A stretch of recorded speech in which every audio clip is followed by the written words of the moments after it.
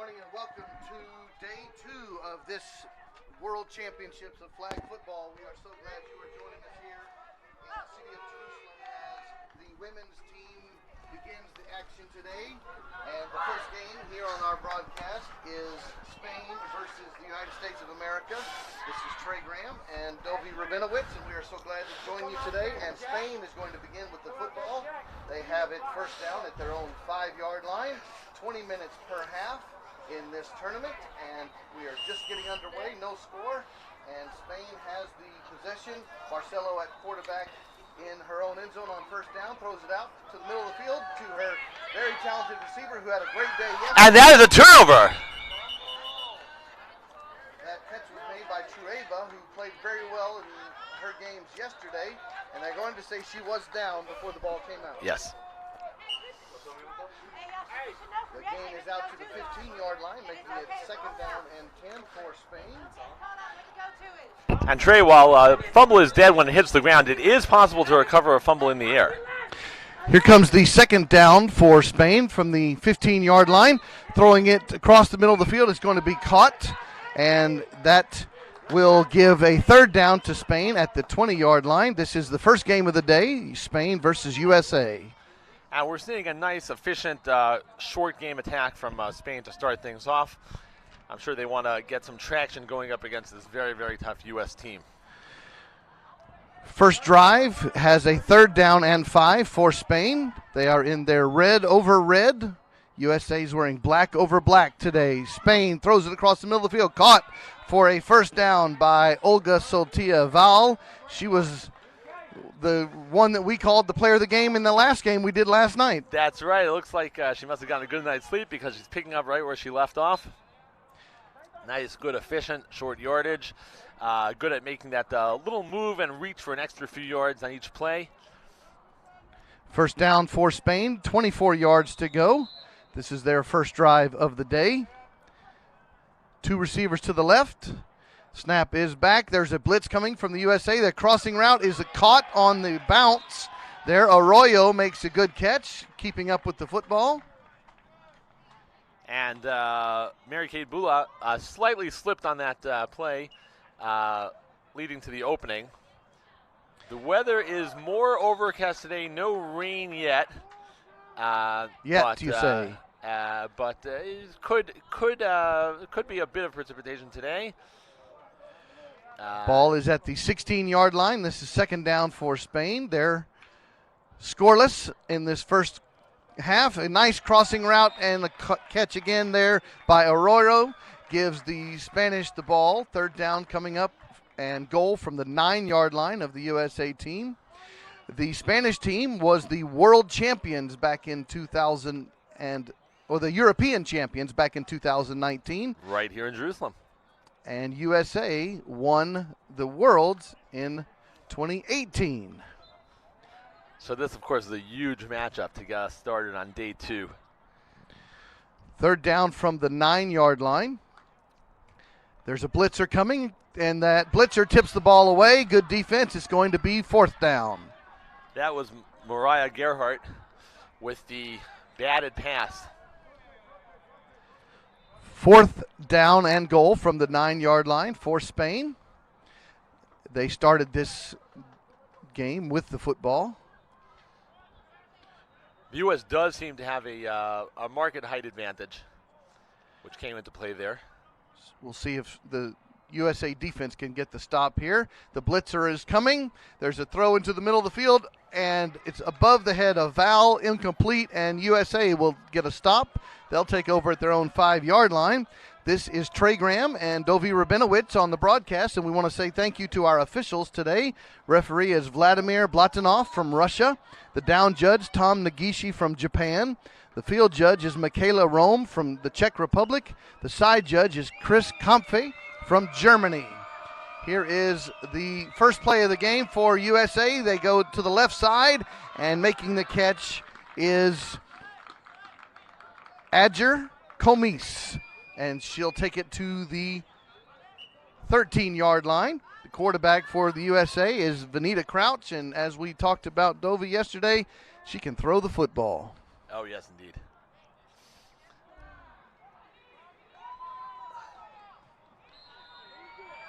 USA comes to the line for their second down play.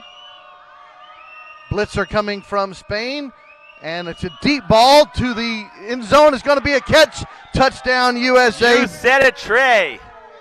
She can throw the football. Joanne Overstreet on the long bomb touchdown, and the USA's on the scoreboard first.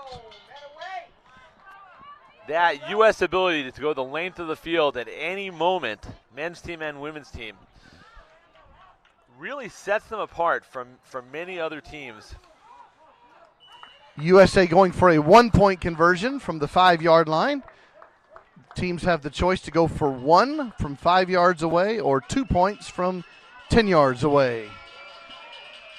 Crouch, who just made that great touchdown pass, has the snap, spins out. She's going to do a toss into the end zone for the 1-point conversion. USA leads. Did you see that technique with the shovel pass? Well, it was Let's see if we can catch that on the replay. 7-0 USA with the lead. We will. Spain's second drive of the day. Things moving too fast for the replay here, but that was really an amazing Mahomes-like move. Daniel Castellon Sanchez is the head coach for Spain. Bunch formation on first down from the 5-yard line. It's a high snap, and it's a dead ball in the end zone. Now that, of course, is not a safety. A bad snap is just back at the line of scrimmage with the down dead. Second down and 20 coming up for the Spanish women's team.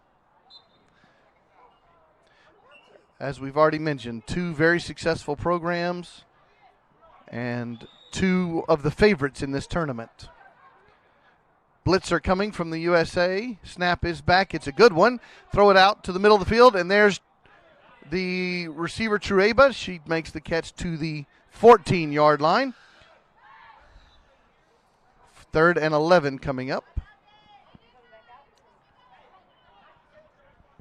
As we mentioned about Trueba yesterday, she's got those glow-in-the-dark shoes on.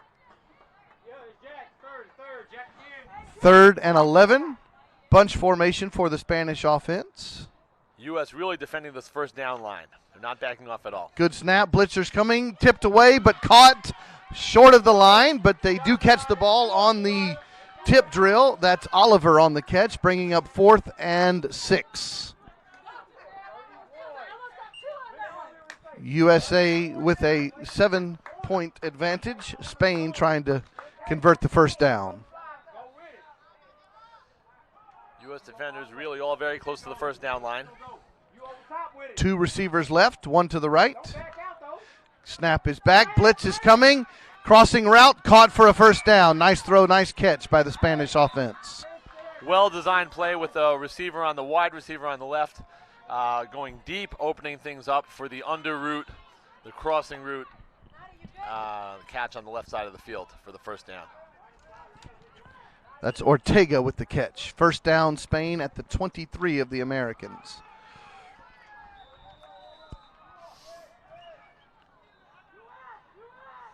Barcelo, the quarterback, claps for the snap like Kyler Murray does. There's a blitz coming, another crossing route, and this one's almost picked away by the USA defense. That was Mary Kate Bula on the pass breakup. Brings up second down for Spain. Had a talk with USA coach Chris Langford a few moments ago, and he mentioned his team is still struggling a bit with the time change traveling here from the USA. Snap is back. Blitzer coming. There's a pass to the left side. Again, good defensive breakup there by Bula. Bula seems to have jammed her finger. She's coming out. She's had already 3 very good plays on defense, 2 on this drive. And I see her on the sideline wincing in pain and being attended to by a trainer. Spain in the huddle now, coming up on a 3rd and long play.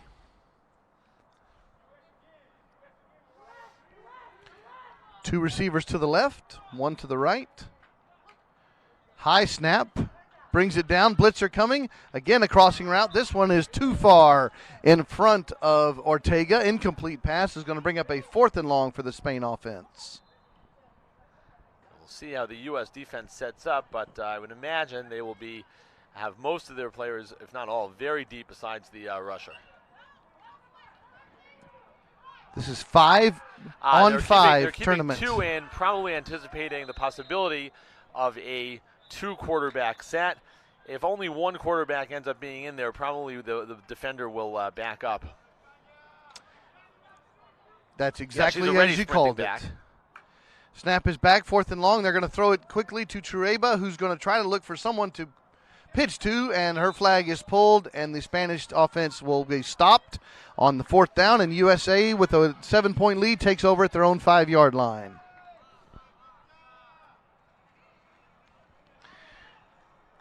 USA coach Chris Langford Dovier from the great state of Texas. Langford told me he expects a very good game, but he did make a prediction. He said, close first half, win by 2 touchdowns. Bulletin board material.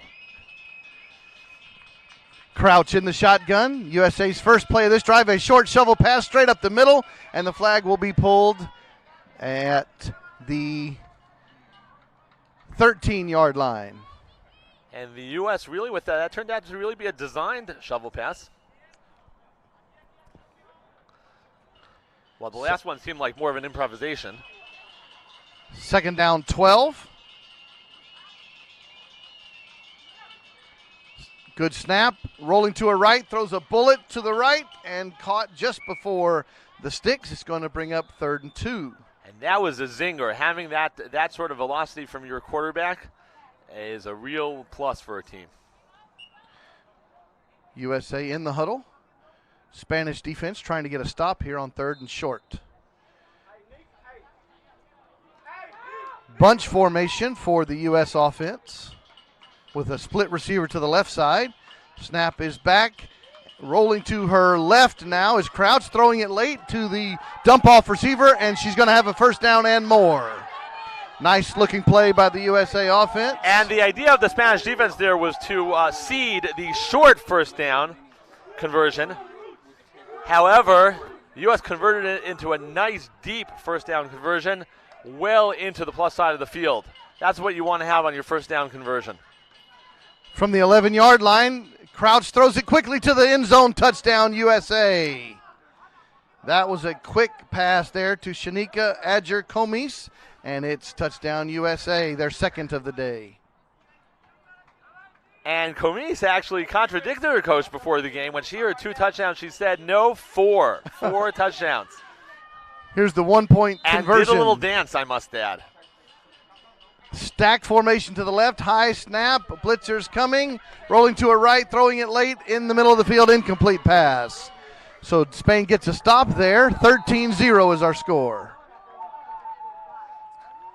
And was that a little sidearm flick that we saw there? It's hard to see from our angle. But the comparisons with Mahomes are mounting. 2 receivers left. Spanish ball at their own 5-yard line. Snap is a good one. Blitz is coming. Throw into the middle of the field. Caught by Val. And the flag is pulled at the 15-yard line.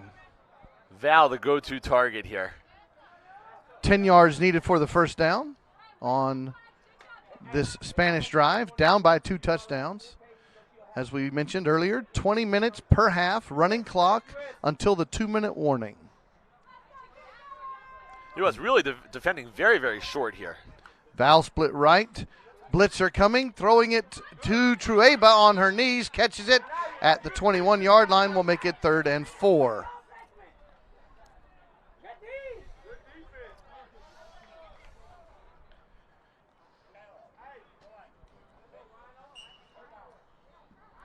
Told you that the referee, Mr. Vladimir Blatanov from Russia, had a nice chat with him a few moments ago before the game. 4 yards needed for the 1st down. Val split right, looking to her, and she makes a great crossing route and catches the football, and it'll be a 1st down at the 19-yard line of the U.S. side of the field. Both offenses really moving the football well. Spain hasn't gotten into the end zone yet, but defenses are giving up quite a number of completions on these first possessions. U.S. defenders set up about 5 yards off the line. Blitz are coming. There's the snap. Another out route caught, and the flag is going to be pulled. That catch was to the 13-yard line. Second down at that spot. This is our first game of the day. We'll be broadcasting all day long here from the Kraft Family Sports Campus. The World Championships of Flag Football, men's tournament and women's tournament from Jerusalem. Second down from the 13-yard line. High snap. They're going to give the ball on a double pass. They're going to throw it into the end zone, and it's going to be an incompletion. Ooh, nearly threaded the needle there.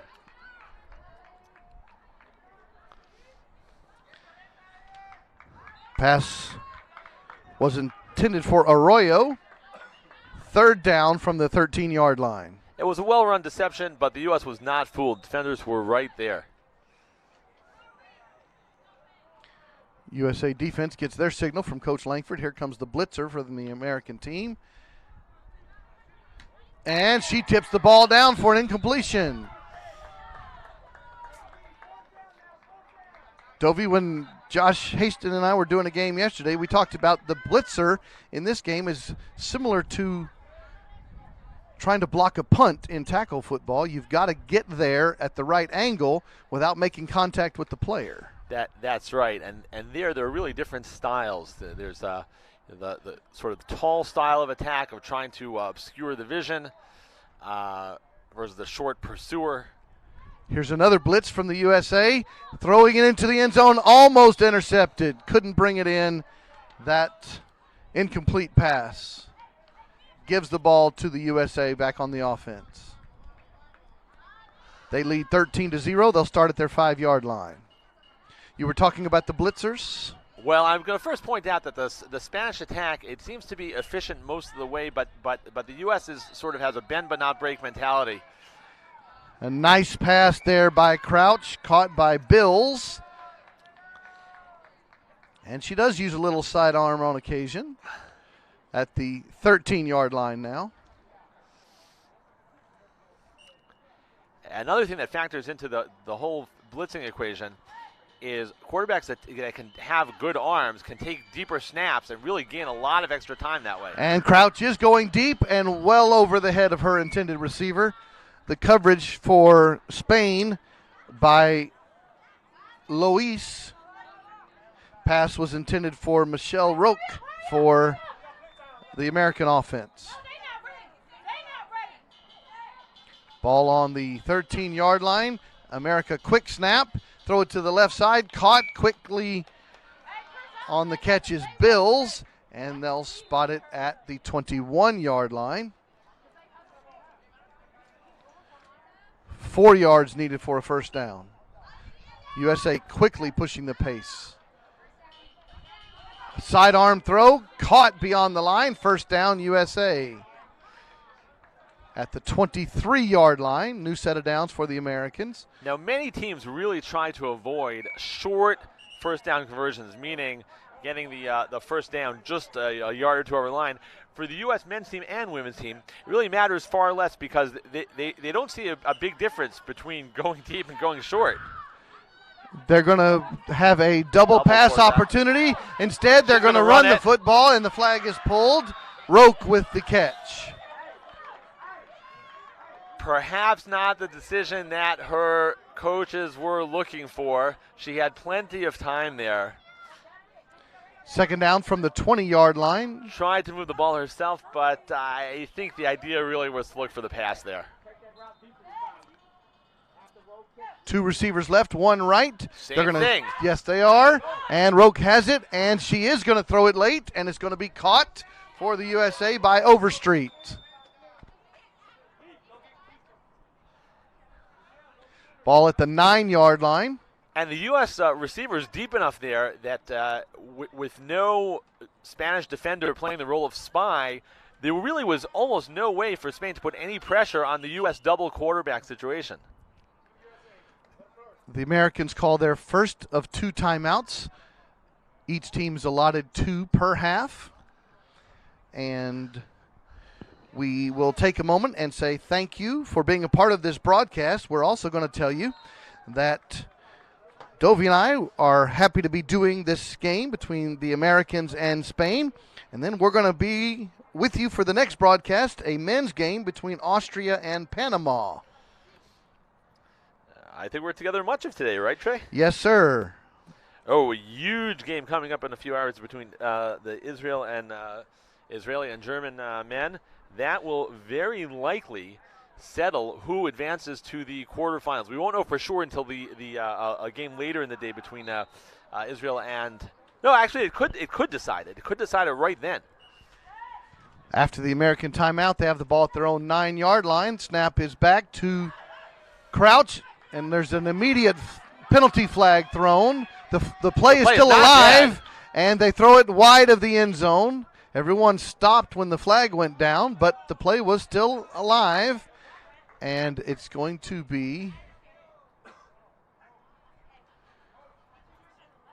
an illegal contact call against the USA. As Morny Charnowitz was talking about yesterday, that it's called pretty tightly to try to enforce what they keep calling a no-contact game. And there, of course, the contact was very obvious. The only slight question was whether the defender, I think, was trying to say that she had not moved into that position. She had started in that position, but no such luck. Spain chooses to decline the penalty, so it's 4th and goal from the 9. The snap is back deep. Is Crouch. She has lots of time, throws it into the back of the end zone. A nice jump and a catch, and she can't quite control it. USA thought she had enough control, but the officials called it incomplete. There is a flag for a penalty in the end zone. That was a 4th down play by the USA. Well, we are either going to have a turnover on downs or a 1st and goal from very short. Illegal contact on the Spanish defense. Automatic 1st down, so Spain got the stop, but gives the USA a new set of downs on the 4-yard line because of the penalty.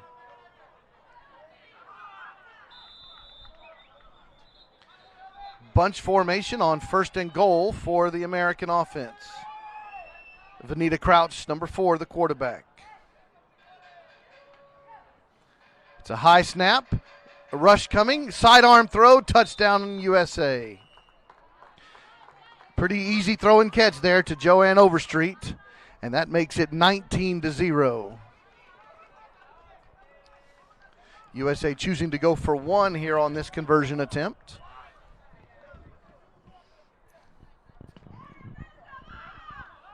Blitzer coming. Ball snap from the 5-yard line. Here's the rush. There's the throw, and it's a good catch. USA converts. 20-0 is the score. That ball perfectly placed out of any potential reach of the defender. Spain takes over at their own 5-yard line. Down 3 touchdowns here in the first half. We see a number of the teams who will be playing in later games in the stands here.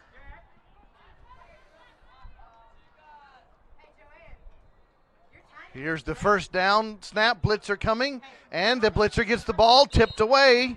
Does her job. That's Mariah Gerhardt. Is that the 4th batted ball that we've seen? She has been very effective in getting in the way of the Spanish quarterback and tipping the ball on several occasions, as you say. 2nd down from the 5-yard line. Bunch formation.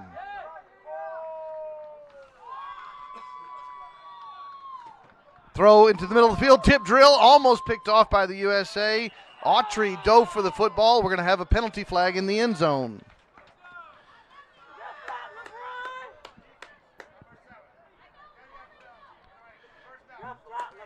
A contact foul against the USA defense, 10 yards and a 1st down.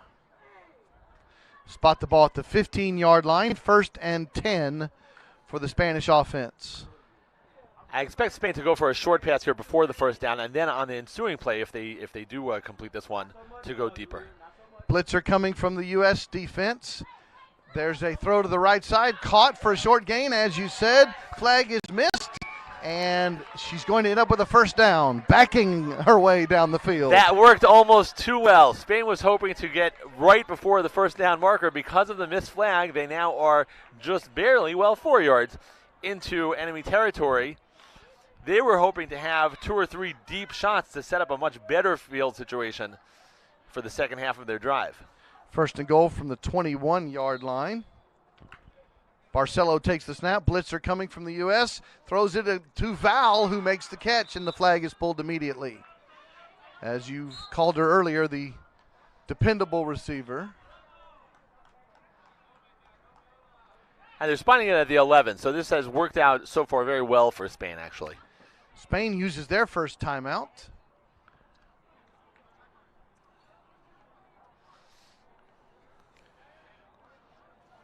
On our broadcasts today, USA Spain here in this opener.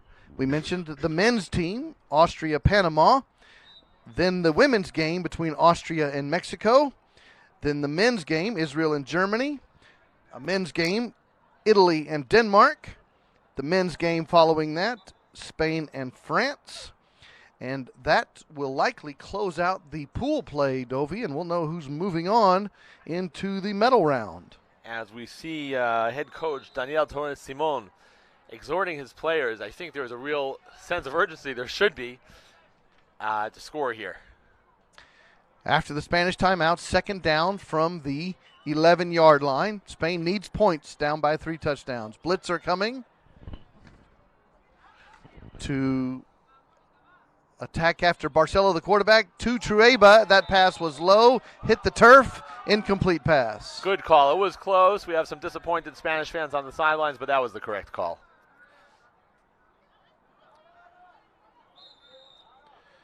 Spain not in hurry-up mode here, down by 3 scores. First half, Barcelo goes over there to the sideline to get a play call and brings it back to the huddle.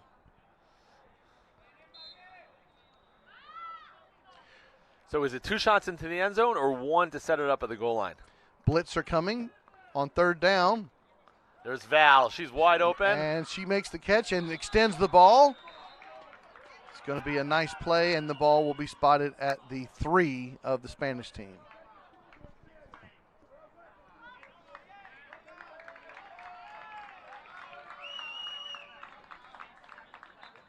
There are 6 seconds left. All right.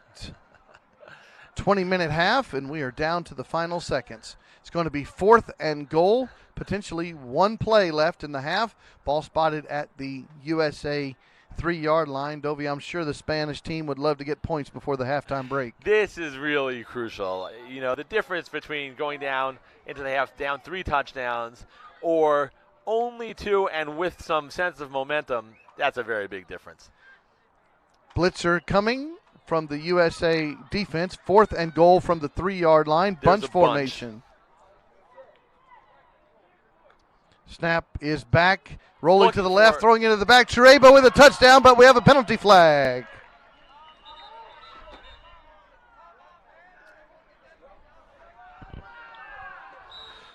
There's a discussion among the officials regarding the penalty flag. Shielding against the Spanish offense that will take the points off the board, back them up 5 yards, and Spain will have to go over it again for a 4th down attempt now from the 8. And they're fortunate that there is 1 second left. The half could have ended on that. Score stays 20-0, but Spain gets 1 more try on 4th down.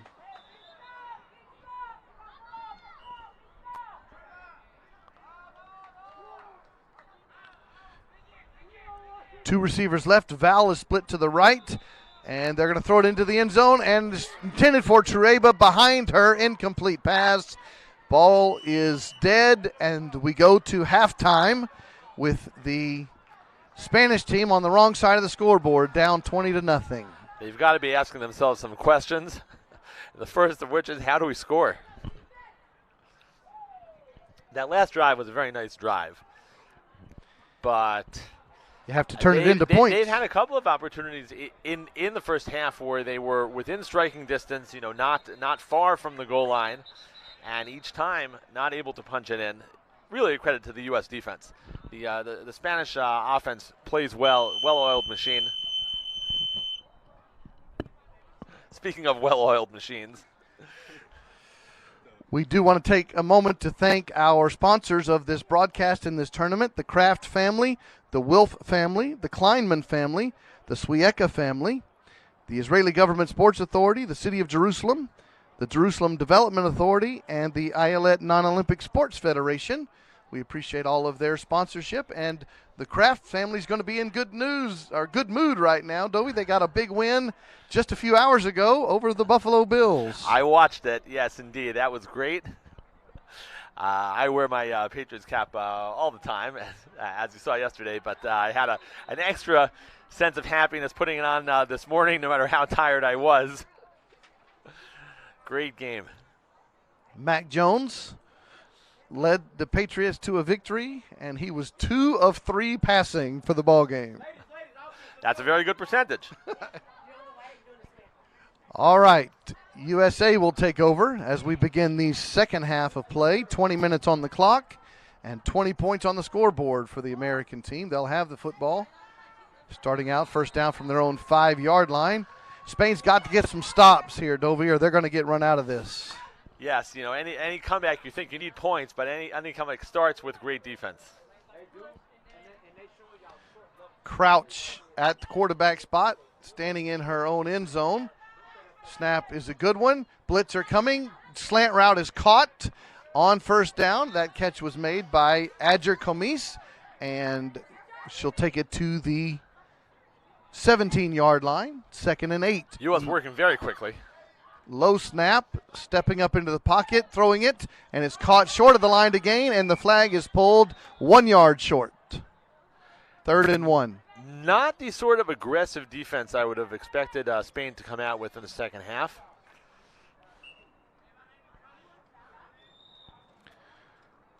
Third down 1 for the USA offense. Blitzer coming by Spain, throwing it deep into the end zone. Incomplete pass intended for Michelle Roque. Into double coverage, perhaps not the wisest pass. 4th and 1 is the play call here. USA quickly to the line before the Spanish team is ready. They're going to do a little short toss and to get a first down, then go around the offensive player, and the flag is finally pulled. Nice hurry-up offense for the conversion. They'll now spot it at the 18-yard line. First down, USA. Under center is Crouch, and a little toss again, and the flag is pulled. That's 2 in a row to Overstreet on the underhand toss. U.S. defenders still playing at least 5 yards off the line. Looks like they're about 8 yards off the line, besides the rusher, 7. Well, the USA will continue to take advantage of that with the short tosses.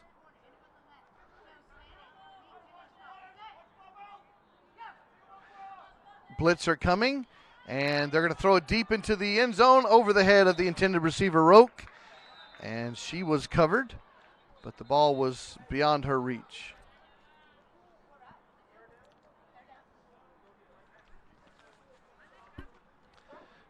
Third down and goal from the 15-yard line. USA leads by 3 touchdowns.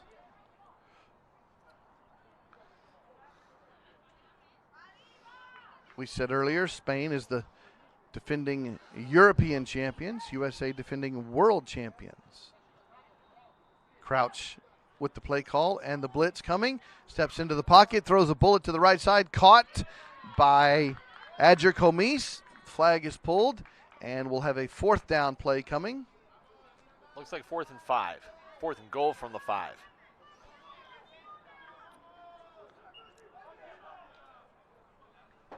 The Spanish men's team on the stands across the way, cheering on their Spanish women's team on the field. 4th down, bunch formation by the U.S. offense. Blitzer coming, avoiding the rush, rolling left, throwing it into the back of the end zone to an open receiver. Touchdown USA. Joanne Overstreet with the catch. Makes the score 26-0. Good drive, Dovey. Yes, and as they prepare to make the conversion attempt, the other bad news for the Spanish team is that was a bit of a clock-killing drive. Full 8 plays plus the conversion attempt 9, and even though at times the U.S. was working very quickly, that burned a lot of clock. USA going for a 1-point attempt from the 5-yard line. Blitzer coming from the Spanish defense. Throwing it sidearm right beyond the goal line, and the catch is made. Good play, USA. Catch made by Ashley Wisenant, and the score is 27-0. Zinger. She can throw it. All right, Dovey, Spain needs points. First down at their own 5-yard line. U.S. still playing aggressive defense. Gerhardt to blitz. They're going to throw it to the right side. Short gain, and the flag is pulled. That's the second time Spain has gained ground by running backwards there. Spotted at the 12-yard line. 50-yard field. You get 4 plays to make a first down to the midline, and then 4 more plays to get a touchdown. Here comes 2nd and 13.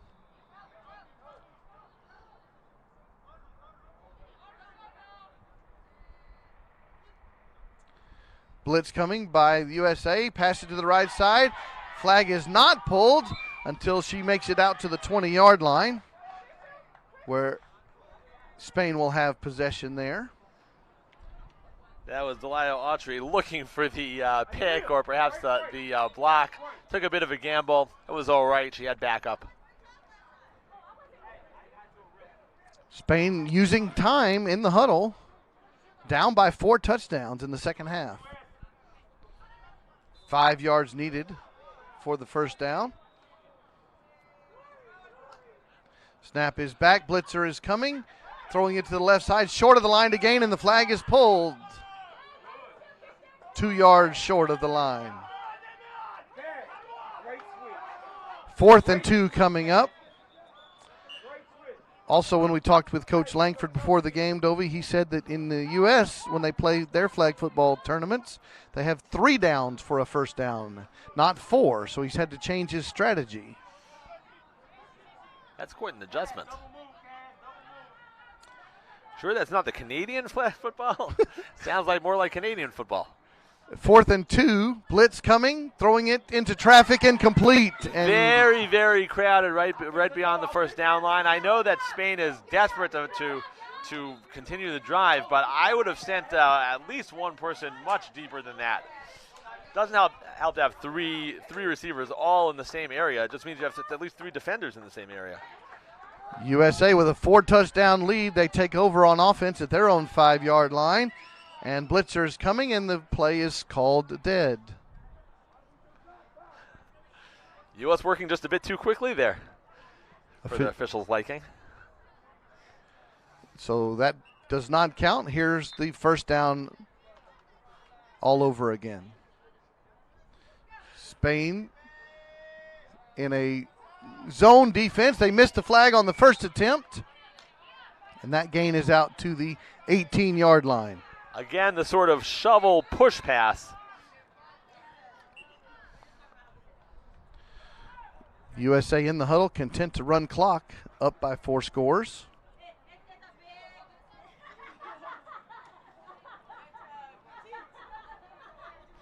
And 4 scores, that was the prediction of Shanika Kanice, whom we see standing right near us, split wide right. She better not score again. She'll ruin her prediction. Blitz is coming, low snap. They're going to go deep into the end zone. They've got an open receiver. Nice throw, nice catch. Michelle Roque with a long touchdown catch. Touchdown USA. The Spanish defenders may have frozen for a second there, just for a blink of an eye, thinking that the snap could have touched the ground. If it had touched the ground, it would have been dead. No possibility of picking it up, no loss of yardage, but loss of down. However, the officials, I believe quite rightly, saw that it had been snatched about an inch above the ground. USA now 33-0, going for a 1-point conversion attempt. All receivers to the right side of the ball. Blitz coming. And the flag is pulled on a sack, so they do not convert. That's a bright spot for Spain. Great diving flag pull. Score remains 33-0 as the Spanish offense takes over at their 5-yard line. And we've said it again, they've got to have points. Well, at least to make Shanika's prediction come true of a 4-score win.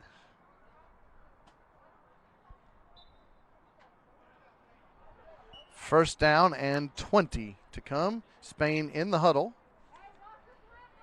Barcelo at quarterback. Blitzer coming from the U.S. Right side pass dropped. She was thinking about some green space behind her. Happens to everyone at every level. There's just no way to not think of the real estate you've got behind you with the ball coming and no defender. Second down, 20.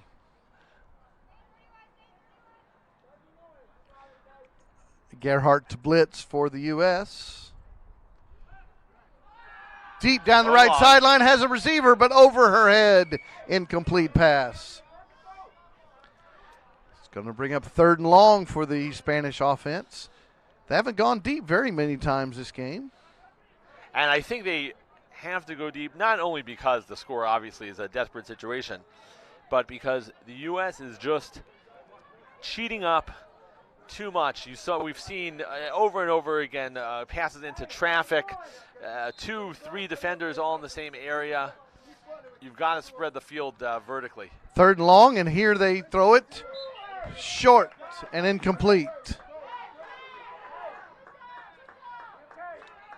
Pass was intended for Oliver, and they're still at the 5-yard line. 4th down now.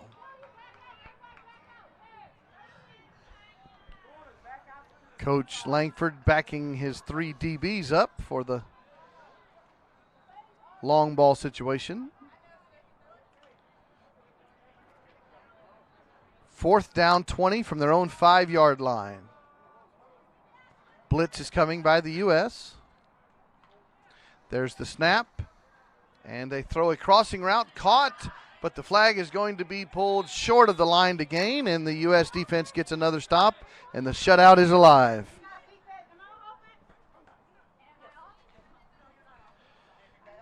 Crouch comes in. There's 8:45 left in the game. 8:45. USA leading big here in our first broadcast of the day. We appreciate you joining us from wherever you happen to be in the world right now. You're watching the City of Jerusalem host football. A slant route caught, nice throw, sidearm, catch made by Wizenant, and it'll be 2nd down. And still the Spanish defenders having so much respect for the U.S. long ball that they really give, to my taste, too much space underneath. I mean, that was a short pass that was turned into a 14-yard gain, right? U.S. breaks the huddle now. 2nd down and 7 needed for the 1st down. Crouch calls her play. Takes a snap, blitz coming, throws it deep in the post route, and it's going to be caught for a USA touchdown by Nadia Bibbs. Beautiful catch, incredible throw, perfect throw, just hit her in stride. That makes the score 39-0, and Dovey, you're a Patriots guy, so you know very well that the NFL is called a quarterback's game. That's exactly what this is turning into. This whole tournament is a quarterback's game. Well, you're not going to get very far without the at least a serviceable, if not great, quarterback, and we've seen some great quarterbacks here. Vanita Crouch with another great touchdown pass. And 1 point attempt. They have changed quarterbacks to Bula, who throws it to Crouch, who just threw a touchdown, and then she was the receiver there, but it was no good. The flag was pulled just before the line, so the 1 point conversion fails, and the score remains 39-0. Crouch getting a little time at the receiver spot.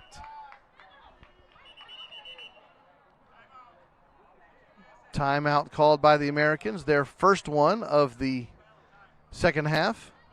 I think this was simply to organize the defense, make a certain defensive adjustment or explanation to the players that are now on the field, not the usual starting crew.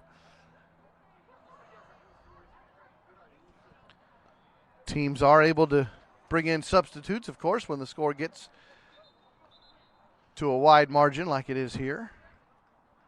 Happens at every level of football, including by USA women's coach Chris Langford.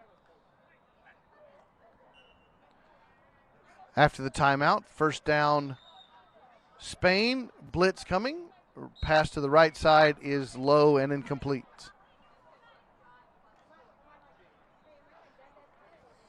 And I see Bula on the sideline still favoring her finger. How's your finger? You don't need all of them. You don't need all of them to throw the football. As we do confirms to me that she a dislocated her mid-game finger, interview here. It's a it deep pass with an open receiver, and it's going to be dropped.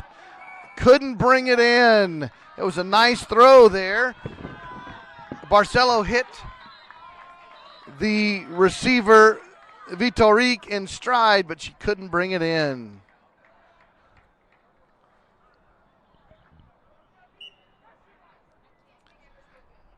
Spain breaks the huddle, still at their 5-yard line. The latter part of the second half here. Change at quarterback. It's deep down the right side this time, and that one's not brought in. That was going to be intended for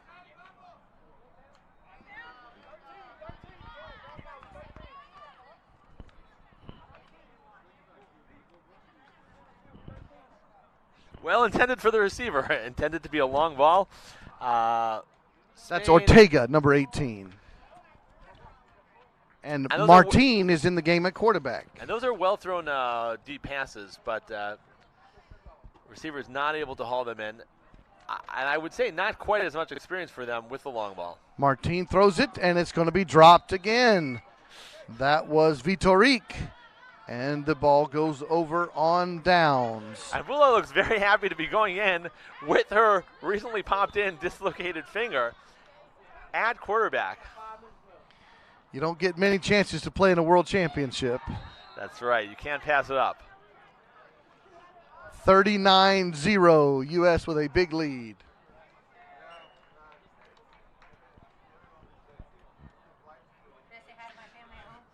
First down from the 5-yard line. The pass is completed, and the catch is made for the USA by Bibbs.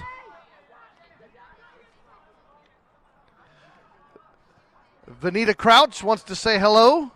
Vanita Crouch, where are your people? Where are they? My family? Yes. In Dallas, Texas. Hi, everybody. Dallas, Texas, that would be a suburb of Melissa, Texas, where I happen to live. Throwing the ball to the left side, it's going to be caught for a gain by Gerhardt, the usual rusher. Just short of the first down. Ball spotted just inches short of the line to gain. And Crouch, the experienced tactician, realizes the advantage of having this the ball spotted just short of the first down marker. Twins to the right side. And just short of the sticks, throwing it deep long into traffic, and it's going to be picked off in the end zone by the Spanish defense. She's going to bring it out, and her flag will be pulled. Touchback, and Spain will go on offense. Bula engaged in a staring contest with Coach Langford, who must have called the play.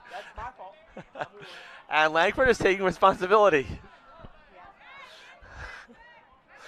I've seen in this tournament lots of great sportsmanship between competitors, and here we're seeing great sportsmanship between the competing coach and quarterback on the same team. She's going to say that she only has 9 fingers to throw the football with. Yes, I must note that A 7 route is picked off by the USA as Spain's first play, and USA gets an interception. That is our prognosticator, Shanika Komitz.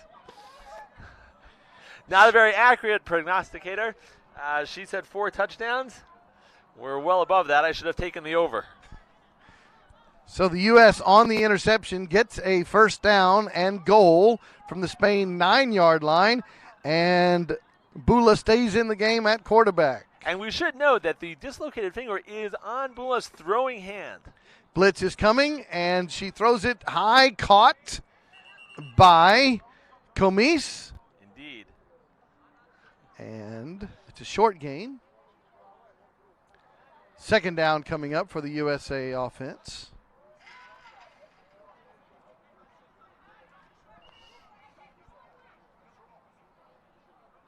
Ball spotted at the 7.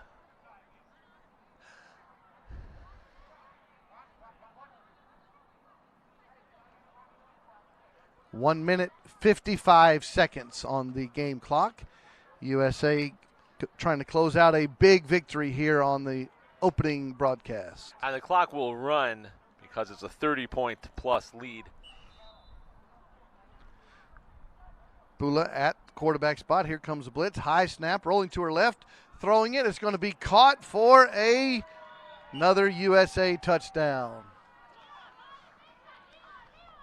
Autry with the catch, Bula with the throw. USA leads 45-0. That flagpole was missed at the 2-yard line, and Autry with the spin move gets into the end zone. 1-point conversion attempt coming from the USA offense. You might even call this the second string offense.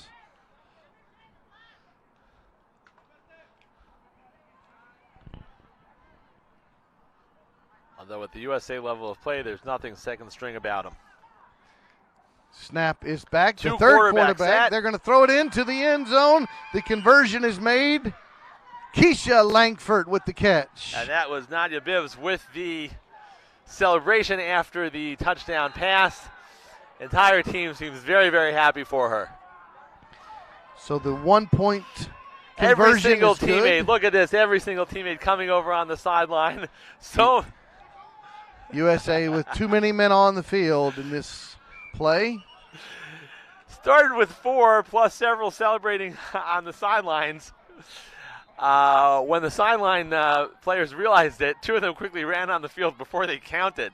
So they had 6 defenders, and even 6 defenders, not quite enough to stop the Spanish attack in this case. They got the catch and then the penalty yardage. So Spain has it at their own 21-yard line. The last few seconds of the game. Snap is back. It's a handoff to Val. She's running to the right side, extends the ball, and she's going to have a first down.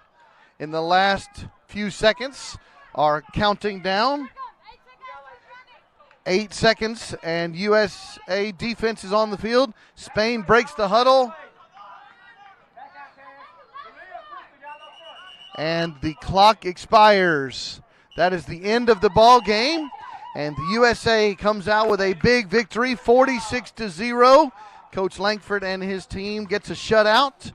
And Dovey, it was just a dominating performance on both sides of the football. Indeed, it was. U.S. not deterred by the jet lag effect. Here we are, 9 a.m. In the U.S. In Israel, and 1 a.m. in Dallas. That's even worse than the East Coast that I'm more accustomed to. Great show of sportsmanship, of course. Both teams very happy to see each other. Spain hoping to advance further into this tournament. Likely they will, and they'll probably look back at the game film here and see what they have to do in order to compete with the U.S. if they meet again in the playoffs. Should they meet in the playoffs, it would probably be actually likely in the gold medal game if each team would make it that far. Big victory for USA women's team over Spain. Your final score 46-0. So we're going to take a quick break, and we'll come back in a few minutes as the men's game between Austria and Panama will take place here on Field 1. Dovey, thank you for joining me for the broadcast. We'll take a break. This is Trey Graham, Dovey Rabinowitz saying goodbye. We'll see you in just a few more minutes.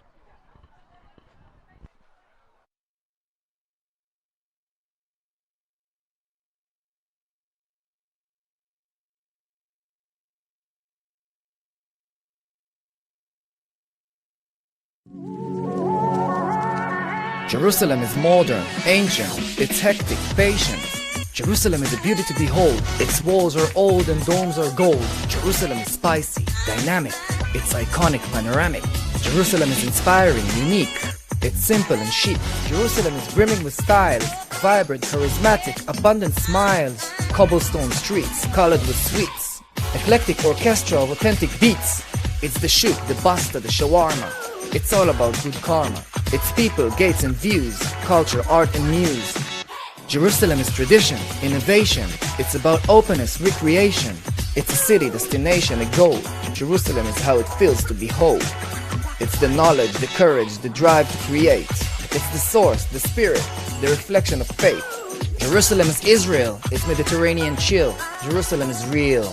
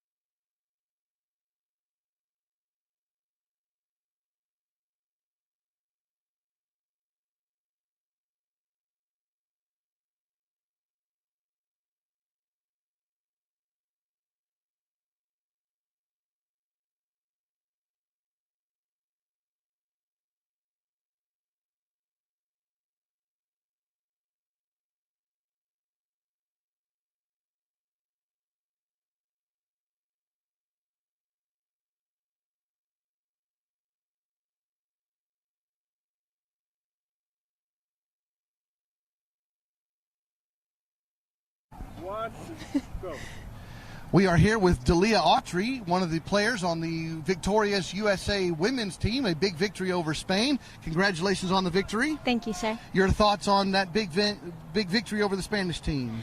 The biggest thing is that we like to have fun. If we're all laughing, that's the most important thing for us.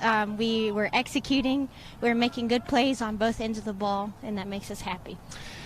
Coach Langford said before the game that you guys coming from America are still having trouble with the time change. Yes.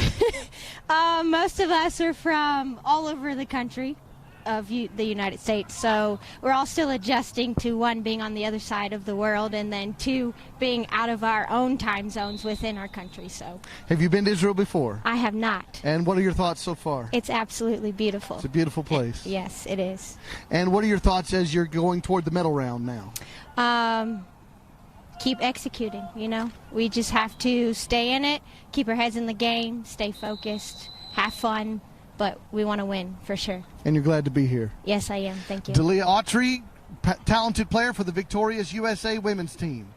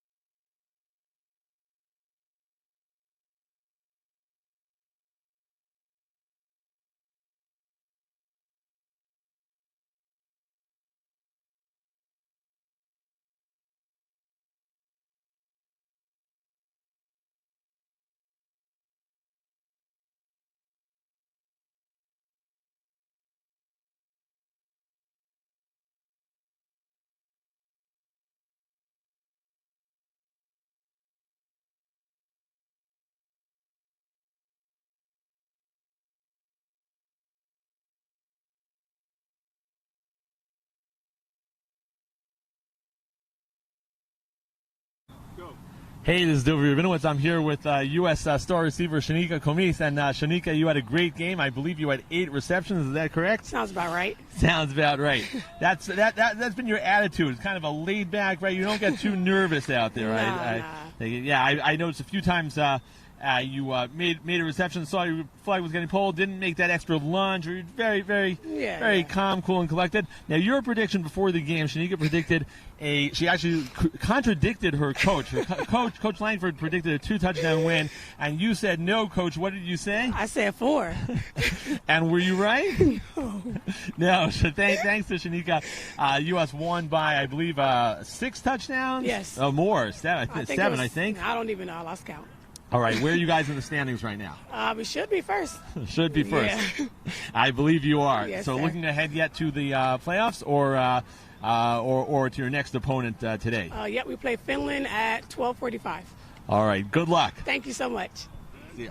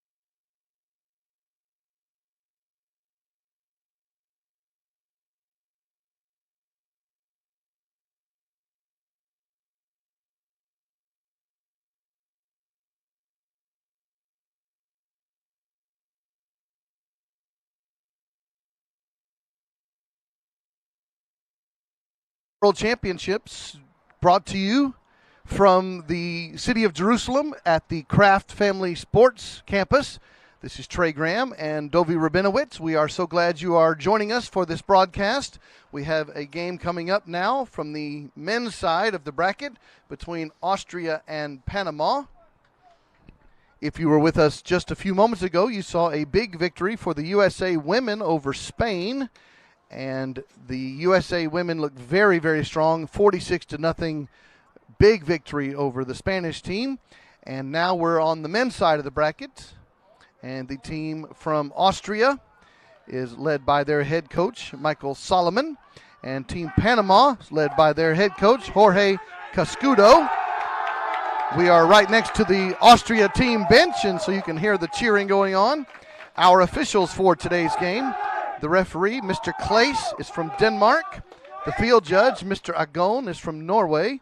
The side judge, Mr. Herbert, is from Australia. And the down judge, Mr. Effie, is from Israel.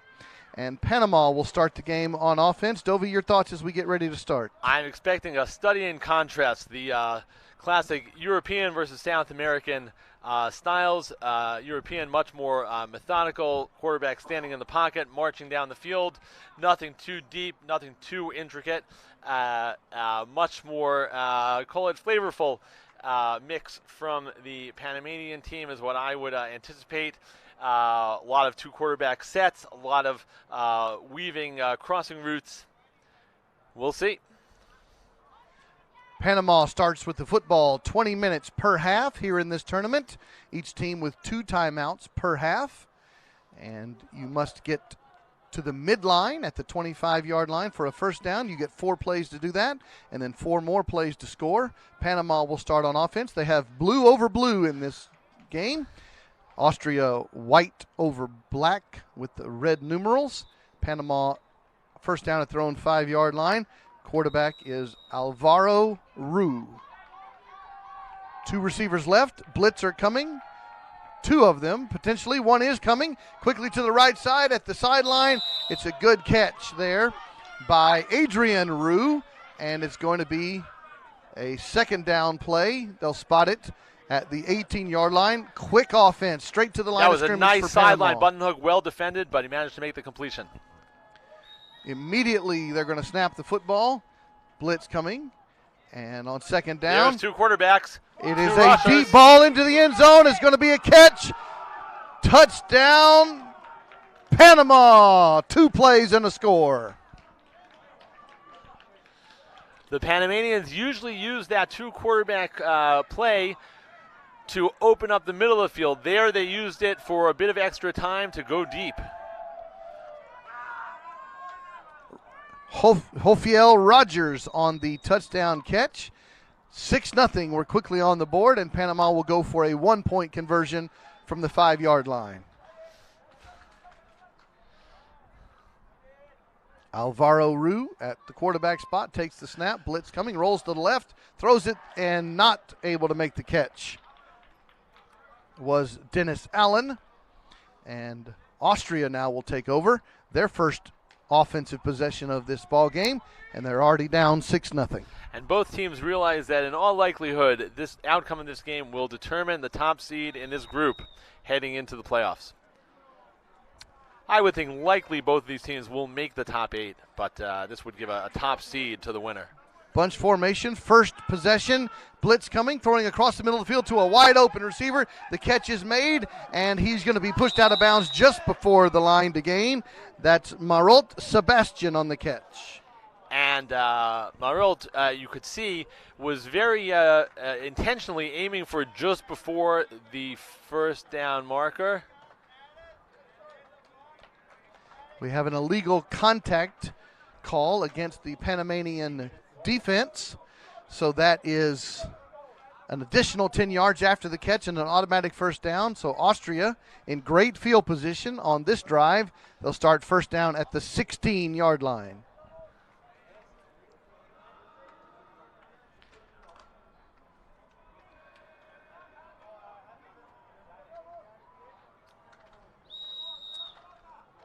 Jasanski Simon is the quarterback.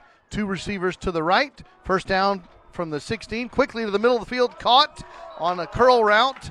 That's Prandl Johans with the catch. And Simone, the quarterback, comes to the sideline for a play call, takes it back to the huddle.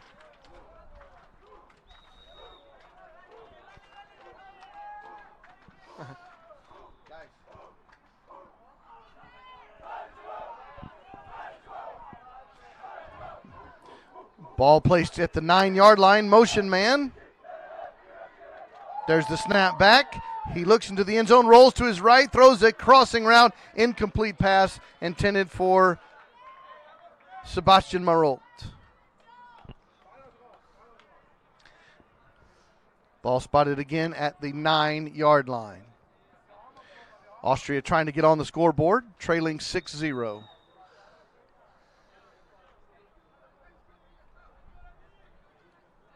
Two receivers left. Blitzer coming from Panama. Shuffles to the left, throws it to a wide open receiver in the right side, but he falls down after he makes the catch at the 4-yard line. So he had an open field, but he couldn't keep his footing. And that was a speedy, shifty, smaller Johan Prandl with the reception.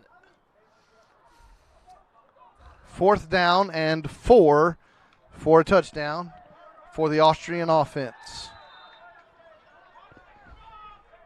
Blitzer coming from Panama.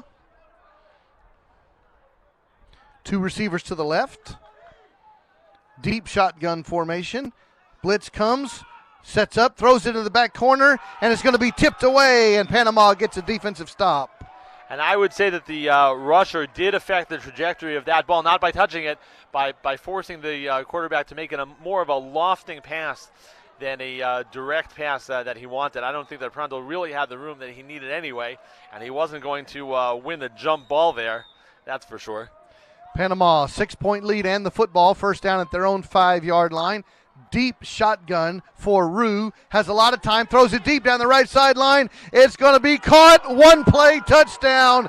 Great throw. Great catch. Adrian Rue with the touchdown catch. And when you say as a defensive back you have to have a short memory, that's what we're talking about. He had gotten beat with the button hook for a nice gain on the first drive, but that's what set up that move, the hitch and go on this drive for the deep strike.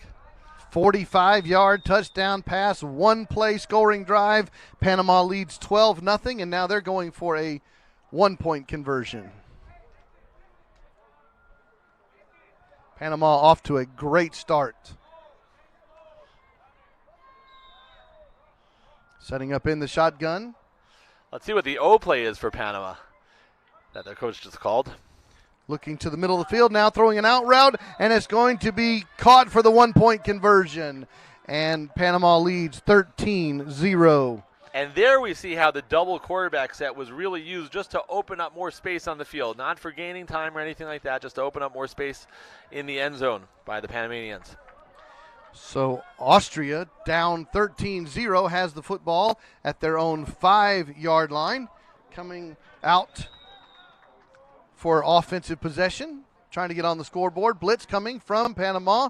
There's the snap. A short route to the left side is caught, and that is Marolt, the possession receiver. He'll take it to the 15-yard line, gain of 10. Marolt seems to have a knack for finding that gap in the zone. Maybe they're just respecting his speed. Austria in the huddle looking at their wristbands for the play call. Signaled in from their sideline. Second down 10. Left. Blitz coming, throwing. There's Marolt again, and the flag is pulled just short of the line to gain. 3rd and 2 coming up, and you said it, Dovey. He finds that open spot. And certainly also thanks to the roots of his compatriots, opened up that space in the zone for him. 3rd down 2.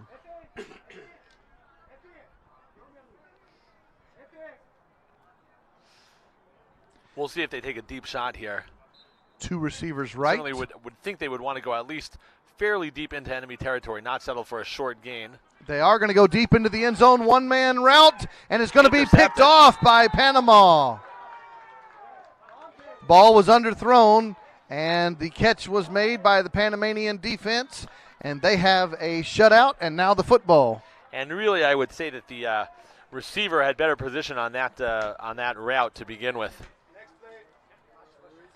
Panama first down from the 5-yard line for Panama's offense.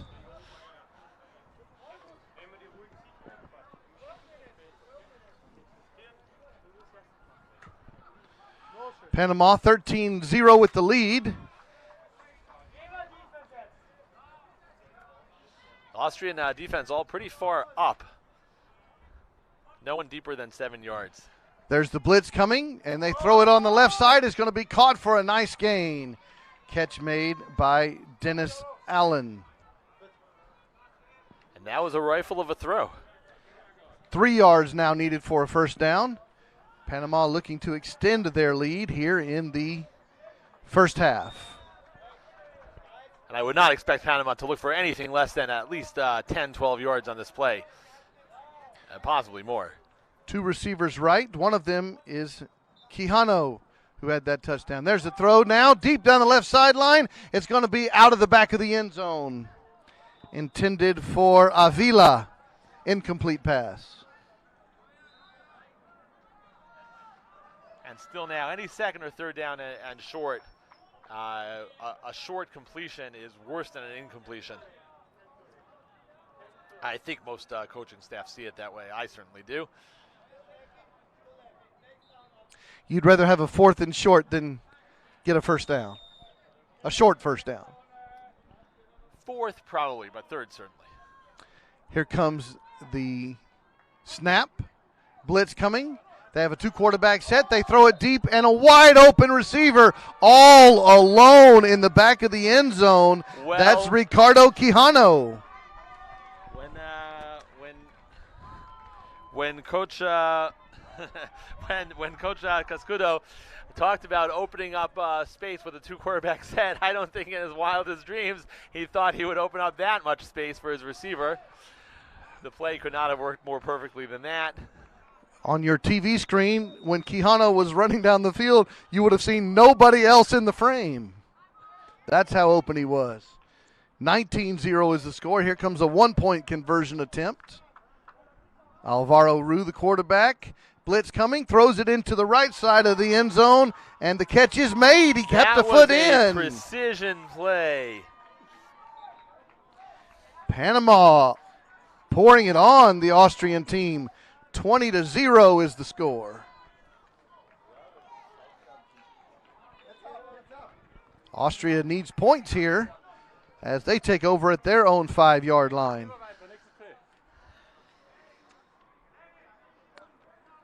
There is plenty of time. Austria has no reason to panic. Kind of keep their wits about them. Jasanski throws it to the right side. It's caught there by Prandl. Short gain of 5 yards.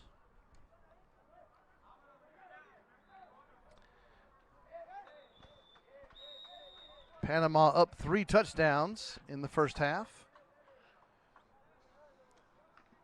This, as Dovey said earlier, is an important game when it comes to the brackets and who's going to make it on to the next medal round. Jasanski takes the only quarterback split snap. Out wide. He comes under. Wide open again. There is Marolt. He finds those holes in the zone, Dovey, and he makes another catch out to the 21. What's your strategy to take away a possession receiver like that? Well, Cover I mean, him? So the truth is the Panamanian defense is sort of intentionally giving those. I think they may be giving a bit more yardage than they mean to, but they mean to have those short openings.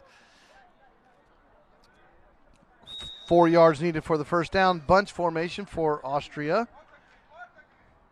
Jasanski changes the play, throws it quickly, and just beyond the line to gain. Normally, I would really disagree with that. That play call was designed to get just within the plus side of the field, not exactly where you want to start your second half of your drive. In this case, I feel like for psychological reasons, if nothing else, Austria has to get some momentum going, and that's a way to do it. They are just inches past the midline on this first down. There's a blitz coming, throwing it to the right side, and there's Marot again, and he keeps his feet in bounds and is going to be out of bounds at the 18-yard line. Second down and goal from the 18 for Austria, who needs points, down 20-0. And we're seeing more and more teams filling in across the way in the bleachers, teams with other games later on. To see the Austrian women cheering on the Austrian men's team here. Second down from the 18. Good snap. Blitz coming. Throwing a crossing route. Caught outside the 10-yard line. And that catch made by Prandl. He's been active today. And he, of course, is tough to cover at his height and speed. That is his low to the ground height. And speed, he can make very nice, quick cuts. Panamanian team has plenty of no lack of height here, and it's hard to really keep someone tightly on a receiver like that, a Julian Edelman type, if you will. Third and goal from the 7. Is that a Patriots reference that you worked in there? Only the best. Blitz is coming. Throwing it, and it's caught by Marot, and they get on the scoreboard. The question is, was the quarterback's flag pulled first? And the answer is yes, so the points do not count. Bringing up The fourth blitzer down. got to the quarterback before he was able to release the football. Huge play. Not surprising that he went to Marot. Unfortunately for and if you Austria. believe in momentum, the next few moments are big in this game. Ball spotted back at the 12-yard line.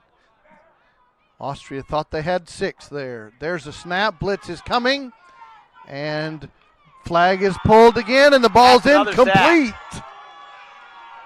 Panama has the momentum, Dovey. It's Certainly, definitely on the blue side. Thanks to the rusher, the Panamanian rusher. Wow, 2 huge plays.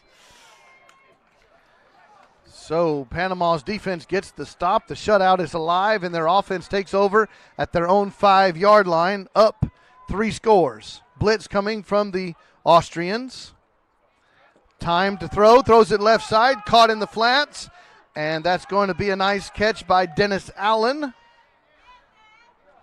And that moves the football to the 19-yard line. Second down, 6.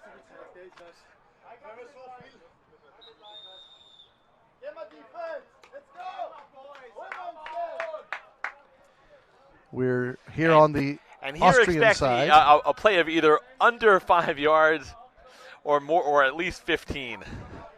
Nothing in the 5 to 15 range. Let's see if I can be proved wrong here. Second and 6 for Panama's offense. Blitz coming, and the pump fake and throw it deep. And again, wide open in the end zone. Touchdown, Panama. Cesar Braithwaite with the catch.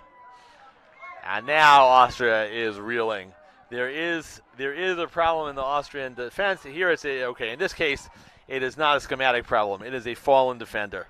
They can take a bit of solace in that, but not in the scoreboard, which now reads 26-0. Defender lost his footing, making the way for Braithwaite to be wide open. And now Panama's pouring it on. They're going for a 1-point conversion, and they've gone under center on this play.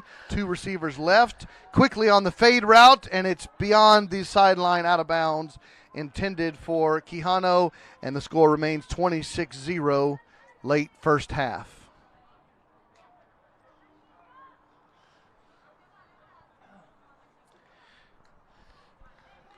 All right, Coach Dovey, how do you get the Austrian team back in the game? The offense has to stay with its plan. Its offense, it hasn't finished, but it has been marching the ball up the field repeatedly. That's been, a lack of execution on fourth down, a couple of great plays by Panama. Blitz is coming. Their crossing route is caught, and the flag was pulled immediately. Catch made by Nicholas Scharf. Spot the ball at the 10-yard line. 2nd and 15. Austria in the huddle. Jasanski often goes to the sideline to get the play call. And we have a timeout on the field. We've reached the 2-minute warning here in the first half. It is a running clock situation until 2 minutes remain in each half. Then the ball stops for first downs, out of bounds, incomplete. The clock stops, that is. And no reason for any hurry up from Austria here. There's plenty of time to score. If anything, they want to leave not much time for Panama. Throwing it out to the right side, tipped away, almost picked off. Good defensive coverage by Cesar Aguilera on the defense. Panamanian defense really stepping up over the past few plays, past couple of drives. Ball remains at the 10-yard line for Austria's offense, trying to get on the scoreboard. We had a big shutout victory in our previous game between USA women over the Spanish women. Twins right, blitz is coming, and there's a pass to Marolt, and he catches it just short of the sticks. Half-yard need for the first down. Will they once again have a little shovel pass to just try to get the first down? Or will they try to get a little bit deeper into enemy territory to set up the second half of their drive? 4th down and inches. 1 minute, 45 seconds to go in the first half.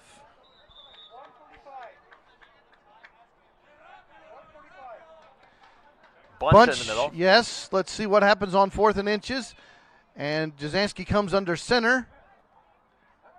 And they're going to hand the ball, fake the handoff, fake it again, throw it late, and they've got an open receiver in the end zone. Touchdown, Austria. They get on the scoreboard. And who else should it be but Marolt? Double fake handoff on the dive play and the reverse play. Jasanski gets off the pass. Marolt wide open at the pylon, backs his way in. Touchdown, Austria. Now that's a gutsy play because the entire point of that play was to bring in the defense, have them busy at the line of scrimmage, of course trying to defend the first down, and then bomb it downfield. Monroe was open. Had he not been, would have looked pretty bad for Austria. 1-point conversion attempt, bunch formation from the 5-yard line. Blitz coming from Panama. Throw it into the back of the end zone. Wide, incomplete. Score remains 26-6. A minute and a half to go in the first half. This is Trey Graham and Dovey Rabinowitz. We are so glad to be part of the broadcast with you, along with all of our other fellow broadcasters. You're going to get to hear from a lot of them throughout the day, and we're glad that you're joining us here at the Kraft Family Sports Complex here in Jerusalem. Panama has changed quarterbacks. They've got first down at their own 5-yard line. Blitz is coming. Throwing it to the left side is going to be caught. That is a catch. They've changed several positions up with the big lead here. Ball spotted at the 17-yard line. Blitz coming from Austria. Snap is back. Here's the rush. And they throw it a crossing route, and it's going to be caught for a first down just beyond the line to gain. That's Kevin Castillo with the catch. 1 minute, 9 seconds to go. And that stops the clock for the first down. In this case, I actually agree with the Panamanians' decision to go for the first down. That assures that they will continue to run the clock with the next 4 plays, presumably, of their drive. unless they score sooner than that. Either way, that's good for them. Won't leave a lot of time left for Austria to mount any more of a comeback than they just have. Alberto Levi Samayoya is the quarterback now, number 21. Seems to be some sort of issue with the football. Oh, and they're spotting it. Oh, no, I didn't think that they were so deep. Yes, just 1 yard beyond the midline. Referee, Mr. Claes from Denmark, gets that all squared away. First down, Panama, leading by 20 points. Bunch formation, snap is back. 2 quarterbacks. Fakes the throw and throws it into the end zone, and it's going to be incomplete. There's a lot of contact, but no penalty flags. I'm surprised that no flag there. Official just deciding that it was just 2 players both going for the football. No foul called. Second down, 24 yards to go for a touchdown. 1 minute remaining.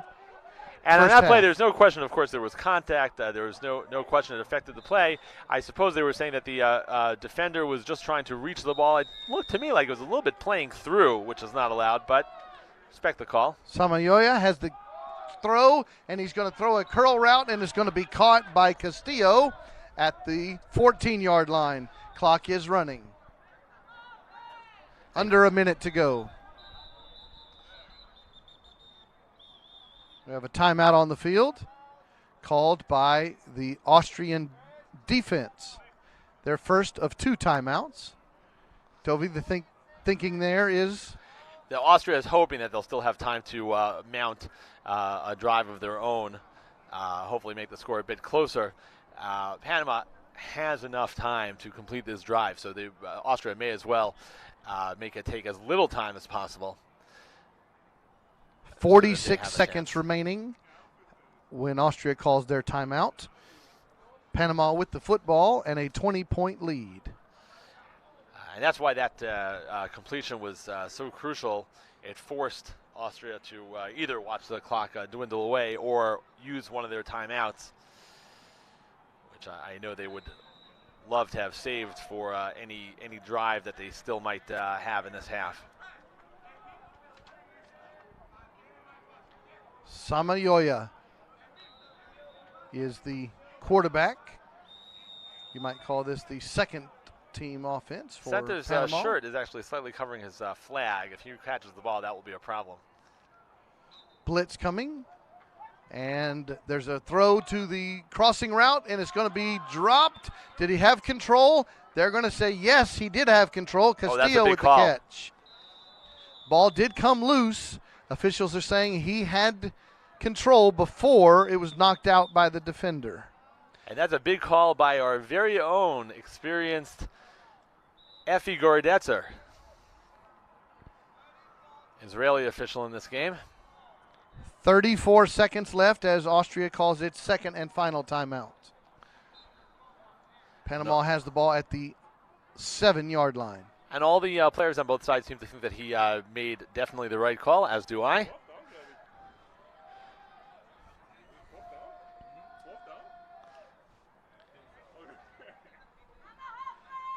Effie Gordetzer, I know, has a lot of Patriots fans in his family. Snap is back, rushes on, throw it into the end zone, tipped away, incomplete pass, and the Austrian defense gets the stop, and they're going to have some time on the clock.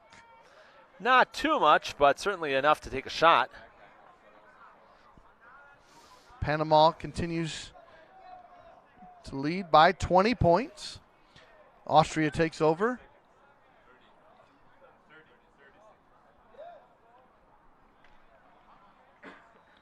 .30 seconds to go in the half.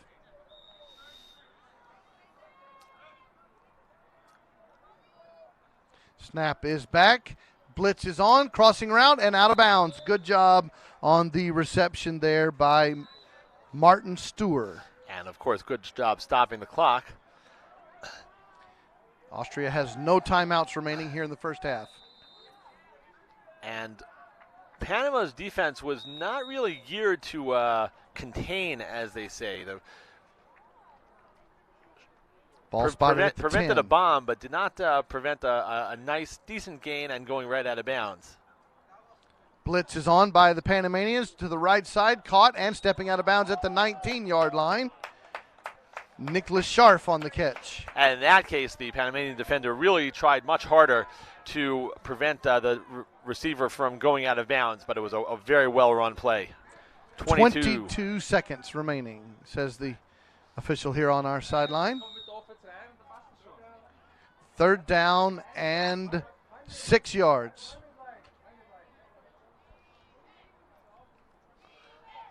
I'm surprised that no one on the Panamanian defense is deeper. Blitz coming on 3rd and 6.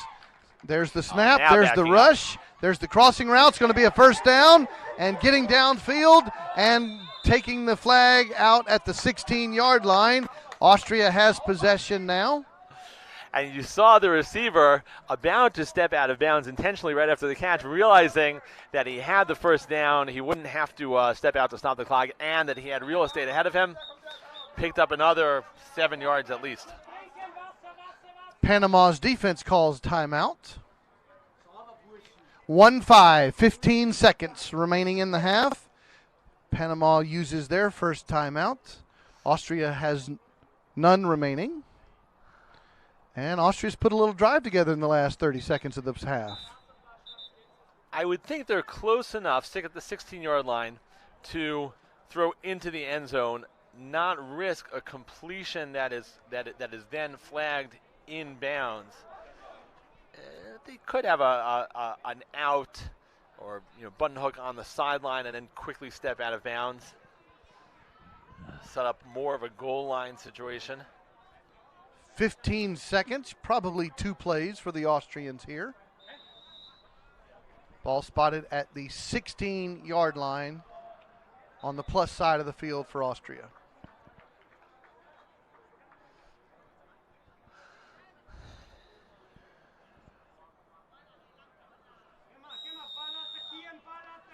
Here comes the bunch formation for Austria, trying to cut the deficit down.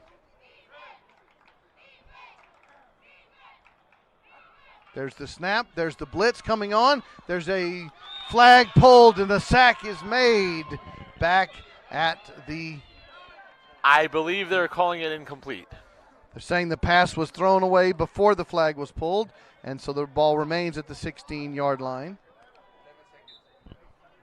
11 seconds remaining in the ball game, or the first half of the ball game, that is. Austria uses 4 seconds before throwing that one away. Could be time for 2 plays, but I doubt that anyone would have the guts here to attempt anything not in the end zone. 2nd down from the 16-yard line. Split receivers. Blitzer coming from the Panamanians. There's the rush, rolling to his right, throwing it away. That blitz has been very effective the last 2 plays.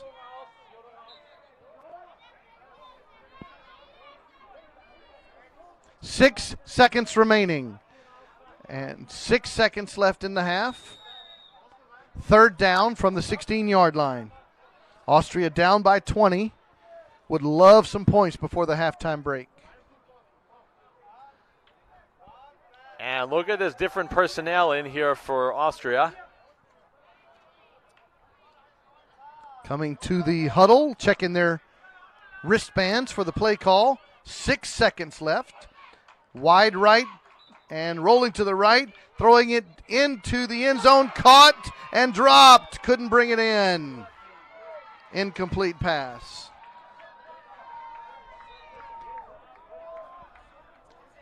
One second remaining. Does remain. I was counting down in my head. I was about to say 1 second. That pass was intended for Stewart, but he couldn't bring it in at the pylon. And good news for Austria, 1 second, one more chance. And the reason I didn't say 1 second left is because I didn't think I was right. Honestly, I thought, I can't be that accurate. Here you go, 4th down, last play of the half, 1 second remaining. Austria would love for the points. Blitz is on, dropping back, throwing it into the end zone. I think they're calling that a sack. And they're calling the sack, and the ball was incomplete either way, but we have a penalty flag in the end zone. Question is, was the penalty before the sack? That ball was snapped with 1 second remaining. Flag is actually thrown at the 3-yard line. No flag. They call the sack as good. So that is the halftime break. And Austrian coach is coming over to get an explanation. I believe the explanation is simply that the penalty never happened because it happened physically. It occurred when the play was already dead. So unless it had been a personal foul, there'd be no reason to call the penalty. So we're going to halftime as the Austrian coach continues with the conversation. But the score at halftime, Panama 26, Austria 6. We're going to take a break so you can watch a special feature, and we'll continue with our second half in just a moment. Jerusalem is modern, ancient, it's hectic, patient. Jerusalem is a beauty to behold. Its walls are old and domes are gold. Jerusalem is spicy, dynamic, it's iconic, panoramic. Jerusalem is inspiring, unique, it's simple and chic. Jerusalem is brimming with styles, vibrant, charismatic, abundant smiles. Cobblestone streets, colored with sweets. Eclectic orchestra of authentic beats. It's the shoot, the basta, the shawarma. It's all about good karma. It's people, gates and views, culture, art and muse. Jerusalem is tradition, innovation. It's about openness, recreation. It's a city, destination, a goal. Jerusalem is how it feels to behold. It's the knowledge, the courage, the drive to create. It's the source, the spirit, the reflection of faith. Jerusalem is Israel. It's Mediterranean chill. Jerusalem is real.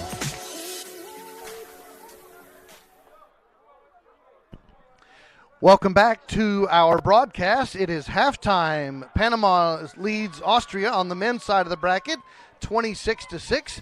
This is Trey Graham and Dovi Rabinowitz, and we're so glad you are joining us to be a part of this broadcast. As we've said during the broadcast, we want to say thank you to our wonderful sponsors, the Kraft family, the Wilf family, the Kleinman family, the Swiecka family, the Israeli Government Sports Authority, the City of Jerusalem, the Jerusalem Development Authority, and the Ayelet Non-Olympic Sports Federation. And it's a beautiful day here in Jerusalem, Israel. Overcast, unlike yesterday, which was really just glorious, but it's perfect football weather. All the players, I think, are so happy to be here in the capital. Better weather than Austria, I dare say. Not sure about Panama. Better weather than Buffalo, New York? You know what? I have no complaints about Buffalo, New York right now. Dovey, the big Patriots fan, would rather watch his team win a Monday Night Football game than sleep. Who, me? Guilty as charged. Did I yawn? First down for Austria, down by 20 points. They'll start the second half with the football at their own 5-yard line. Austria in the white shirts, red numerals, black shorts. Panama in the blue over blue. There's motion man. And Austria on first down. There's a blitz coming, throwing it. It's going to be caught, short gain, and the flag is pulled.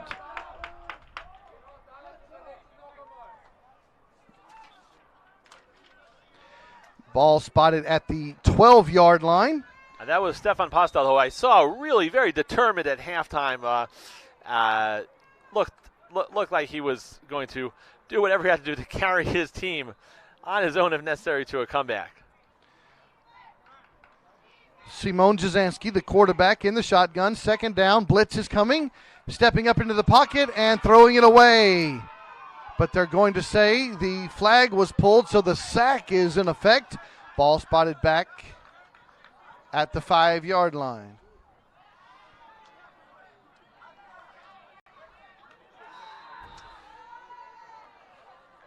That Panamanian blitz has been very effective today.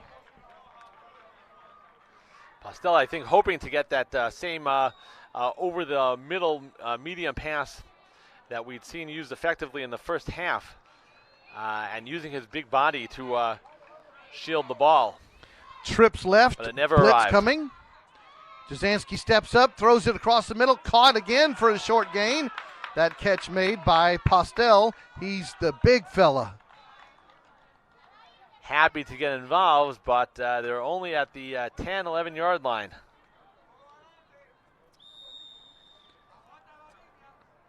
4th down and 14. It's a 50-yard field. You've got to get to the midline at the 25 within 4 plays for a first down. And then you have 4 plays to attempt a touchdown. 4th down and 14. Austria. Panamanians defending the midline. Down by 20 points, trying to get a 4th down conversion. There's a throw at the midline, but it bounces in incomplete. Panama's defense gets a stop. And again, credit that to the blitzer. Put pressure on the quarterback, forced a bad throw. See the Austrian quarterback dissatisfied, but it was really because of the pressure. So Panama with that 20-point advantage that they had at halftime. This is their first offensive drive of the second half. They'll take over at the 5-yard line. And they have stayed here in the second half with Samayoya at quarterback. He stands in his own end zone. Blitz coming. Has time. Looks deep down the right side of the field. It's going to be dropped. Good throw there. Couldn't quite bring it in. Cesar Braithwaite. He had a big catch in the first half. Couldn't bring that one in. Second down coming up. 20 yards needed by the Panamanian offense. There were defenders there. It was contested, but still had a shot. Both teams came in 2-0 into this game. So somebody's going to come out of this ball game undefeated, and one of these teams is going to suffer their first loss of the tournament.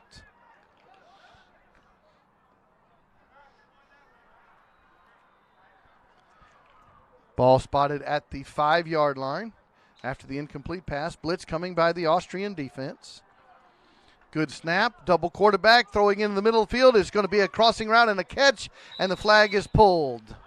That was a nice catch there by Quijano at the 20-yard line, and we have a penalty flag on the play. And I wonder what that's for.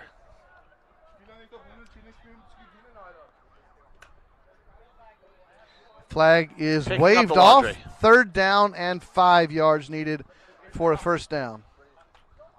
Austria trying to get points here.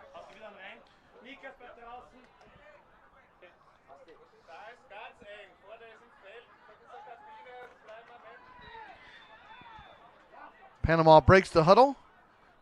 They have the lead, content to run clock. 5 yards needed for a first down. Bunch formation for the Panamanian offense. Deep shotgun by Samoya. Snap is back. Blitz is on. He has time. Throws it deep into the end zone. It's going to be wide of the sideline. Incomplete pass. Way out of bounds on the throw.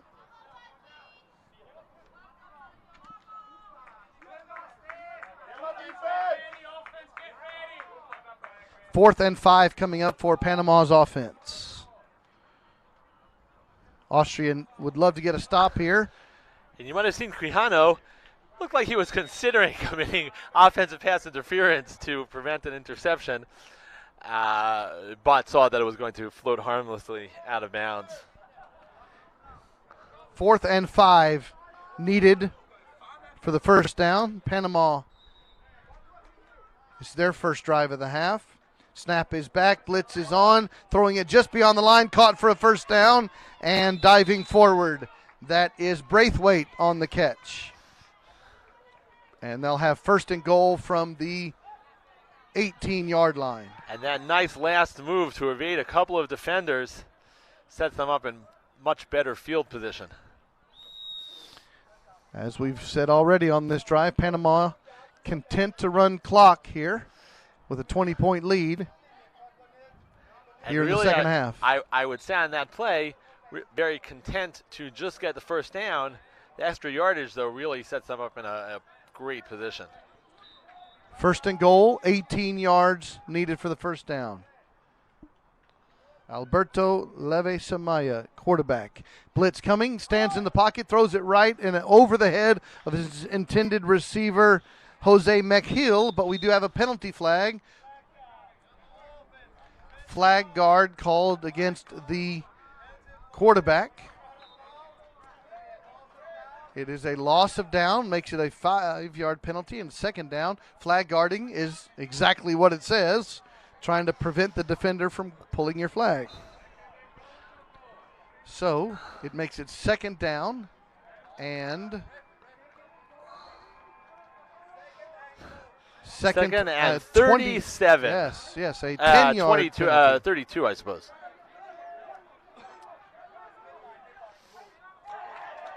Second down and very long after the penalty for the Panamanians. They look at their wristband for the play call. They come under center, hand the ball off, rolling to the right, looking to throw. Penalty flag comes in. They make the catch across the midline, and good move, and they're going to find their way into the end zone. I do not think it will count. That's Quijano on the catch, showing some good moves. They might be calling a illegal pick on the offense. Officials are having a chat here. The touchdown. And I think they're trying to scored. judge whether indeed it was.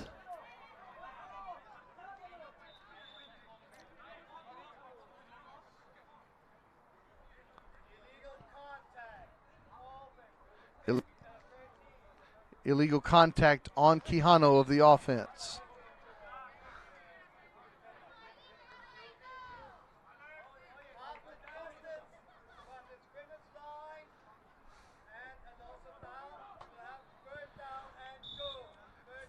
Third down and goal, and the ball will be spotted deep inside Panama's minus territory.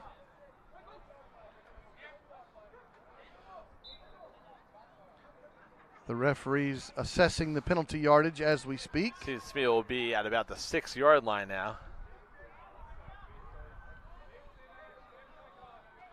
Referee Mr. Clay's walking it off. He'll spot it at the 9-yard line. At the 9. Dovey, back in Texas, this is what we call third down and a cab ride.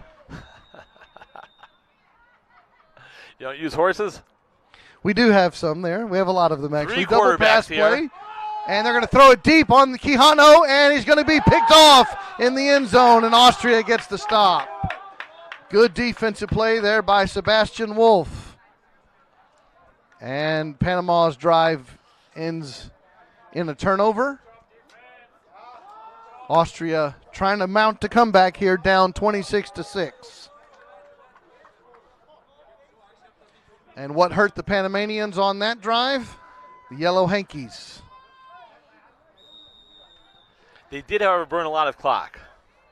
To their advantage, you're correct. Austria takes the snap. Blitz is coming, throwing out to the right side.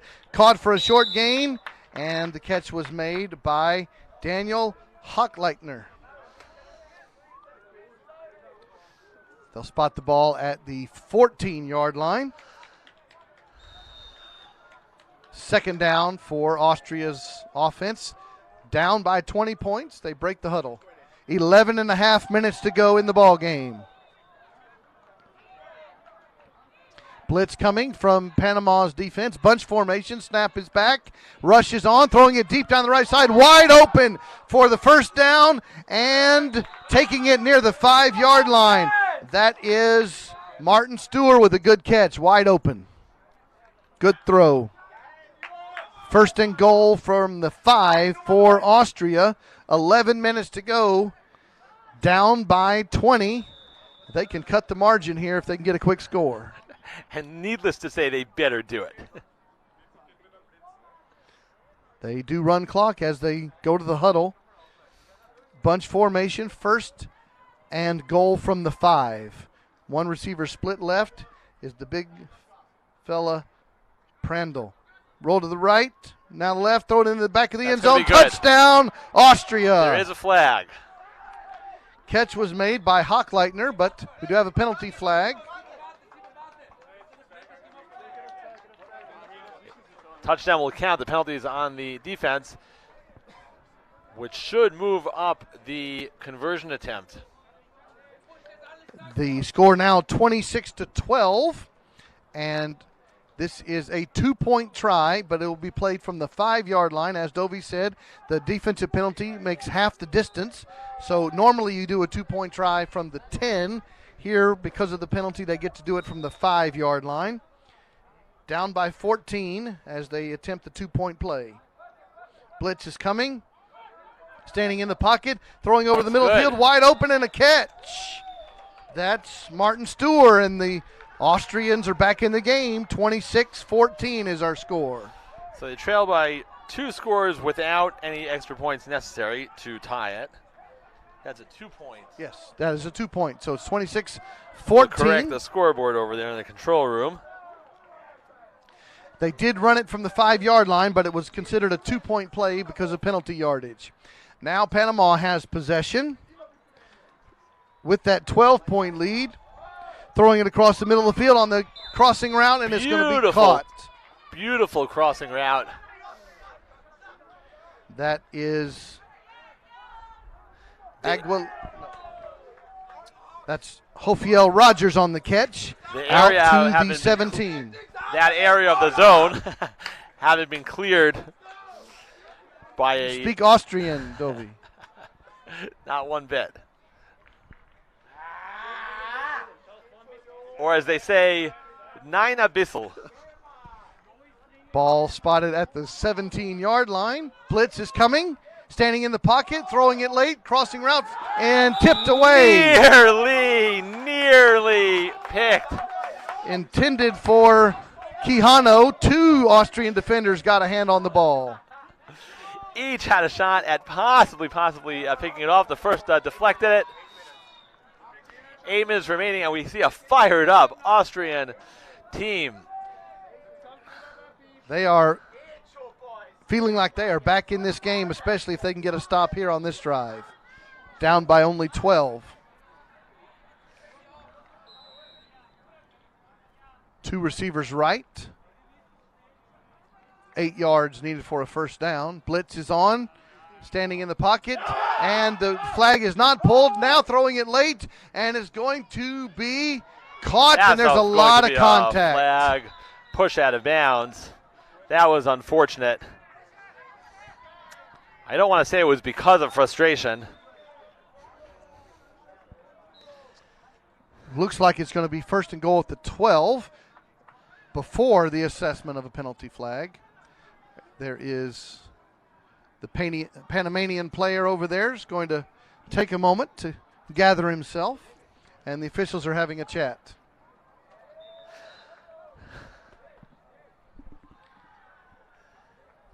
We do have a penalty flag. There was a lot of contact. I wonder if there was on actually that catch. more than one. It seemed that the first flag was being thrown before the push out of bounds, and clearly the push was a flag that brought about a rain of flags coming down. The officials continue their chat. We gave you their names earlier. Mr. Claes from Denmark, Mr. Agon from Norway, Mr. Herbert from Austria, Mr. Effie from Israel. That would be Gardetzer, Mr. Effie Gardetzer.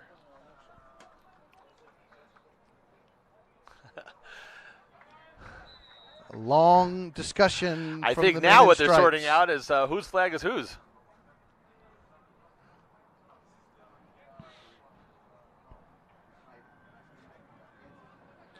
Our score 26-14. Panama has been in control of this game throughout, but the momentum is turned to the Austrian side here in the latter part of the second half as they are able to mount a comeback, but we do have an injury timeout. This is why some people don't really believe in momentum, or they see it as an ex post facto explanation. Here we have the Austrians with all the momentum, and now you could say, well, the momentum has turned, and this was the play that turned the momentum. Well, maybe there just wasn't any momentum in the first place. Someone made a couple of good plays, then someone else made a good play. All right, sir, what do we have? Aha. We have a penalty on the offense and a penalty on the defense, offsetting. So we'll replay third down. That is a major reprieve for Austria. That play looked like it had been a disaster.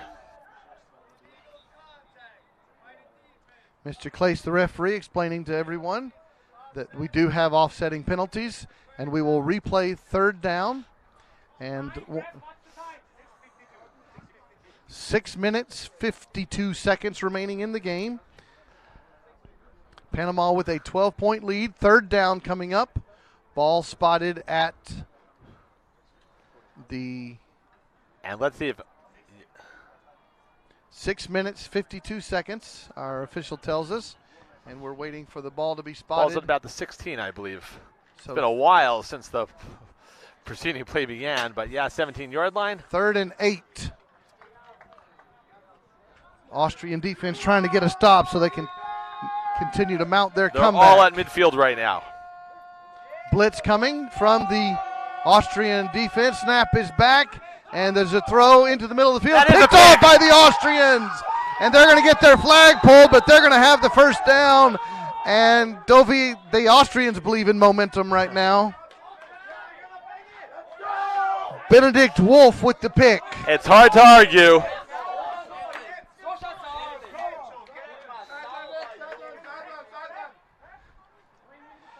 First down on the plus side of the territory for the Austrians at the 22-yard line.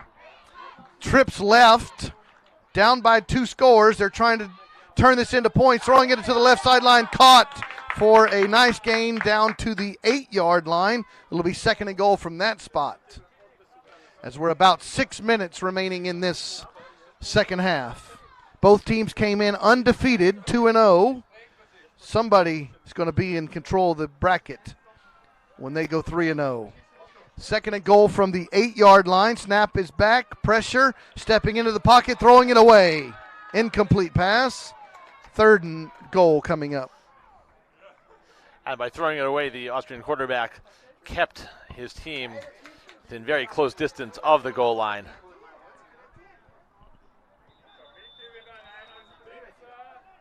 All right. Austria down by 12. Breaks the huddle. 3rd down and goal. Ball spotted on the 8-yard line. Bunch formation, split left, looking as the blitzer comes, stepping up, throwing it in the back of the end zone. It's tipped away by the Panamanian defense. He thought he had a pick. Ball was intended for Daniel Hochleitner. Incomplete pass. 4th and goal. Austria needs points. Obviously, this is a very, very crucial down.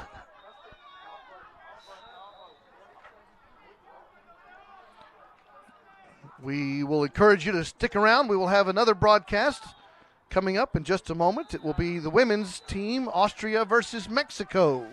Here they go. But first we'll finish this men's game. Austria versus Panama, 4th and goal for Austria. Snap is back, blitz is on, stepping into the pocket, now rolling right. Desperation heave, and it's going to be an incomplete pass. But the flag was pulled before the pass. It was incomplete in the end zone. Anyway, either way, huge sack. Panama gets the stop.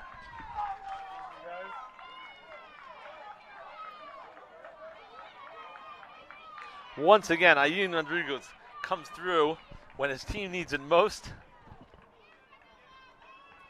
First down, Panama.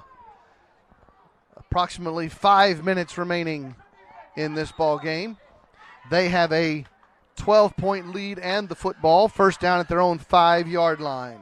And I just have to say, the number of times that the Panamanian rush has forced either a deliberate throwaway or a sack in must-score situations in this game. Think about it. It's incredible. Alvaro Rue is back in the game at quarterback. Number 16, standing in his own end zone. Blitz is on. Throws it deep down the left sideline, and it's going to be an incomplete pass intended for Yofiel Rogers. And that'll bring it all the way back to the 5-yard line, and Panama will have a second down play. No, there's a penalty. It's going to be a repeat first down. Penalty called against the Austrian defense, moves it out to the 15-yard line. First down, Panama.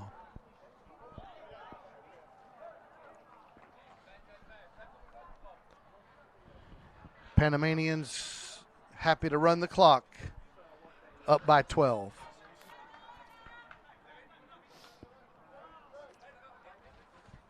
Rue in the shotgun snap. 2 receivers left, throws it to the right. and it's going to be a quick catch to the 23-yard line.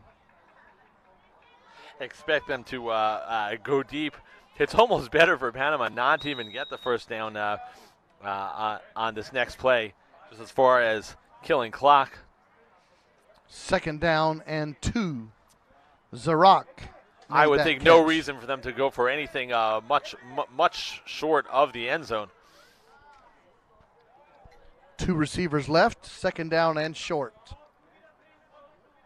Snap is back, rushes on, pump fake, throws it deep into the end zone, and well over the head of his intended receiver, incomplete pass. 3rd and 2 coming up. Trey, who was it that just said they'd go to the end zone on that play? One of my colleagues on the broadcast. I think he was talking in his sleep. The Patriots' victory hangover that Dovey is experiencing. It is the Army-Navy game coming up this coming Saturday. That's a pretty important ball game in my household. Well, we thank them all for their service. 3rd down and 2 for Panama's offense. 2 minutes remaining in the ball game. Panama trying to close out this victory to go 3-0. Snap is back, blitz is coming, pump fake, throw it deep into the end zone, and it's going to be a catch. Touchdown Panama to seal this deal. Nice catch by Brathwaite to finish it off. Nice little adjustment on that catch. Are they saying? Are they going to call it incomplete? Is this the return of Calvin Johnson? Touchdown confirmed. Panama with the score.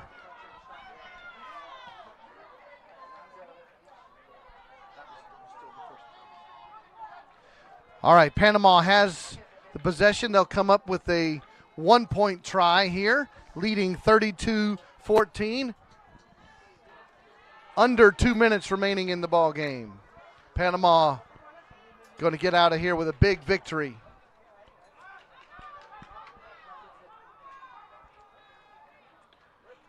Two receivers to the right side of the football. Rue under center. Takes the snap, throws a fade route to the left side, and it's going to be an incomplete pass. It was intended for Quijano, and Austria will take over, now down 32-14.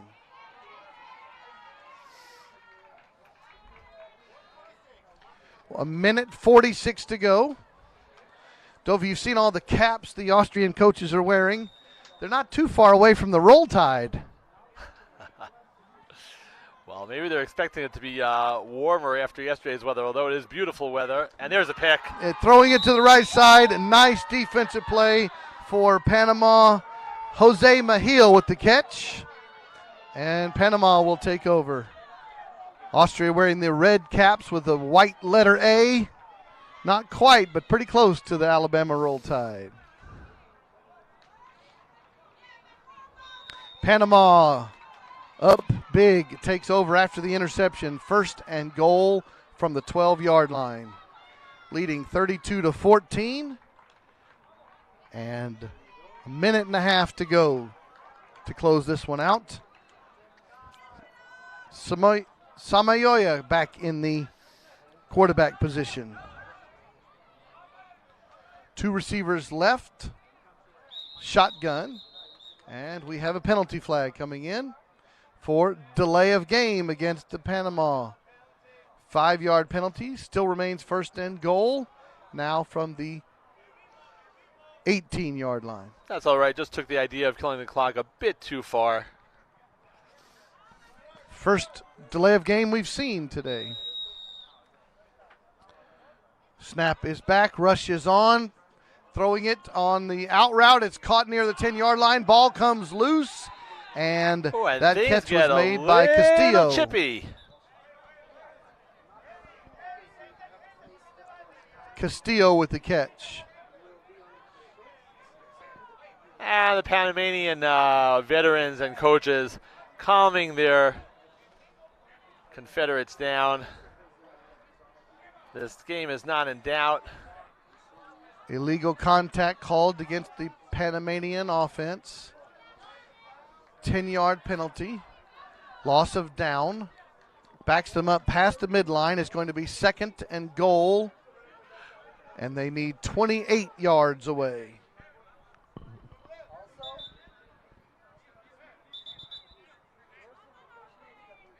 And there's a bit of confusion about where the initial spot was from which that penalty should be enforced. Officials are having a chat here, confirming that they had the penalty properly assessed. Panama leads 32-14.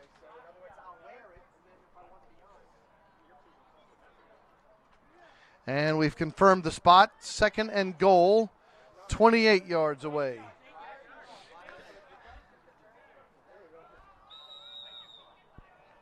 Panama in the shotgun. Blitz is on. There's the snap. Throwing it to the right side. Going to be caught. And continuing. And the flag was pulled at the plus 21-yard line. Staying in bounds to keep the clock running. 3rd and goal from there. That catch was made by Castillo. And Panama, of course, in the huddle, letting that clock roll. Under a minute to go. And I just have to think about the amazing Panamanian defense, which begins with the pass rush. I'll see if we can maybe gather up number 17. Murillo. Get him over for an interview after the game. Snap is back, and they're going to throw it deep into the end zone, all the way down over the head of Garcia de Paredes. Incomplete pass. Because we're inside the 2-minute warning, that will stop the clock. 44 seconds remaining in the ball game. Ball spotted at the plus 21-yard line. 4th down and goal for the Panamanian offense. Trey, do you know if they have coffee in that interview booth over there? No, sir, but over there where boss man the commish is, they got some over there. I will have to somnambulate my way there. 4th and 21 coming up. Snap is back, double pass. There's the backwards pass. Lots and lots and lots of time. Now rolls to his right and missing the flag and jumping out of bounds at the 14-yard line. That was 4th and goal. So Austria will take over on offense. The Austria defenders had quite a predicament there. On the one hand, they wanted to leave all the defenders back. They knew it was going to be a bomb. On the other hand, because of the 2-quarterback situation, the second quarterback had already received the ball. He could take as much time as he wanted, so they had to bring someone up to pressure. At this point, it doesn't really make a difference. Of course, the game really is out of reach. And after all that, it's a stop, and Austria will take over 1st and goal. Looks like they're taking a knee. And they do put a knee on the ground. Well done. Applause for each other.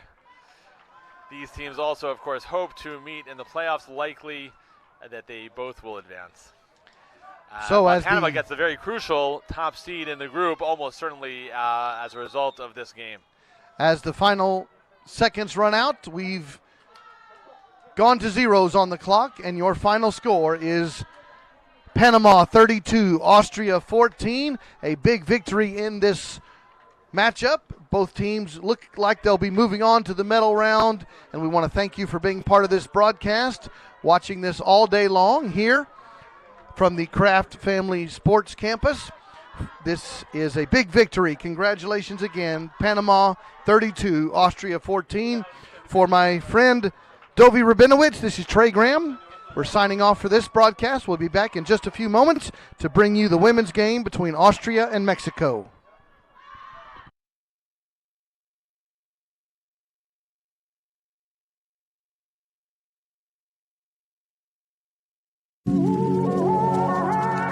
Jerusalem is modern, ancient, it's hectic, patient. Jerusalem is a beauty to behold. Its walls are old and domes are gold. Jerusalem is spicy, dynamic, it's iconic, panoramic. Jerusalem is inspiring, unique, it's simple and chic. Jerusalem is brimming with styles, vibrant, charismatic, abundant smiles. Cobblestone streets, colored with sweets. Eclectic orchestra of authentic beats. It's the shuk, the basta, the shawarma. It's all about good karma. It's people, gates and views, culture, art and news. Jerusalem is tradition, innovation. It's about openness, recreation. It's a city, destination, a goal. Jerusalem is how it feels to be whole. It's the knowledge, the courage, the drive to create. It's the source, the spirit, the reflection of faith. Jerusalem is Israel. It's Mediterranean chill. Jerusalem is real.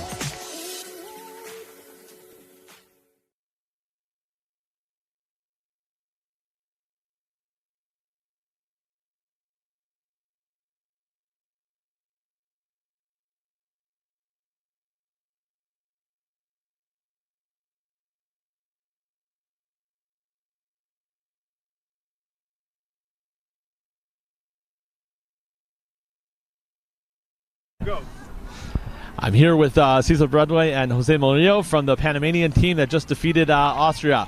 So, first, Cesar, I wanted to know, how does it feel to finally beat Austria? I mean, it's finally great. It's a great win. It was a tough game also, but at the same time, we came together as a team, and we're trying to go as far as we can. Of course, we won the gold medal, and we will be there. Does this put you at the top of the standings in your group? I believe it does. Yeah.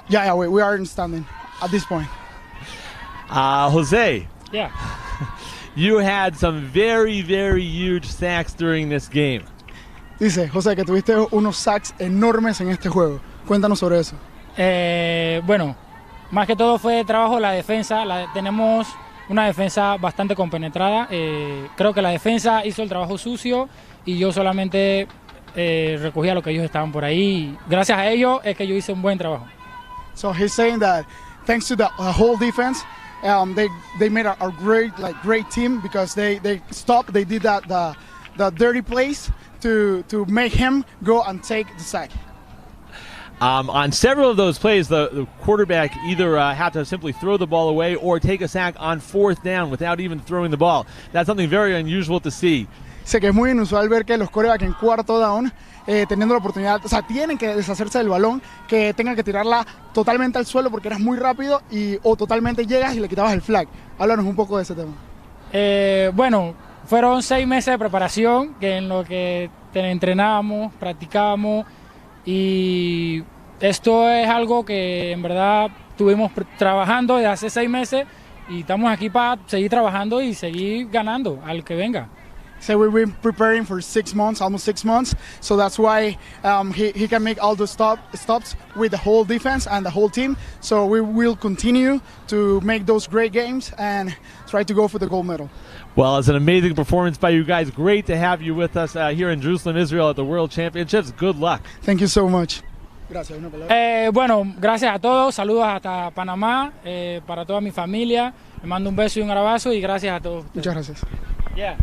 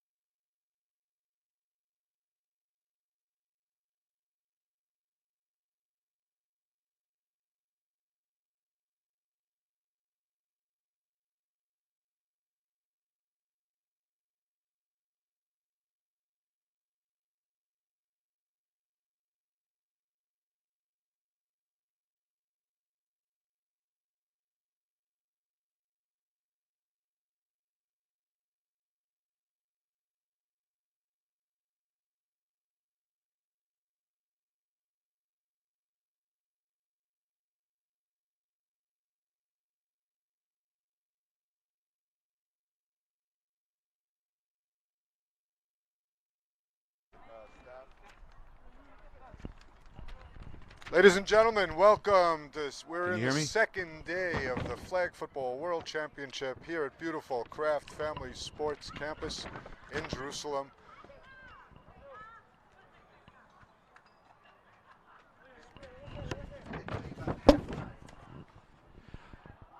I'm here with Steve Leibowitz and Yona Mishan. Steve had to step out a second.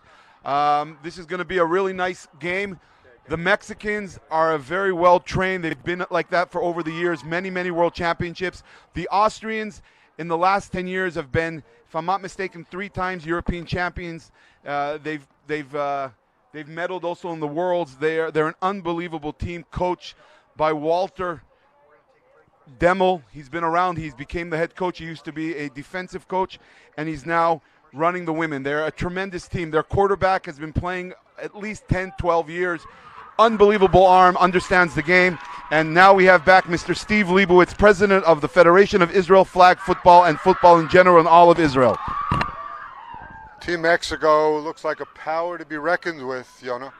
We're Yes. talking about a team that hasn't lost yet. They've been in the medals in world championships before. They have a lot of experience, and I'm expecting them to give Austria a very tough game. I would even say that Mexico would be the favorite today. Well, after the loss, the big loss that just happened this morning, Panama women against the Austrians, I would assume they're going to come out with a little bit of a vengeance. I know this team very well, the Austrian. A lot of these girls have played when I was still coaching, and they don't put up with getting killed in a game. They're going to come out, and they're a very smart and resilient team. Quick shout out to some of our sponsors, of course, the Kraft family, where this facility, the Kraft Family Sports Campus, is being played. And Bob Kraft, I hope you're watching. We saw Bob Kraft last night on ESPN talking about this tournament. Thank you, Mr. Kraft.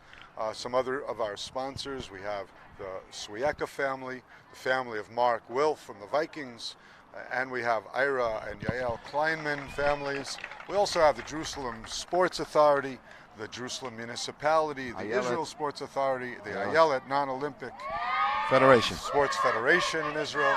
Well, and we now have a few shout-outs from the Austrian women players. Number 7, Annika Wenschlag, has a shout-out to her mom and to her whole family and to her cats. Number 12, Jasmine Straka, is a shout-out to her school kids that she teaches, and she misses them and loves them and hopes that she has a great game. So those are our shout-outs for the day, and let's get this football game going on here. Here we go. This is going to be a great game, Yona. I'm looking forward to it. I love women's flag football. It's a little bit slower paced than the men's game sometimes. But very intense. Intense. I mean, if whoever's watching out there can see how the Mexicans holding hands, the Austrians holding shoulders, they're singing, they're coming out, they hold hands to come out for the coin toss. This is going to be a very intense game. They've played here before, and this is not going to be pretty. I can guarantee you that. These are two teams that expected when they came here that they were going to qualify for the World Games. In other words, to get out of their groups and be in the Final 8.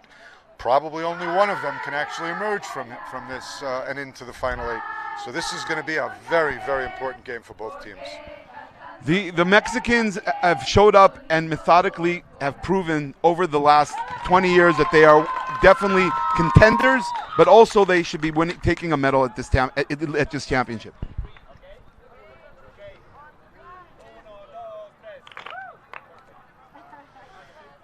Testing the flag pulling, the flag pulls, that the flags come out nicely. The Mexicans have actually made original flags for their team. Very colorful team, beautiful uniforms.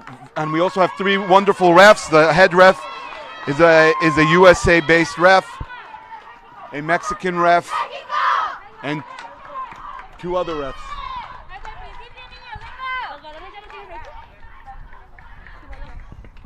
Mexican head coaches, is there anything you would like to tell anyone out there in Mexico? Say something. Spanish. En español. Un saludo para toda la comunidad del fútbol americano en México, de parte del doctor Arellano y de todas mis niñas. Muchas gracias. Have a very good game, Coach. God I'm not bless. certain what he said, but it was very, very well said. And he said basically that he loves how we broadcast these games and that he would like us to do more of them, Steve Leibowitz. I got you. Well, Austria has the ball first. Once again, in flag football rules, there is one possible first down. That's at midfield. They have 4 attempts to reach midfield. And the game is about to begin.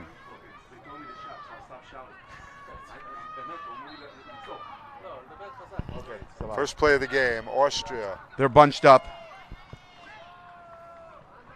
Austrians known that they have a lot of, the Austrian team has a lot of underneath plays, and then they always are setting up for the deep play. They have very, very good players that can get deep, and they know how to manipulate the defense, and we'll be seeing that a lot over and over again.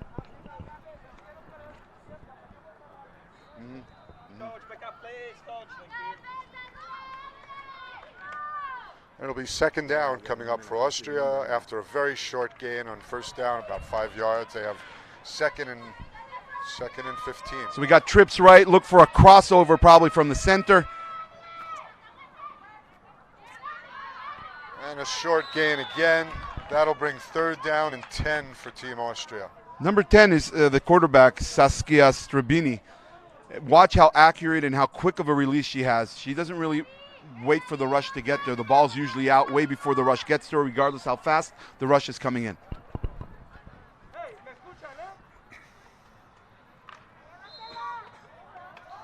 They need 10 yards now. Yona, are you expecting a deeper play? Deep play. They're for sure going to, it's a third down. This is a free play as far as I'm concerned. They're going to be going for this deep play. They just isolated on the left. Once again, a short gain. About 7 yards, so they are going to have fourth and about, let's see where the referee marks it, 4th and 3. I expect Mexico will not give them the first down easily. They're going to all move up in order to try to stop it. So right now they're set up about 6-7 yards away from the ball. It looks to me like they're not going to stop trying to stop the first down. They're now pushing up, so they are not going to give them the first down. They're working against the first down.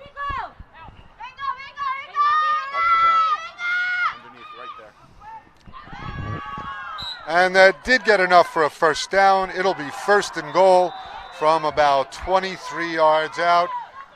So Austria systematically moved the ball, 4 completions, all short. They still haven't gone deep. Yoni, you're waiting for that deep pass. That deep pass always comes over the top. I'm pretty much impressed that they're holding on to it.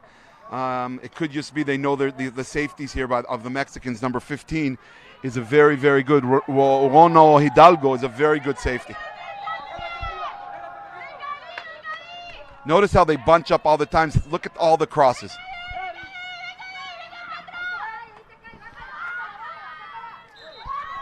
That was a great catch by number 6, Catherine Mansbart.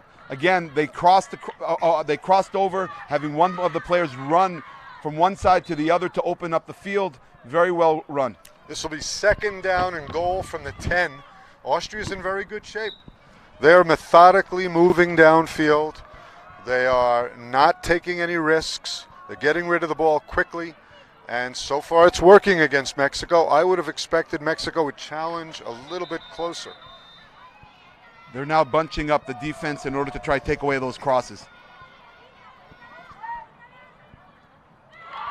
And it's caught in the corner of the end zone by number 23, Maria Therese Michelsis. Very well executed. Notice, Steve, how the rush is a non-factor right now, which is giving her enough time to get rid of the ball and for her receivers to get open. 6-0 Austria, extra point coming up. They're going to go for 1 point from the 5-yard line. I have to say the Austrian quarterback is impressive. She looks in game shape now. She's ready to go. Yes, she is, and she's been this way for over a decade. She's changed her look. She's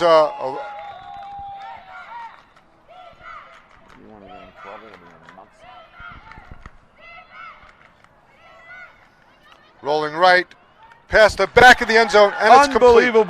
Unbelievable catch, caught by number 6, Catherine Mansbart. That is something that number 10, the quarterback, Stribny has added to her repertoire. She moved out of the pocket, threw to the side she was going to throw to. Unbelievable. Very impressive. I want to see what the 15 Mexican minutes offense remain is in going the to do game. now. 15 minutes.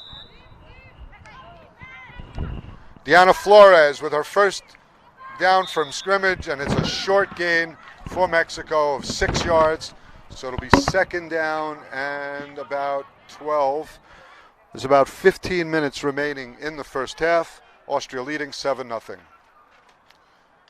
Flores again with a short pass, this time to Contreras, number 3. And it'll be third down and about 8 yards. You can notice the Mexicans are seeing that the defense on Austria is giving them the 5-6 yard passes, and that's look now. The Austrians are playing back, probably around 8 yards. Double quarterback. And there's a sack. Number 1, Jennifer Silva sort of froze, and the sack came. It'll now be a very tough fourth and about 12. Fourth and about 12. Austria just needs a stop here to get a turnover on downs. Mexico is going to be hard pressed to get this. This is a long way to go. I'm surprised they didn't have another quarterback in the backfield. There's a long pass downfield, and it is caught. Wow. Beautiful catch by number 1, Jennifer Silva, surrounded by defenders, but the ball came down to her. She managed to make the catch for a first down. It'll be first and goal for Mexico from 18 yards out. I think we need to mention the quarterback on Mexico who basically dodged the sack more than once. Diana Flores. And chucked the ball up perfectly for a beautiful, what we would call a Hail Mary. It's a Hail Mary, but it was in the right spot. Perfectly.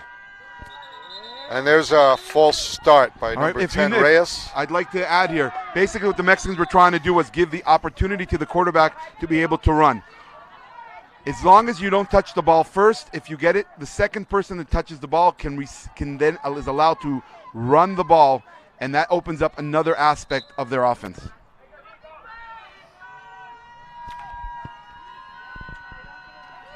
There's another short pass, once again to her favorite receiver, Silva. And we have a stop at about the 10-yard line. I'm very surprised that the Austrian defense is not pushing up to try and eliminate those short passes. The Mexican quarterback has a great arm that was a zip. Did you see that, Steve? Absolutely. That was a great pass. Oh, Flores accurate and strong. Flores is good. Number 3. Another completion, this time to Contreras, Yolanda Contreras, and she's down, that's number 3, she's down at the 5-yard line, I believe. It'll be third down, third and goal. What we're seeing here right now, Steve, is 2 offenses that are basically methodically moving up down the field very easily, and the defenses are having a hard time stopping the short pass. The Mexicans on defense try to stop it.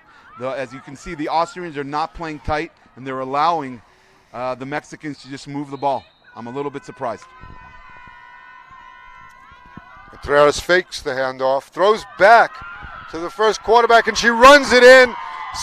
Jennifer Sheila Silva with the touchdown, and now Mexico pulls to 7-6 within a point, and they'll be going for the extra point.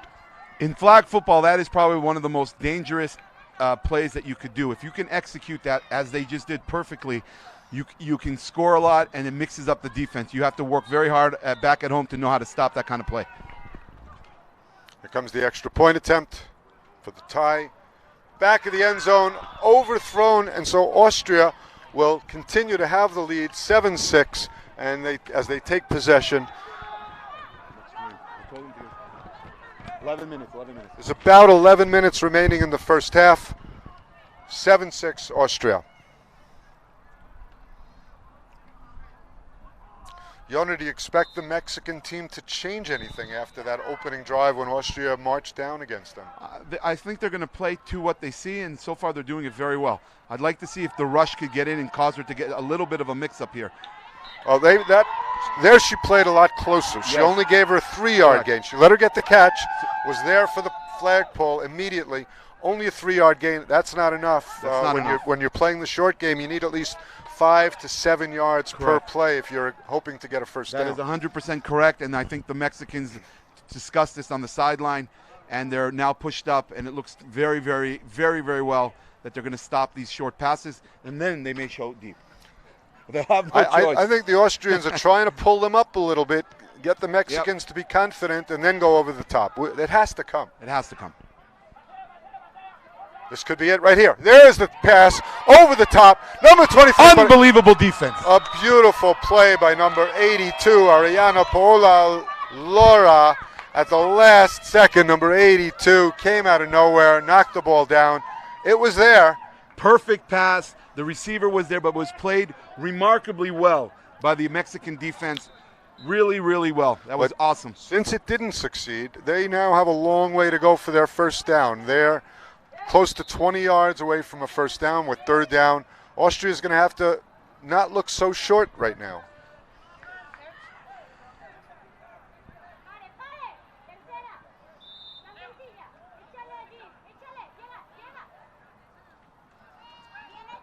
There's a completion to number 16, but not a very large gain. We're talking about 4th and 10.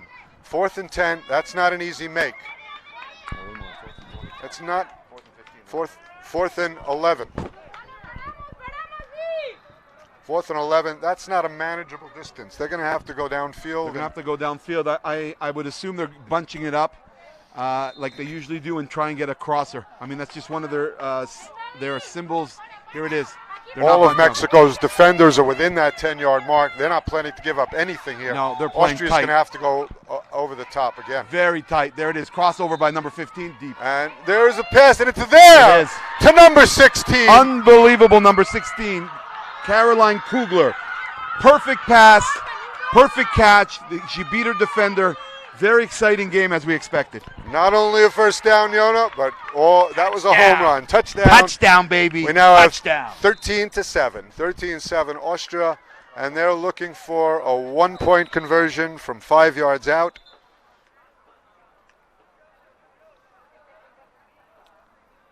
This Austrian team has been impressive. I know that they lost the game this morning. Their backs are against the wall. They desperately need to win this game, and they came out fired up. They've done everything right on offense. This is a big point, Steven, because of the score. This is very big, and I'm sure both teams know that. Back of the end zone, it's picked off. No damage done except no point. So Mexico takes over the ball at their own 5-yard line with the score. Austria 13, Mexico 7. I think Mexico 6. I think that was the first mistake that the quarterback and receivers did tonight on Austria. She had nobody open. Nobody she threw open, it she anyway. chucked it. 5 minutes remain in the first half. Again, I'm very, very surprised that the Austrians are giving up so much of the field on defense. They're playing way back. That catch was by Pamela Michelle Reyes. Short gain, number 10. I mean, Steve, look how far away they are. The They're all Austrians back are 7. giving up the short pass. They're all back 7. And they're paddling back the minute the ball's taken. And there's a short pass to no one. Basically, she just threw it away. Number 33, Flores, had nobody open. Decided not to risk an interception downfield. And the Threw it rush. away. You saw the rush. It was The all rush over. was on her. All over, So and she didn't know how to get rid of it. 3rd and 13 for Mexico.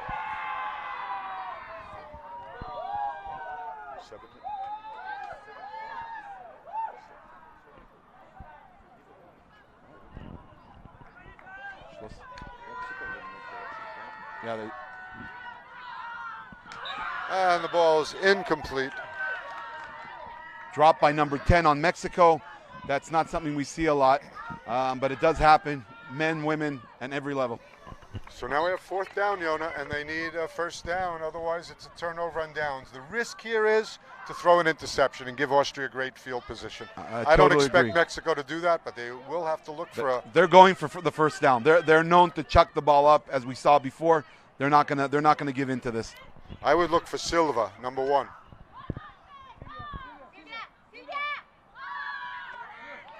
Short of the first down.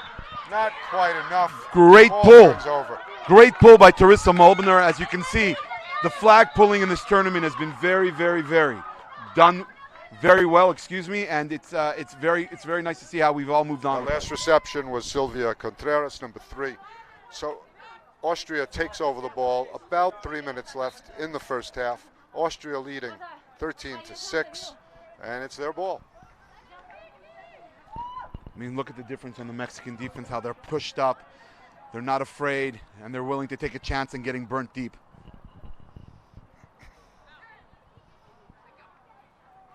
And a short running play, or a lateral. A shuffle, a nice shuffle pass.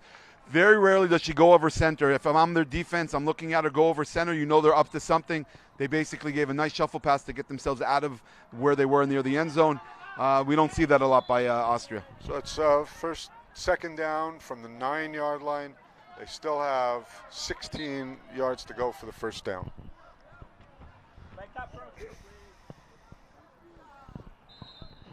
Quite a few people in the stands today. A lot of the other teams watching these games. We'll see what happens.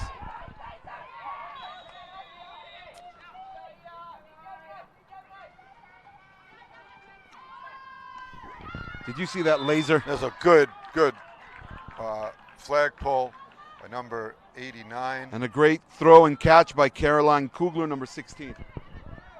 88, that was Golda Rios.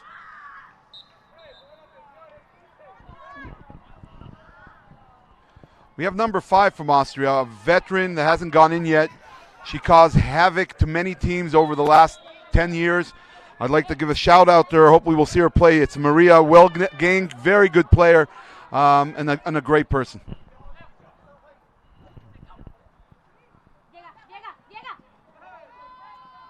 And that pass falls incomplete. There is a flag on the play, so we'll have to wait and see what the flag is. There's a flag in the backfield, and again, another misread. And that was not such a great pass.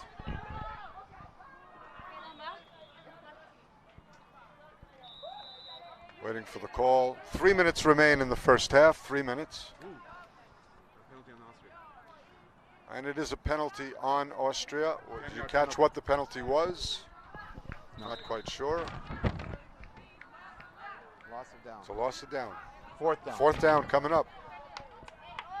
And they're moving the ball back. So it's going to be fourth down and long. They're going to have to go about 20 yards for the first. Austria's going to have to go deep. This is not an easy play for them to do. I think Mexico's pulling up too far. Well, they want him to throw in front of them and then just converge on her and pull their flag. They're not worried about her catching the ball anywhere with 20 yards in front of them. They have no problem with that. You would find other defenses, though, lining up on the first down line in order to pick up the defensive players. Correct, and they're also playing a two-man rush in order to prevent a double pass in the backfield, and they take away the run. We'll see number 88 pull back now on Mexico's defense. And it's very nice play. She just threw the ball away. She had nobody open. She didn't want to risk a sack in the end zone. Ball turns over to Mexico. Exactly what you talked about before, Steve. Don't throw an interception. Give the ball back. As we all know, if you don't get your first down, the ball goes to the other side. There are no punts or kickoff. Just 2 minutes left. We're at the 2-minute warning. We're now in stop time. Mexico has the ball down by 13-6 with another chance to tie the score before halftime.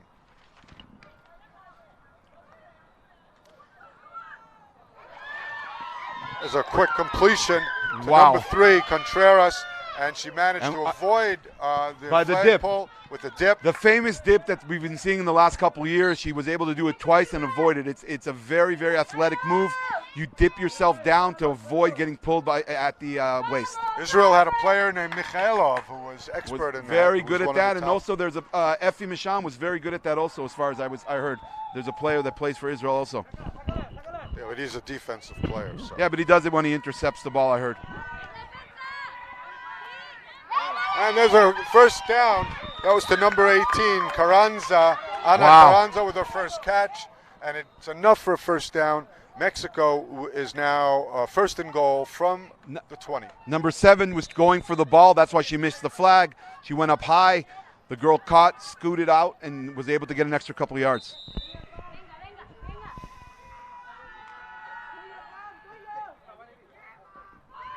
That's into the end zone. She's open, and it's caught in the back of the end zone.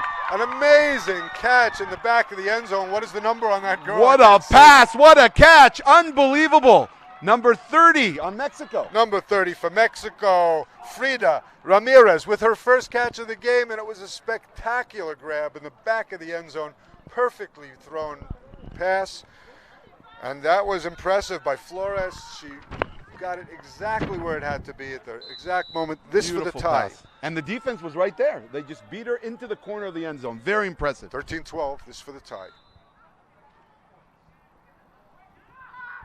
Pick. It's intercepted by Austria. Number 12, Straka Jasmine. Nice pick. So the point after is no good. Pass, the point is no good. We now have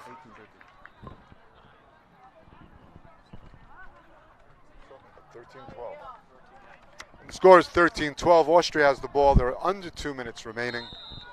And I think that they still have 2 timeouts. They'll be able to drive slowly. They don't have to hurry yet. Wow. And she missed one pull. Again, that's a shuffle pass, and look how many yards she got. She got almost over 10 yards. Yeah, almost 10 yards there. We're at second down now. 2nd and 12. You do realize that when she goes over center, they're hoping that they move up, and then she bangs them deep, and they doesn't do the shuffle pass. And so another short pass. Misses the defender and is good for a first down at the 21-yard line. And great heads-up play by Stephanie Concini, knowing to get out of bounds to save the time so they don't have to use the timeout even though it stops, but just to get out of bounds and to do this the right way. They're doing a great deal. Down, yeah, just stop the time. Yeah, but I'm sure that's not what she was thinking about. She was thinking that we got to stop the time. So we're with 1st and goal for Austria. There's just about a minute remaining in the first half. Here they are over center. Look as the defense pushes up to see if they're going to do that shuffle pass. Yep, she just altered that.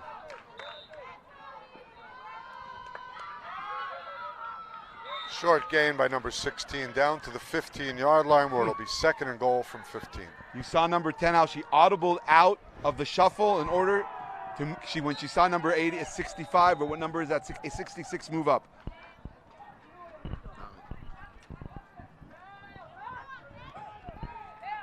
That was Rios, number 88, Golda. 2nd and goal. And it's caught on about the 4-yard line, stepped out of bounds. The clock is stopped. We'll have 3rd and goal from the 4. Number 15 on Austria is really eating up the field, and that left side she basically owns it right now.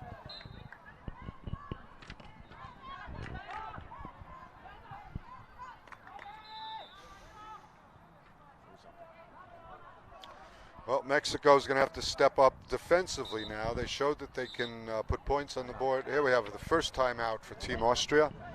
3rd and goal. Mexico needs a stop here. They would love to go into halftime just down by a point. If Austria can score here, it'll make it much tougher to come back. But, you know, this game is still early. It's very early. And if you can see, they just put in the veteran number 5, which we mentioned before, Teresa Mir-Wegang. With their experience and the time on the clock, I think that was a great move and a perfect time to put her in. Austrian coach is a veteran coach, and he's Walter. Walter's here to win, and I'm sure he's got plans for this. For the rest of this game. I mean, I think he's playing Mexico as well as you could possibly expect. I totally agree. They're using the field the way the Mexicans are. Very hard for them to defend it. 2nd and goal. She just audibled again. Number 10, the Austrian quarterback, basically telling her receivers where she wants them to go, based on the defense. Knocked down Great by defense. Number 82, that was Ariana Laura with a defensive stop right at the goal line. Halftime. And that is halftime. Halftime, Mexico managed to keep Austria out of the goal. And the score at halftime is 13-12 Austria. We now take a commercial break.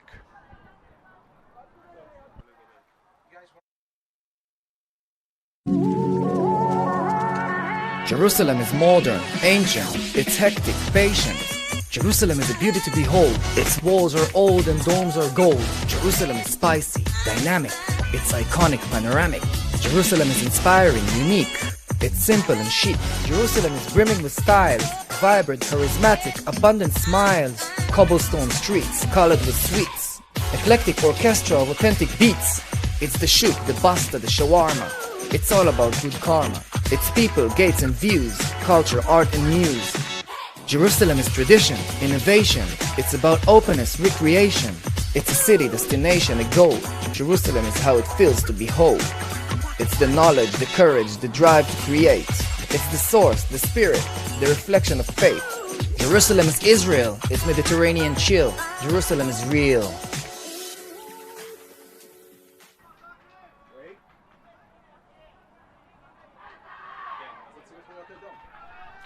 So I'm Steve Leibowitz. This is Yona Mishan. We are AFI officials. I'm the president of the association. Yona's the vice president. We got assigned to do this game today, and it's a great game, Yona. It's very exciting to see how women's football has evolved and how great how great things are looking. The fields are great. The organization here is doing a really good job, and the players are playing wonderfully. I'm expecting this game to go down to the wire, maybe even to the last play. Both teams are well coached. Both teams have a shot at the final 8, and both teams are here to win and leave it all on the field. This is a rivalry that really in the last 10 years has become even more and more intense, and I want to believe that this game is going to be exactly how you just said it. All righty, nice to see you all, and shalom from Israel. We'll be back with the second half action now. Mexico is starting with the ball. And this is the first play of the second half. And they start just like they finished. That was a completion to Silvia Contreras. As the game goes on, I have to say that Diana Flores is just getting stronger, and she seems to have the number of the Austrian defense. They still trail by a point, but they're moving the ball. Another completion. Once again to Contreras. They have no answer for her. Notice how the outside receiver cut across, which is legal, but it formed some sort of block. The refs didn't see it, and that gave the receiver an extra 2 yards. We have 3rd and 5. The Austrians are playing a deep defense, allowing, here you go, the first down. That's 3 passes in a row to Contreras. That seems to be their main weapon now, driving downfield. She got the first down, 3 passes all by herself. Great pull by number 7 on Austria, Katrin Annika Wetbag. I don't think Contreras is done. I would make sure, you got to defend that woman eventually. And it's into the end zone, back to the end zone, touchdown. Touchdown, Mexico, unbelievable. Ana Carranza with the touchdown in the back of the end zone. What a catch. Corner of the end zone again, just on the other side. Very, very precise. It is shocking how good this quarterback is. That white ribbon in her hair, don't let that mislead you. She is a beast at what she's doing. Unbelievable. Very exciting to see. And for the first time of this game, Mexico has taken the lead. They now lead 18-13, and they're looking to make this extra point. You think they're going for 1 or 2? I would go for 2 at this point to go up by 7, but they're going for go 1. for 1. All right, that's their choice. I guess that's why we're here and they're there. It's a long half. I mean, the whole half to play. The 1 point is important. Oh! A drop pass by number 3. Drop by number 3. We haven't seen that today, but Contreras dropped that pass, cost her a point. And we're talking about 18-13 with Austria getting the ball for its first possession in the second half. 17:55 left. 17:55 left in the second half. What do you expect from the Austrian offense, Yona? I expect them to do what they've been doing so well, like I said, for over 10 years. Just move down the field and try and strike deep whenever they can. They haven't made any changes. Let's see what happens. I don't see the shovel pass coming up here. Look at Here number she 88. comes. She's taking it moving away, up. but she just audibled again. Number 10, unbelievable. Beautiful pass downfield to number 15. Again, hugging the left side is number 15 on Austria. She owns that side of the field. Very, very nice. We're going to have 2nd and 4. 2nd and 4 for Austria, very manageable. This is the time, Yona, when I would say they could go downfield. They have 2nd down. Yeah. And Well, and that's short. that's what we thought last in the first half, and they ended up just moving it slowly. But this is like, as far as I'm concerned, a free play. 2nd down, they're obviously going to get the 1st down, try and get something a little bit deeper.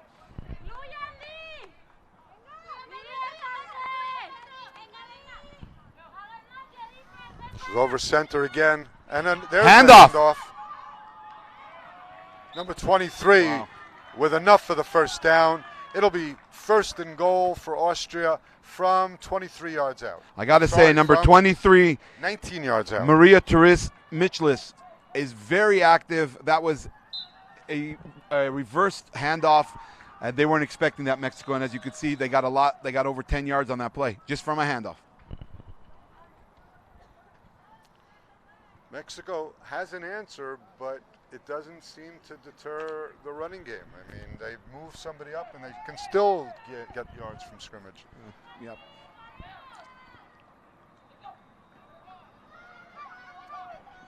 There's a crossing pass to number 16. Great catch by number 16, Caroline Kugler. Was behind her. She turned her body, made the catch, and got even an extra yard on that. But only 4 yards in total, so we're talking about 2nd and goal from That's the fine. 16. That's totally fine based on how it's been working today. Notice how the defense on Mexico, how they push up, and then the minute the ball snaps, they'll fall back into a zone, and depending on where the cutters are, they'll call out who's picking up who. It's very interesting to see a very, very tight and impressive defense by the Mexicans.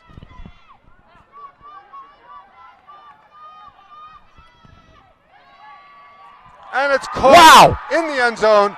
Touchdown. Touchdown with the missed flag, which was allowed her to go through and into the end zone. But again, a great strike, a great catch by number 16, Caroline Kugler.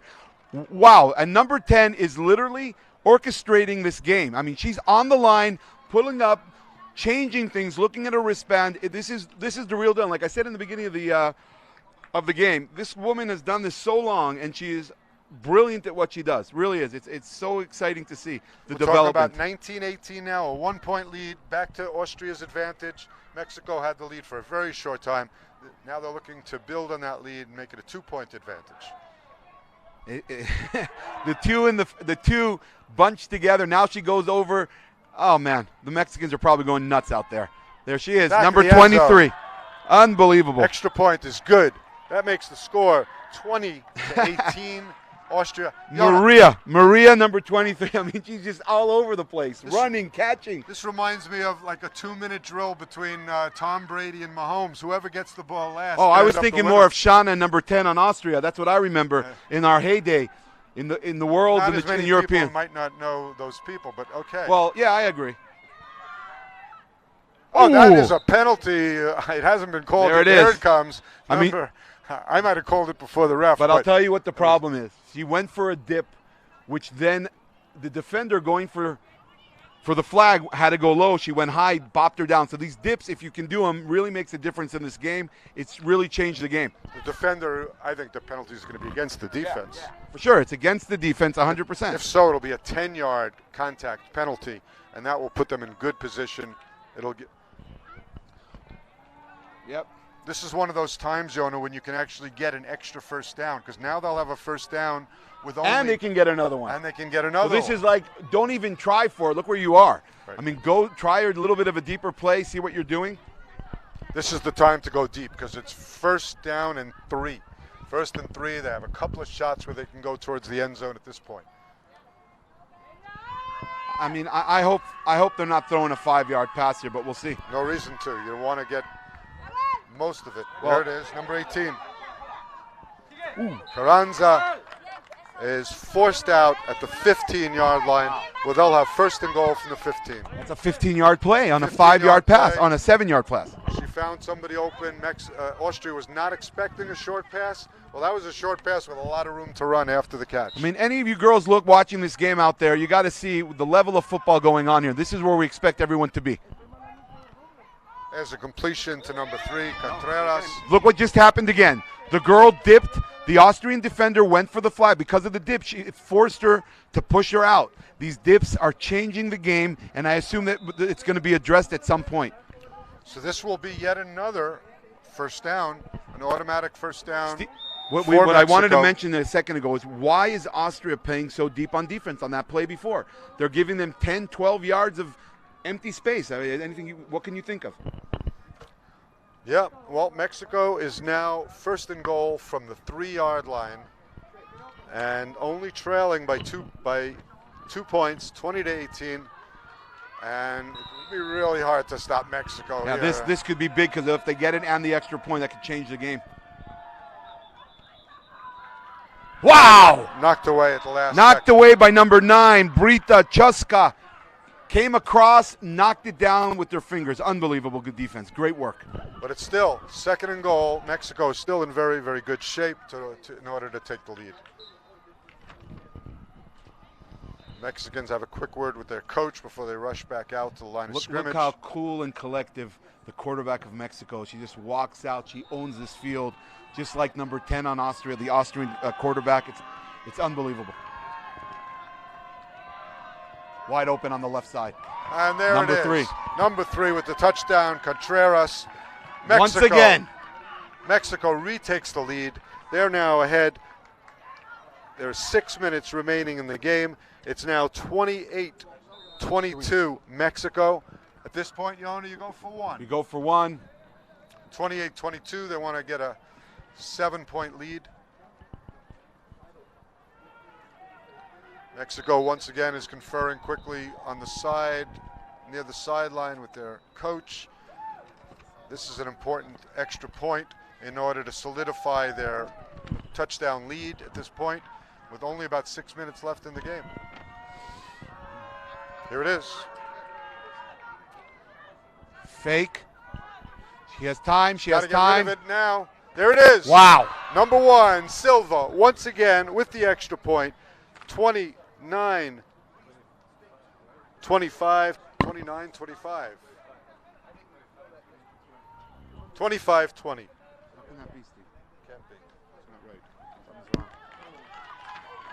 Mexico now leads 24-20.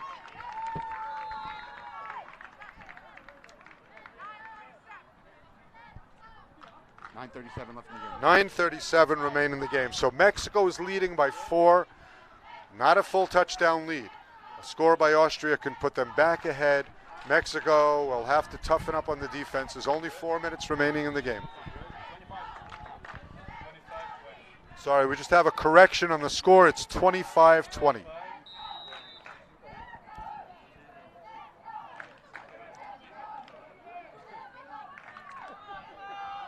Well, Steve, if you notice, it's starting to drip a little bit, starting a little bit of rain. Let's see if that may change something if it starts pouring here.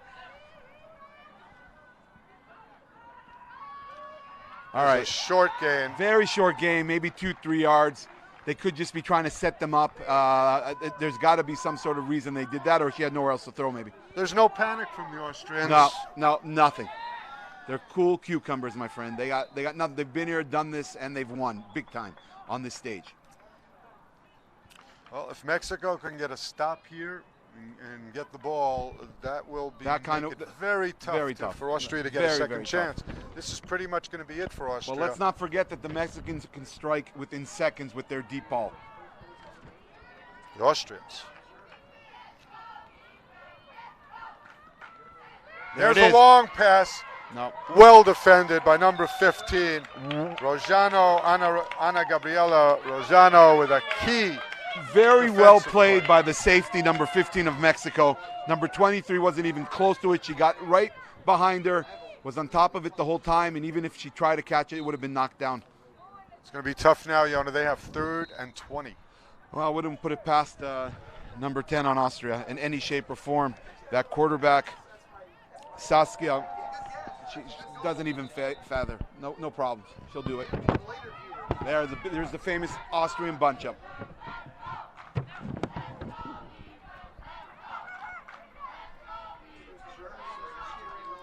Number 6 with a 10-yard gain, but that'll still leave them with fourth down and 9. Fourth down and 9. And I would say, Yona, at this point, this is the most important play of the game right now. This could make a big difference. Also for the clock, also for their, for the way the game's going. The Mexicans, if they get it back, and just sit it around and just move it down. Mexico makes a stop here. They could come close to killing the clock.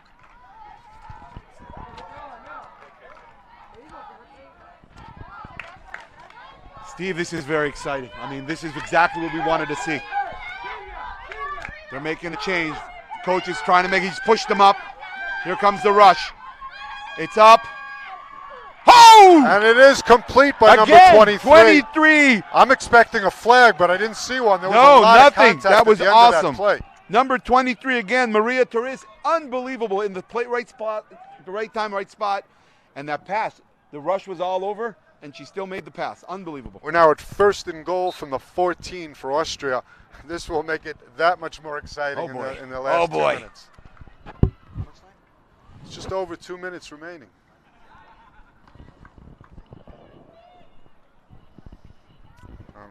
Yona, I'm just glad of one thing, that you're not coaching one of these teams, because you would be having a heart attack on the sideline. You've already had I already did that, thanks to football, but it was worth it, and I'm happy to be here broadcasting.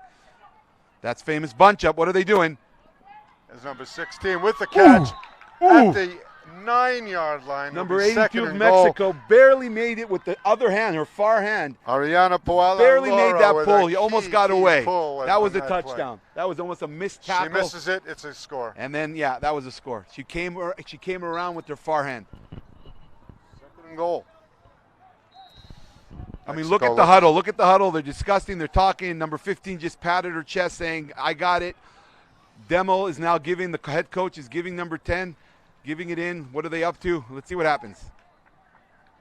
Pretty Oh, they're running out of time. Play. They're running out of time for the game on the play clock. 5, 4. There we go. Got the snap off just in time. Oh! It's knocked down. That was a again by number 82. Again, Ariana Laura with a key defensive stop. Now it's going to be 3rd and goal from the 9. Very impressive. She was behind her just like a step. She was able to reach out and knock the ball down. Very impressive defense by the Mexicans. We must be very close to the 2-minute warning if we haven't. Yeah, we're getting there, and I'm sure both sides are very, very, very nervous. There we go, 3rd down. And there's a completion, but short of the goal, down to about the 2-yard line. To number 6, Teresa Marie Wenging. I'm sorry, correction, Catherine Mansbart, the center. And now we are 4th and goal. I said before, the most important play of the game. Here we go again. Here we go. The pressure here is on. Either way, the stadium will explode, because someone is going to be very excited when this play is over. This could be a play that determines the group standings. Who's going to be in the top 2 in this group? All right, they're into their famous group bunch, and now she goes over center. Let's see what she's up to. She wants to see if she could toss it. No. Fake. Oh! The pass was incomplete. I thought that there was a sack. It doesn't matter. The pass was incomplete. Mexico has made a stop from the 2-yard line. They take possession. They retake possession, 25-20, and Mexico has the ball. I just don't know the time, and we'll find out whether they can actually kill the clock. Less than 5 minutes to go. There were more time than we expected. 5 minutes to go. Look That's at the still enough Austrians time for and look Austria at the to get the ball Mexicans. back. They're all cool. This is not phasing them. They're all good. I'm surprised a little bit on that call on the offensive Austrians play, but it is what it is. A strike here, Steve, will be over. Again back to number 3, Contreras. And number 7 again, picking up the play on Austria. And again, the Austrians are playing way back. I'm not sure why. Maybe we'll ask them after the game. Listen, on the last drive, they went to Contreras over and over and over again until they were deep in Austrian territory. I mean, look at expect this. the same. They're playing 7 back. The Austrian defense. Keep giving it back to Contreras. There she is There again. she is again. Woo! With a beautiful dip. It'll be 3rd down from and 5. Just keep going to Contreras. She's They're going giving to her 5 yards. Keep just going keep to throwing her, to her. and keep making it short. And the defense is giving it to them. And there was a missed flag, and she got that extra 3-4 yards. They don't need to go deep. They need to just use the clock. There it is. Work their way downfield. I would go with the Contreras yet again.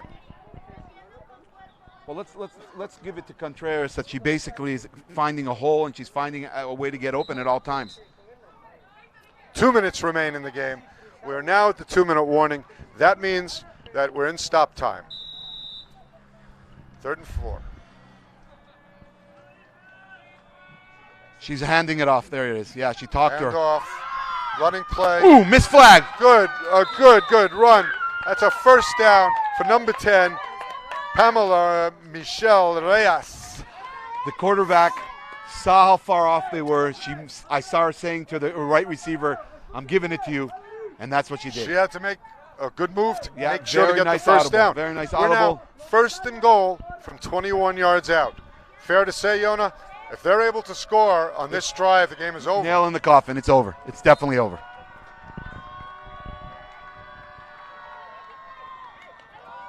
I mean, look where these Austrian defenders are. They're literally 20 yards back. I don't get it. Why are they Contreras doing it? Wide open for 7 I'm yard sorry to gain. keep being repetitive about it, but I honestly don't understand. They got to move the defense up. You got to take chances at this point. You can't give Contreras 7 yards every play. All right. Now they're using the clock. The clock is running. They want to make Austria try to use a timeout. 10 seconds left to get the ball off. Uses any of his timeouts. They're Stop using the as clock. much time as they can off the clock. There's another completion. Once again, Contreras. Wide open. 7 yards. I mean, if they win, who do you think is going to be the MVP of this game? Well, I don't know. It's between Contreras and the quarterback. Maybe it's Landa, number 12. Maybe it's Landa, number 12. It could be Flores. It could be Flores. It could be number 82 also. All right, here we go. 3rd and goal from the 9. They're working the clock again. Austria's not using their timeouts. A lot of time is running off. There's obviously something they know that we don't. Contreras again. Contreras. 4th and goal from the 2 for Mexico. All right, now I'm hoping and assuming that the Austrians are going to push up. They've got to call timeout. And they got to call some sort of timeout. Nope, they're not calling a timeout. Steve, why do you think they're not doing it? There is a timeout. Timeout called. Timeout. No, by the Austrians. Nope, it must no be. timeout, 4th down running. They came in to talk. They came in to basically discuss the next play. No timeouts coming.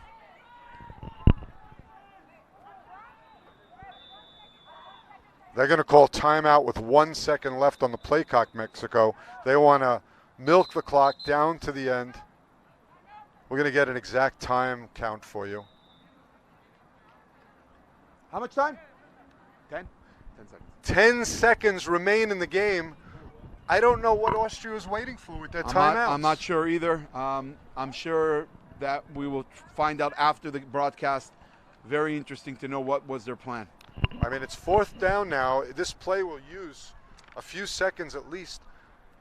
Yona, here's my question to you. I don't want to give any team any answers, but 10 seconds remain in the game. Let him score. The quarterback from Mexico could theoretically take the snap and start running back towards her own goal. She can even take a safety and still get the victory. I'm not making a suggestion for anybody, but I got to say that if I were the coach right now, I would think about that. 10 seconds, why go into the end zone? Why give Austria the chance to get the ball back even with a few seconds remaining? Then the Austrians should send their whole team after. They'll send the team after, and we'll have a chase going down the field. Kraft Stadium will see a whole lot of people in white chasing one. There are a lot of options options here. black. There are a lot of options here, and let's see what they decided to do. I mean, these last minute and a half is really, I'm not sure what was. I don't know. The Austrians were thinking. We'll find out, too, what the Mexicans are about to do. Here we go. 4th and goal. 25-20. No, they're playing it out normally. Oh, yep, they're going to allow her to run. Basically what you said. Here That's she goes. She's taking off. There it is. She's running. She wants to waste 7 seconds. She has to get rid of it within 3. There it is. She got it off to number 10. That's all the time she needs. All she has to do is just go down. Just have to take She doesn't a knee. know. This game is over. They're yelling to her to go She's down. Go wasting down. Time.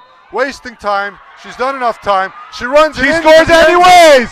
What an exciting stop. A spectacular finish. Yoda, they listened to me. They did my strategy. We all listen to you, Steve Leibowitz. We all listen to you, and this is That where is we are. game. The game is over. On the last play, Mexico scores. Steve, Final calm down. score. Steve, calm down. This was a great game. We're very excited for both teams. Demo's out on 31-20. Demo's out on the field. Let's see what she had to say. The referees are consulting. Let's see if we know if this game is really over. As of now, What the did score Demo see? is What did 31-20. Walter see? I'll What tell you did what I Walter see? would have thought is that the quarterback may have taken more than 7 seconds that they have to get rid of the ball. He's talking about the pass. He's going to say it wasn't a backward pass and that it was an illegal pass. Even if so, it was more than 7 seconds likely. But there was a handoff beforehand. So she's allowed to run around as much as she wants. Once there's a handoff, the second person that touches the ball can run around as much as he wants. Let's get an answer from the referees. We're going to wait for this. Right now, the score is 31-20. I think there is life for the Austrians. We have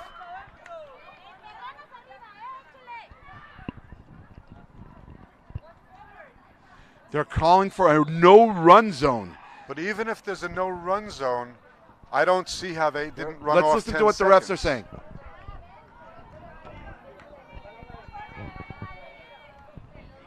So there's a no-run zone. The only thing she could have done was sit down or throw the ball. That's basically the rule. Question it. It looks like the Mexicans think that the game is over. The referees are still discussing whether or not there is any time left on the clock or no time left on the clock but one play, because if there's a penalty on the last call, then there could be one no-time play.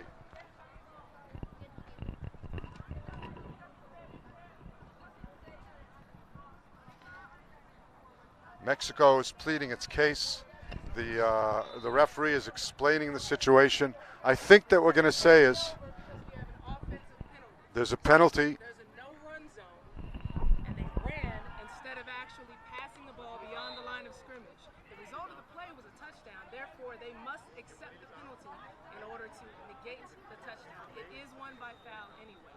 We must replay the down. The down is being replayed, but the ball belongs to Mexico as a replay of the down. So I guess they'll just sit on the ball and the game's over. There will be time put back on the clock. I see that the chief supervising referee, Martin, is getting involved, trying to make sure that the referee has made the right call. So Mexico will have the ball back again. I guess just sit on how it. much time is on the clock? It's irrelevant. You sit on it and it's No, over. but if the game is over, they can take a knee on 4th down if the ball is still theirs. I think both teams think that the ball is theirs somehow. No, the Austrians sent out their defense. Honestly, I'm not sure what went on here in the last minute and a half. I'm not sure what they were thinking, how they played it. Mexicans misplayed the clock. I mean, if they misplayed the clock, I'm not sure what the timeouts Austrians left. did with their clock management. But again, two very good teams, very well coached, and I'm sure there's a reason for what was going on there. So we are still at 25 to 20. 25 to 20. There are a few seconds left on the clock. I can't tell you if there are any exactly what the time is. This is going to be the last play of the game, I believe.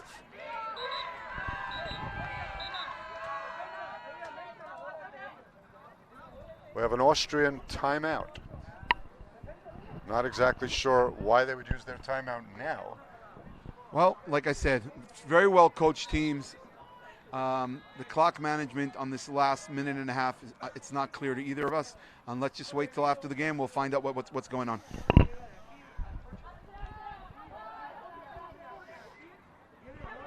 Right now, you can see Walters going over the rules with the rule book with the referee. He agreed to what had just happened. I guess he wanted to verify what was going on, and I'm happy that was done. As of now, there is no. It is no loss of down, so it's still 4th down.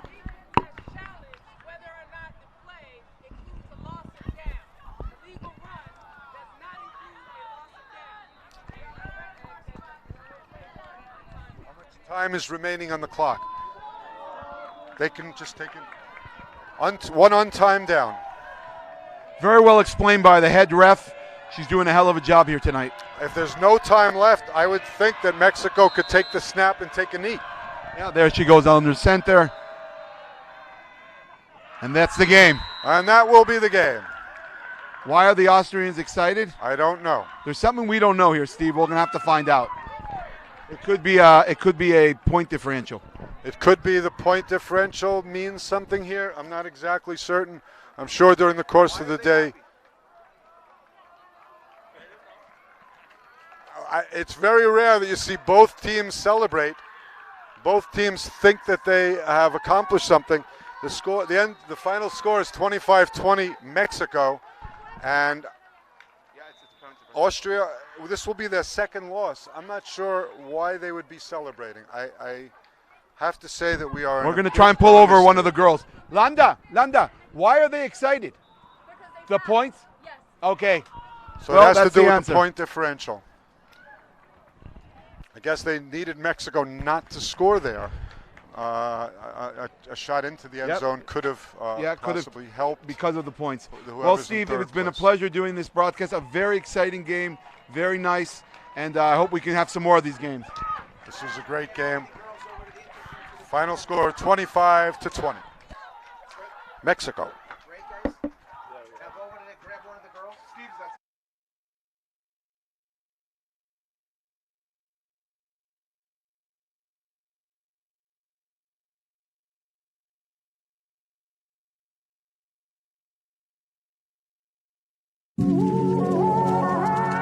Jerusalem is modern, ancient, it's hectic, patient. Jerusalem is a beauty to behold, its walls are old and domes are gold. Jerusalem is spicy, dynamic, it's iconic, panoramic. Jerusalem is inspiring, unique, it's simple and chic. Jerusalem is brimming with styles, vibrant, charismatic, abundant smiles. Cobblestone streets, colored with sweets. Eclectic orchestra of authentic beats. It's the shoot, the basta, the shawarma. It's all about good karma. It's people, gates and views, culture, art and muse. Jerusalem is tradition, innovation. It's about openness, recreation. It's a city, destination, a goal. Jerusalem is how it feels to be whole. It's the knowledge, the courage, the drive to create. It's the source, the spirit, the reflection of faith. Jerusalem is Israel, it's Mediterranean chill. Jerusalem is real.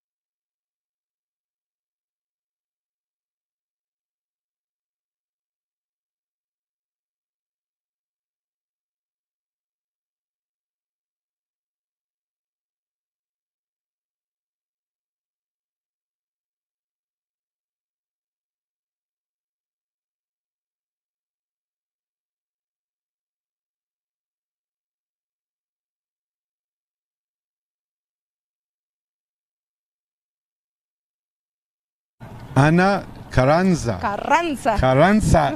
You happy now? Yes, yes. Tell me in Spanish. Me siento muy feliz, me siento muy contenta. La euforia que se sintió dentro del campo con las compañeras, con los coaches, todo. Fue mágico el momento. Ahorita vamos a darle con todo al siguiente juego. Enfocadas, concentradas y a dar lo mejor de nosotros, que es México. ¡Venga! You think you can win the championship? Have the medal? Yes. Tell Claro us. que sí, claro que sí. Todo es mágico en este torneo, dentro de estar aquí por todo lo que pasamos con el proceso de la pandemia, con los procesos de concentración, de cada uno de los tryouts, de cada uno de los entrenamientos. Vale la pena. Yo creo que eso nos forma cada uno como jugadora y nos vemos en la final. Nos vemos en la final y cargando ese trofeo. Say hello to mama and papa. Sí, muchísimo, demasiado. Okay. Ahorita si están viéndome, mamá y papá, los quiero muchísimo. Gracias por todo su apoyo. Gracias por siempre estar conmigo y siempre dar lo mejor de ustedes, su enseñanza. Gracias. Los amo. Ana Y venga. Carranza, thank you so much. Gracias. ¡Venga, México! ¡Woo!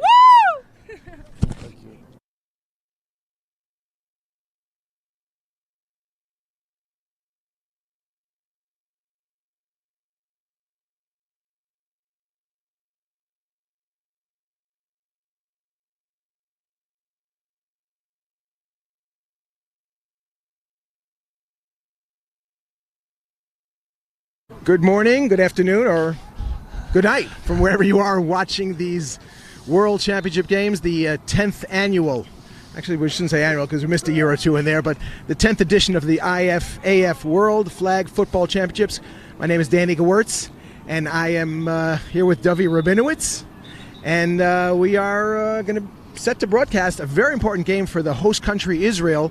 They'll be playing against Germany, and Coach Weibel told me that this is the game that they have to win today. This is a huge game. Winner will, first of all, be positioned to win the group, but more importantly, advance. They'll be guaranteed to, if it's Israel, they will be guaranteed to advance to the playoff round, the medal round, as well as advance to the World Games in Alabama next year. Coach Weibel, so far, Israel has outscored their opponents 165-25, breezing through their first three games. This one's going to be a little bit tougher, but things have broken right so far for Coach Weibel and his Israeli team. They had two pretty easy games, then a slightly tougher game against Thailand, but that should put them well positioned for this next challenge, which will be the German team. I happened to see them yesterday, Dovey. They look pretty good. They have a couple of very, very good receivers out there. They have to watch out for Fabian Achenbach, number 25, and Benjamin Cleaver, who really has a strong arm. Well, the team looks great. They've really put together with a little bit of very quick rebuild for Team Israel. They've got a good mix of veterans and new talent. Coach Weibel has put together an amazing team. They're very confident. Coach Weibel describes their defense as having swagger. He really likes it. He says that they can stop any team, including potentially the U.S. Israel looking for its first medal in these IFAF championships. This game will determine a long way to getting that medal. So we'll be back with the broadcast in just a moment.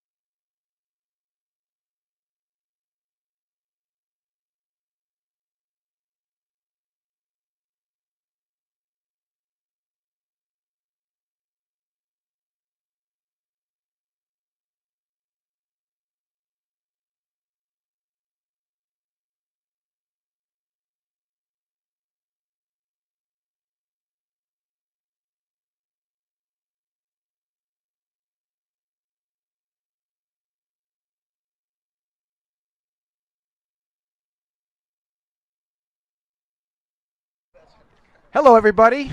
Good morning from overcast Jerusalem. Quite a different story with the weather today. Today's weather is rather overcast, getting a little bit chilly, probably in anticipation for tomorrow's rainstorm, which they say is coming our way. Anyway, we're happy to be bringing you the Israel-Germany men's game here. Huge game for Team Israel. Slightly less so for the German team. Both actually teams have to win to, well, if Israel wins, they have a definite spot in the quarterfinals, so probably one of the hugest games for Israel. I think maybe in flag football, in their flag history. Yeah, I would agree, Danny. This is big for Israel, and you can see they know it. There's no doubt about it. They're coming out very, very fired up.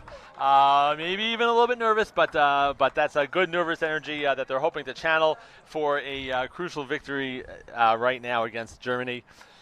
You're right that the weather's starting to look like it could play a part in this. Maybe it's certainly cooler, but no precipitation yet. Yesterday, of course, was idyllic. It was Edenic. It was downright prelapsarian.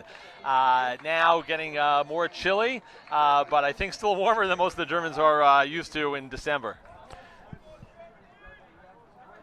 Israeli head coach Kenny Zwiebel told me before the game that they are ready for anything the Germans have to throw at them today. They realize that they have a very, very talented receiving core.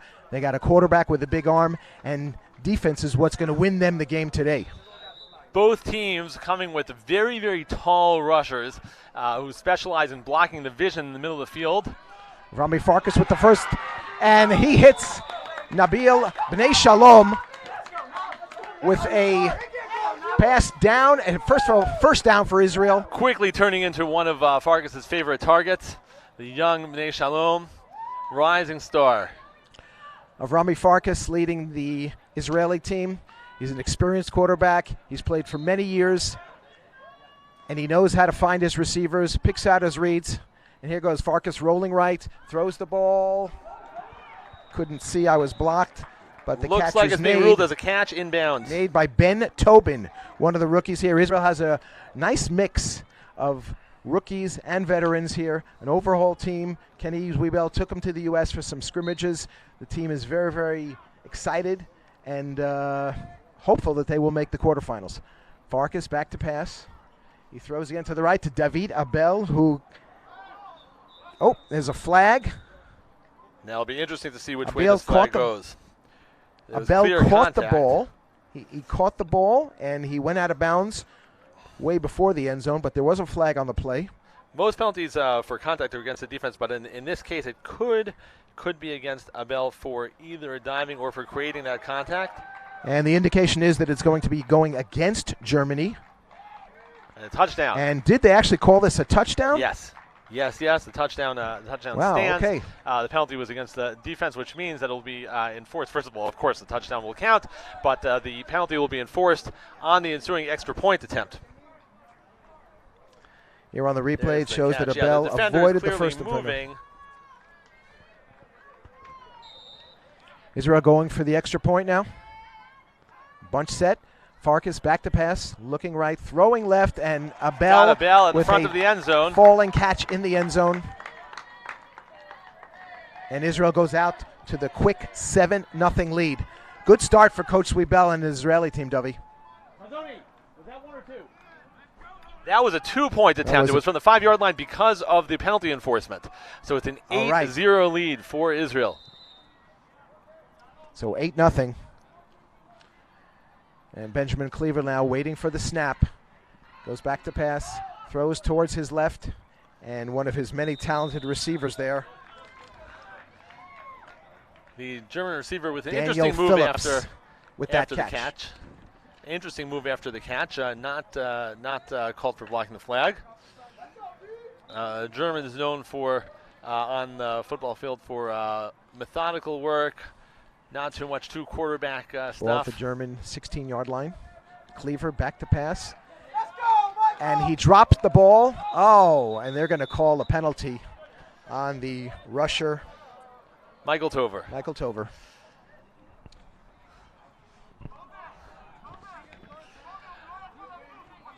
Tover, somewhat annoyed. He was going for the flag, ended up getting the ball, which could have been called protecting the flag, and instead he's called for the penalty himself for pulling the ball out. And that'll give the German team a first down. First down. Just across the midfield line. Yes, not where one typically wants to have the first down. It's good to have the first down, but you'd rather get that extra play by putting the ball or getting the first down just before the midline. Exactly, Danny. Cleaver back to pass, throws towards his left. And there's a missed flag. Couple of missed flags there. And that was, again, one of their very, very talented receivers, Michael Bell. Michael Bell on that catch. And they are situated inside the 10-yard line, actually what they call here the red zone, at the 6-yard line. So Israel's going to have to tighten up the defense if they want to prevent the Germans from scoring here.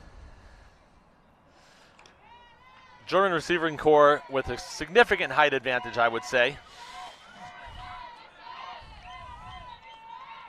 No rush. Cleaver back to pass, throws to his right, and a easy touchdown there thrown by... Bit of confusion on the Israeli defense there on the assignment. Benjamin Cleaver throwing to number 10, Fleming Klein, one of the Klein brothers. There's two Kleins here, both of them very, very talented receivers, and that one was caught by Fleming.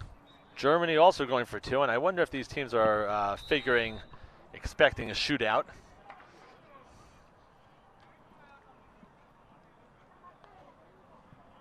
Cleaver brings his team up to the line. Snap to Cleaver. Tover is pulling the flag. Tover with the Michael sack. Tover again. He is becoming a force to be reckoned with in this tournament, Dovey. Yes, and here, facing the tall German quarterback, the obstructing the view is not as much of an issue, but he still uses his good handwork to get the sack and keep Israel with a 2-point lead. Okay, Bnei Shalom, David Abel out there towards the left, and this one goes to Gideon Rice over to the left side. Nice short gain for Israel.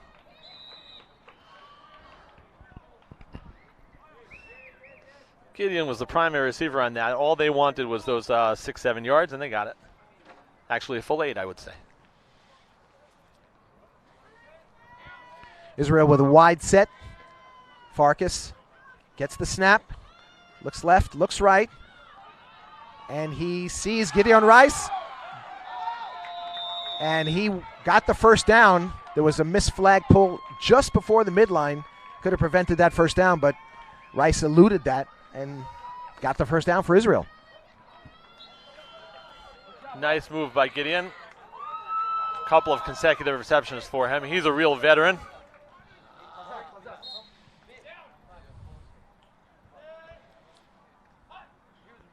Farkas again with the ball. Looks right, looks left.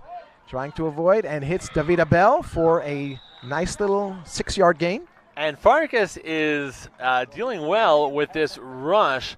The German rusher really towering over him, obstructing his view. We've seen a couple of jump throws, but he's managed to get it in there to his receivers very effectively. Okay. Farkas waiting for the snap, takes it, sees Gideon Rice to his left, and now throws it long to Bnei Shalom in the end zone, and he comes down with it. In between two defenders, Bnei Shalom with Israel's second touchdown of the day. That was a dangerous pass. Shows an incredible amount of faith that quarterback Avrami Farkas has in his receivers, including his young receiver, Bnei Shalom. Here we see he looks, he fidgets, he buys himself a bit of time, and heaves it. Bnei Shalom just went up and got that ball in the middle of two German defenders. Just a great athletic play by Nabil Ben Shalom. Yes, really a perfect pass and an incredible catch. Israel going for one. Farkas looks right again, throws it, and this one is picked off, and finally has the flag pulled to stop Germany. But Israel goes out to a 14-6 lead now. I'm very impressed with the quarterbacking of Avrami Farkas for Israel. I know, of course, he's a star quarterback, very experienced, but the way that he's able to make those jump passes. Very impressive. Well, that last one was more Nabil Ben Shalom than it was Rami Farkas, but oh, no question. Nabil had to go up and get that, had to make an incredible play, but the ball was placed it was where he could exactly possibly where get it should have been. Correct, you are. It was just a I'm great not play. sure I could have even done that every time. Back in your heyday, maybe, Dovey. No heyday here. No heyday. Give yourself some credit. Everyone has a heyday. Maybe some hay. Germany Very few at days. their own 10-yard line. Cleaver back to pass, throws over to his left to Fabian Offenbacher. That was a nice button Germany's hook there. very Nice, talented wide receiver.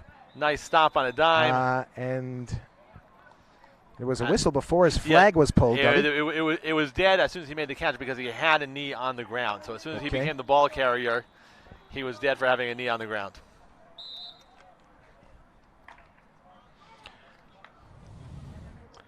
Nabil B'nai Shalom just walked by us and gave us that wink like, hey, you know, what do you think?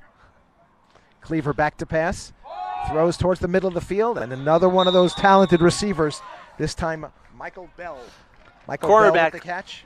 And cornerback Effie Michan thinking interception on that one. He had dreams in his twinkling in his eyes of a pick, but pass was completed. Germany gets their first down on this drive and will now start anew from the 20-yard line. Fleming to the right, Achenbacher to the left.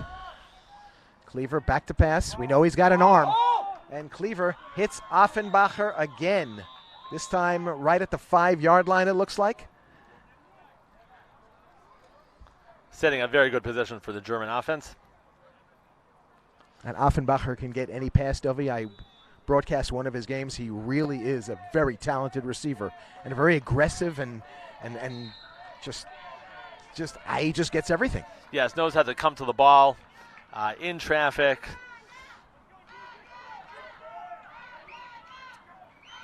Cleaver back to pass here, and he decides to run and avoids the flagpole. And finally, Michael Tover gets it, but there is a flag on the play. Tover felt he had the He was sack. over the line. I think he was over the line when he passed it. So, an illegal throw there. Yeah, so they're spotting it back. Germany now backed up to its own 11-yard line. 5-yard penalty and a loss of down. This will be third down for the Germans. Israel's defense is being tested early here.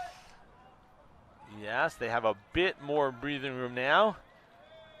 11 yards instead of 6. Very, very important stop. I'd be thinking from if I the were Israeli Germany, side. I'd be thinking about maybe a fade of some sort.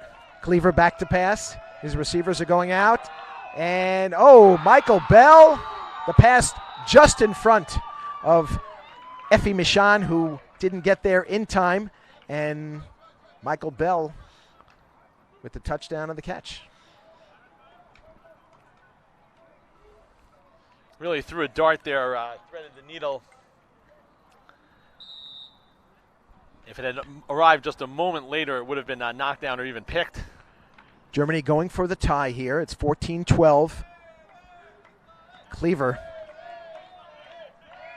a threat to needle the ball into any tight spaces. Cleaver back to pass. He throws over the middle, and again, Fabian Offenbacher pretty much all alone in the center of the field catching that two-pointer. Yeah, that looked like some sort of a broken coverage or broken assignment there. A little bit too open. Simple button hook. No real Israel defender even near him. Right, Israel takes over from their own 5-yard line. Rami Farkas gets the ball. Looking for a receiver and finds Nabil B'nai Shalom. Again, crossing route. Makes it up to the 14-yard line. So a nice little gain. Nice little gain. So far the offenses have been in control of this game, Dovey. Yes, neither defense with the stop. They've been playing very well, but the offenses have come through. Israel will actually start at their own 12-yard line here, so a 7-yard gain on that play. Rami Farkas with the ball, the snap, looks over to his left again for B'nai Shalom. and there was some confusion to whether the flag was pulled, but it in fact was. But Bnei Shalom made it up to the 20-yard line, so Israel's looking at a short first down here. German defender made a very nice grab with his left hand. Everyone thought he was going to make the grab with his right hand, and then they thought he had missed it. But he made the stop. Farkas gets the snap, looking left and throwing Going left down long. the sideline to David Abel, and he's got the touchdown. Is it a touchdown? I couldn't see believe whether it's the going flag to be was first pulled, and goal from the 3. and it was pulled before he got into the end zone. So David Abel with a long reception. David Abel faked him over at the 15-yard line and got the ball just before the end zone. And as well as Avrami on the Farkas on the first couple of drives, dealt with that rush in his face. He has been making a point of releasing it earlier on this drive. Ben Tobin split right. Nabil Bnei Shalom split left. And Farkas was looking for a bell towards the back of the end zone, but the ball was just thrown a little too high. Germany ball with Israel up 20-14 in a pretty offensive first half, Dovey. And so it's still Israel ball. It's still correct. Yes. Israel still has the ball. Farkas looks right, throws towards the left Gideon to for the Gideon Rice, who score. has the touchdown. Gideon Rice scores Israel's third TD of the day.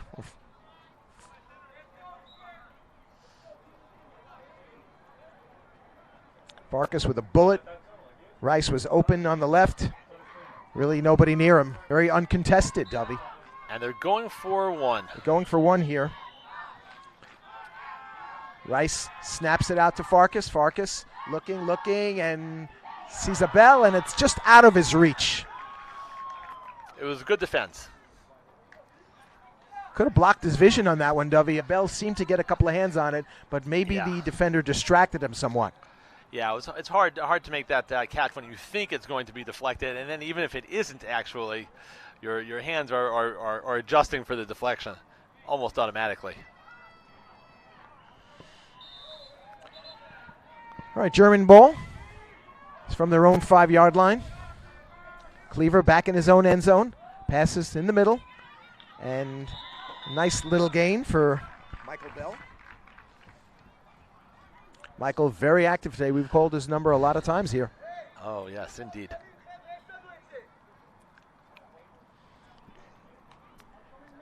Israel would love a stop right here before the first half to go into the first half with a little bit of a lead.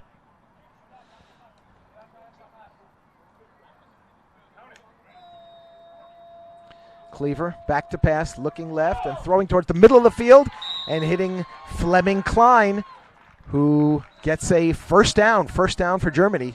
Not even a full yard over the first down marker. So they do have a long way to go to get that touchdown now. Being spotted exactly one yard past the first down marker. This is a good position for a defense to be in.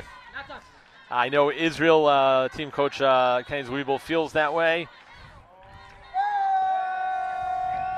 And the Israeli defenders are giving quite Cleaver a cushion with the here. Ball, looks to his left, and the pass is tipped and intercepted.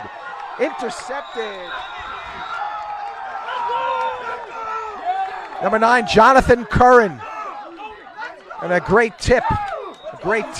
Israeli team going crazy here on the bench. Got to see the replay to see who tipped that ball, but it looked like it was Chazoni's Chazoni's tip, and he tipped it right into the hands of Jonathan Curran, one of the new stars on defense for the Israel team, and Israel takes over and now just taking before over the with half. good field position. Expect this to be less than either much more or And much we have less. Tzvi Greenstone than 10 at yards. quarterback. He's going to try to get out right. Greenstone stopped just before the first down. He wanted to be stopped just before the first down. Now they're going to take 2 deep shots. Israel going with their second quarterback. Greenstone doesn't see much time, but they do put him in here and there, a la Taysom Hill for the New Orleans Saints. A little bit of a change of pace. Greenstone is more of a threat to run. Would you say so? Yes, no question. And here they are not interested in running at all, and they're not interested in any gain of less than 5 yards. I know that this is the Israeli coaching staff's philosophy. Here they're facing a 2nd and 1 to the middle. They'd rather have an incomplete than a 2-yard gain. 2 minutes to go. Zvi Greenstone quarterbacking the Israel team. A quick back from Avrami Farkas, and the ball is tipped and intercepted by the Germans. And pull by Zvi Greenstone, but there is a flag on the field. The question is whether it was before or on the pass or afterwards.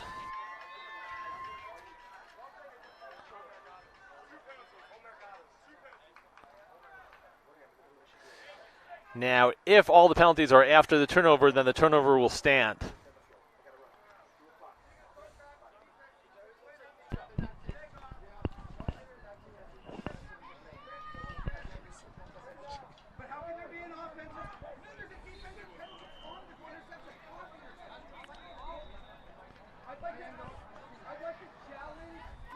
And Kenny Zwibel, the Israel coach, is challenging that call. What seems to be the issue here, Dubby? Well, Kenny thinks that the penalty was called on the interceptor before the turnover and actually causing the turnover. I don't think that is what the referees are calling. Kenny thinks that that there was contact with the quarterback's hand. The interception will stand. Yes. We should make that clear to our audience. Just where the ball is placed is now the discussion. And note that is actually Israeli referee Omer Sela making the call, which is effectively in favor of the German team, as one would expect. Is all the officials here are of the highest integrity.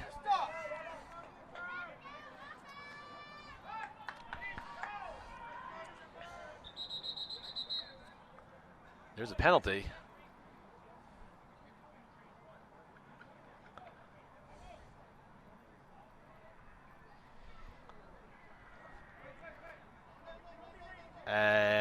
The penalty is against Israel. However, I believe Israel intentionally took that penalty, and Germany is too clever for that.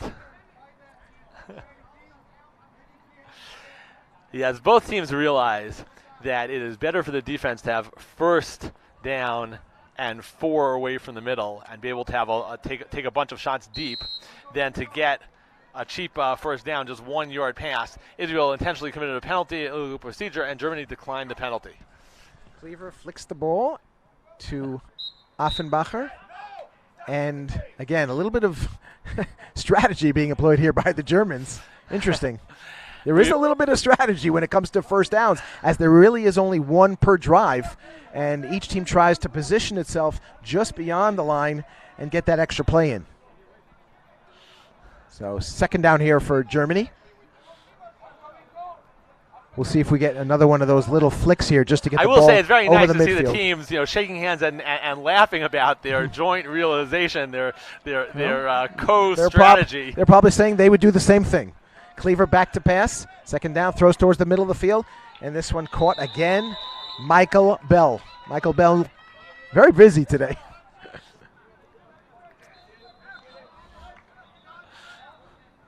Germany now with a first down.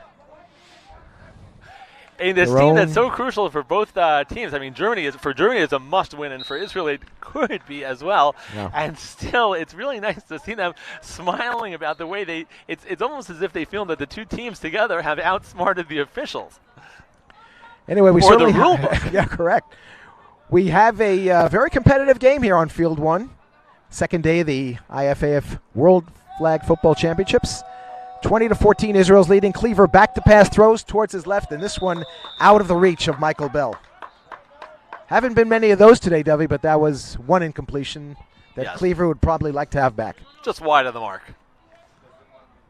1 more minute. We were just informed, as we don't have constant access to the clock, makes our jobs slightly more difficult here in terms of getting you the time. But we were just informed that there is 1 minute to play, so this could be really the last drive of the half. We'll Actually, probably not. Israel will probably get the ball back before Israel the will end get of the half. ball back, Yeah, but sure. speaking of tactical gamesmanship, part of the consideration here for Germany is how much time to use For on Phillips, these plays. Fleming, and the pass is to a diving Achenbacher who makes the catch at the German 10-yard line. But this is going to bring up third down. Third down, Germany will have 2 attempts now to stuff it into the end zone and tie this game, pending, of course, the extra point, whether they go for 1 or 2. But let's see if Germany can get the ball in. 30 seconds to go. Expect aggressive Cleaver, defense by back Israel. to pass. He's Fleming crossing the middle, but hits Michael Bell again to his left, and Michael avoids the flagpole. There's a flag. He avoided the flagpole, and he got into the end zone. Michael Bell ties this game. That Cleaver to Bell combination has been working all day, W. Israel's going to have to solve that. And now, an interesting decision for Germany. And the official ruling just came down. Touchdown for Germany. Cleaver to Bell. And we have Germany, a tie game here. In a tie game, Germany going for 2, and I believe the reason they're going for 2 is because they've got the half the distance. They'd rather have half the distance out of 10 yards than out of 5 yards and get a chance to go for 2, even though, of course, in a tie game, often you would expect to see a team go for 1. But they've got the whole second half ahead of them, so there's probably still plenty of scoring ahead of us. Cleaver under center. They're going for 1 point. Cleaver rolling left, looking right, sees over the middle Fabian Achenbacher, and he gives Germany a 1-point lead, 21-20 just before the half here, W. Let's see if Israel can mount a last 30-second rally here.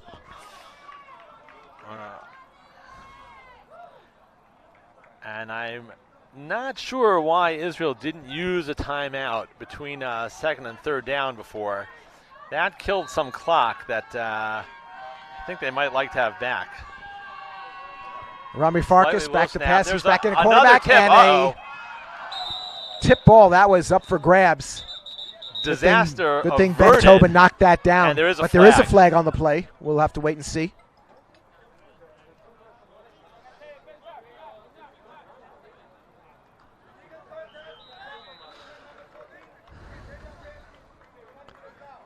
Illegal contact on the German So defender. Israel will have the ball on the, Israel's got the ball at the 15-yard line.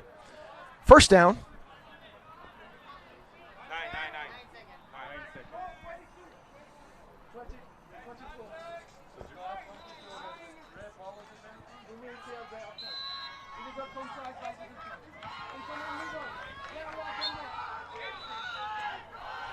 Israel trying to mount a last-minute rally here just before the end of the first half. Farkas rolls to his left and heaves the ball down towards B'nai Shalom, but that ball's not going to get by Fabian Achenbacher. He's too good, and that was just thrown way too high. Not even Nabil B'nai Shalom can come down with that one, huh, Dovey? Well, that was a very significant height advantage for the German defenders. Of course, there were a few of them there. There was no way it was going to get by. And will the Germans attempt a bomb in the remaining moments? Israel calls timeout to organize themselves for what looks to be a heave by the Germans. They have to be very careful here, Dovey. Benjamin Cleaver has the ability to throw the ball into the opposing end zone from his own 5-yard line. That's right. So they got to watch out for any potential Hail Marys that they can score on here. I don't see a tremendous amount of height on the Israeli defensive side. We see two defenders up. That's probably to prepare There's for two a potential blitzes, right. two quarterback Svi set. Greenstone and Michael Tover ready I to wonder blitz. if They both both of them have their will- hands up. Israel It's has quite to be possible that very one will careful in this immediately back situation. up. They have to be very careful in this situation, Dovey. They have receivers who can go up and get the ball. So they have to They put are both pressure on coming. Cleaver. And Cleaver heaves the ball down the field. Oh, and the ball. Wow.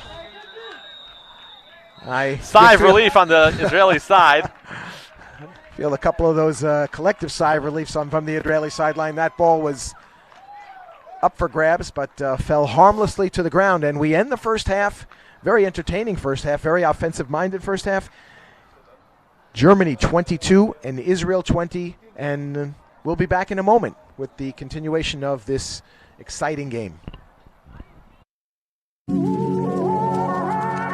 Jerusalem is modern, ancient, it's hectic, patient.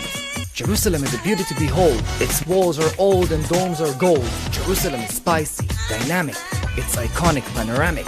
Jerusalem is inspiring, unique, it's simple and chic. Jerusalem is brimming with styles, vibrant, charismatic, abundant smiles. Cobblestone streets, colored with sweets. Eclectic orchestra of authentic beats. It's the shoot, the basta, the shawarma. It's all about good karma. It's people, gates and views, culture, art and muse. Jerusalem is tradition, innovation. It's about openness, recreation. It's a city, destination, a goal. Jerusalem is how it feels to behold. It's the knowledge, the courage, the drive to create. It's the source, the spirit, the reflection of faith. Jerusalem is Israel. It's Mediterranean chill. Jerusalem is real.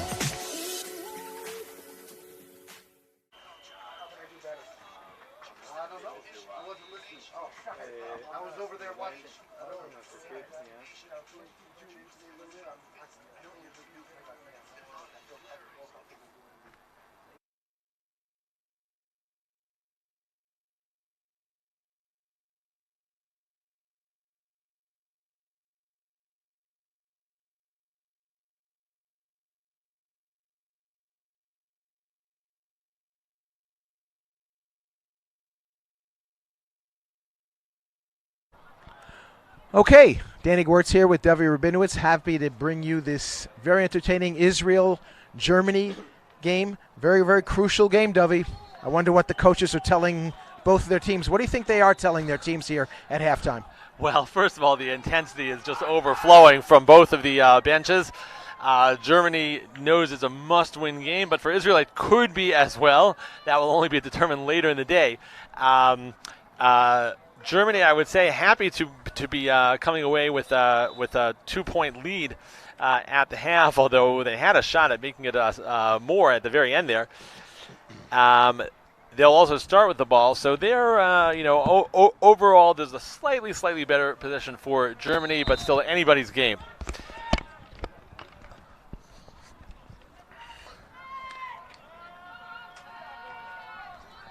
Okay, Germany ready to begin the second half here at their own 5-yard line. They're up 22-20, and Cleaver goes back to pass, getting the snap, avoiding the flag pull from Michael Tover, and Offenbacher gets the ball. There is a flag. Tries to dip his way close to midfield, but there is a flag on the play.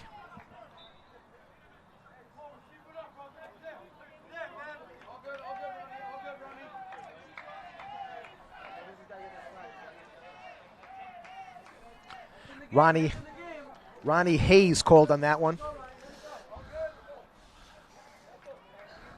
And Coach Zwiebel said to me earlier that he's not too worried about the height advantage that any team can pose against them because of his backfield combination of Ronnie and Donnie. That's Ronnie Hayes and Donnie Eastman. They're not as tall as most players they're not as tall as the tallest players on most teams, but Coach Zwiebel feels that he can outleap just about anyone. The Israeli defenders clearly are having trouble with the taller and a slightly more aggressive German receivers. They've been terrific today, these German receivers. Yes, and it's not. They're using their bodies to their advantage.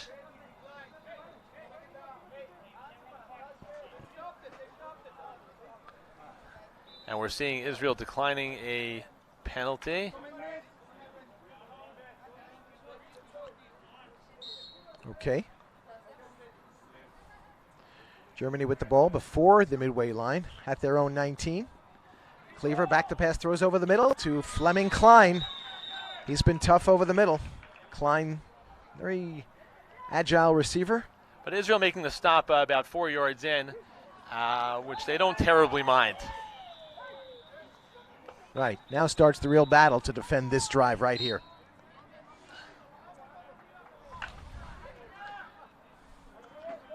Let's see if Michael Tover can harass the German quarterback, Benjamin Cleaver. He has had time, Cleaver, and has avoided the flagpole on several occasions. Cleaver Yes, back to pass, looking left, and through the hands, that was a hot one, through the hands of receiver Fabian Achenbacher. Cleaver and Tover, each for their height, have a lot of agility. They make quick moves, considering their high center of gravity. Cleaver has evaded Tover several times, just for an instant, enough to get away a pass that he wanted.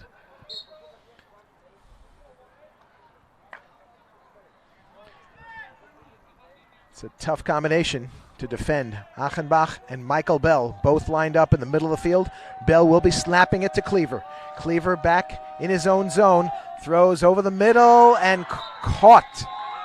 And a pull, but deep into Israel territory. That is Daniel Phillips. And One it of was the a many well-timed tall, route. talented German receivers out there. A well-timed route, keeping the ball out of the reach of the Israeli defender. And I should say defenders. It was really sandwiched between two defenders. Germany with the ball deep into Israel territory at the 7-yard line, knocking on the door again. The score is 22-20, and Israel can't afford to fall behind this early in the half.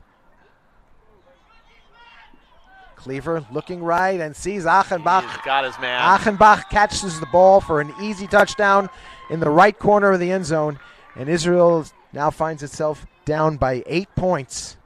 And Germany will try to make it a 2-score game. And you know these halves, they roll quickly and it gets late early, Dovey. 2 scores would not be good for Israel. I mean, there is plenty of time. But this point will be significant. Crowd swelling to a couple of hundred people out there. And of course, that's just the people that are braving allowed the here cold with and COVID overcast restrictions. weather here in Jerusalem. Bell, Cleaver under center.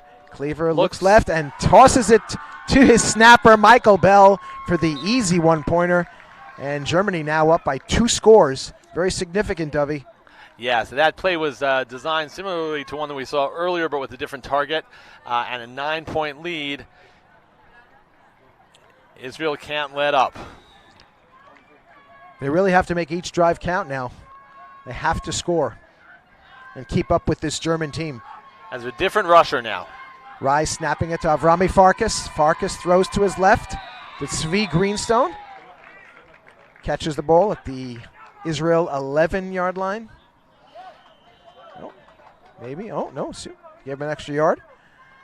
So Israel has the ball at the 13-yard line. Greenstone is in there, and he's also a very capable quarterback. So don't be surprised to see an occasional He's two really a quarterback jack of all trades. Farkas gets the snap, looking over towards his left, and Nabil B'nai Shalom stepped out of bounds just before the mid-lay line, back a few yards before. So Israel will have an important third down. Careful to point out to the officials how his player had stepped out. Combination of good sportsmanship and savvy tactics.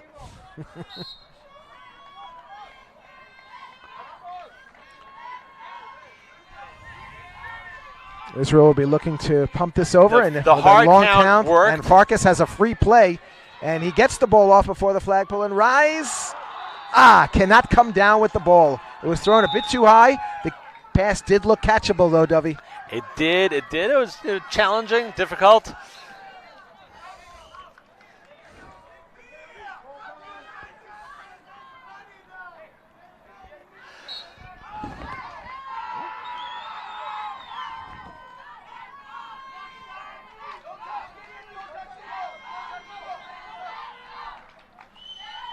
Israel making a substitution. Davida Bell comes in the game for Tzvi Greenstone. Rise, snaps it straight to Abel and then to Nabil B'nai Shalom, and he gets across the midfield for a very important Israel first down. Direct snap. Crucial first down, and Nabil turned that into a full 6 yards into opposition territory. Israel with the ball now at the German 19-yard line, 19 yards to go for a touchdown. Farkas with the ball. Here comes the rush. Farkas lets loose, way over the head of B'nai Shalom. He did have him open for a second, though, Dovey. He had a window, just overthrew it.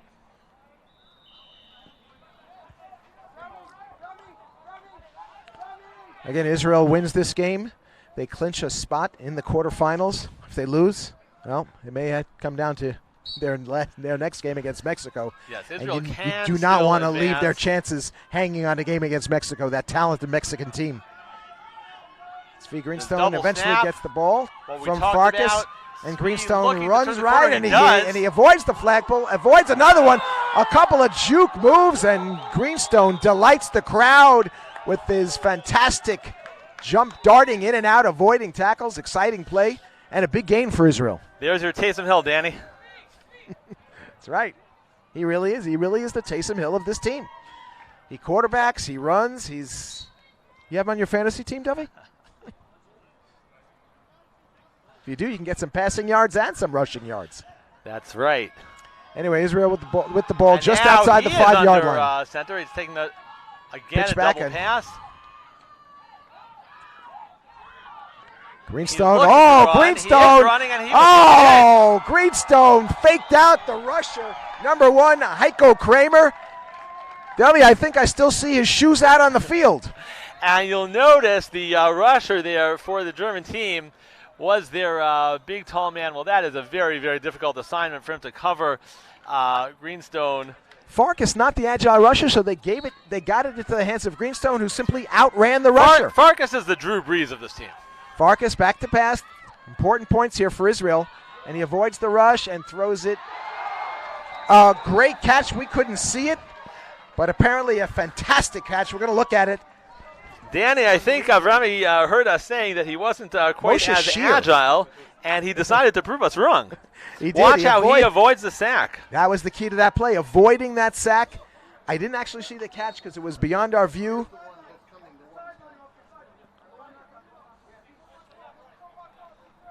Okay, Israel. Germany, we're now with the ball.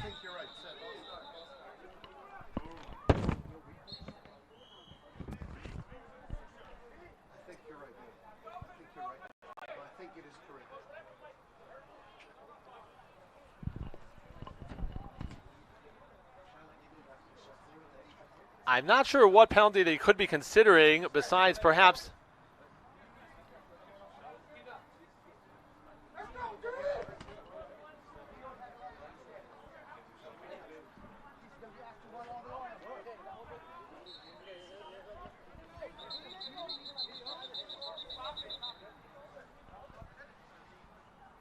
We're hoping for a replay of that fantastic and now catch. the on officials side, are but conferring.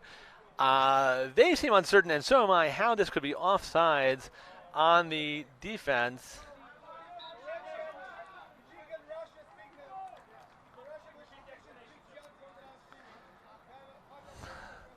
We were all correct, but it doesn't make a difference.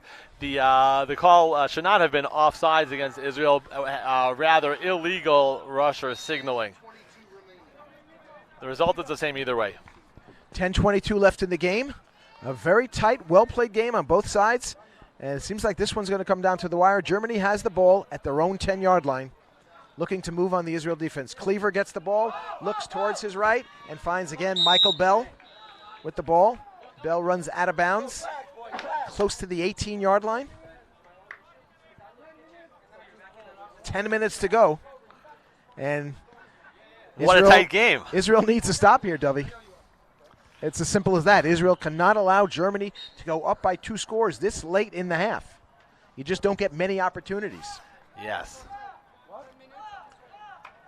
Germany with the ball actually at their own 21-yard line. They need 4 yards for a first down.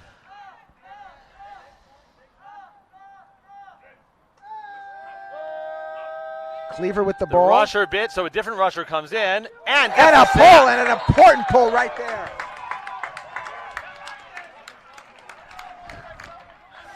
That play worked out so perfectly for Israel. The hard count got Michael Tover to bite. What teams sometimes do in that situation is have the initial rusher drop back and a different rusher come in. A different rusher came in and recorded the sack. That was Jonathan Curran on the great defensive play, and this is a crucial play in this game right here, Dovey. And that takes such incredible coordination for a defense to manage that without some assignment being dropped. Cleaver back to pass, looking towards the left side, and just beyond midfield is Fleming Klein, again coming up big for the Germans. He catches it for a first down. And Israel just having a tough time stopping Germany moving up the field. It was a very well executed play, a very deep drop. The quarterback having no trouble gunning that ball in exactly when he needed to, where he needed to for the first down. Michael Bell snapping it to Cleaver. First down for the Germans. Cleaver back to pass, throws it again to Fleming Klein. So there is sure-handed receiver. And again, Israel on their heels deep in their own end zone. Well, these passes are so perfectly placed from a quarterback in such a deep drop that there's very little that Israel can do against that. Their defenders feast on interceptions normally, but the ball is just placed where you cannot intercept it. Obviously, they're waiting for some sort of miscue, mistake, opportunity to present itself. Cleaver showing a lot of accuracy. Anyway, he gets the ball right now. Rolling to his right. And the ball is, knocked down by Effie Michan. Great play by Effie. And actually almost picked off, but just out of the reach of a diving Ronnie Hayes.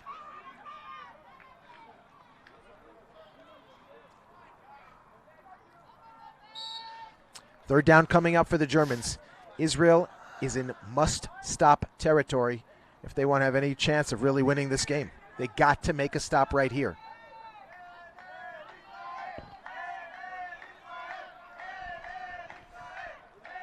Cleaver back to pass, looks left and finds Fabian Affenbach. And it's going to bring up a fourth down at the 5-yard line. 7 minutes to go. Comes down to this pretty much. Very, very key play, obviously.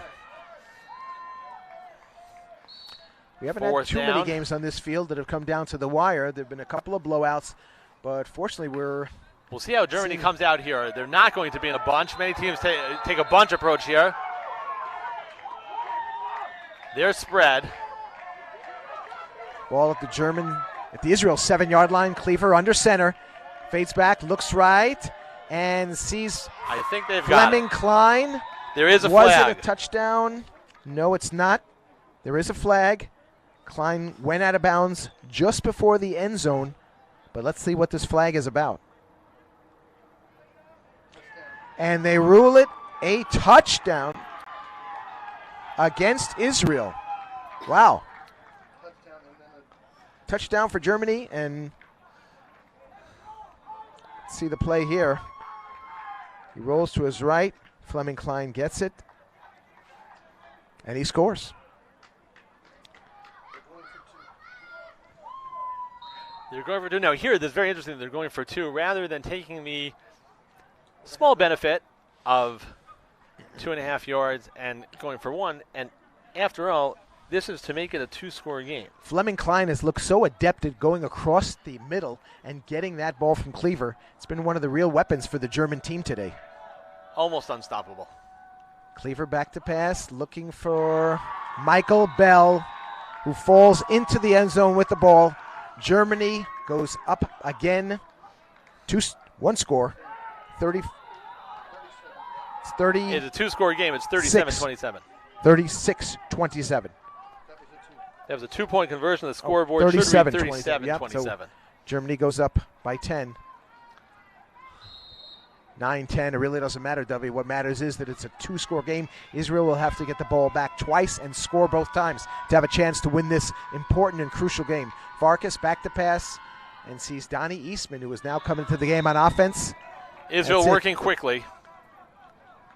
Coach Kenny Zwiebel pulling out all the stops, getting Eastman in on offense for the first time today. That's right. Coach Zwiebel told me that Eastman may see some time on offense, and if he's in, that means it's a crucial time and Israel has to score. So Eastman playing both ways. Farkas with the ball and throws long to B'nai Shalom, and he gets the ball ahead of the defense, and he runs in for the touchdown. A great touchdown for Israel, and more importantly, a quick touchdown for Israel. That's just what the doctor ordered. B'nai Shalom slipped in between the 2 German defenders, ran about 10 yards into the end zone, And a big celebration for Israel, and Israel's right back in this with an opportunity to get the ball back to score again. Back in business. But they must hold the German team. That's been easier said than done today. Going for 2 here. Pitch back, Farkas to Greenstone. Well. Greenstone again. He's having a tough time keeping up with Greenstone. Oh, buys himself plenty of time, but it's hard to find a defender in this sort of situation. Greenstone running back, and the ball falls harmlessly in the end zone. Quite a collision between the German defenders.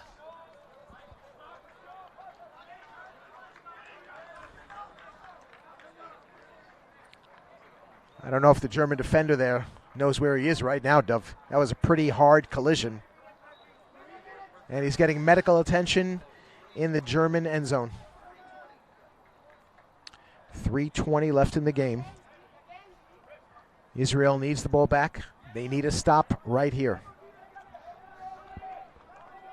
And the German defender gives the thumbs up, able to walk off under his own power. And always good to see that, Dovey, after a collision like that. Oh, yes, indeed.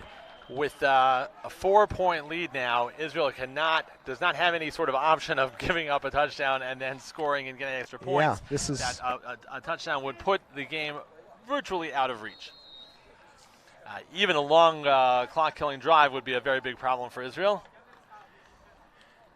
Israel looking at a huge defensive stop here. They need this to give them a place in the quarterfinals of the 10th edition of these World Flag Football Championships here in Jerusalem. Comes down to this series. Up front. Cleaver back to pass and throws.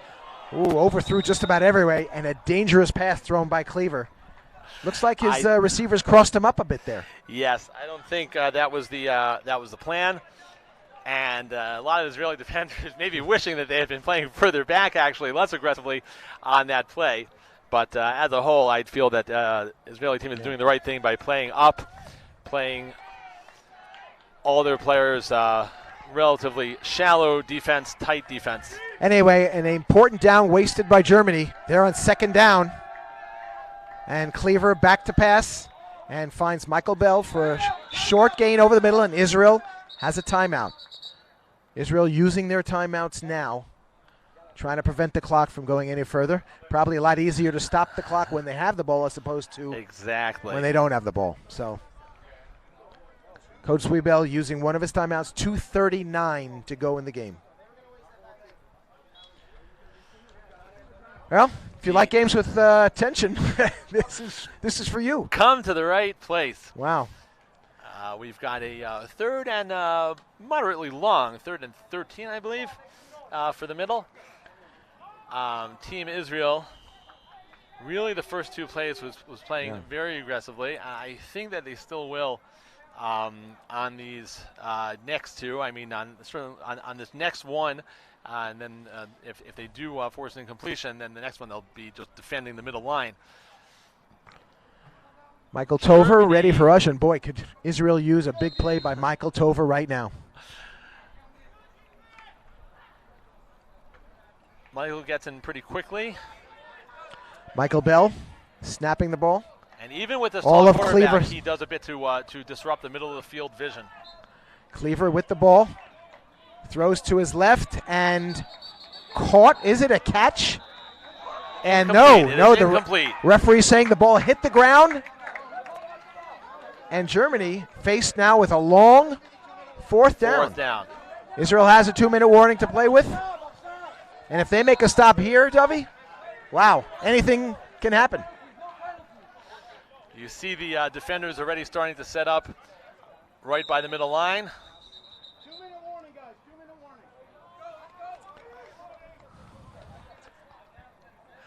I wouldn't be surprised to see Donnie Eastman set up a bit behind the middle line, spy into the backfield, and also be ready for a surprise bomb.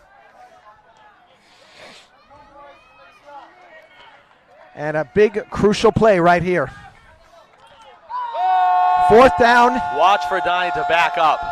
And he is already backing up. 14 yards for the 1st down. Cleaver goes back to pass. He's got to throw it at distance, and he does, and he's got, wow, Daniel Phillips got behind the defense I don't know if they were expecting that, Dovey, but Phillips beat him deep. There was always that possibility, as I said before the play. Israel had to be ready for the bomb. Still, it's a gutsy move by Germany, and it paid off.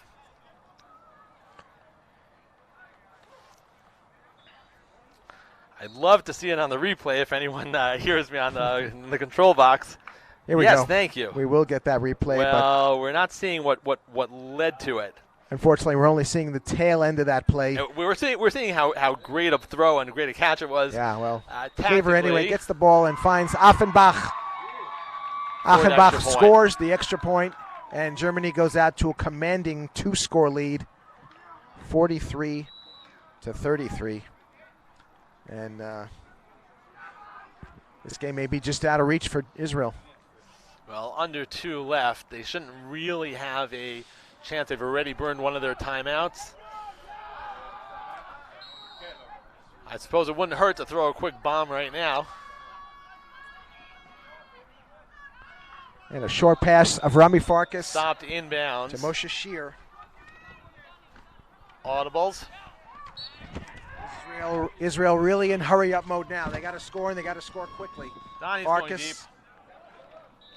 Moshe Shear steps out. Shear again.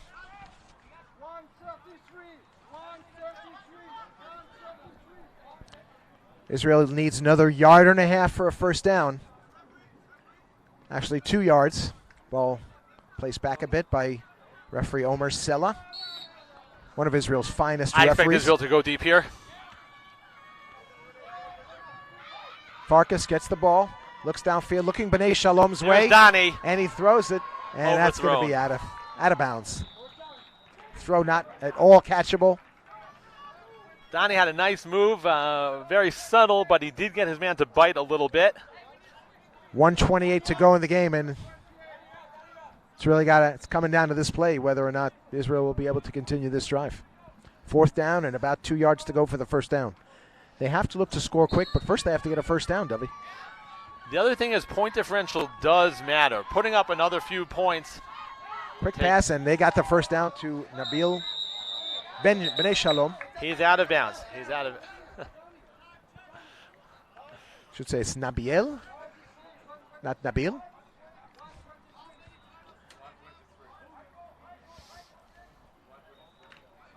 And they actually turned that into a nice gain.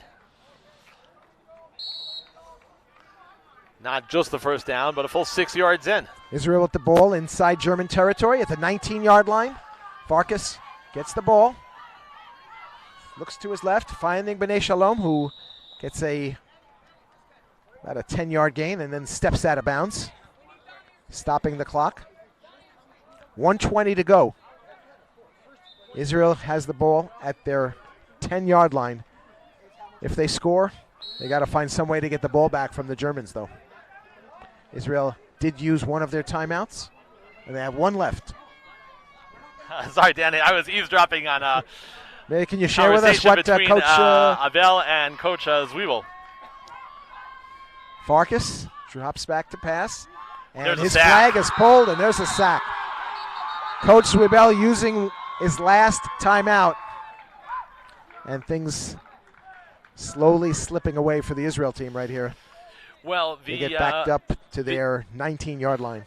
The result has not been in doubt already for a good few minutes, but the point differential could prove decisive in deciding if who there's a advances three-way the playoffs. tie. If there is a three-way tie, then those points are. But if two teams are Right. tied for second place, then it's really head-to-head. Yes, but Israel can't, and Germany won't be in a two-way tie for second place. The only way there could be a tie is if Israel now goes ahead and beats Mexico. That would force a three-way tie. That's a tall task for the Israeli team. Anyway, Farkas has the ball, throws towards his left, and that ball is intercepted. And any hopes Israel has of coming back in this game have just been doused. Well, it puts the game on ice, but the hopes were already over for that. Again, Israel has to look ahead now to the final game, which will be the decisive game against Mexico. Germany also has to look to that game. Germany has not secured their place in the playoffs yet. It depends on the results of that game. Yesterday, Germany had a good but close loss to Mexico, so it's all going to come down to that game. Germany does want to try to hang another point on Israel here for the sake of that potential tiebreaker. Cleaver back to pass in his own end, looking just to make some sure passes. Interception is not something he needs right now, and Cleaver has been right on spot with his short passes today. Bell with the snap to Cleaver, looking downfield and heaving it downfield to Achenbach, and he makes an incredible catch between Donnie Eastman and Effie Michan. I'll tell you, it's been Achenbach, Bell, Fleming all day long. Really a terrific pass. Cleaver just heaves that ball towards the left side of the end zone. I was about to say, and Achenbach just comes down with it. Cleaver has both the ability, the reach, and unlike many players, he's not much affected by the very, very dangerous Israeli rush. His vision is not obscured. Cleaver back to pass, going for the extra point As here. we see here, he he is shifty. and finds Achenbach all alone. No Israeli defender within 10 yards of him as he scores the extra point. And Germany. And does this leave time for Israel to actually attempt to give Germany a bit back? Turnabout is fair play. Just give them some more points against, which are crucial for the potential tiebreaker? I guess it does.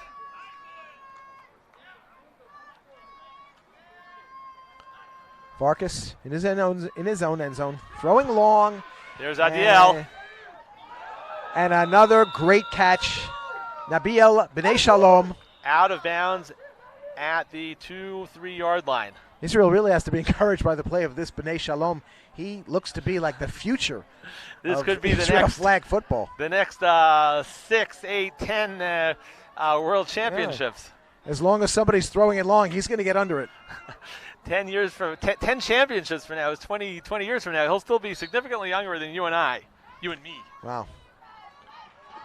There usually is an all-star team named after the tournament, and I have no doubt that Nabil B'nai Shalom will make that team. First team, second team, I'm not quite sure. But hopefully first we'll see him in the playoffs. David Abel catches the extra point. But again, elementary at this point. Israel does make it a bit closer. Oh, was not the extra point. No. We were thrown off. That was a touchdown. That was a touchdown. Right, B'nai Shalom did not hit and quarterback of Henry Farkas both thought that was extra point attempt. They didn't realize that B'nai Shalom stepped out of bounds before the end zone. Correct. Exactly. All right, well, you know what? And he stepped if the out Israeli of bounds. quarterback can make a mistake, so can I. No, not you, Danny. Never. Farkas back to pass. Here's the extra point. Throws it to the right side. And Gideon Rees makes the catch in the end zone.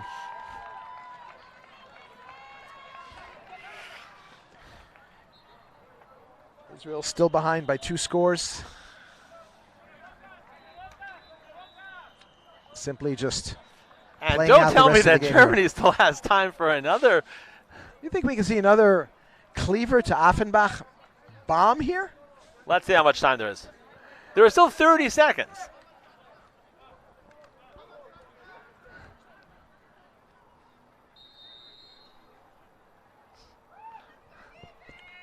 Okay, let's see what Cleaver has up his sleeve. And he's going to go conservative to Achenbach, dipping his way across the 15-yard line.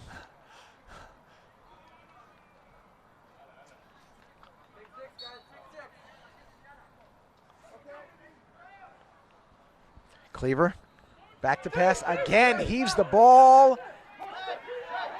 That looks like offensive pass interference to me. And the Israeli sideline calling for a pass interference on Daniel Phillips. But yeah, they were right. They're not going to get the call, though. But I'll tell you, these these heaves by quarterback Benjamin Cleaver And to his everyone is talented dangerous. receivers. There is a Everyone flag is on the dangerous field. and quite entertaining. Yes. You're just waiting there. And yes, they will do call get it. the call. Yep, they will call it. So they got it right. You know, you can tell? That's what I thought.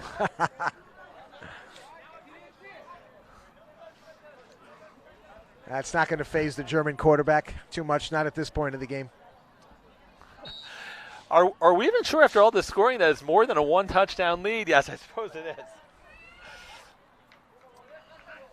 Cleaver under center, throws to his left, and Achenbach harmlessly goes out of bounds close to the 20-yard line. I'll bring up a 4th down for the German team. There are 7 seconds to go. on the clock. This just may be the last play of the game. Maybe Israel will have one more shot. We'll see another B'nai Shalom highlight. It's been a circus, a very entertaining show. And Achenbach with the ball, and he's dipping his way towards the end zone. And What a smart play by Donnie Eastman. he let him. Donnie Eastman purposely did not pull the flag. And in this case, Donnie Eastman did outsmart his German counterpart. His gamesmanship earlier did not work. The German, the German receiver could have taken a knee or simply dropped the ball to the turf to stop the clock for the first down. But Donnie won that battle of wits. The Germans win the game. And both teams, I think, having earned a lot of respect from each other, learned a lot about each other. And unfortunately, this is going to hurt Israel's chances to move up to the next round. They're going to need a Hanukkah miracle, even though it isn't Hanukkah anymore. They may need that miracle when they face the Mexicans. They'll need a big win over Mexico. Mexico, of course, right now the top-ranked team in the group, undefeated. Germany does have 2 silver medals in the 9 past World Championships games, so they have been there. They have a good team. They're talented. And look at this exuberant German group. The way they look today is no telling how far they can go. There's no telling how far they can go. I'll tell you, they gave Mexico trouble. And anyway, we'll be back with hopefully one of the. And so will they. Certainly, one of these two teams will be, and it's possible both.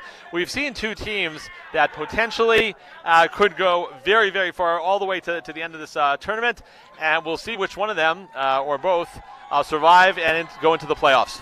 Thank you. We'll be back. Danny Gewirtz with Dovi Rabinowitz, and we'll be back in a few moments with the next game, maybe even an interview with one of the German stars of this game. Let's take a shot.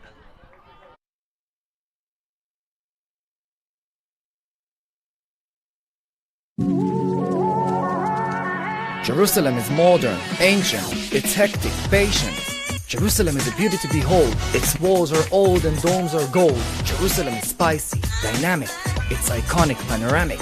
Jerusalem is inspiring, unique, it's simple and chic. Jerusalem is brimming with style, vibrant, charismatic, abundant smiles. Cobblestone streets, colored with sweets.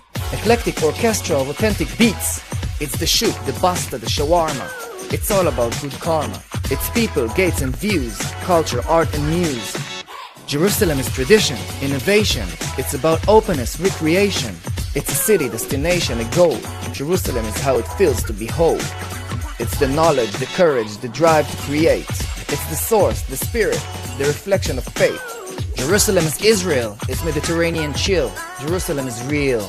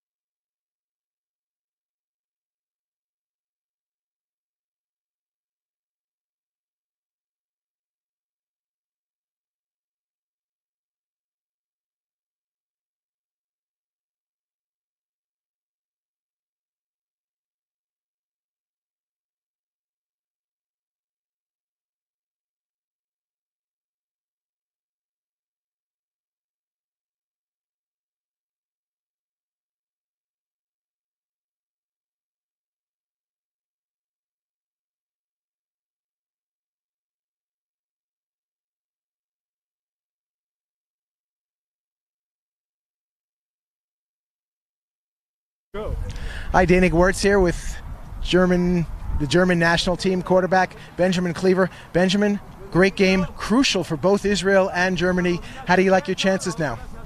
I mean, we knew it was a game for us, do or die, and because we lost to Mexico yesterday, so I mean, now we have a step in the door, I would say. Israel has to do their job now against Mexico, which will be tough. We have to win Thailand, obviously, but now we have a step ahead. That was the plan. You have an incredibly talented group of receivers. Fabian Achenbach and Daniel and Michael Bell and Fleming. And Daniel Phillips. Yeah, Daniel Phillips. Great receiving core. You must feel very, very confident when you go back to pass and you throw the ball, just thinking one of these guys are going to come down with it. Yeah, I mean, I said it to the team before. I've played loads of the World Championship, European Championships. This offense and this team we have this year is the best we ever had. And like this receiver squad, as you said, like, you know, if I throw the ball, there's a good chance that someone will come down with it. Yeah, and it seems every time you went back, there was a receiver catching your ball. Wow. Your next game is against Thailand. Probably going to be a victory for you guys. Israel has a much tougher task against the Mexican team, so the chances are more than 50-50 that you're going to move up into the quarterfinals. What are your feelings at this point? That's the plan. I mean, that was our main goal. Obviously, everyone here wants to take a ticket for the World Games. That's why you have to reach the playoffs. And as I said, we're one step closer. It's not done yet, but as you said, we have a good chance against Thailand and hope we will do it. Fabulous performance by you and your core of receivers there. You guys are going to be tough to beat if they get to the finals. So good luck to the German team, and thank you very much for a couple of minutes. Oh, I did want to mention one more thing. Benjamin Cleaver is organizing in his hometown in Waldorf in Germany. We're organizing in Germany, and he'll tell you about the Big Bowl, which he's organizing. Yeah, we're organizing Big Bowl, which is an international tournament with over 14 countries attending, 63 teams, ladies division, men's division. You guys have been there a couple of times, like Danny has been there, Eastman, and yeah. Yeah, okay, great. So it's a good way to make and sustain friendships. Thank you very much, and look forward to our next game.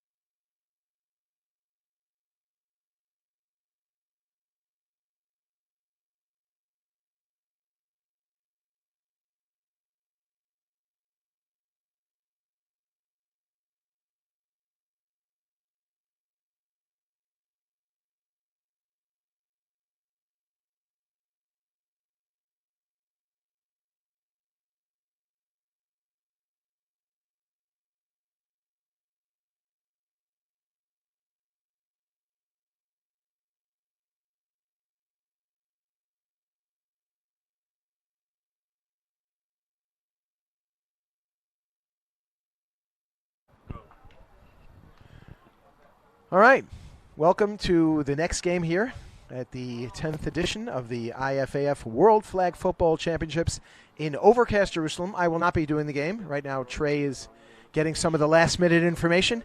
We just witnessed a very entertaining game between Israel and Germany. Israel losing a crucial game, which may cost them a spot in the quarterfinals.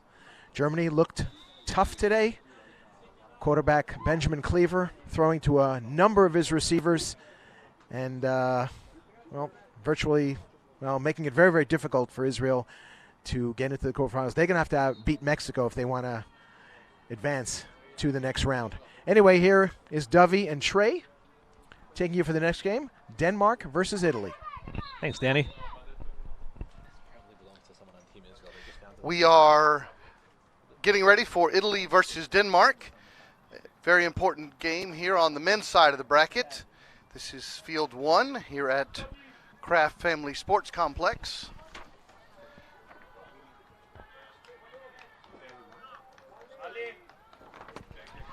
The officials have gotten everybody ready to go. The referees for today's game between Italy and Denmark, Ramal Coleman is the referee from the USA. The field judge is Alex Eriksson from Norway. The down judge is Marcus Alaves from Brazil. And Jukata Lehtinen from Finland is the final official.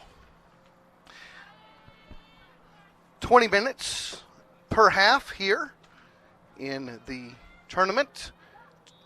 Running clock situation until you get to the 2-minute warning. And you must make 4 downs to get a first down past the midway mark, and then you have 4 downs to score. And Denmark will start on offense first at their 5-yard line. And this game will determine the winner of this group. Both Denmark and Italy have all but clinched. In fact, they may have each clinched playoff spot, but there's a very big difference between winning the group and being in one of the top 4 spots as compared to sneaking through as a number 2 seed and having to face a very tough initial competition in the playoffs. Denmark, first play of the game, slant route on the left side is caught, and the flag will be pulled at the 14-yard line, gain of 9 on that throw. Fredrik Ermler, quarterback for the Denmark team. Their head coach is Kasper Emil Linden. Denmark huddling up here. It is 2nd down and 11 yards needed for the midline. 2 receivers left, 1 right. Snap is back, rush is on, throwing it to the left side and not able to bring it in is Holmstrup. 3rd down coming up.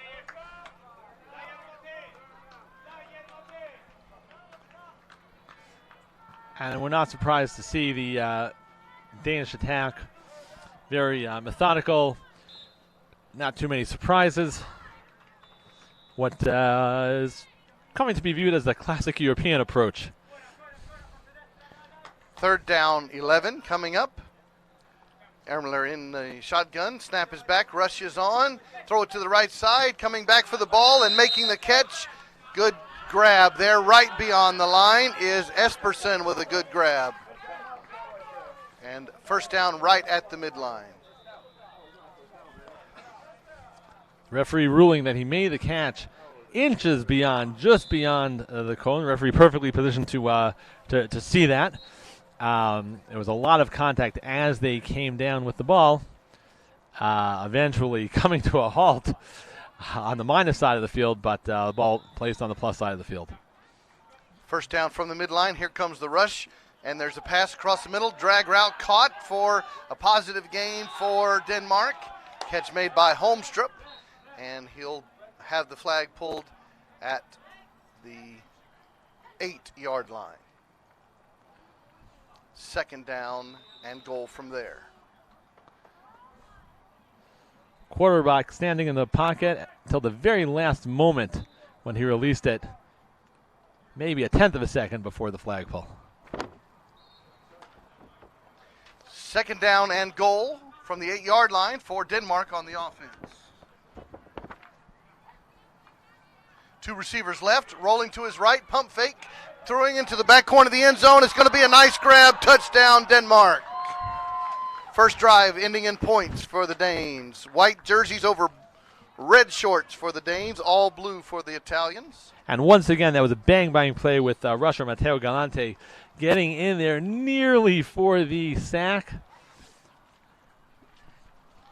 So a 6-point lead for the Denmark team, and they're going for a 1-point conversion from the 5-yard line here.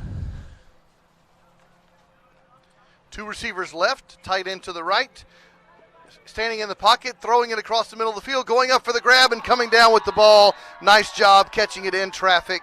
That catch made by Jonas Hansen, and Denmark leads 7-0. Great concentration by Hansen as the ball was slightly juggled in traffic, going to the ground and securing the catch. Italy's first possession of the ball game. Luke Sakradka is the quarterback.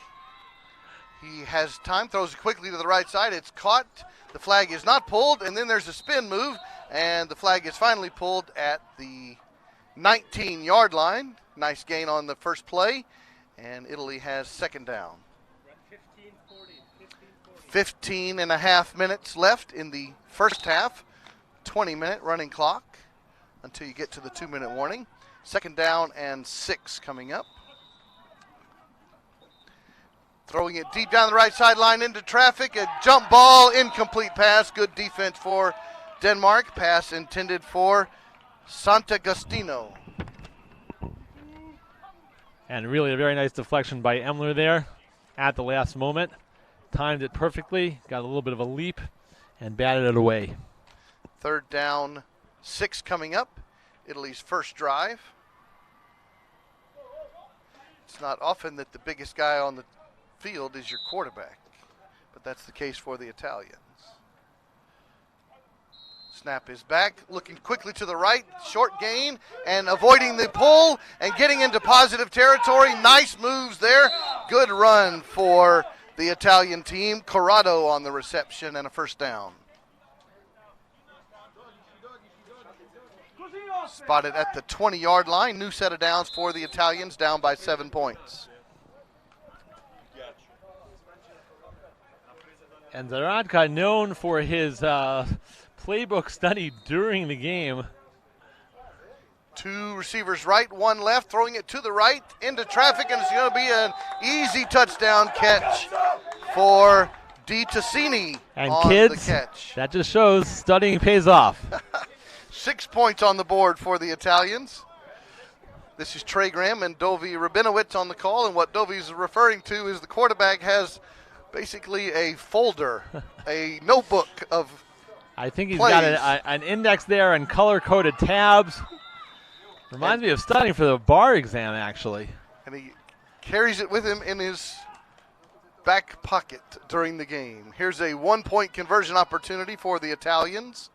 Snap is back, looks to the right, comes back to the left, throws it sidearm into traffic, and the catch is made, and the 7-point is on the board for the Italians. Sek Tomsier.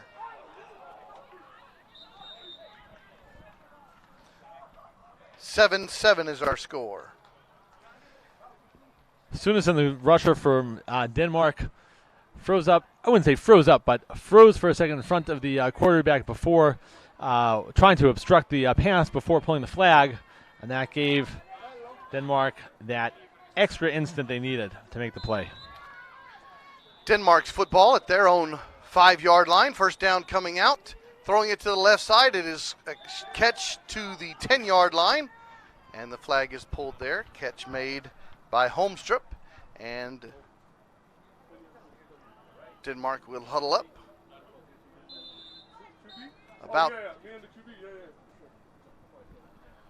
About 13 minutes to go in the first half of our tie ball game. Field 1 here at the Kraft Sports Complex. Second down and 15. Rushers on, There's deep a pass deep down bomb, the and middle of the it's field, gonna be and it's tipped away. Nice job at the last moment tipping that ball away by the Italian defender. That was Flavio Piccini with the last moment touchdown saving deflection. We'll bring up 3rd down and 15 for Denmark. We did see that Ermler, quarterback for the Danes, does have the arm to go the whole field. 2 receivers left, 1 right. Snap is back, rush is on. Throwing it to the left side on an out route. It was thrown wide, intended for Espenson. Incomplete. And both these quarterbacks showing a propensity, a tolerance for waiting until the very last moment. It's nerves of steel required to make that throw, to wait that extra moment that you think your receiver needs to get open, with the rusher bearing down on you really just inches away. 4th down, 15 needed for a 1st down for Denmark. Huddling up 10 yards away from the ball. Coming to the line of scrimmage. Esperson split right. Ermler in the shotgun on 4th down. Here comes the rush. There's a 2 quarterback set. They throw it, crossing route, picked off by the Italians, and running it all the way back in for a touchdown. And Italy. the Italian bench is going bananas. 13-7, Italy with their first lead on the pick 6. Great break on the ball. And then a nice job showing some speed down the sideline, getting it in for 6. And now the Italians will set up for a 1-point try. It was brought on by the pressure of the rush. And as you said, you could not have gotten a better jump on that ball. It was a perfect read by the defender. Simone Alanovi on the touchdown. Here comes the 1-point try. It is a motion man throwing to the left side of the field. It's going to fall incomplete, and the score remains 13-7. Now the officials seems to be laundry on the field. Officials are having a chat. That ball was incomplete on the 1-point try.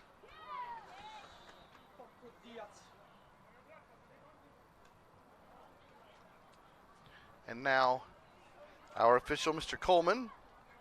It is holding defense.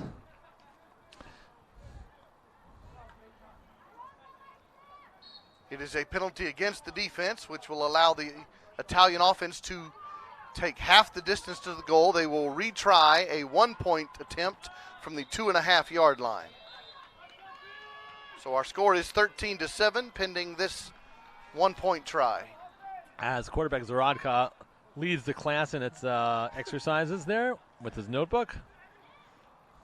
He has a lot of time, looks to the right side, overthrows his open receiver. That pass was intended for Corrado, but it was over his head, and the score remains 13-7, and Denmark will come back on offense about halfway through this first half. You pointed out before Zaradka's height, and that gives 2 advantages. One, vision over the oncoming rusher, but another, with it comes that arm strength. There we saw a simple flick of the wrist. It didn't work out that time, but other times it has. Ermler in the shotgun on 1st down, rushes on. He gets the pass out to the right side, completed, and the catch was made by Esperson, and it's going to be a pickup to the 16-yard line. 2nd and 9 coming up for the Denmark offense.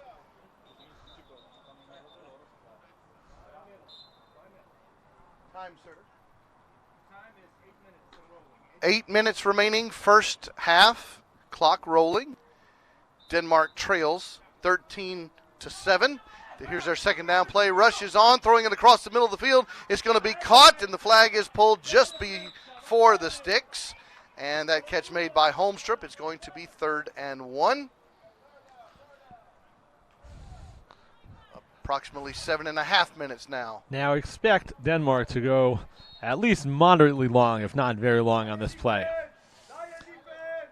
They know that on 4th down, they can almost certainly pick up that half yard if necessary. Third down and very short. And you can see that Italy is conceding the short they're going to gain. throw it deep down the right sideline, and it's going to be caught. Touchdown, Denmark. Their second score of this game. Our score now tied up 13 all, pending this extra point opportunity. You see Italian defenders happy to give up the 5-yard gain.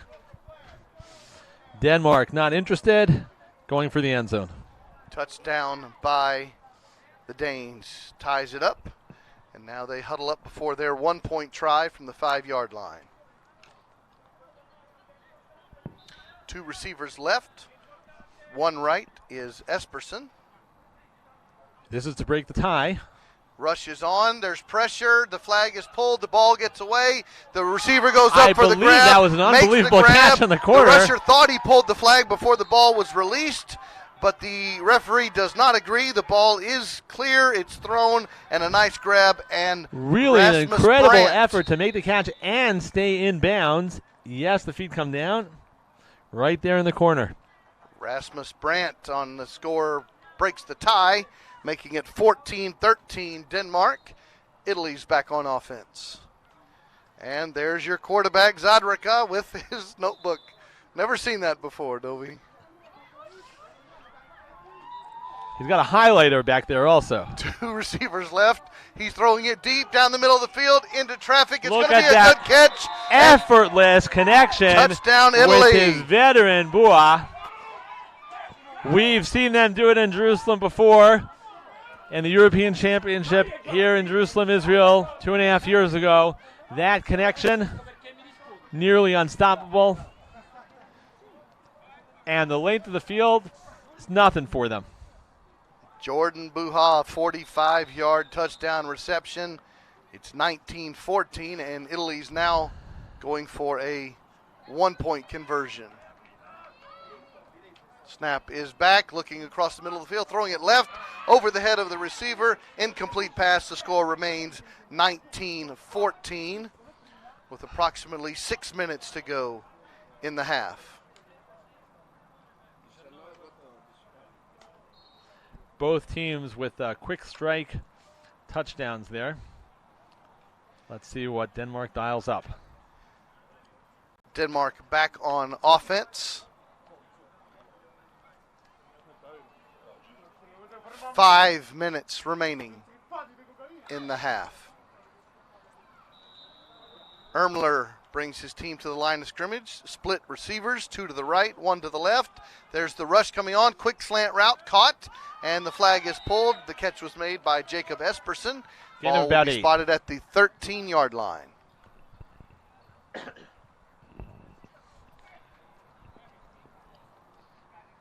Italy has taken the lead here. Denmark on the offensive attack.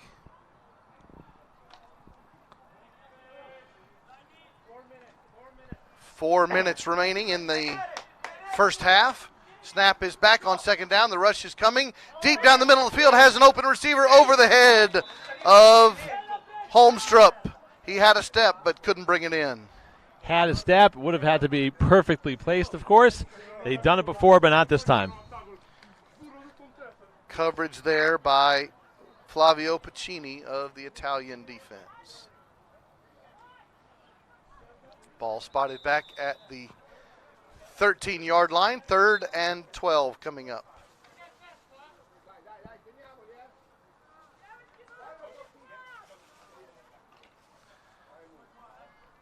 Two receivers left. Still as usual in the classic formation. 3rd down, rushes on, throws it to the left side on an out route, and that one is caught by Holmstrup, and he's going to have a first down in plus territory at the 21-yard line.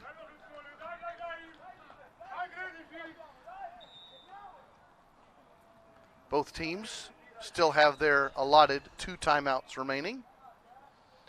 Our referee, Mr. Coleman, spots the football, says first down, Denmark. No notebooks apparently being used by the Danes. I see a pretty extensive wristband, though. 2 receivers left. First down, low snap, gets a good grab, has pressure, throws it to the right side into traffic.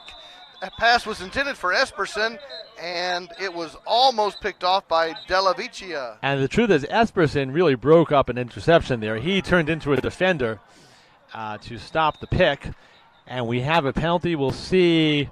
I suppose there's a decent chance, considering the location and the outcome and the events we saw unfold, that it could be offensive pass interference, but let's see. Mr. Coleman says they are waving off the penalty flag. It was 2 players just right of way to the ball, no foul. It was. The thought was perhaps a pass interference call, but no. And I certainly agree with that call. Second down and goal from the 21-yard line. Split receiver formation. Snap is back, rush is on, and throwing it into the abyss. Incomplete pass. They had a situation where the receiver ran an out route, quarterback threw a go route, and never the two shall meet. And wins the teddy bear, though, for hitting the pylon, right? He does. Yes, sir. And the ball is incomplete, and we have reached the 2-minute warning here in the first half. Ball will be replaced at the 21-yard line, and the pylon that fell over is replaced as well. Both teams with 2 timeouts remaining as we play in the final 2 minutes of this first half. A double quarterback situation for Denmark. 2 rushers. There is only 2 people in the backfield, 3 on the route, and the catch was made by Holmstrup. He's been busy today. Catch was made at the 10-yard line, and it will be 4th and goal from there.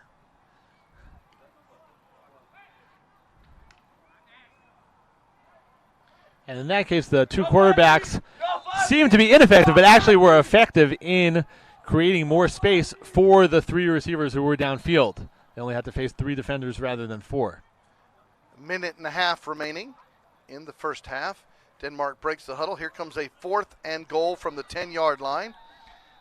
Denmark trails by 5. Same formation. The one man in the backfield throws it to the right side, and it's going to be a catch and touchdown, Denmark. So Dovey, the player in the backfield there next to the quarterback, is simply a decoy there. Yeah, sometimes it's just a matter of a sacrifice. In that case, he didn't even really accomplish taking another player defender fully out of the play, but they still made it work. 20-19 is our score. About 1 minute remaining in this half, and it's a 1-point try coming up. 3 receivers right on the 1 point after touchdown. And there's plenty of time, throwing into the back of the end zone, jump ball, and it falls incomplete, and the score remains 20-19. The coverage there was perfect. The defenders did not lose anyone. It was a rather complex little weave going on, but to no avail. The Italians really stuck with their men. First down, Italy, trailing by a single point. And Luke Zaradka still at the quarterback spot. And he stands in the shotgun in his own end zone. Snap is back, throws it quickly to the left side, and the catch was made there by Tamzir Sek. And it is 2nd down from the 9-yard line. 2 receivers left, 2nd down. Motion man looks to his right, has plenty of time, throws it into the center of the field. It's going to be a catch just past the 15-yard line. Time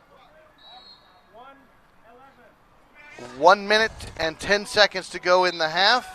And while Italy is working quickly, both of those passes were caught inbounds and stopped inbounds. 3rd and 9. Quickly across the middle of the field. The catch is made for a 1st down. The moves are on, and a good catch and run there by Jordan Buha. Now the clock stops for the 1st down. And veteran Bua making people miss.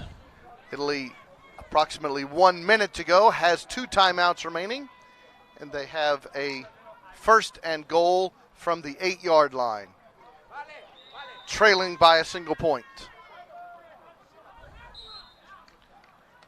Zaradka, 2 receivers right. He comes under center. Motion man, Buha, hand off to him, and he runs in untouched for the Italian touchdown. And now I'm kicking myself for not calling it before the play. I would have looked like Tony Romo. The thinking there for Italy had got to be run a play that will either result in a touchdown or in the clock running, taking time off the clock.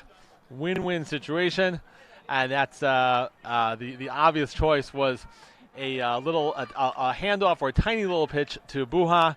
We've already seen how we can make people miss, how we can shift, change directions. Worked perfectly. 25-20 is the score. Here comes a 2-point play attempt for the Italians. Rushes on, stands in the pocket, throws it in the middle of the field. Nice catch, and 2 points is good. What a throw. Tamzir Sek makes it 27-20. That was a strike. Perfect location.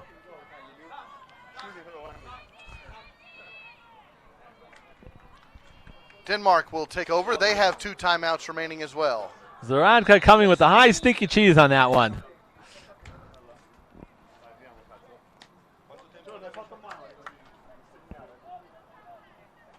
.48 seconds remaining in the half. It is enough time for Denmark to answer, but I will say that it's going to be a bit harder for them, I think, than it would be for Italy. But they've gone long as well. They do have 2 timeouts. They throw it quickly to the left side, and the there's a flag miss. is missed, and then the flag is pulled. They're going to give him a first down just beyond the midline, and that does stop the clock. And the call coming in from the Italian bench, the play call is Ellen DeGeneres. So let's see what that means in the Italian playbook. Mads Espesen on the catch, and a nice move, getting a first down for Denmark at the 24-yard line. First and goal from there. And he tried very hard to stop before the first down. The call was that he crossed. Normally, that's exactly what you would want to do if you know you're about to be tackled, as it were. Stop right before the first rather than inches after. Here, though, by getting the first down, he stopped the clock, so I'm not sure that was all bad for Denmark. About 40 seconds left in the half. Denmark down by 7 points. First and goal from the 24. Rushes on quickly. There's the same receiver, Espensen, with the catch. And Italy is going to call a timeout on defense. Ball will be spotted at the 17-yard line. So Denmark figuring that 36 seconds remaining. Figuring that they certainly have enough time for this drive, and Italy hoping that if it ends quickly, whether or not with the score, hoping that they may have time to answer. Italy leads 27-20. After the Italian timeout, Denmark will come. Line of scrimmage, the 17-yard line.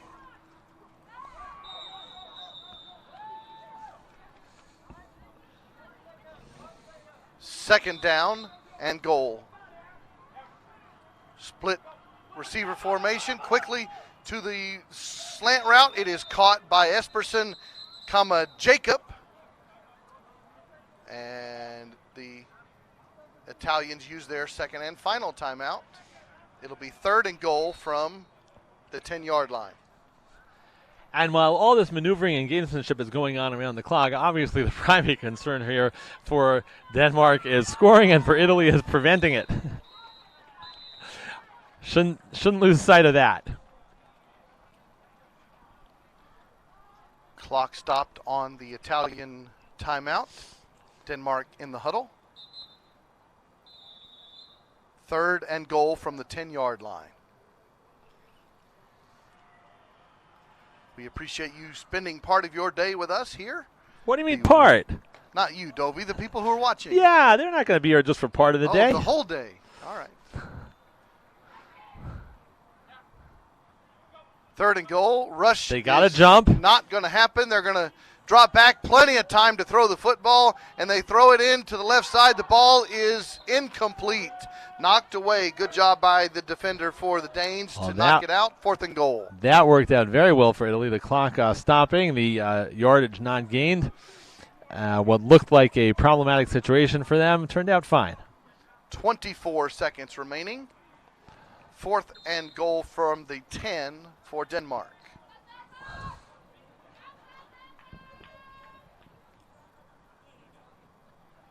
We have the Danish women's team sitting in the stands cheering on their compatriots. Really a huge play here. Denmark looking to come into halftime with a tie game. 4th and 10, low snap, rushes on, throwing it into the back of the end zone, jump Got ball, position. and coming down with it for the score, and a penalty flag coming in, and that's going to be 6 points for the Danes. I wonder what the penalty is, and let's see if we can see it on this replay. Great position in the back of the end zone.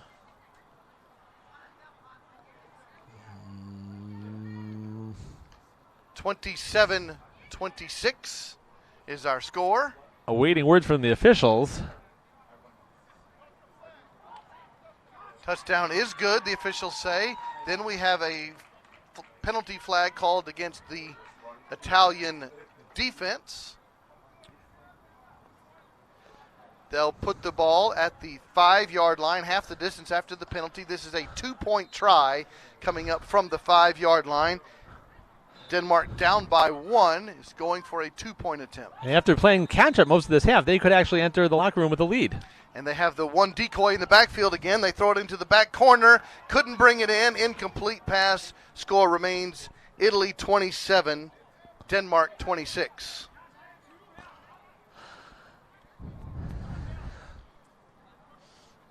Approximately 20 seconds remaining in this first half. Italy has the football, no timeouts remaining. And Zaratka is turning to the page in his playbook that says, go deep. Now, they have time actually for a couple of plays to move a little bit up the field. 1st and 20 from their 5-yard line.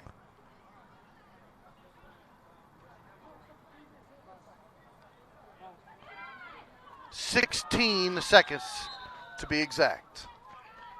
Zaratka stands in his end zone, drop back, rushes on, throws it deep down the middle of the field, all the way down there. Buha, jump ball, no good. Couldn't bring it down, threw it into double coverage, and Buha's got the speed to go coast to coast. Couldn't bring the ball down, incomplete. 2nd down and 20. Well, we've seen them connect on those, Zaratka to Buha. And don't be surprised if we see it again in a couple of moments.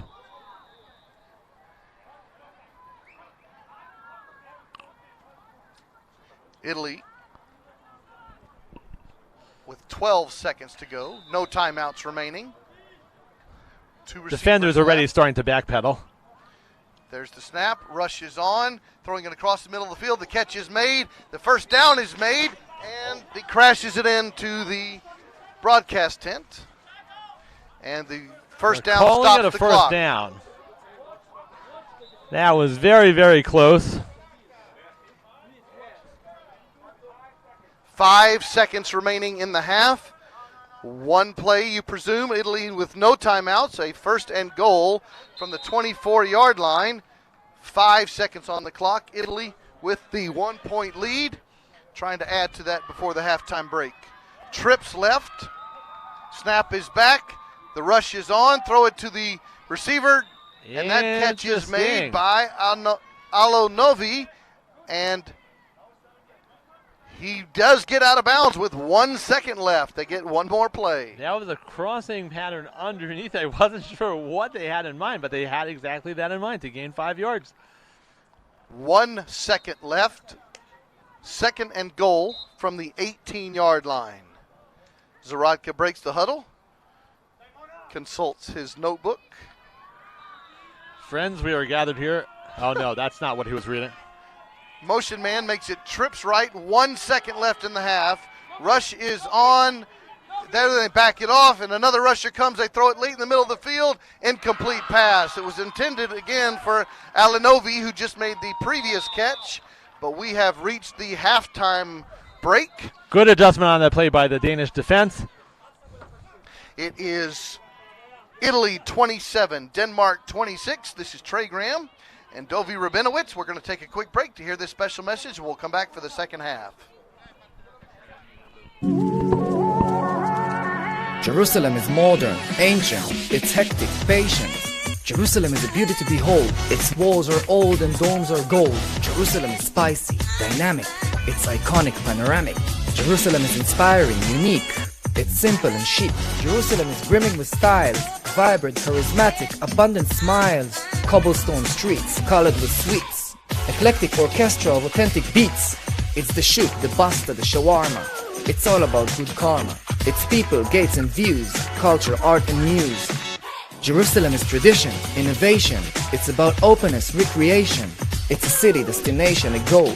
Jerusalem is how it feels to behold. It's the knowledge, the courage, the drive to create. It's the source, the spirit, the reflection of faith. Jerusalem is Israel. It's Mediterranean chill. Jerusalem is real.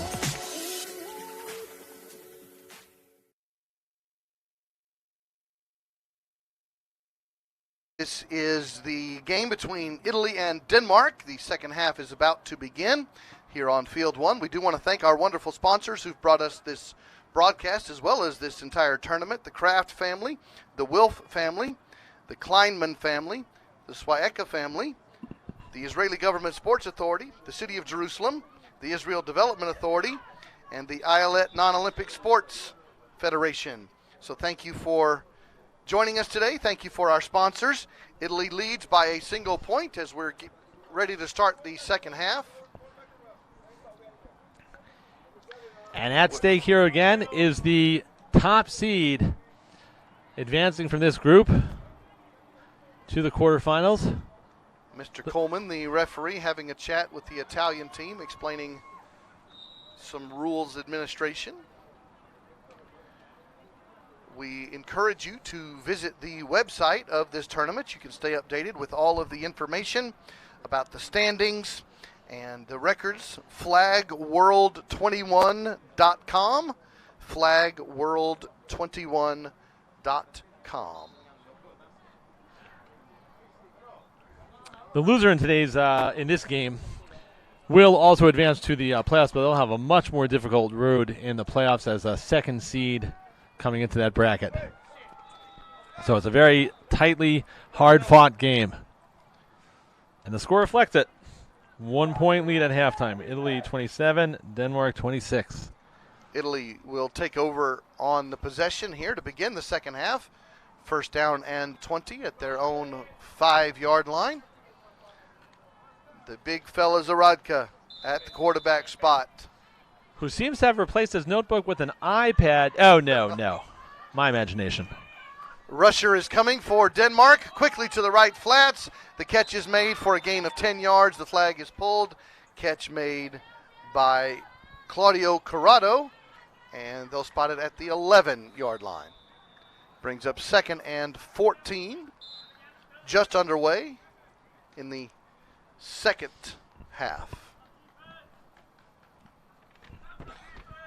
3 receivers split left. Zaradka in the shotgun. Takes the snap. Rushes on.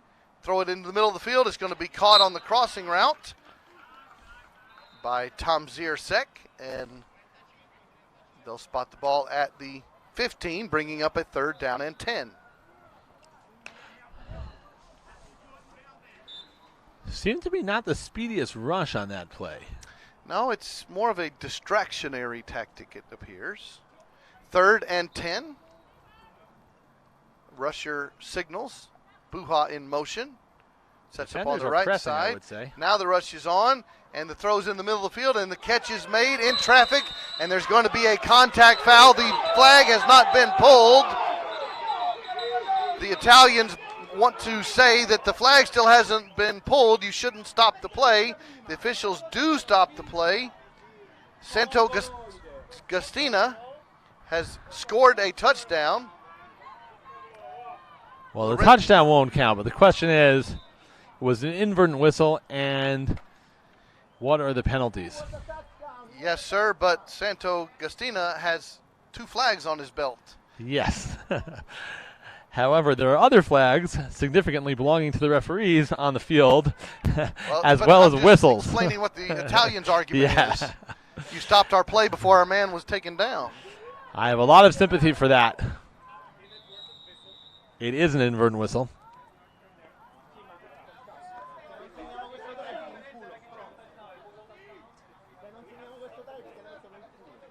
Inverted whistle does stop the play. The team with possession of the ball at the time of the inverted whistle, of course Italy, can either take the result of the play. In this case, it would be a gain plus the penalty, which is almost certainly what they will take, or they can replay the down.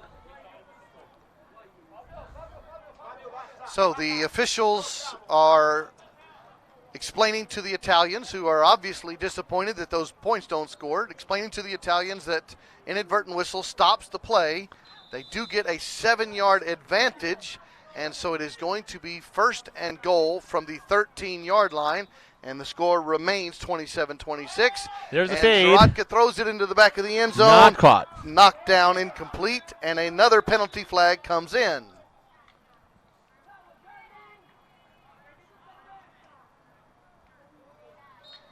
There's going to be another discussion by the officials.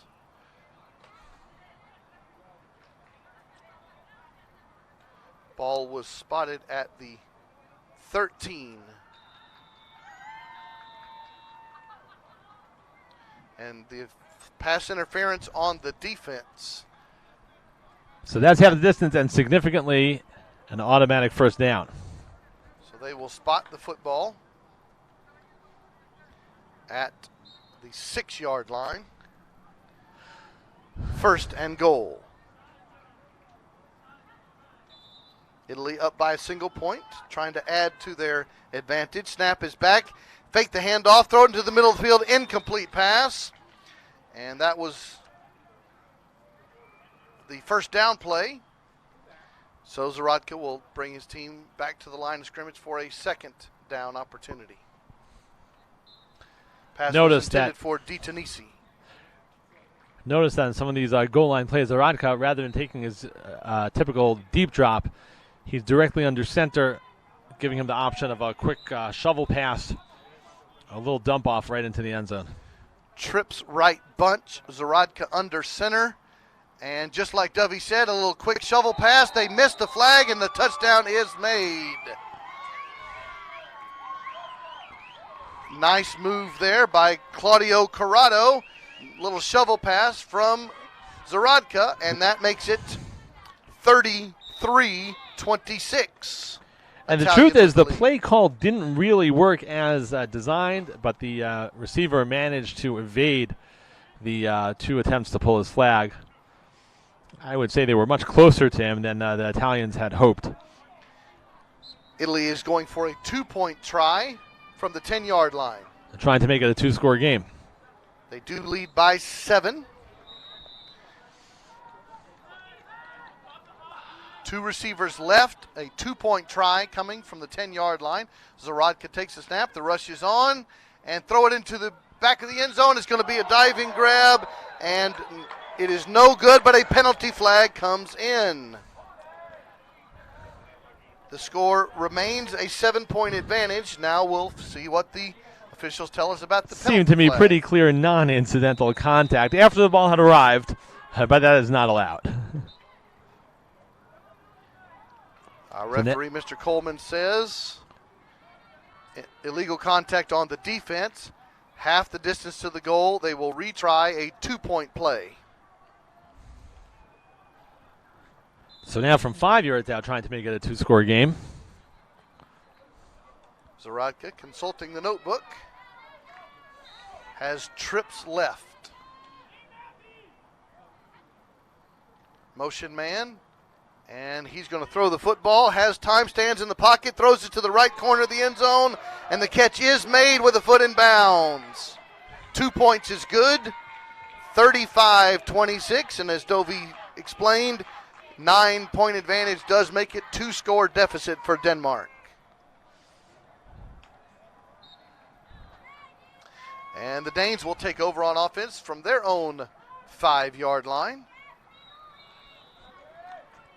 I wouldn't say that Denmark should be worrying about the clock now, but they've got to have it at the back of their mind. Frederick Ermler, quarterback, takes the snap, but the officials stop play.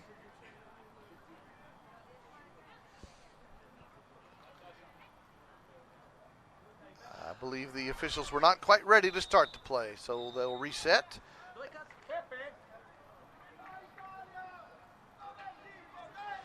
First and 20 for Denmark as they start this drive. Snap is back quickly to the left side. It's going to be caught for a gain. A spin move, and the flag is finally pulled. Catch was made by Mads Espensen. And it's a nice gain out to the 21-yard line, 2nd and 4. Espensen really made a lot out of a little on that play.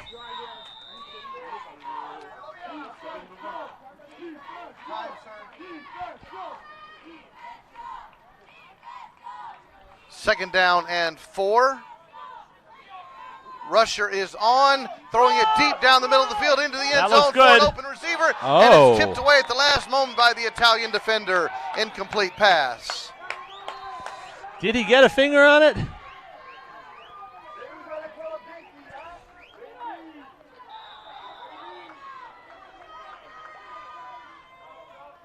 Third down and 4. 12 minutes, 45 seconds remaining in the ball game. Italy leads with 2-score advantage by 9 points.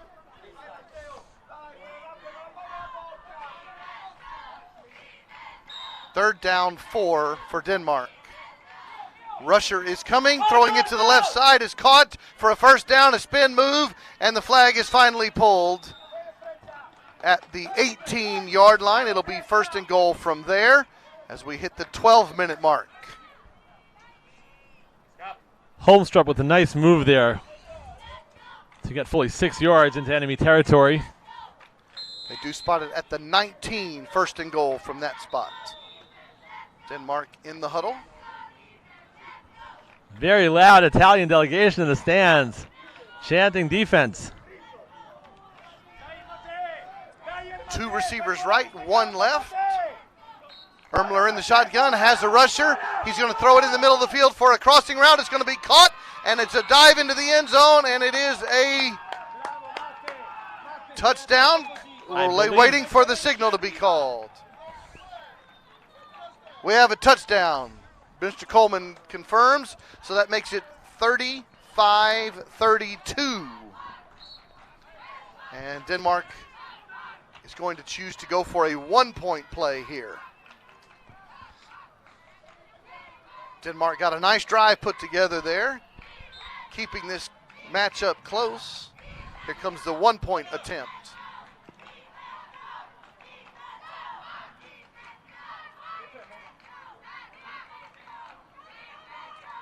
Ermler comes to the line of scrimmage. Here's a 1-point attempt. Snap is back. He's looking to the right side, throws it right to the pylon, but couldn't bring it in. That was Holmstrup, the intended receiver, and the score remains a 3-point advantage for the Italians. Well, approximately 11 minutes to go in the game. And obviously Denmark really needing a stop here. Both teams have 2 timeouts remaining.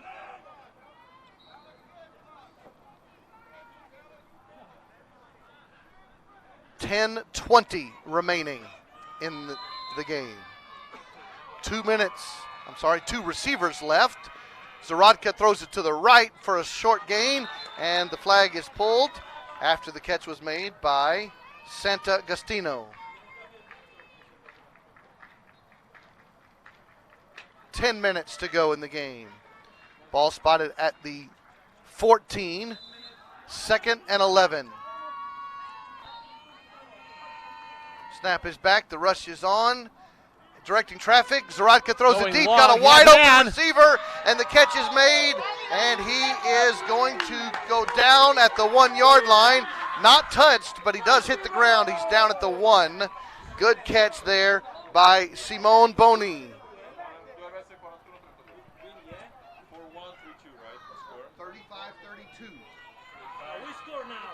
No. It's No, short. you're on the 1 yard line, sir. Some of the fans here believing that it was The Italian called a coach touchdown. is asking us if they scored or not, and the answer is not yet. So they're going to put the ball at the 1 yard line, 1st and goal. And coaches, you can come to us for advice anytime. Bunch formation here from the Italians. Zaradka puts the notebook away, gets under center, and throws attempts a shuffle pass, pulls it back down, and throws a regular pass, and that is a touchdown. That's Bua, the veteran. Now that finding makes it the open spot in the end zone. 32.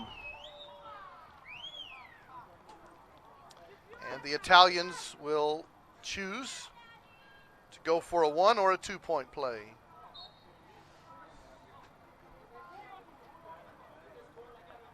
They will spot it at the 5 yard line for a 1-point attempt. They're back to a 9-point or 2-score advantage. If they're successful here, they'll be up by 10. We're about 9 minutes to go in this game. Here's a 1-point play opportunity. Got to put the notebook away and send the man in motion. Looks to the right to the motion man, and it's dropped. Simone Boni was the intended receiver. Incomplete pass. Score remains a 9-point advantage for the Italians. 41-32 our score. Denmark, 1st down and 20 from their own 5 yard line. And I would certainly say at this point they've got to move at a rapid pace. As we keep saying, 2 scores down. And they throw it quickly to the left side, and that catch is made, and the flag is pulled. Reception made by Espenson at the 16 yard line. 2nd down, 9 coming up.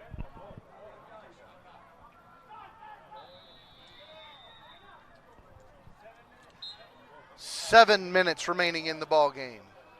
Denmark really taking some time in the huddle there.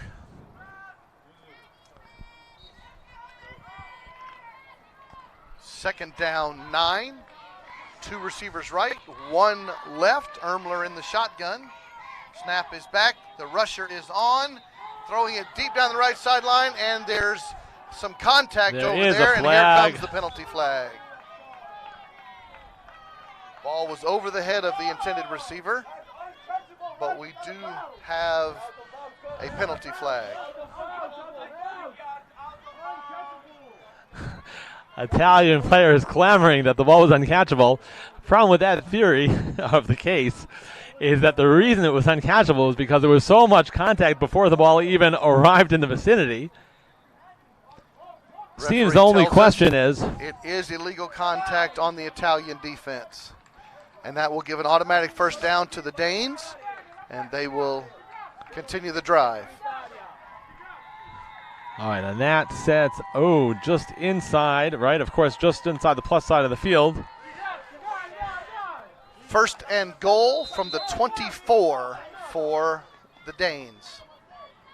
Down by 9. About 6 minutes left in this game. Snap is back, rush is on. The deep pass into the middle of the field in the traffic beyond the back line, and no good. 2nd down and goal from the 24 coming up.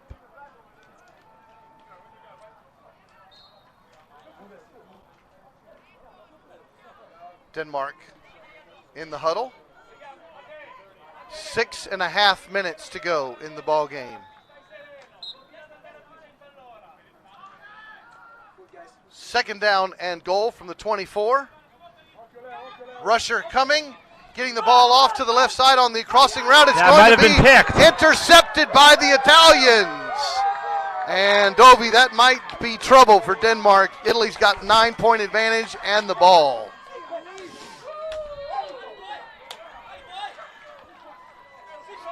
Will Italy go conservative now?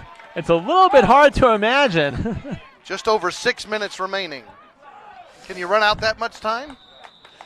Italy does have their 2 timeouts, as does Denmark, but Italy wants this clock to run out. After the pick, they have it 1st down at their own 4-yard line.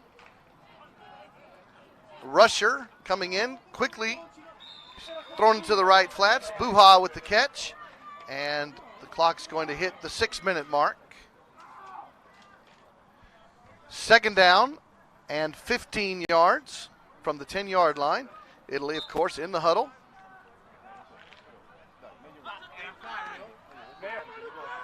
Five minutes, 20 seconds to go in the ball game. Zaradka consulting the notebook. Puts it away and calls for the snap. Has time, throws it deep down the right sideline. It's in the end zone. A great catch and a touchdown by Di Tunisi. And Italy might just have put this one away. And Di Tunisi had actually said on the sideline, "You've got me." On the previous play, he said, "I've got this path. If you want to go along, I will be there. It will be a score."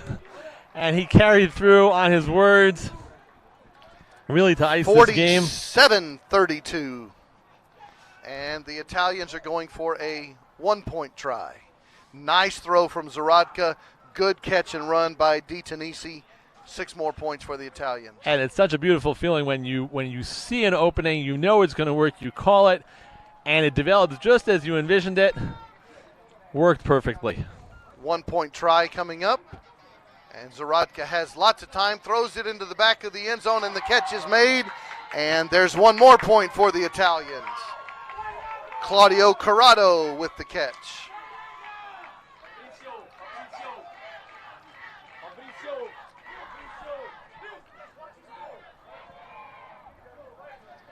(48-32), 16-point advantage for the Italians. Denmark struggling, down 2 scores.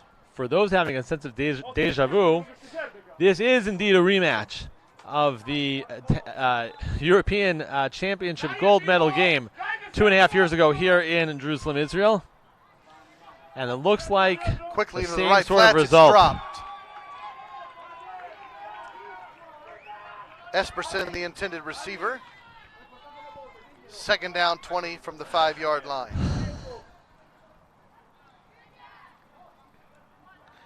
The exuberant Italians are also very, very happy to 3 minutes remaining. To be apparently securing the number 1 seed in their group heading into the playoffs. That will be huge. Snap is back on second down, throwing into the right flats. The catch is made, and getting out of bounds is Esperson, or Espenson, I should say. Espenson.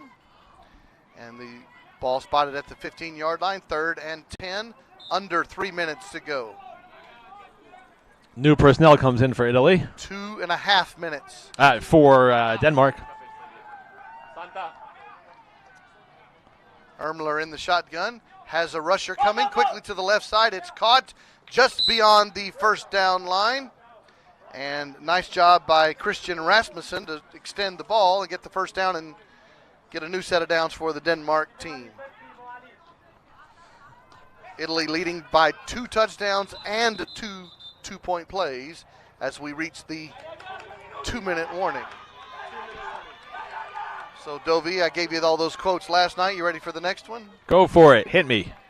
Vin Scully, Deuces Wild. 2-minute warning.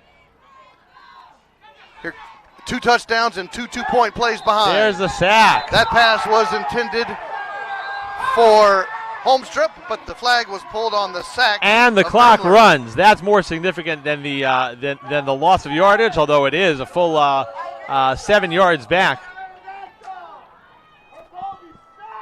Really, this game is already out of reach. Denmark quickly to the line. The Italians are pretty excited right now.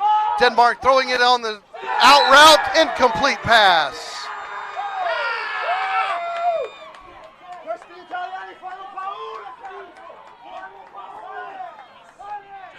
And the entire Italian team really going bananas on the sidelines here. The veterans, the rookies, everyone, they are fired up.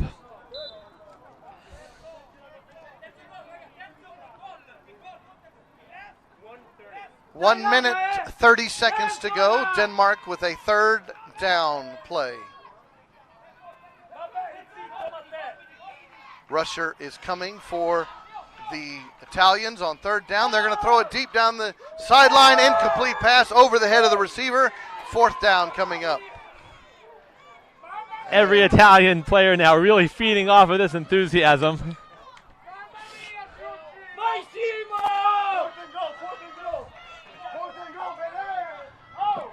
Zaradka doing the play-by-play on the sideline. Taking your job, Trey. Fourth down and goal. Fourth down and 32 yards needed for a score. A minute 20. He took my job before with his colorful commentary, colorful language. Nothing too saucy. Fourth down and a cab ride, Dovey. How we doing? The decoy motion man in the backfield. Now they're going to throw it back. They're going to try to set up the multiple pass opportunity. And the flag is pulled, and the Italians just sealed the deal. About 1 minute, 10 seconds to go. Italy up by 16. I'll tell you, someone hit the nitro button on this Italian defense. The power, the energy that they're exuding. Italy will take over at their own 5-yard line in their offensive possession. The intensity, oh my goodness.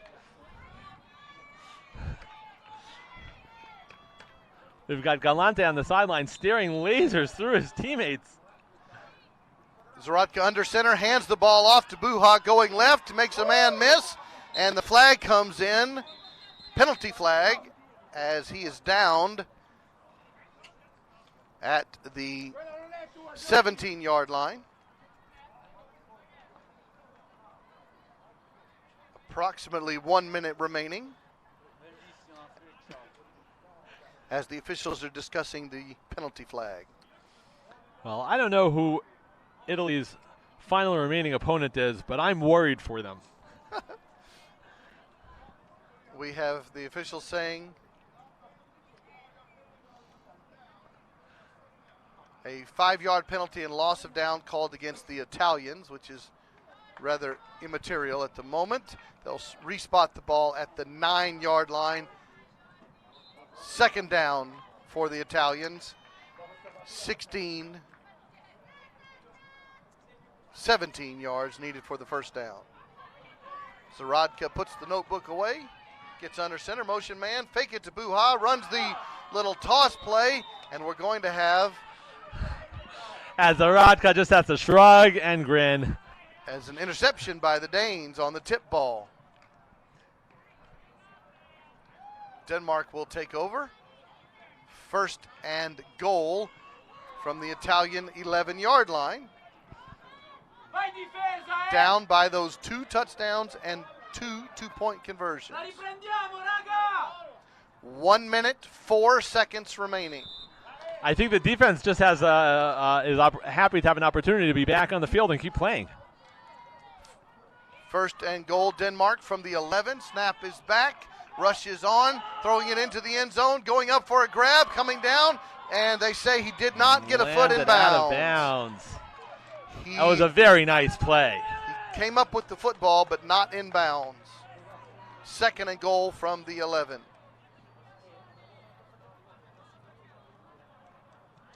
1 minute remaining in the game. 48-32.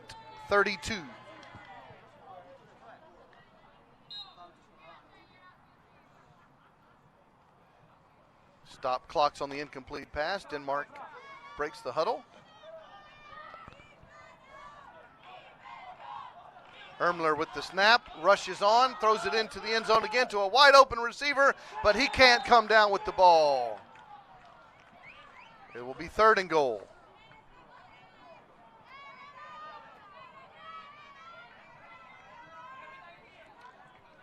And the Italian rusher, Galante, feeling that he had a hand in that with his pressure. He was right there at the quarterback. 5 seconds remaining in the game. 50 seconds remaining in the game. Italy up by 2 touchdowns. Denmark has it at the 11-yard line.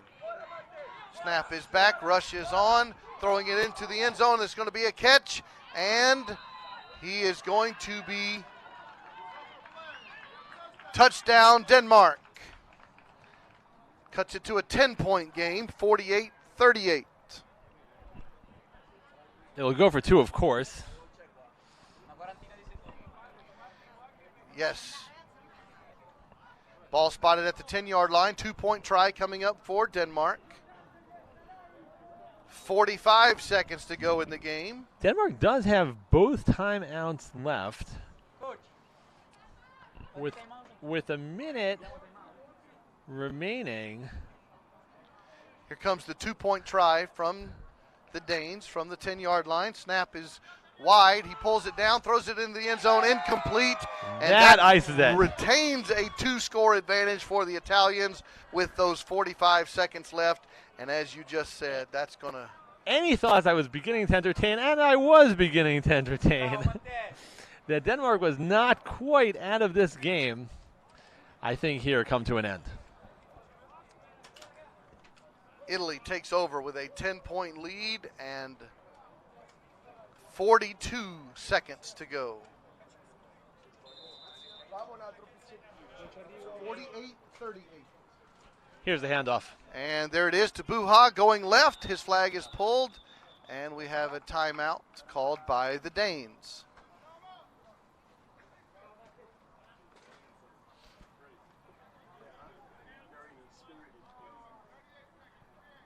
.38 seconds remaining in the ball game.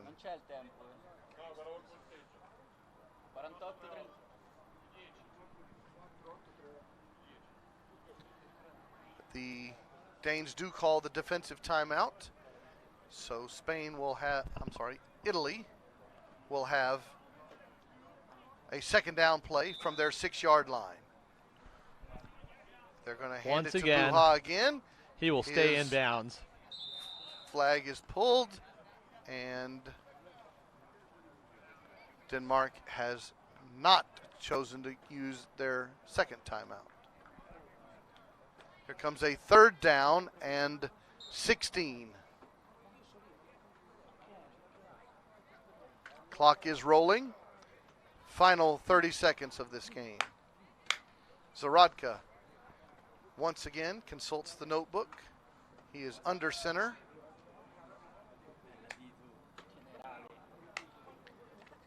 And gives it to Buha, who's going to just use time. Puts a knee on the ground. It'll be 4th down. And that is the end of the clock, and the ball game is over, and the Italians are victorious by a score of 48-38. We have a tremendous cheer from the Italian fans and players alike. And Di Tunisi, who made that incredible play earlier today, comes over to the broadcast booth. He's celebrating, and I think he has a message for people back home. Ciao, Mama! Ciao, Italia! Ciao, Mama! Ciao, Di Tu family! We want to say congratulations to the Italians. Their big victory over Denmark by a score of 48-38. We're going to take a break after this broadcast to get you ready for the next game. Thank you, Dovi Rabinowitz, for being with me. This is Trey Graham, and we're signing off till the next broadcast.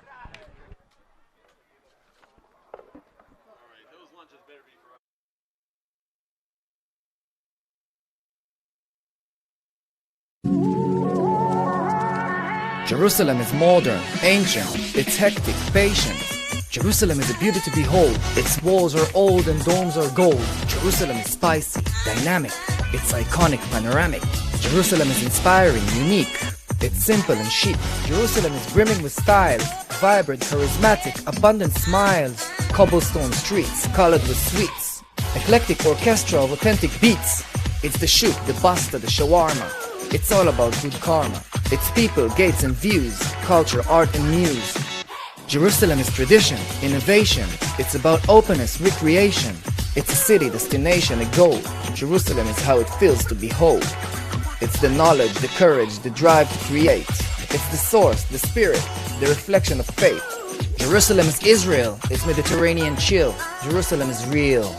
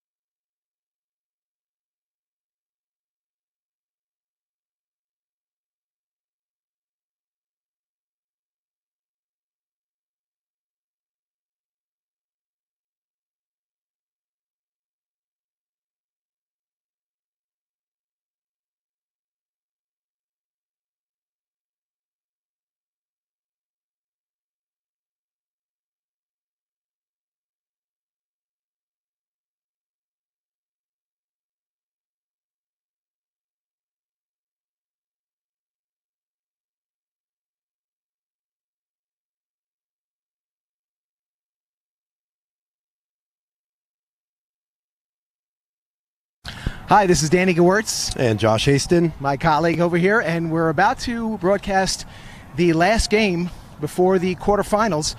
A very, very important game between Spain and France on the men's side. This game pretty much will determine who is going to come out of this group and go to the quarterfinals, and who in fact will be at the World Games in Birmingham. A tremendous game for both clubs. Both of the heads of the missions told me that this is the game of their existence. I mean, it just doesn't get any bigger than this, certainly for Spain. It's their second Worlds, and France, of course, has been here before, but they've never gotten to this level. And Josh, room for some tough football tonight. Yeah, you're talking about two of the top teams in Europe here competing at the Kraft Family Sports campus here in Jerusalem, and this should be a barn burner here. A very crucial game for both of these squads.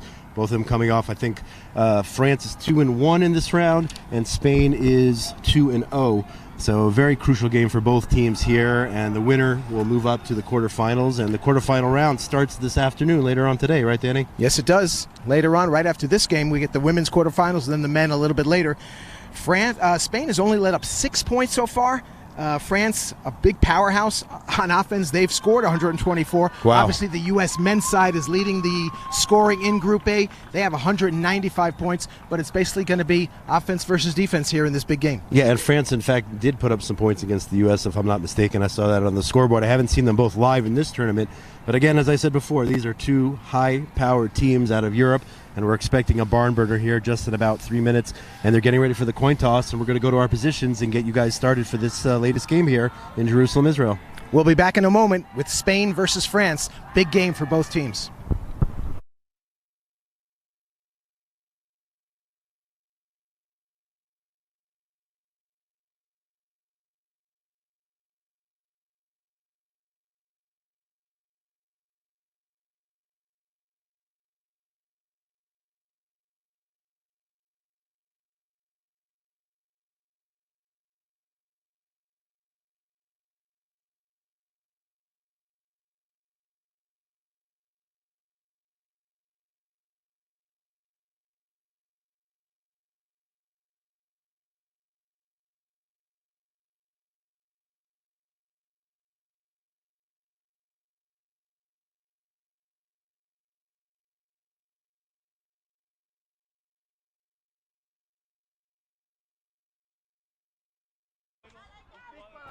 We are live at Kraft Family Sports Complex, campus here in Jerusalem. Josh Haston with Danny Gewirtz coming to you. We have a men's matchup here, France versus Spain here. 2021 World Championships of Flag Football. The game is just getting started. France with the ball going deep on the first play. Big play to start the game. And a big play from quarterback Camille Touari to number 2. Their main threat, actually, Ralph Rosalie, and France with a big play to start off this game, this crucial game between Spain and France, two of the more populous countries in Europe and two of the biggest powerhouses in European football. Spain got a bronze at the European Championships right here in Jerusalem in 2019. This is the second World Cup for France, and a short little pitch and a nice pull right there. Touari. Number 18. 18, couldn't see that. Alvaro Cancillos-Cal. And we apologize for any mispronunciations here. We're doing our best to get the names. Vasconcelos, I was told. And you got the accent. Hey, always try, always try. But I see number 10 over there, and we don't have a number 10, but it is Vasconcelos. Touari back to pass, throws over to the right, and just off the fingertips of number 15, Mathieu Dale. Third down here for France. Third down for the French team. The French women in the stands, the French women's national team, here to give support. You see the flag of France on display for all to see there in the crowd. What will they dial up here? Daramano. Camille Touari goes back to pass, throws over to his left, and it is a touchdown. Nice catch. Number 19, Scott Harrison, his slot receiver. Scott Harrison is a French national, probably has American parents, but he's the one who scores French's first touchdown of the day. That was pretty quick, Danny. They marched down the field, just took a few plays, got themselves in the end zone. But as we said in the pregame show, they have a high-powered, high-octane offense. And looks like that their offense got the advantage of a very stout Spain defense, Right. at least on the first drive. This is only the second touchdown Spain has given up in the tournament, and it came pretty much within a minute of play here. Tuari back to pass, looks towards the middle of the field, and it is intercepted by number 3. He was slowed up enough that his flag was pulled. That interception was by Luis Matesans. And Spain will have their first offensive drive of the day. France up 6-0. Now, Danny, if he would have run that back all the way, 2 points or 1 point off? Whatever they were going for, that's what it is. It would have be. been 1 or 2 point. points. So whatever the team was going for, they would have had those points tucked away in their pocket. Let's see the Spanish offense here. Let's see what they can do, if they can respond. Bunch formation.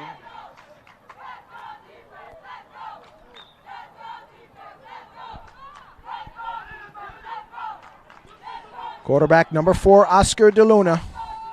De Luna, and a flag, and that stops play right away. Probably illegal procedure, probably going to be called on the Spaniards. Some movement on the offense there before the snap.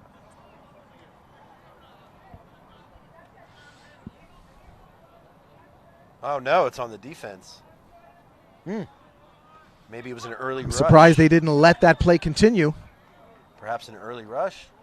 Could have been encroachment. He says he was not, I hear from the ref, he was not 7 yards back when he initiated the rush. Play was blown dead.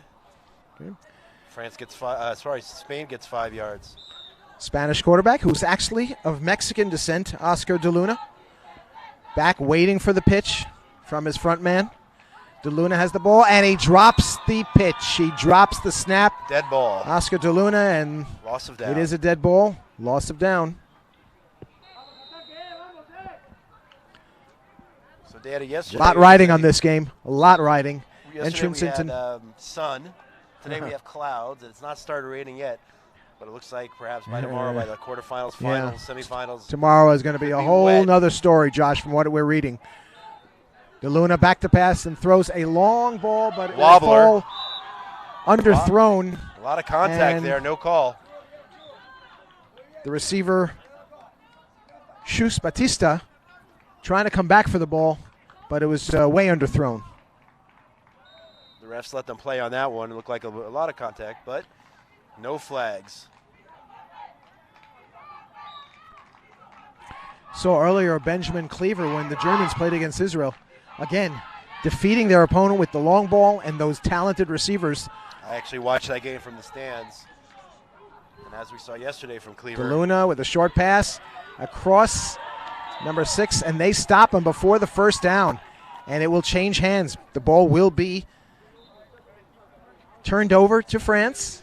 They'll get their second offensive opportunity. They scored on their first.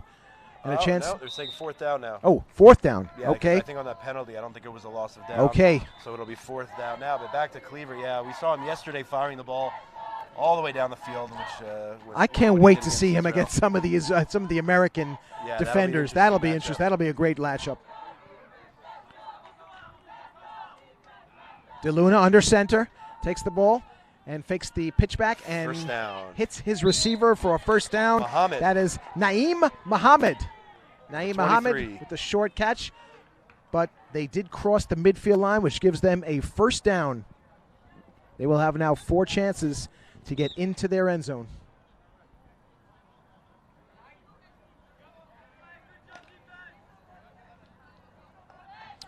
De Luna, I said previously, Israeli Mexican, but he plays for the Spanish team.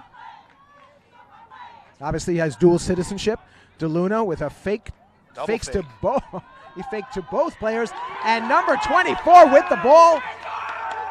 Waiting for the signal, touchdown. And a touchdown for number 24, Francisco Javier. They call him Zippy. And a great catch. He had the French defender on his back. It all started with a double fake by the quarterback. Great Looked play. like he was going to pitch one way, turn around the other way. Looked like he was going to pitch again. The defenders bit, and he had a man open all the way down the field to tie the game up at 6. And the man they call Zippy Gets them Zippy. off. Gets them off. Zippy. No more Zippy anymore, though, as Spain is on the board. Danny did some research before this one, baby. I do my homework before these broadcasts. Zippy. We know the nicknames, everything. I do. Lydia We was know nice where enough to provide them. We know where the quarterback DeLuna came with the from. extra point, and he overthrows his man. Out of the back and of the the end game zone. will remain 6-6. Both teams now on the board. Zippy gets Spain unzipped. There you go. I like that. I kind of like that one myself, Oh, yeah. Josh.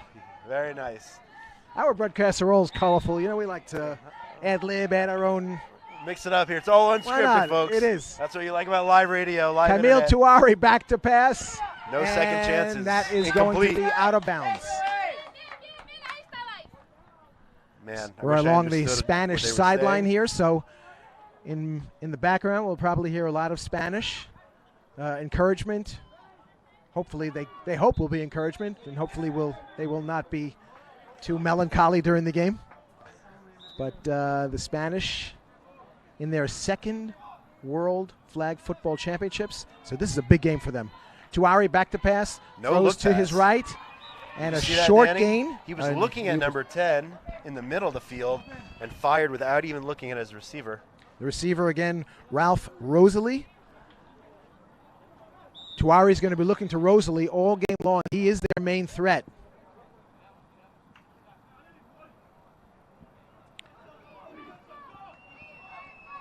France, third down at their own 10-yard line. Tuari back to pass, looks towards the left, throws left, and he's got a man.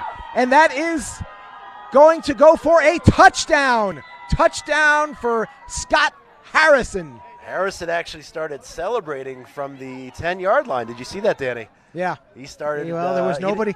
There was nobody between him and the end zone. That's so true. He didn't do a Deion Sanders high step or anything, but he was waving the ball in the air, knowing that he was just too quick. It was a great play, and it looked like from this angle, it looked like the quarterback again had his eyes fixed on the middle of the field, and then threw to the left side, had a receiver wide open, and he went the length of the field for the TD. So the Tuari-Harrison combination gives France a one-touchdown lead. They are now going for 1 point here.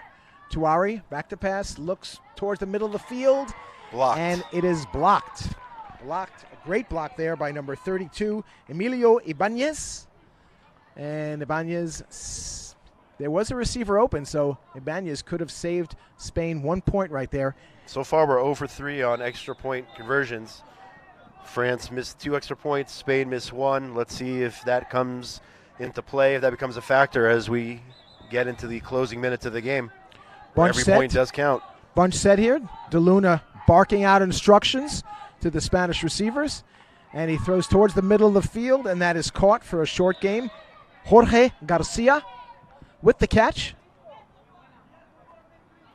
Spain will have a second down from their 16-yard line. Head From referee their, today is, I think, a local Israeli referee there. yes, it is. In the white cap. And we will mention those referees.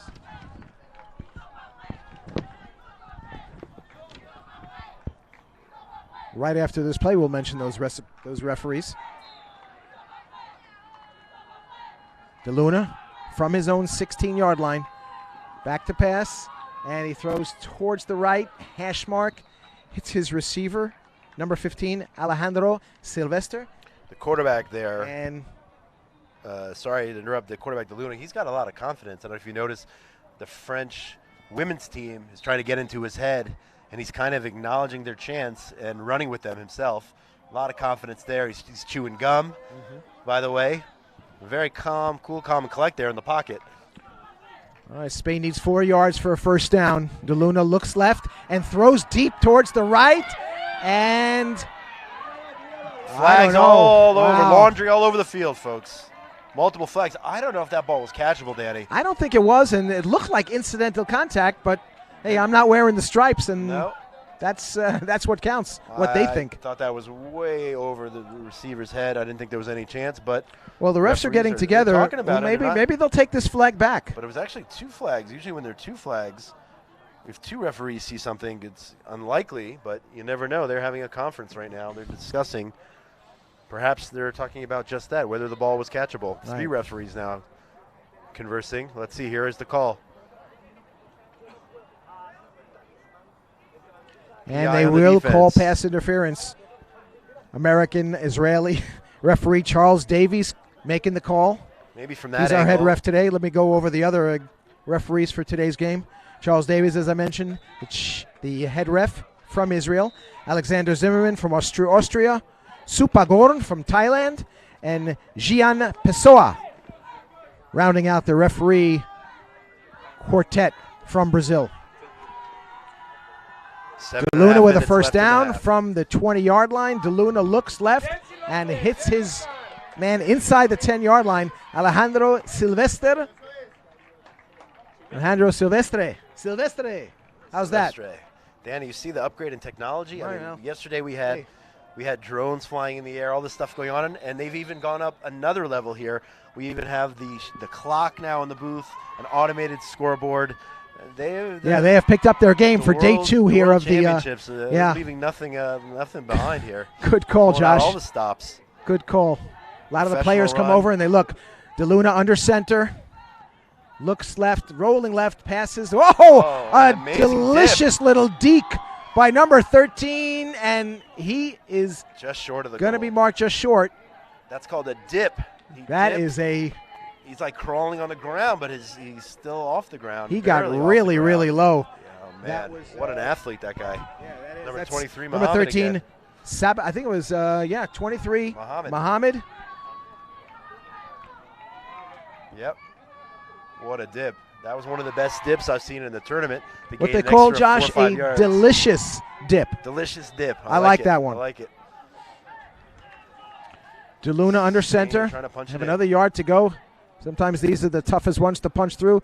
And a little shovel pass, and that's a score. A score for number 24, Francisco Javier Martinez. We're knotted at 12. Check out again that little shovel. Yep. Right up the middle. A lot of Very teams hard do to that. defend. Very hard to defend. Sometimes they do that and then spread out wide. In that case, they just ran it, pitched Let's it see right it. up the middle. Let's see now if Spain can convert the extra point. Could be the first one of the day. We'll see. DeLuna from his 5-yard line gets the snap, fakes, and finds his receiver all alone Point is in good. the end zone. Number 10, Roque Alarcon.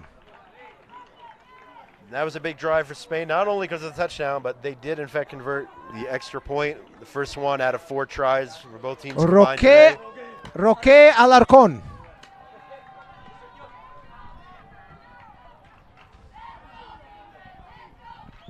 Tuari back to pass. France has the ball now, and he finds his receiver, number 15, Deres Mateo.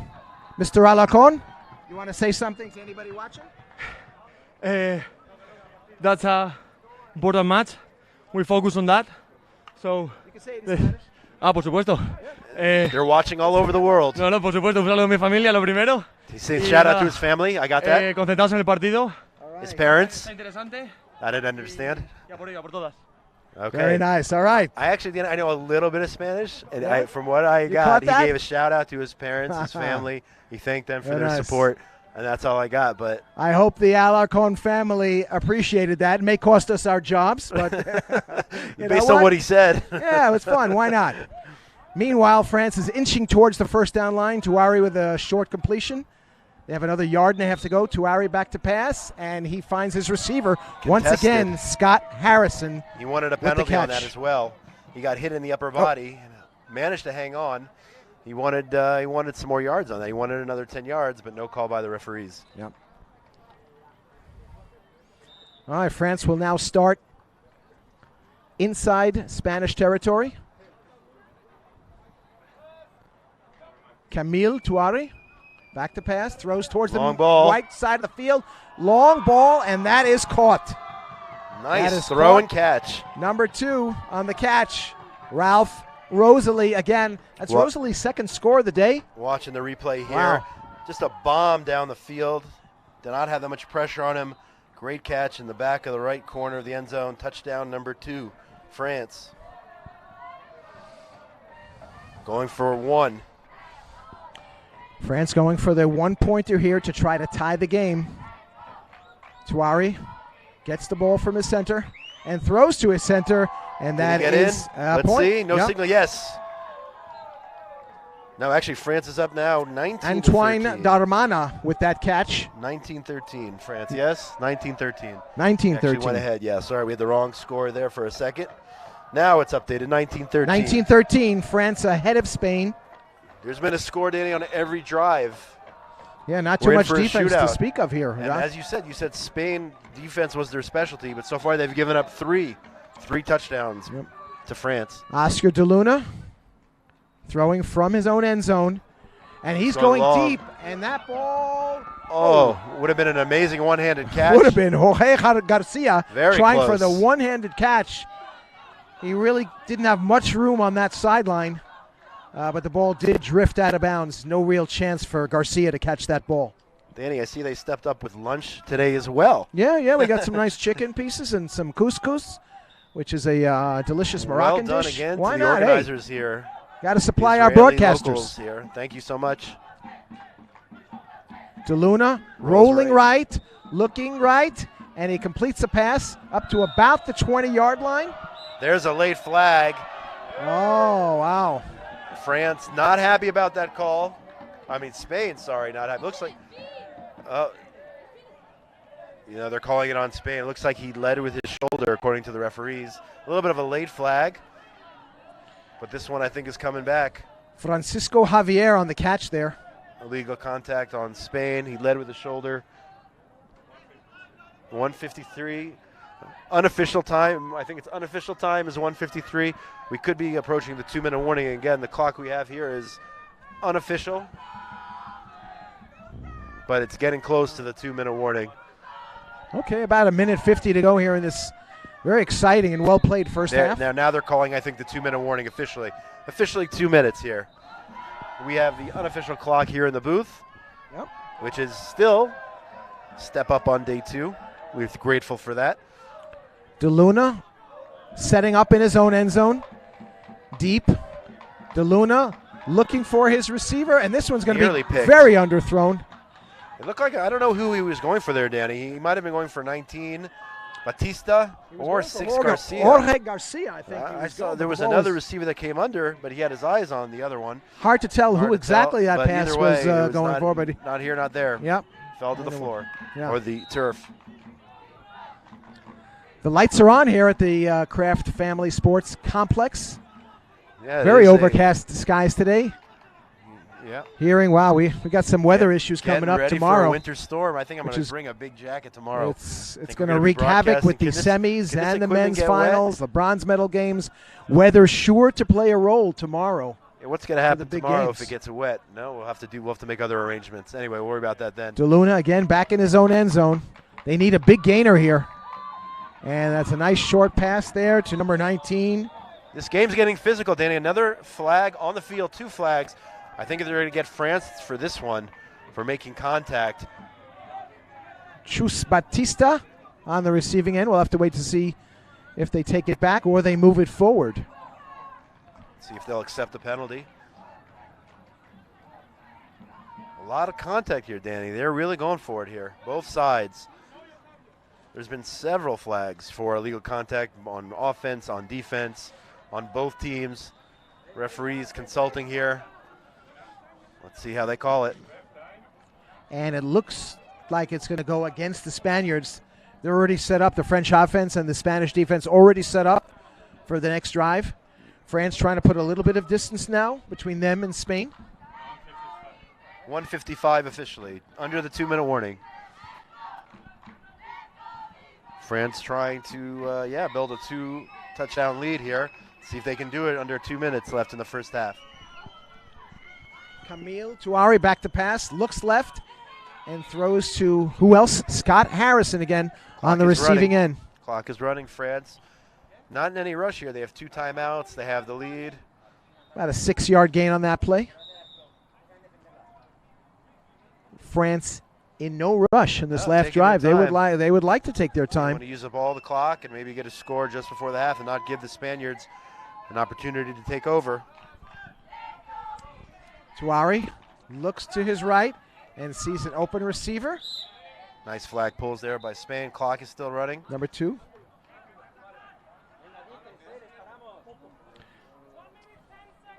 110. Ralph Rosalie again. So it's been the Ralph Rosalie Scott Harrison show in terms of receptions for France. Those Yeah, two it's been a guys good proving combo. to be a handful for the Spanish defenders.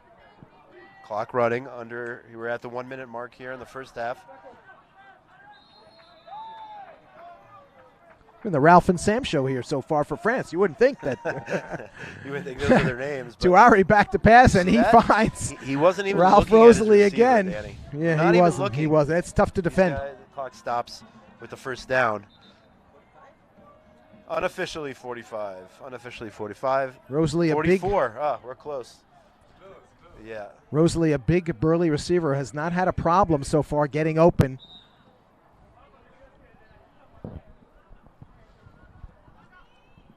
There we go. Automatic stoppage in time with the first down. France trying to extend their lead heading into the half. All right, first down for the French. Tuari waiting for the snap and looked like a little movement on the line of France. Don't know if that'll be called, but Tuari with a short run. They ran a double pass there, and now there's a timeout called. Yeah. There was a direct snap to the wide receiver, pitched it back to the quarterback. He then has the option to throw or run. And he did, in fact, run, got about 5 yards, and the clock is now stopped on a timeout. I could have sworn I saw a movement on the French offensive line there, but Yeah, they missed no that. call.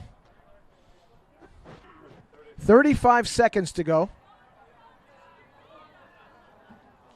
France content using up all the clock on this late drive in the first half. Up by a touchdown, 19-13. If they Tuari score here, the strategy would have been correct. over the midfield line. The other side, at least. Tuari looking. He's got his receiver on the left side. Number 15. Timeout and a flag. Mathieu There were a lot of Der. flags, Danny, this half. Mathieu Der with the reception. What's the call here? There is some laundry on the field. What are they going to call?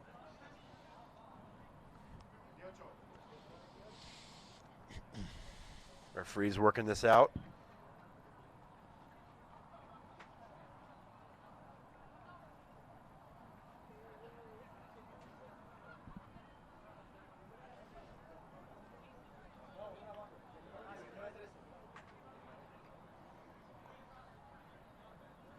Here's the call. Shielding on the defense, half the distance to the goal. France will get a few more yards here with a great opportunity to build a 2-score lead. All right.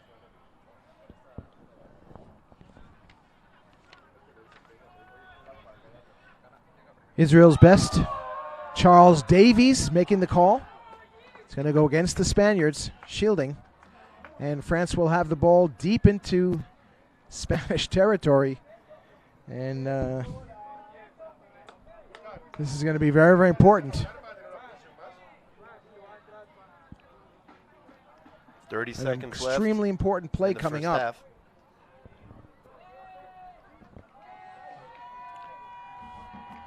Antoine Darmana is the center. He's the one who pitches it back to Kamel Tuari.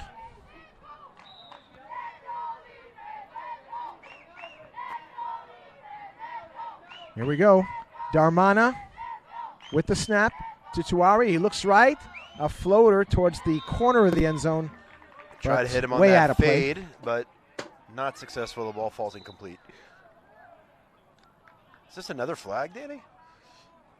Yes, another flag. I think there have been about 7 or 8 penalties in the first half. Shielding once again on the defense. Second shielding call in a row against the Spaniards, marking it another half the distance to the goal. And France on the doorstep here. Could make it a 2-score game just before the end of the half. Josh, those touchdowns just before the end of the half, those are killers. They really are, Danny. I saw that just now in one of the women's games. It happened to Team Israel, the women's team, just a few minutes ago. Those are killers. Yep. Let's And see if French here. can pump it in here. Tuari looking right, looking left, throws right, and he's got a receiver wide open in the end zone. Again, Touchdown. Ralph Rosalie I'm watching it here again on the replay.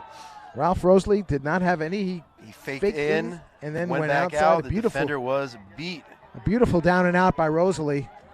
No contest right there, Josh. No, that was just an unbelievable move. The defender even knew he was beat. You could see it.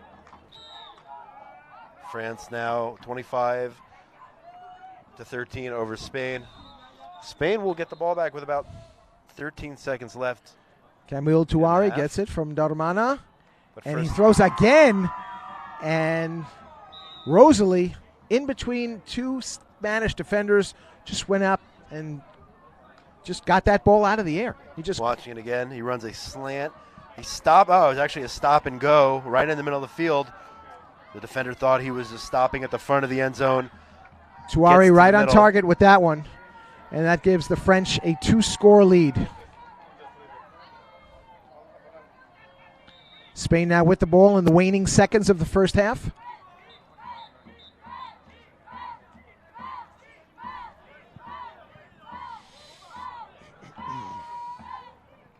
Pitch back to De Luna. And he Stepped throws out of on the bounds. right side. Stops the clock. Number 10, Roque Alarcon.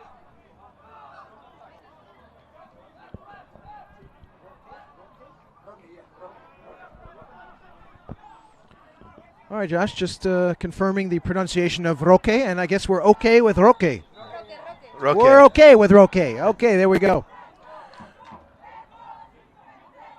De Luna waiting for the snap. They have to score in a hurry here. It's probably not much time, and a bad snap, and that's a dead ball right there. Yeah, the center actually snapped it back up into his own body. Those are mistakes Lost him really down. that Spain can ill afford to make. It reminds me of the Mark Sanchez, what was it, the butt fumble? The butt fumble, yeah. This is This definitely was the not butt on snap. the Butt snap. Yeah, something like that. That's what it looked like from this angle. Just a few All right. seconds left in the half. The lights are on here at Kraft Stadium. Yeah, lights on early today. Very overcast day here in Jerusalem.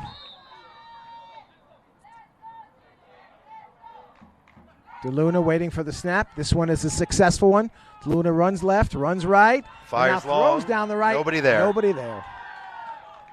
Wonder if there was a miscommunication with Jorge Garcia, but Garcia stopped on the route, and De Luna thought that he was going long, and the pass fell harmlessly to the ground.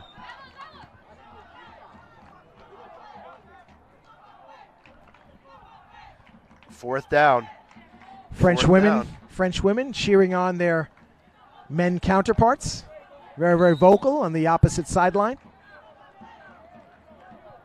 I think we did get a shot of that a few seconds ago. 12 seconds. 12 seconds to go. De Luna trying to make some magic here for the Spanish team. And he's going to throw the ball, and it's going to be Gets the a first. first They're down. giving him the first. First down. Clock Number 20, stopped. Number 27, Andy Vera. Andy Vera with the first down. But again, time working against 9 seconds. The ref just told us 9 seconds for the Spaniards to try to get one in. Maybe they have 2 shots at the end zone here, Josh. Yeah, that was a huge play, getting the first down, stopping the clock. Spain could have very easily decided we're not going to take any chances. We're just going to run it out, and it looks like they're going for it here. They'll have, probably 2 plays, as you said, for the end zone. Let's see what they dial up now. Okay. Deep drop by the quarterback here. De Luna chewing his gum, waiting for the ball. De Luna gets his bat. Back to Dodges pass, the runs defender. right a little bit, and he sees somebody in the end zone, and that's overthrown. Out of the back of the end zone. And he overthrows. France thought that they had a sack, but the referee does not agree. 3 seconds left in the half. That ball would have been overthrown to even some of the tall German receivers. Andy Vera, not a very tall receiver. The ball was way overthrown, though, way out of his reach. Or those guys from Denmark. Oh, yeah, huh? Those Very three. tall receivers Oh, over yeah. at Denmark. But they lost big time to Italy today. Did they? Wow. Yeah. Italy took care of them rather comfortably. Interesting. Last play of the half. Oscar De Luna. Trick and a play, quick double pitch. pass, triple Back pass. to De Luna, and he avoids the flag. Let's see if he can make some magic here. De Luna knocked Knocked away. down. Big play by France to end the half. Vincent Lemoyne. Vincent Lemoyne with the knockdown just before the half is over. And France will retain their 2-touchdown lead, 25-13 at halftime. Josh, how would you sum up the first half? Well, France obviously in the lead by 2 scores there. I think there's a long way to go, but as you said before, Spain, known for their defense, only giving up 1 score in 2 previous games, has already given up 4 scores in this game. So I think France has them at this point figured out. Definitely give them the advantage, and that was a huge breakup. Spain could have gotten back into it right before the half and failed to do so. So I don't remember who gets the ball. I think France actually gets the ball in the second half. Yeah. So France has a chance to build onto this lead. I mean, they're 2-0 for a reason. They're definitely proving themselves here. And if things hold, they're on to the quarterfinals. Okay, we'll be back in a minute. Danny Gewirtz and Josh Haston bringing you the French and the Spaniards playing on field number 1, the last game of the regular round here before the quarterfinals begin. We'll be back in a moment. Jerusalem is modern, ancient, it's hectic, patient. Jerusalem is a beauty to behold. Its walls are old and domes are gold. Jerusalem is spicy, dynamic, it's iconic, panoramic. Jerusalem is inspiring, unique, it's simple and chic. Jerusalem is brimming with styles, vibrant, charismatic, abundant smiles. Cobblestone streets, colored with sweets. Eclectic orchestra of authentic beats. It's the shoot, the basta, the shawarma. It's all about good karma. It's people, gates and views, culture, art and muse. Jerusalem is tradition, innovation. It's about openness, recreation. It's a city, destination, a goal. Jerusalem is how it feels to behold. It's the knowledge, the courage, the drive to create. It's the source, the spirit, the reflection of faith. Jerusalem is Israel, it's Mediterranean chill. Jerusalem is real. And they're playing a 1-2-3, 3-2-1, 1 this with a boxing one. He knows because he coached the women's team. Yeah, it's all good. It's all fun. Maybe we'll get 3 people in the booth, even though we only have 2 microphones. All right. For the finals, Lava. between me and you, don't say a word to anybody. Yeah. Thanks, what? Oh, really? Wow. Expecting 60-knot wins.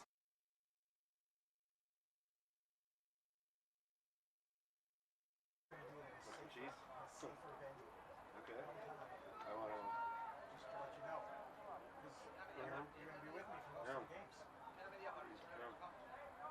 Most of the games. I'm putting Trey in there for the women's games. He's going to do the women's games with you. Let me know tonight what the schedule is. My wife went on board. She saw Chile and Ecuador.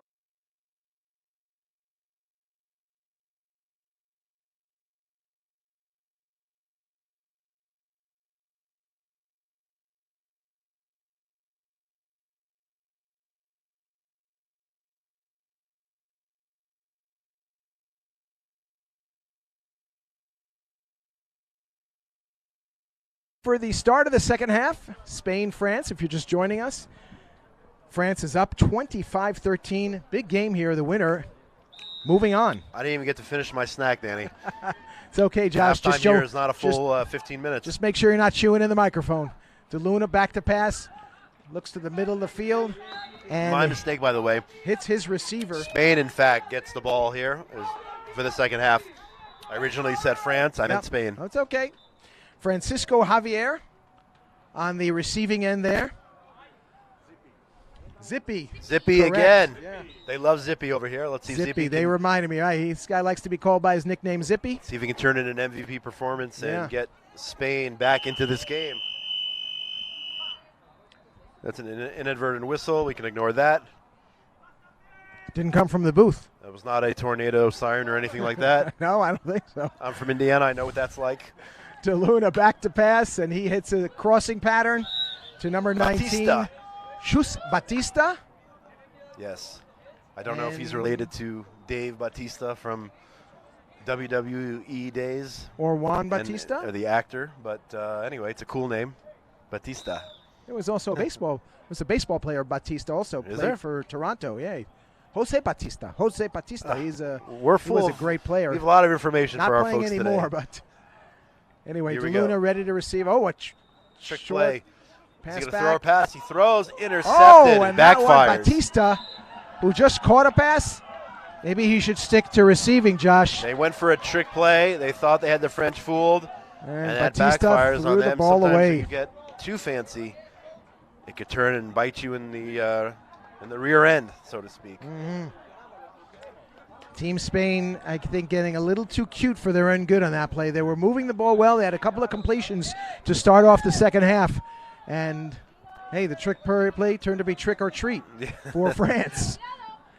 Camille Touari back to pass. Let me finds just say his receiver. that the French quarterback has a cannon, by the way. I know we've said it with a few other quarterbacks, and he's not as tall or imposing as some of the other quarterbacks, but he has a cannon arm. Again, I thought that ball was coming right here into the broadcast booth, and it was actually caught right in front of us on the field for a nice gain. Matthew Dare on the receiving end of that play from Camille Touari. Touari waiting for the snap. He gets it. He looks right. He's throwing towards the end zone. Perfect And he pass. has a receiver. Who else, Josh? It's not Zippy from Spain. It's not Zippy No. from Spain. It's Ralph Rosalie There again. you go. It's his third. On the receiving end. Third touchdown. With his third touchdown. And the Touari-Rosalie connection is really, really weighing down on the Spanish defenders right now.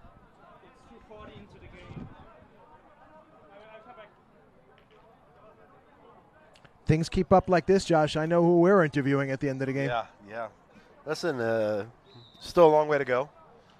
Still a long way to go, but that was France's first possession in the wow, second half that after just, the interception. They it just capitalized looks- on the turnover. It just looks much easier for the French team They started in than good the field Spanish position. team. Touari back to pass. No look. Extra point. No look pass. No look He's throwing pass. no look passes. He was looking right and hit his receiver in the middle. I don't know how he does it. His He's other got eyes everywhere. His This other guy. key receiver, Scott Harrison, on the receiving end of that one. He was looking right all the way. 1 point conversion is good. Winds about 5 miles an hour, but expected to get a lot nastier as the evening rolls on. Making for a very interesting day tomorrow, Josh, with a lot of teams probably going to be playing in very inclement weather. Yeah, definitely will make an impact on the results. Luna back to pass. Pump fakes. Throws to the right. Has his receiver. Number 15, Alejandro Silvestre. Ramon. I think he's got 3 names. What do you have? He goes by Alejandro Silvestre. Ramon.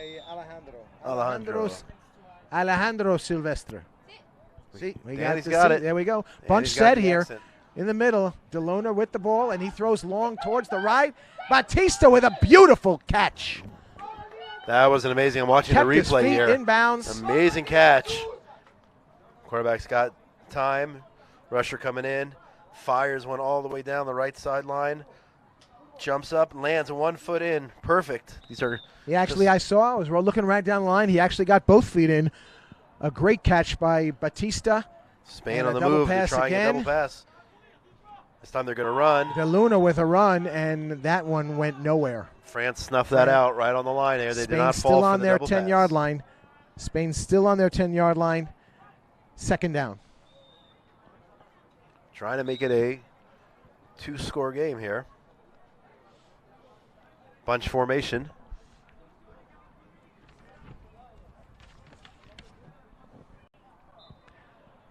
Bunched formation again. 4 players right in the middle. DeLuna throws the ball towards the left side of the end zone, and that's going to be a touchdown. Touchdown Spain. Batista. Here I'm Chus watching. Batista certainly making up for his interception. Catches that touchdown. A lot of crosses from at the front. DeLuna. And then Batista in the back left corner. There was 3 shallow crosses and 1 deep cross there. All right, Spain did what they had to on that drive. It was a must. Keep their hopes alive. It was a must with about 14 and a half plus minutes to go. Still plenty of time, but the Spaniards have to stop the French. They haven't been able to do it so far. They're going for 2 here, They Danny. are going for 2. DeLuna rolling back towards his 20. He turns, avoids the flagpole, and What are the they going ball to say was here? caught, What are they going to but say? Wow. Oh, wow, What a catch diving. I got to see this one. That one First is of all, it going was to be amazing by worth the looking at quarterback. again. I couldn't see. Watch this Great catch. effort Watch for this. DeLuna. Did he get his foot in? Yes. Oh, what an These guys are incredible pros. catch. Pros, I tell you, Danny. What an incredible catch by Mohammed. Wow. Unbelievable. Naeem. France takes over. Let's see if that Spanish defense can you step just don't up. see catches like that. Tuari with a short gain. Little contact there. France looking for a flag. Not going to get it. Matthew asking Adair for a flag. They're Matthew asking for Adair it. on the You see catch it? there. Got bumped. He's looking for a flag. He Kind of wanted a incidental. shielding. He wanted a Yeah. shielding call, and that's when there's contact. Someone's got to tell Without Matthew going to the Adair this is flag. football, and there is going to be contact. Didn't look like anything too harmful. We saw a lot Anyway, of laundry on the field in the first half. That was that but catch. Not so much so far in this second half. Tuari with Sidearm. a sidearm pass. Scott Harrison again on the receiving end. Short gain. We'll bring up third down. That catch by Naeem Mohammed, certainly one of the top catches I've seen so far. He had the ball and was almost horizontal when he caught that ball, Yeah, trying the to keep referee his was feet right in on it. bounds. Saw he got the toes down as he was diving. Great catch. We'll try to get a comment from Naeem. Tuari back to pass and finds his center. France gets the dipping first enough down. for the first down. Danny, that could have been a big opportunity for Spain Antoine Darmana. to stop France Antoine Darmana on the call. and try to get the ball back. But Naeem Mohammed. Yeah. That was a great catch over there on the sidelines. Thank you. Fantastic. Thank you. We have to be You want to give a shout out? You can give a shout out. Okay, he's got to No be problem. focused. But a great catch by Naeem Mohammed on the sidelines.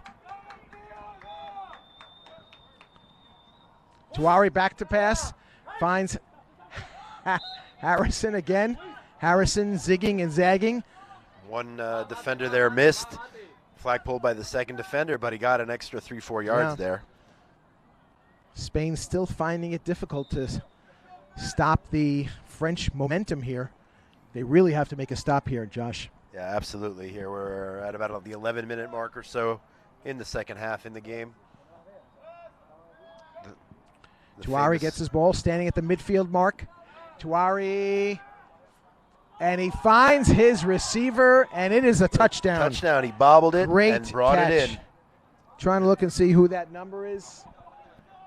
There's And a flag Scott there on Harrison. the play. The touchdown is good, though. Looks like a flag on the defense. Referee signaling touchdown is good. There is, I think, the first flag of the second half there. Harrison, great catch, I'll tell you.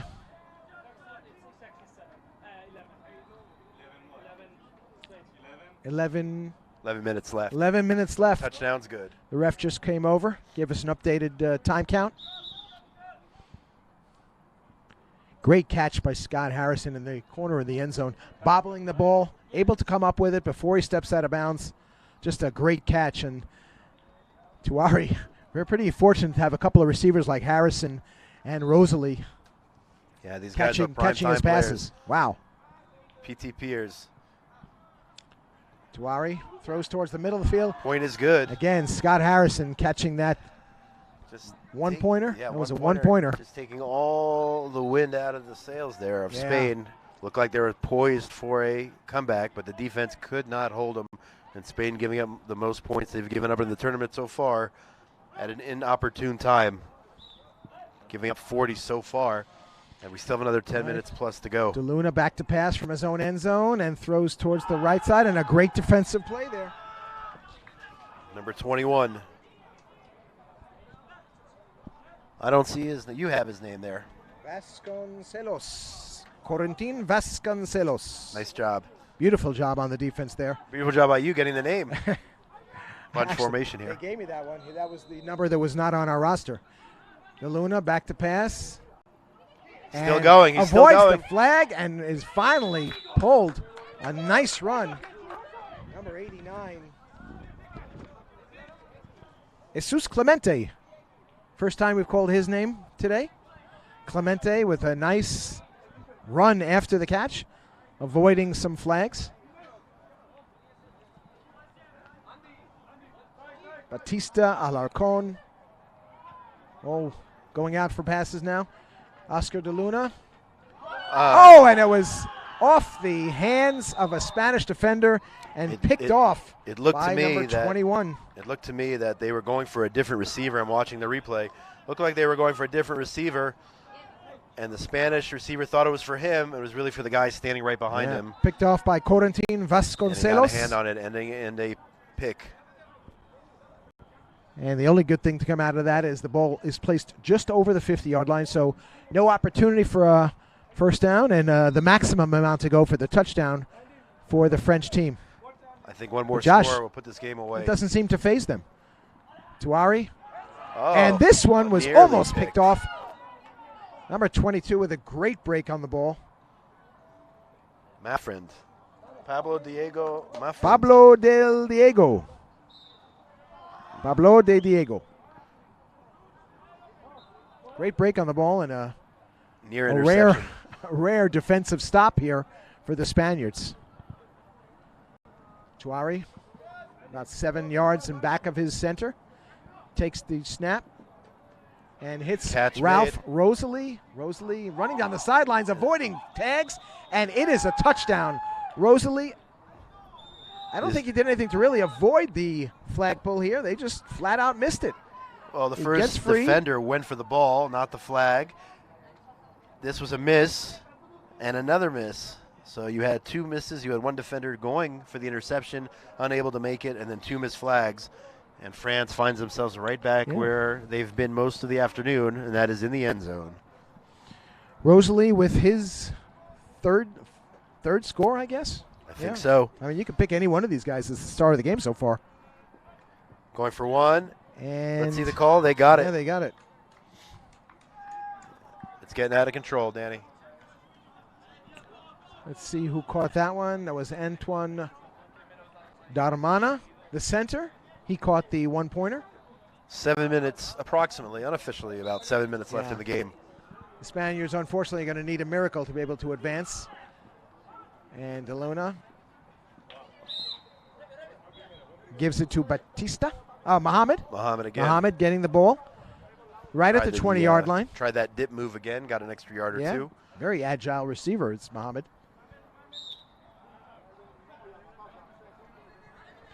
DeLuna back to pass and has Batista at the 15-yard line. First down. Spanish offense on the move. No one's giving up here, Danny. No one's throwing in the towel. Spain driving and driving fast. Pitch out. Double reverse, Batista. triple reverse. And Batista has the ball. Last Getting time the he runner threw, he throw. threw it. Oh, that was a flag, illegal contact on France. That was, I don't think I've ever seen that yet in the tournament in terms of the number of reverses. And That was like a Vasconcelos. triple reverse. Yeah. Vasconcelos called on the Not intentional. illegal contact. Not intentional, but Still contact. Still contacted him. 10 yards, automatic first down.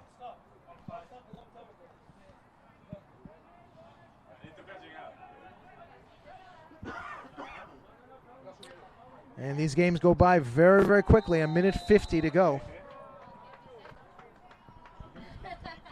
No, 6:15. 6:15. 6:15. My bad. I thought I heard 150. Sets up Spain. Deep in France Oscar territory. de Luna throws towards the right side of the end zone, and that's going to be out of bounds.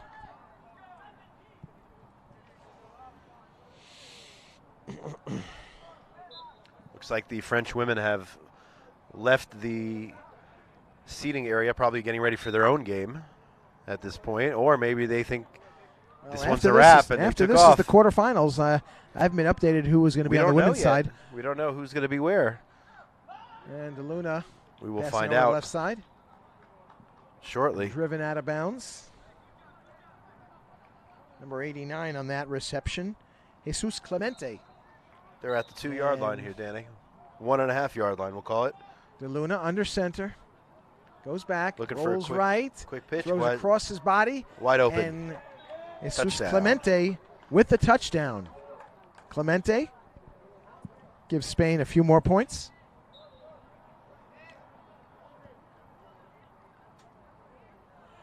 Do we know, Danny, if Spain is officially eliminated? If they don't win this game, I mean, they would be. I think they would be 2-2, perhaps. Yeah, France would advance. France is definitely would definitely advance. advancing with this win today. And we'll have to see about Spain. I'm not sure if they're still alive or not. lot of different factors here. We have point differential issues. We have all different kinds of things here. Well, And, the U.S. is definitely advancing. Well, yeah, I think from Group A. The U.S. is and now that definitely France advancing. is on their way to defeating Spain, I think they're the team that's going to advance today. Yes.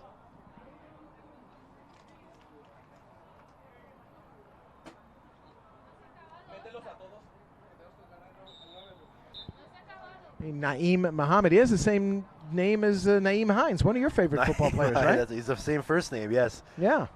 Naeem Hines, of course. My colleague here, Josh Haston, an Indianapolis Colts fan. Running back for the Colts. He's not Jonathan Taylor, but he's a great third down back, is Naeem Hines. Nobody's Jonathan Taylor this year, Josh. Nobody's right. Jonathan Taylor. He's a beast. Glad he's on our side. In our fantasy football league, there was actually a trade for Jonathan Taylor early on. Somebody made a big mistake. Somebody made a big mistake. Huge. knocking himself for trading Jonathan Taylor, having a real MVP style season for the Indianapolis Colts. Anyway. Did you hear, Danny, that actually they discussed this tournament on Monday Night Football last night? Is that true? Yes, they did, yeah. That's unbelievable. Yeah, they talked did. about Robert this. Kraft was interviewed, mentioned it. They showed a few clips from yesterday's action? The highlights, yeah. Wow, I'd like to see that video. Double pass back to Tuari from Scott Harrison. Tuari avoids the flag pull, and he's running towards his left, and he's stopping short of the first down. He made a smartly before the first down. Conscious decision to do so. Just Again, keeping the ball, keeping the clock. You see, when people stop just before that line, it's done for a reason, to get that extra play. Really, from that spot, gives them 5 downs. Really, I mean, just as long as they actually make the first down, gives them another 4 downs. So, smart play by Tuari, pulling up short just before the midfield line. Yeah, I'm very impressed with this quarterback. Knows passes, rocket arm. Knows the rules. Now that was on display, full display Darmana right there. Back to Tuari, and now they got the first down with an easy first down. Clock stopped. Ralph Rosalie, but they ran off an extra 40 seconds or so. 2:25 to go in the game. Time is running out on the Spaniards here. Josh, would it be funny if we got one of those receivers, Ralph Rosalie or Scott Harrison, and neither one of them spoke English? That would be funny. I don't think that's the case. My bet is one of them is going to know English. That's just a feeling I have, and hopefully we'll have one of them after the game. 2-minute warning. Basically, we're going to go walk up to them and say, "Which you guys speak English?" And we're gonna pick that guy for the interview. Let's do it. The Ralph Rosalie, Scott Harrison connection, a little bit too much for Spain today. Tuari, 6 yards in back of Darmana. Darmana, Antoine. He was not missed. Flag was not right pulled. There, and he was pulled down, and a flag. It looks like he pulled down the back of his shorts to drag him down.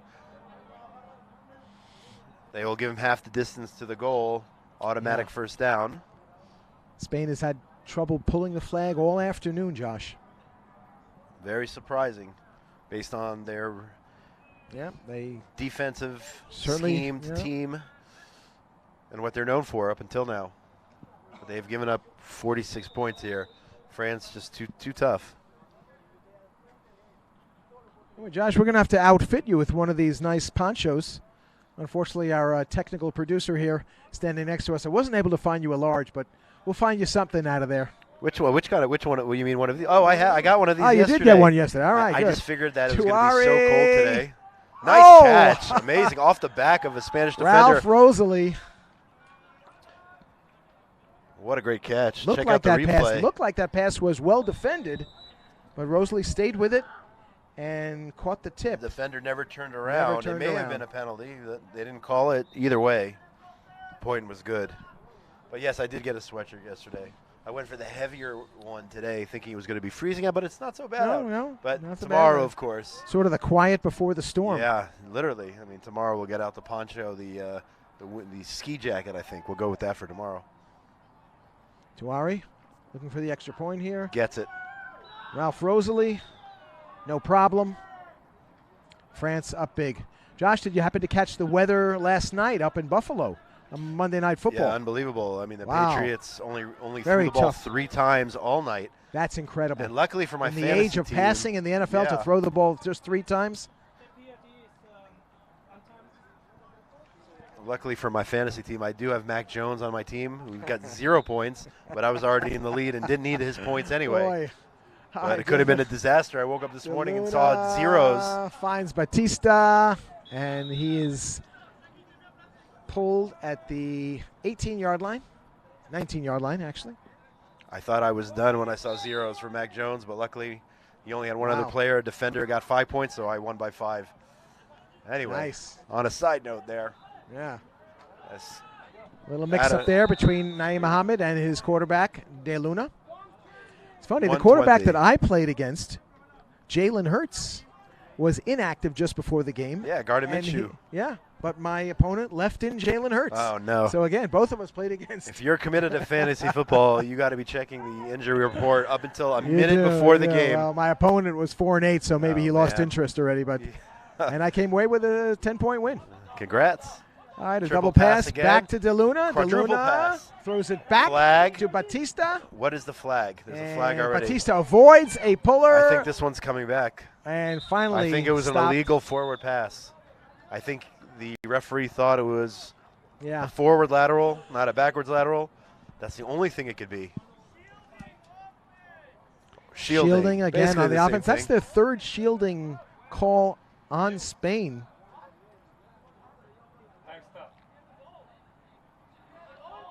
I don't understand that call so much, Danny. Shielding because it didn't look like. Well, it's avoiding the flagpole, but making contact with But the opponent's hand. Did not look like there was any defender anywhere there, and I think Spain is trying to make their case, saying what I'm saying, but there was nobody in the area that it could be possibly shielding. Maybe it was a late flag. Spain does not understand it. I don't understand it, but the referees are doing a spot-on job. This 4-person crew here. Charles Davies making that call, throwing the flag and making the call. As Veteran the local game's chief ref referee, here. Yeah, He's He does a explaining great it.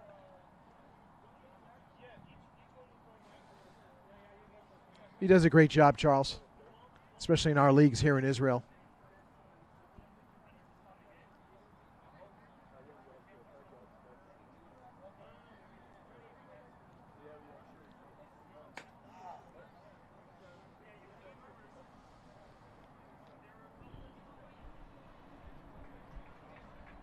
We can't hear what he's saying from here.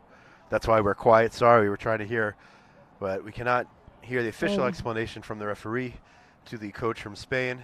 But nevertheless, the flag was called. At this point in the game, Josh, don't know why the Spanish coach is vehemently arguing this I think call. he's trying to learn for the future, so they don't. We're trying to listen. Either way, in a brief folks. stoppage of play while Mr. Davies explains to the coaching staff the reason for his call. That had something to do, I think it was a late flag. Maybe that's what it was, because it looked like that fourth pitch was already made. Another referee coming to the defense of her coworker there. And one of the Spanish officials pulling away the Spanish coach, telling him it's probably just not worth it at this point. Third down. But it is interesting and important to understand the rules for future De games. Luna with a pitch back and nobody home. Naeem Muhammad. Miscommunication. Yep. It's been that kind of game for Spain, down 53-27. Is that a drop of rain, Danny? Yes? No rain? No rain yet. I don't know. Not yet. I thought I felt a drop come in. Let's see. 1 second. 1 second. 101, To go. 101. 101 to go in the game. Oscar De Luna. Looking down. Back to pass, throws it deep, and looks like Naeem Muhammad was interfered with, and there is a flag. Late flag, but that's the Late right flag. call, Danny. I saw it all the way from here. Yep. Clearly Yeah. interfered, made contact with the receiver down the field. Just before the ball got there. It was late, but the referee did call it. Pass interference on the defense.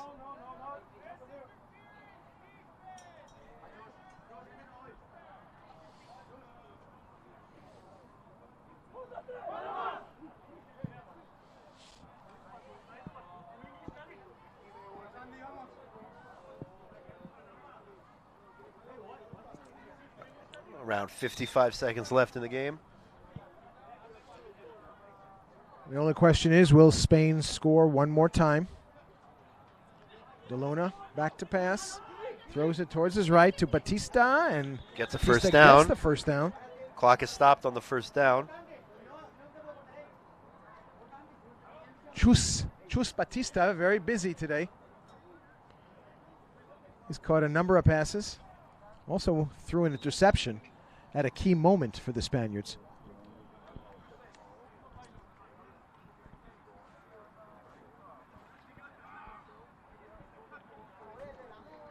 Here we go. Spain looking deep. Intercepted. No, incomplete. It looked like he had his hands on it. Near interception there by France.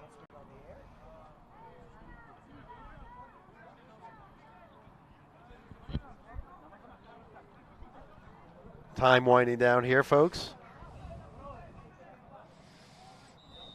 The outcome not in doubt, just the final score. Waning seconds here.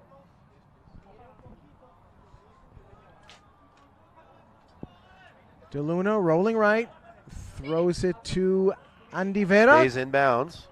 And another flag coming in at the end of that play.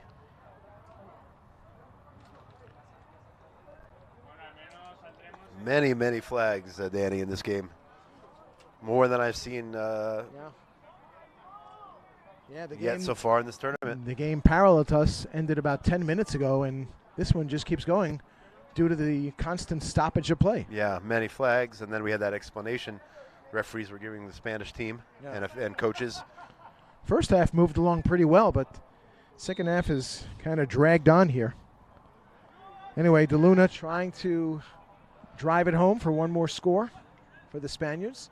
He gets the ball at about midfield. Completes and the pass to Naeem Mohammed, who dips and turns, and he is down short. Clock is running. He's down to about the 2-yard line there, 3-yard line. We'll call it 2.5. Clock is running.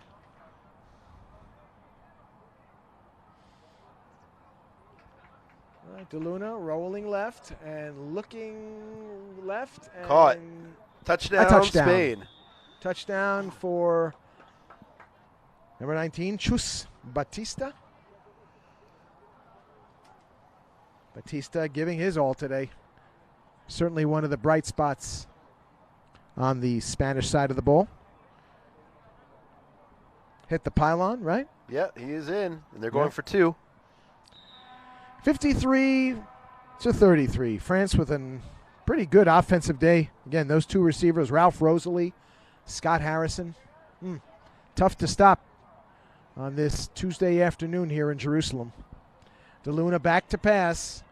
Rolls He right, and he throws it to Mohammed, and it is ruled incomplete.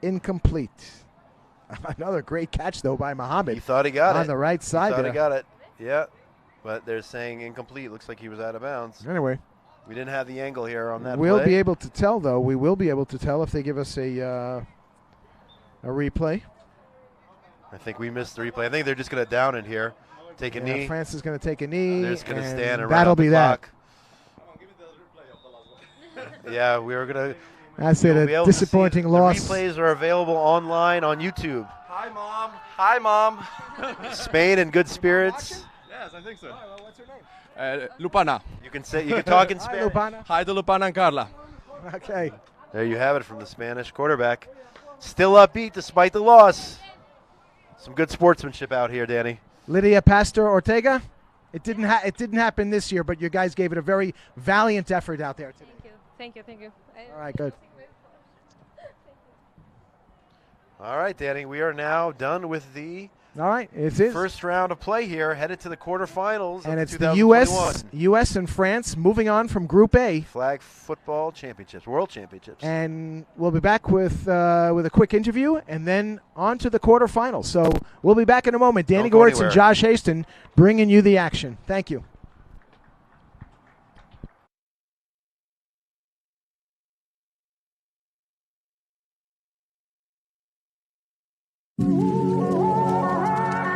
Jerusalem is modern, ancient, it's hectic, patient. Jerusalem is a beauty to behold. Its walls are old and domes are gold. Jerusalem is spicy, dynamic, it's iconic, panoramic. Jerusalem is inspiring, unique, it's simple and chic. Jerusalem is brimming with styles, vibrant, charismatic, abundant smiles. Cobblestone streets, colored with sweets. Eclectic orchestra of authentic beats. It's the shoot, the basta, the shawarma. It's all about good karma. It's people, gates and views, culture, art and muse. Jerusalem is tradition, innovation. It's about openness, recreation. It's a city, destination, a goal. Jerusalem is how it feels to behold. It's the knowledge, the courage, the drive to create. It's the source, the spirit, the reflection of faith. Jerusalem is Israel, it's Mediterranean chill. Jerusalem is real.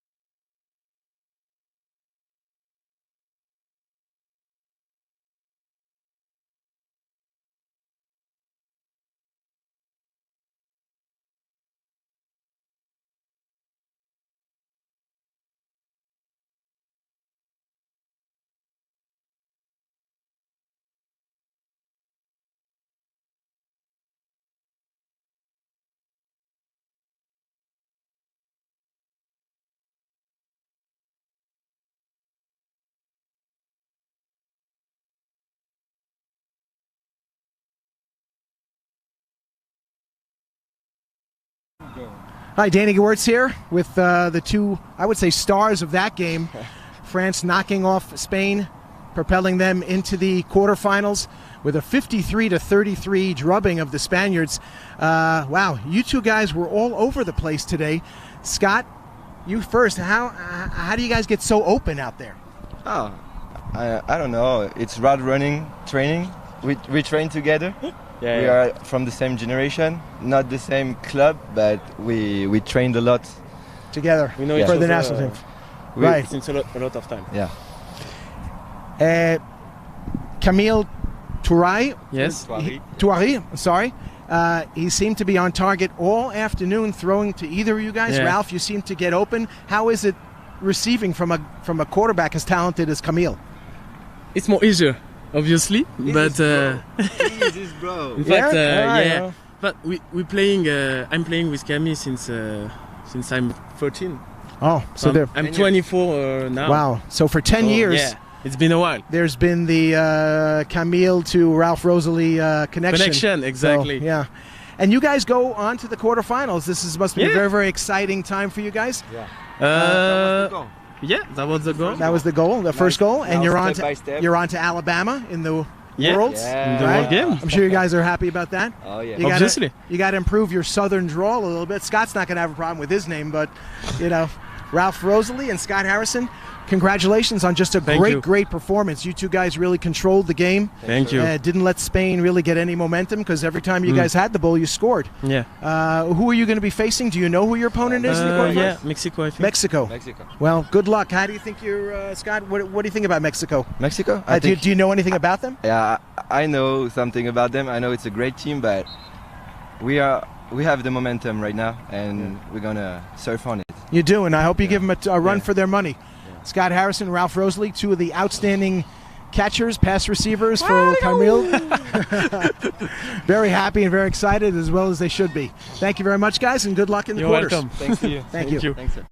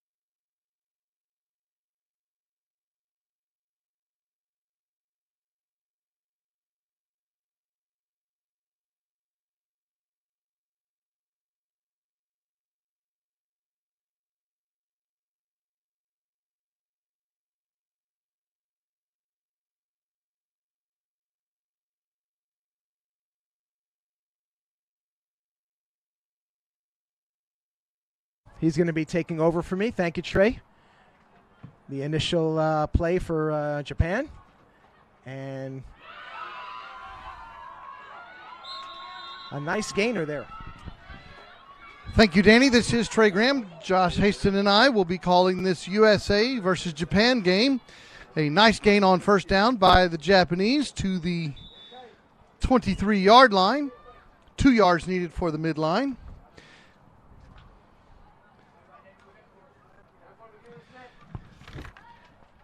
Bunch formation by the Japanese offense. Americans Play stopped. intentionally calling or committing an offside penalty.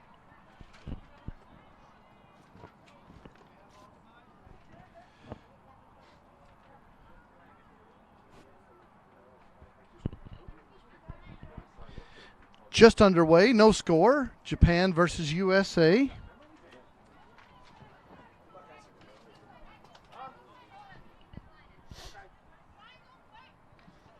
Here we go, folks. Quarterfinal action. Kraft Family Sports Campus here in Jerusalem. Decline penalty there. USA committed a defensive offsides. Japanese choose to decline it. Bunch formation. Shotgun. Throwing it to the right side. Incomplete. And the Japanese quarterback has a great arm. I remember her from yesterday. Chihiro Iwata. She's got an amazing rocket arm. But the USA, of course, is the world champions. And we called one of their games earlier, and as you know, Josh, a very talented team. 3rd and 2. Japan throws a crossing route and can't bring it in. Incomplete pass. 4th down, Japan. Need another couple yards. Need another 2 yards for the first.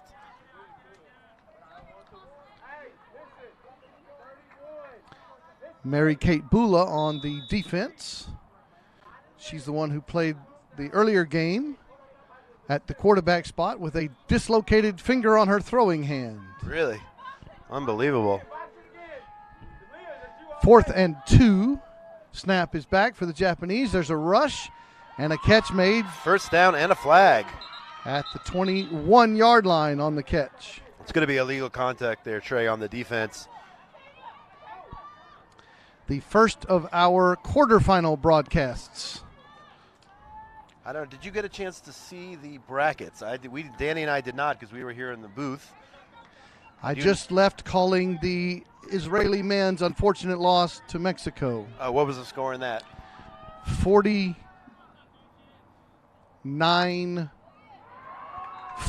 I believe, was the final score. Yes, it was. But Israel needed a victory and some tiebreakers, and they didn't get either one, unfortunately. So they are out of the tournament, and I think the Israeli women are out of the tournament as well, if I'm not mistaken. But again, we've been broadcasting all day. We're not getting the results in real time. First down for Japan, rolling right, throwing it across her body, incomplete pass. So the Israeli men, as I just said, finished their broadcast a moment ago. Tough loss to the Mexican team. And they had a good start. They started round 1 3-0. They won all 3 games yesterday, but had a tough loss to Germany today. And now, as you just told me, losing to Mexico. Yeah, Mexico, really a tough team. We saw them play here yesterday. 2 receivers left. Japan throws it across the middle of the field. Another drop. Quarterback's been accurate, but her receivers aren't helping her out. You can't do that against this USA team and manage to stay in the game very long. They are too tough. You got to make those catches. I think I've already told you, Josh, but Chris Langford, head coach for USA from the great state of Texas. Yes, you did. And a few of the members of Team USA from the great state of Indiana. All right. Shotgun snap. Iwata has it. She throws it, and it's going to be a... Are they saying touchdown? Did we get the signal? Yeah, it looks like a touchdown. As we'll watch our replay here. She's dropping back in the middle of the rush, throws it into the right side of the end zone, and it is a nice throw just beyond the pylon. 6-0 Japan with the lead. And the U.S. hasn't given up that many points in this tournament. That's a great starting drive after a few drops there by Japan. They recover from it and manage to punch it in to take an early lead. A 1-point try opportunity. Iwata has the snap, throws it into the back corner, and it's going to be incomplete. 6-0 remains the score. And I'm sure, Josh, the fans can see it on the camera, but Japan is playing the game, most of them, with their masks on. Yeah, that's got to be difficult. I know even, just wearing the mask for too long, not participating in sports is hard. But they'd rather be safe than sorry, I guess, and playing with their masks on. First down from the 5-yard line. Vanita Crouch throws it to the left side. A nice throw, and a catch is made by Shanika Kamis. Yeah, they had a great combination yesterday. They were all over the field, the two of them. Kamis was our player of the game earlier in our broadcast. Yeah, really solid receiver there. 2 receivers left. Crouch has time, throws it deep down the right sideline. Open receiver, the catch is made, and the officials tell us touchdown. What a catch by Crystal. That's Joanne Overstreet, number 1. Okay, number 1. Yes. Joanne Overstreet with the catch, and that ties it up 6-all. That was quick, Trey. Well, 2 plays, I think. Yes, but Crouch has got a great arm. They can go the distance. Unbelievable. Yeah, I interviewed her yesterday. Spectacular. I have not seen an arm like that anywhere else before in women's football. That was unbelievable, that throw. 1-point play try from the Americans at the 5-yard line. There's Crouch rolling right, rolling back to the left, throwing it sidearm, and a great throw and a catch. Her favorite receiver there, Shanika Kamis. She is pumped up. The quarterback is pumped up there. Vanita is pumped up. 7-6, the Americans with the lead. Each team scoring on their first possessions.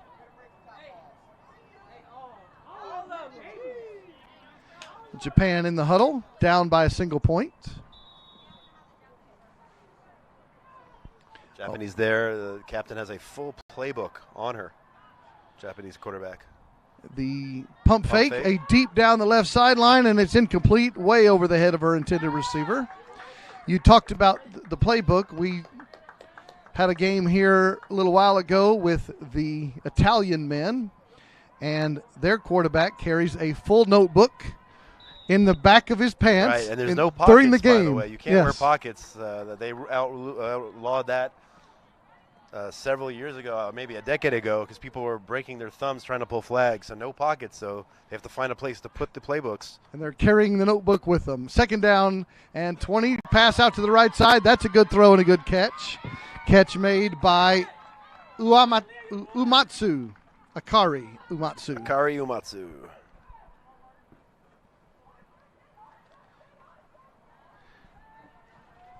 There is a penalty flag on the play, and the officials are having a chat.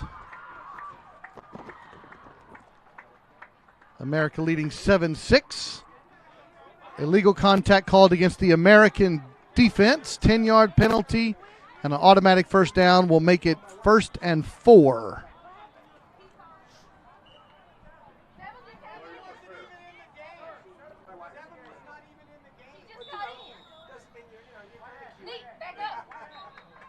Japan breaks the huddle. U.S. protesting that call, claiming that the penalty was called on a player not in the game. Referee not paying attention to that. Bunch formation, motion, handoff going left, making a cut, extending the ball, and the flag was pulled just short of the line to gain. 2nd down and a single yard needed. Japan down by a point.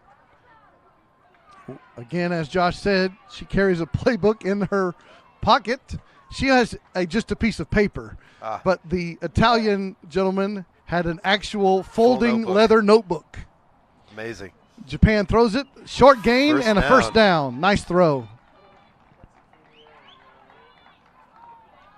It's going to be first down for the Japanese. 20 yards to go.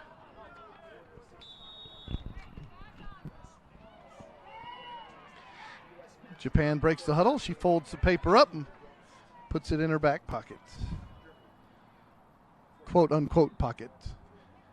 There's the rush coming by the Americans. They get the ball away. The rush affected that throw. 2 receivers in the area, and the ball falls harmlessly to the carpet.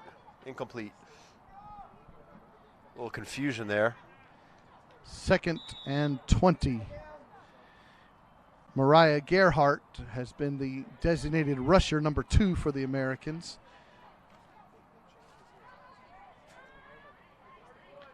Second down and goal from the 20-yard line for Japan. Snap back to Iwata. She steps into the throw, makes a nice pass, completed. And it's going to set the ball up inside the 10-yard line. Japan impressive so far, Trey, moving the ball down the field against a stout U.S. defense. 3rd and goal from the 8-yard line coming up. I was impressed with Japan yesterday. They beat Team Israel, I think it was 39-0. Highly impressive victory there. Then they fell to Brazil, and now here we are against the U.S., the champions. America on the rush, 3rd and goal from the 9, throwing it into the back corner of the end zone. Nice throw, nice catch, touchdown, Japan. Yuki Sato, number 1, on the touchdown. That gives the Japanese team the lead, 12-7. Watching the replay here. Excellent Great throw and catch. Back left corner of the end zone, and they're going for 1. Japan breaks the huddle now. Coming from the 5-yard line, 2 receivers right, 1 left. Rusher coming from the Americans. Motion. She throws it into the left side. Just off the fingers. That was the same receiver, Sato, that got the touchdown. Couldn't convert it on the 1-point try. Score remains 12-7. So the U.S. being challenged here early. Let's see how they respond. Ball spotted at the 5-yard line. First down and 20 for the Americans. I don't know if they've trailed yet in the tournament. Rolling right, throwing a sidearm pass, and Camise with a great grab. Unbelievable. And that was flag is pulled 4 yards short of the midline. Amazing throw and catch. Such velocity behind that ball. from the U.S. quarterback, Vanita Crouch. And a great catch by her number 1 target, Shanika Kamis. 2nd and 4, shotgun snap. The rusher is coming. Crouch rolls to her left. There's a penalty flag on the play, and then her flag is pulled.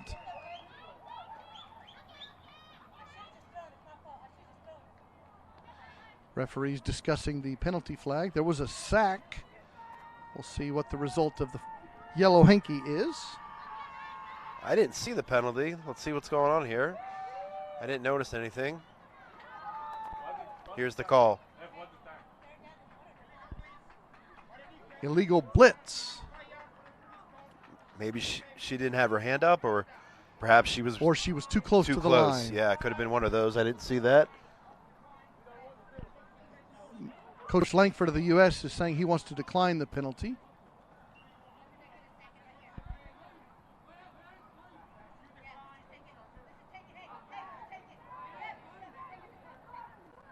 Now they choose to accept the penalty, which will give them a first down just Makes beyond sense. the midline. That's the right call.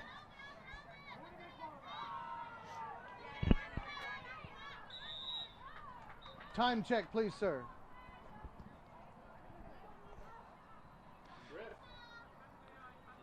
We're trying to get an official time from our... We have a first down and goal for the Americans, 24 yards away from the goal line. Crouch throws it in the middle of the field. Tip drill. Nearly intercepted there. And the Japanese don't pull it in.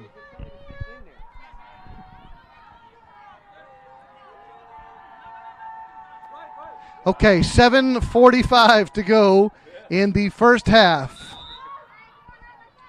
2nd down and goal from the 24-yard line. Crouch rolls to her right, has pressure, sidearm throw. Guess who? Kamis with the catch. That duo is nearly unstoppable, Trey. US. Notice how calm the U.S. is, even though they're trailing. They're cool, calm, and collect.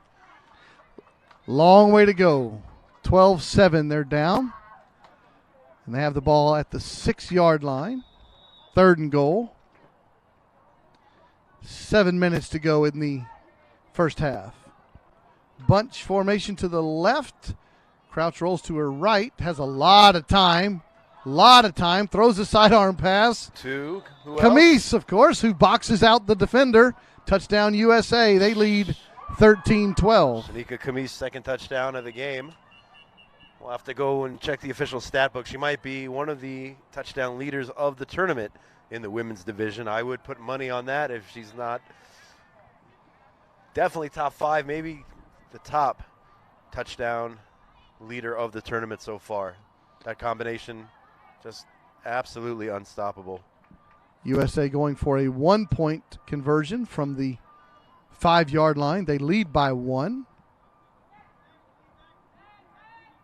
Bunch formation here.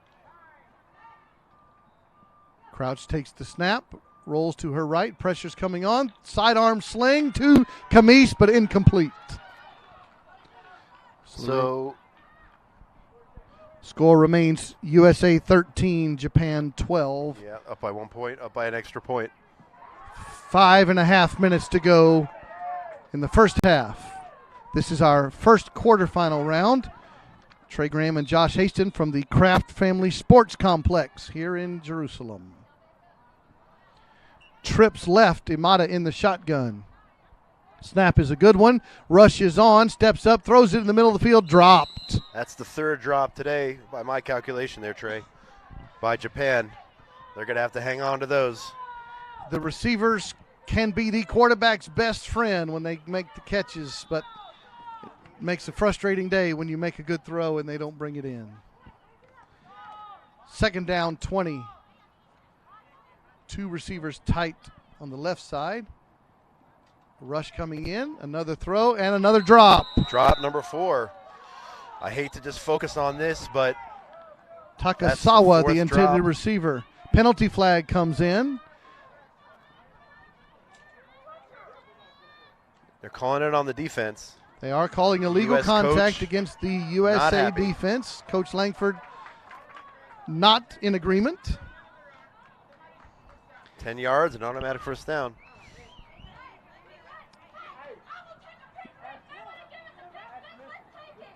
USA defense on the field with the U.S. 1-point advantage as the officials walk off the 10-yard mark. It's going to make it 1st and 1. 1st and 1. So when Imada pulls out her play sheet, I wonder where the 1st and 1 playlist is.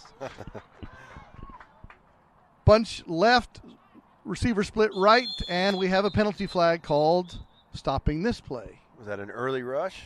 I think they're going to get him for an early rush. Yep, early rush.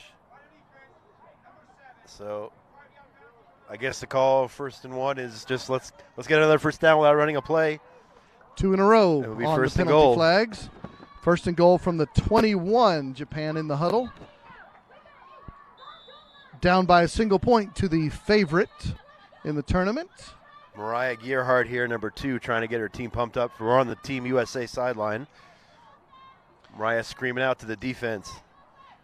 2 receivers left, 1 right. 1st and goal from the 21. There's the rush, and Imada rolls to her right, throws a soft pass, and she's going to get a catch by her receiver. It went and floated over the hands of the DB, and Japan gets another touchdown. Watching here the replay. The defender nearly gets a finger on it, and the ball manages to get through to number 1, Yuki Sato. All right, 1-point attempt coming up for the Japanese offense. After that touchdown, Iwata has time, throws another floater, and this one's tipped away. Good defensive defense play by the USA, and Japan has a lead 18-13. Trey, we got a little bit of a surprise here. Well, Japan is not shying away from the favorites. Yeah, and they have several drops, 4 drops at least, yet they are not only in the game, they are leading the game. Great quarterback play from Japan, and receivers making up for the drops by scoring touchdowns. Approximately 2.5 minutes to go, first half. Crouch rolls right, throws it to Camise, of course, and it's going to be a gain out to the 11-yard line. We'll bring up 2nd and 14 as we're getting close to the 2-minute warning. And those of you tuning in may be surprised. Tournament favorite USA on the wrong side of the scoreboard right now. Crouch rolls to her right, makes a pump fake, and throws it for Camise, incomplete. A lot of pressure there by the Japanese rusher. Number 7, Yukira Omi. We have reached that point. Clock is stopped. 2 minutes with the USA trailing the world champions from Panama 3 years ago actually, trailing 18-13 to a very hungry Japanese team.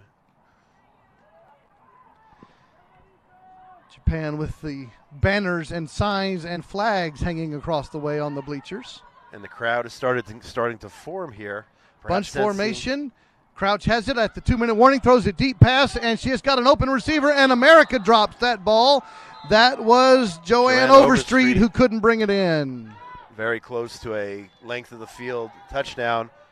As I was saying before, the crowd starting to file in here. I don't know, maybe sensing a potential upset. Will the world champs go down? They're not panicking now by any stretch of the imagination. But we're getting close to the half here with the USA now trailing. I did talk to Coach Langford this morning, and he mentioned then that the USA team was still having trouble adjusting to time zone. And also, as I shared with Danny earlier, he told me that the USA is used to playing in their American tournaments with only 3 downs, not a 4-down situation. Interesting. I've never heard of that before. 3-down football. That's what Coach Langford told us this morning. We have a timeout on the field. So he told me that at like 8 a.m. today, so about 9 hours ago, he said that they were struggling with the time zone change. So there's a bit of a fatigue factor going on for the Americans. Yeah, and it's also as a result of the pandemic. The players essentially are either in the hotel or at the field. They're not running around or getting a lot of time outside of their confines or playing games. So that probably has an effect on them as well. Certainly the 7-hour, or in this case, a lot of these players from Texas, 9-hour time difference, 8-hour time difference, Central time. Yes. So definitely a factor here. But so far, the USA throughout the tournament has been making the right adjustments. Let's see how they do here. Crouch with the snap back and a nice diving catch there. First down for the USA. Great catch. Nice catch number 16 by Michelle Roque. Michelle Roque, great catch, first down. USA on the move. Just beyond the midline. First and goal, USA 24 yards away. Under 2 minutes to go. Coach Langford sends in the play call. There's the snap, rolling to the right. A double pass opportunity. And Roque is going to run the football, crosses the midline, and she'll extend the ball. And it'll be spotted down at the 21-yard line. About 4 or 5 yard gain on that. Wow, they're marking it a little short. But that is the mark. Deep drop. Crouch has the ball, rolls to her right, has a double pass opportunity, throws it to, of course, her favorite receiver, Shanika Camise in the end zone, and it is a touchdown for USA late first half. That's the third time those two have connected in this game. Very impressive. They didn't panic, did their thing, and now you can see by the replay celebrating the touchdown, and they are going for one here. They lead by a single point, 19-18, and they are coming up for a 1-point play. Crouch in the shotgun. Snap is back. She rolls to her right. Rusher's coming. Sidearm sling, and the one-pointer is good. That's Michelle Roque again, who made that big first down catch. Now catches the extra point. USA leads 20-18. 2-point lead with about a minute and a half, 90 seconds left in the first half. Camise with that touchdown catch.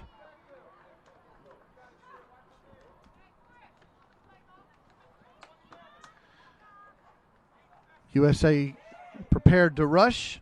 Imata in the shotgun. Snap is back. She pump fakes, throws it to the drag route. It's caught for a nice gain and gets out of bounds to stop the clock. They'll spot it at the 12-yard line. It'll bring up second down and 13. USA women with a 2-point lead. 55 seconds to go in the first half, stopping the clock on the out-of-bounds play. 55 seconds. And 55 seconds here, folks. Bunch formation, Team Japan trying to add some points right before the half. Rush is coming. Imata to the right side. That pass is caught, but immediately the flag is pulled. That means the clock is rolling, and now it stops. Great pull there by number 10, Team USA. That's Delia Autry. I wonder if she's related to Danico Autry from the Indianapolis Colts, defensive tackle. Not sure, but either way, Delia Autry there with a great pull. All right, Japan calls their first timeout. They are trailing by 2 points the last minute of the first half.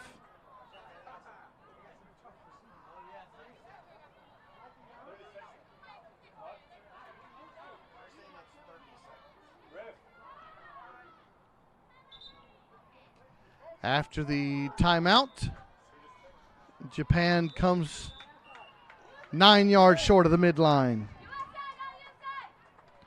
Imata with the snap. She throws a pass picked off by the USA. They're running back, and the flag is pulled. It's going to be first and goal. USA with a 2-point lead and the ball. Last minute of the half. First big mistake by the Japanese team, other than the drops they had before, but the interception could prove costly, setting the USA up in scoring distance right before the half here. First and goal, USA from the 11-yard line. Nearly flawless up until that point by Chihiro Owata. throwing a potentially crucial pick there. Bunch formation USA, they're in business. Crouch rolls to her left, steps up, slings it to Camise for another touchdown. Touchdown number, what is that, 4 of the game? 26-18 USA with the lead. I think that's her 4th TD. Shanika Kamis with 4 TDs today. So far, we're not even at the half. Costly interception turned into points on the very, very first play. USA coming out with a 1-point attempt as darkness has fallen over the city of Jerusalem. Crouch calls her play, sets up trips right on the 1-point play, rolling to the right, and throws it up. Jump ball for Camise. Shanika Camise there with the extra point. Just too strong, too tall. 27-18. And has the great hands. She's got the full package there. Wide receiver for Team USA. With 4 TDs and at least 1 extra point. All in the first half. Up 9. Japan has the ball, first down at their own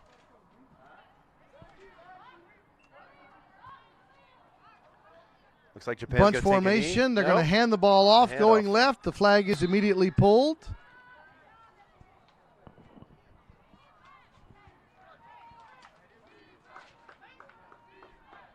Clock is rolling. Japan allowing the last few seconds of the half to roll down.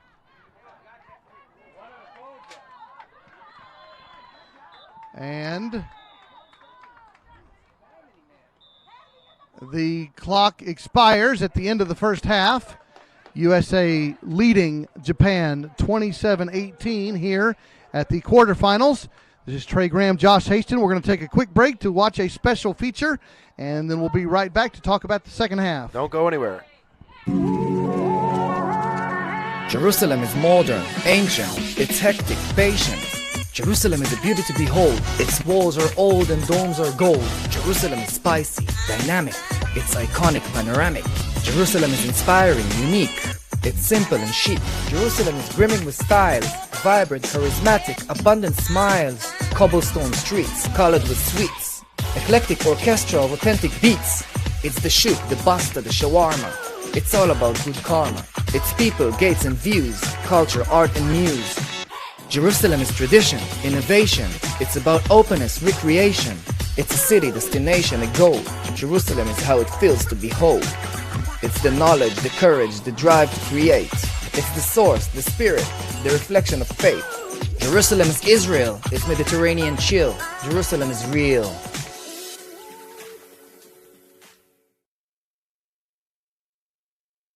The women's quarterfinal round as the game here between USA and Japan has reached the halftime mark. USA leading 27-18. This is Trey Graham, Josh Haston joining you as the tournament favorite USA, you might say, started a little sluggish here in the first half and came back and turned it on, leading now by 2 scores as we play here as the second half is about to begin. It's been a great game. Japan with the early lead. USA coming right back, scoring, making an interception, and then scoring again. The combination of QB Vanita Crouch to her main wide receiver, Shanika Kamis, has been unstoppable. Kamis with 4 touchdowns and at least 1 extra point, if I'm keeping track. And those guys are, those gals, I should say, are just unstoppable. But Japan is no pushover by any stretch of the imagination. They are down by 2 scores. And let's see what happens here. There's a quick turnover. Very short halftime here. Already taking the field here for the second half. Japan is, at least USA getting final instructions. But I think this is the closest game the U.S. has played so far, Trey. As you advance in the tournament, of course, your opponents get tougher, as you would understand. Once you move into the playoff system, the lesser talented teams have already finished their tournament, or at least this bracket. And so your never going to face an easy playoff opponent. We do want to thank the sponsors of this broadcast and the tournament, the Kraft family, the Wilf family, the Kleinman family, the Swyeka family, the Israeli Government Sports Authority, the City of Jerusalem, the Jerusalem Development Authority, and the Ayelet Non-Olympic Sports Federation. Thank you for bringing us this broadcast and this tournament. The whole world has come to Jerusalem for flag football. Japan started the game on offense. USA now. Well said. Well said. Thank you to the sponsors. Without them, this wouldn't be possible.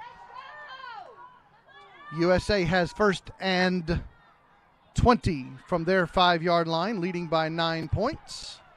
Japan on defense, showing rush.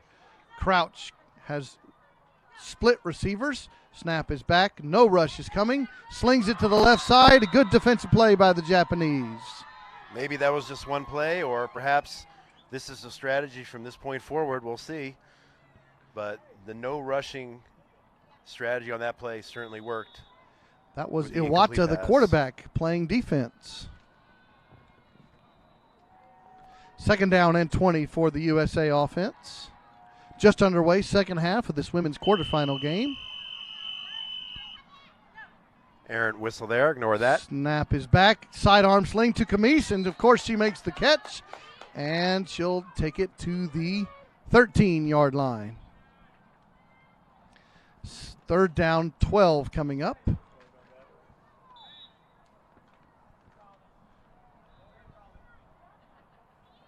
3rd down, 12. Crouch, 2 receivers split left, 1 split right. Japan now sending rushers again. Rolling to her right, Crouch throws it, and the flag is pulled just beyond the midfield line as Camise makes the catch, and Josh, you've got to cover her. I don't know if you can. I don't know if that's possible. I don't know if that's humanly possible. Too tall, too strong, too fast, great hands. And we're not going to reveal what the coach just said, but we got a little information. I think it's not a mystery that they want to get the ball to Camise. Right. I don't think that's a mystery at all. And let's see what plays out here. Crouch in the shotgun, 1st and goal from the 23-yard line. The rush is coming, and they throw it deep to the left side of the field, and the catch is made. Touchdown 16, by Michelle Roque, who gets in the scorebook. Touchdown USA. So Shanika Camise there, the decoy actually. We actually caught the coach telling her to fly down the sideline, and the ball was never meant to go to her. It was meant to go to 16, Michelle Roque. USA leads 33-18. Shanika drawing those defenders with her. 1-point attempt coming from the 5-yard line. It makes sense. Good coaching there, using her as the decoy. Here comes the 1-point opportunity. Crouch in the shotgun, looks to her right, slings it sidearm, and Camise makes the extra point, though. They didn't give her the touchdown. They didn't want to give her 5th score of the game, but she does convert on her at least second extra point of the game. As Simply you've mentioned, unstoppable. she's just bigger than the defender, so what you're doing is you go there, you run a little curl route, and you box out the defender. Crouch throws a bullet in your gut, and you catch the football. Yeah. It's pretty successful. Complete package there. 1st down and 20 for the Japanese, bunch formation and a split receiver to the right. Japan's now 2 scores behind, and they throw an incomplete pass on a crossing route. So if you're Japan right now, what's going through your mind, Trey? I mean, you put up a great fight. You took the lead. You had 1 bad throw, interception, which led to an automatic touchdown. USA, a 1 play touchdown, I should say. USA gets the ball back and scores immediately after the half. I mean, what do you do now? Japan has to keep their composure. They've hung tough with the favorites. They are not out of this game, especially if they can score on this drive. Here's a 2nd and 20 play, throwing over the middle of the field. Nice grab, but then she couldn't control it. Incomplete pass. Incomplete. That was almost an amazing catch by number 7, Eureka Omi. I thought she had it from here, but when she rolled over, the ball popped out. So Japan needs to keep their composure. They are the underdog. If they lose their confidence, USA will pour it on. Here's a 3rd and 20 play.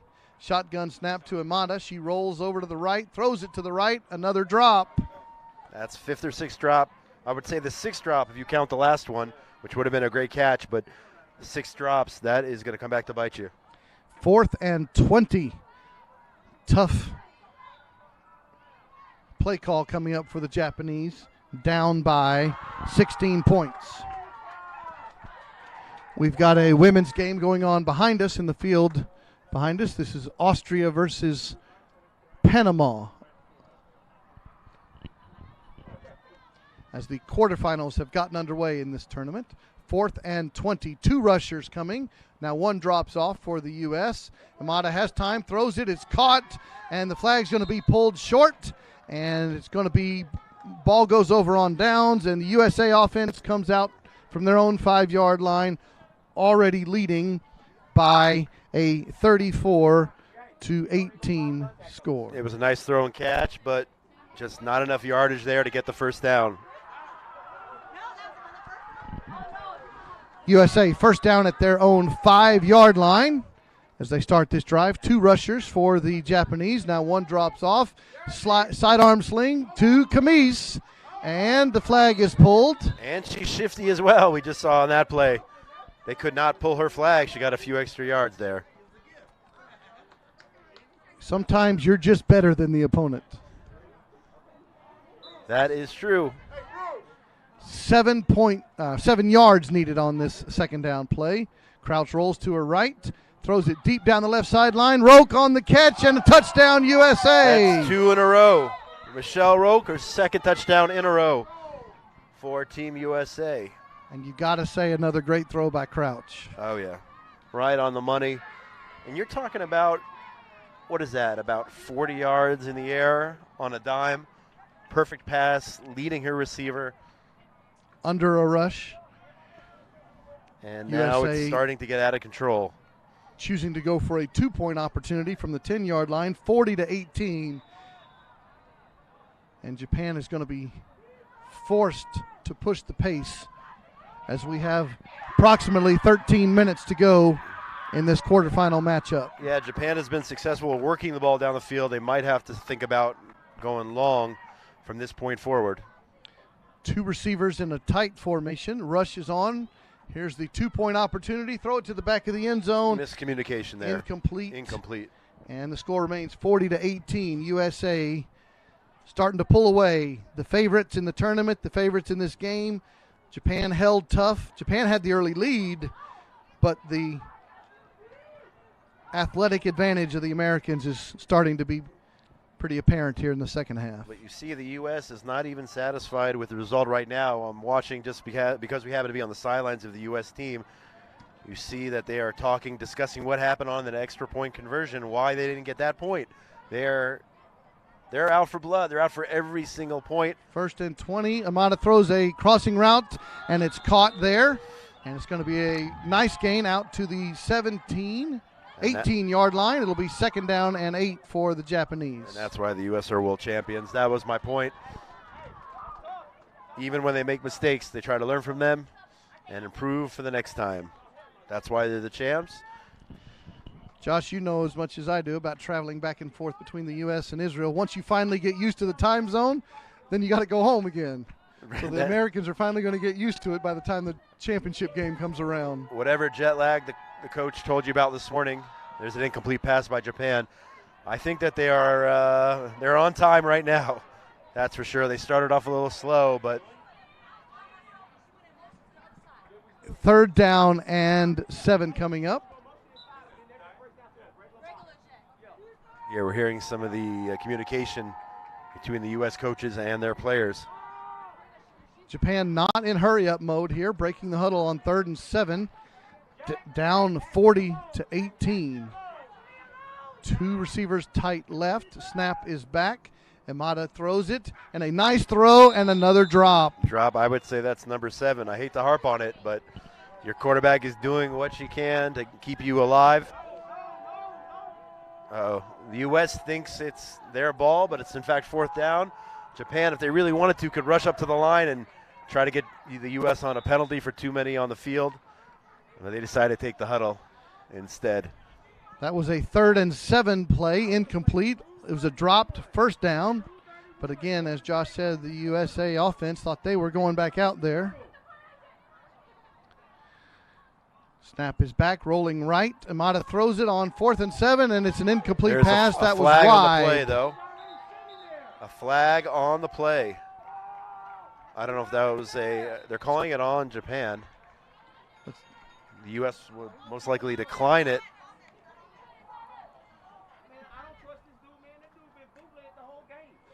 Let's see what the officials answer us here. Illegal contact on Japan. Penalties decline, so USA offense will take over at the 5-yard line. We're getting some commentary here from the U.S. coaching staff, which we can't share with the general public. We just happen to be on their sideline, but it wouldn't be professional, Trey, if we started delving into their huddle. But it's definitely anybody who's entertaining. played sports has heard a coach talk before. That's what it sounds like. Yeah, basically the refs are always wrong. No, the refs are doing a great job.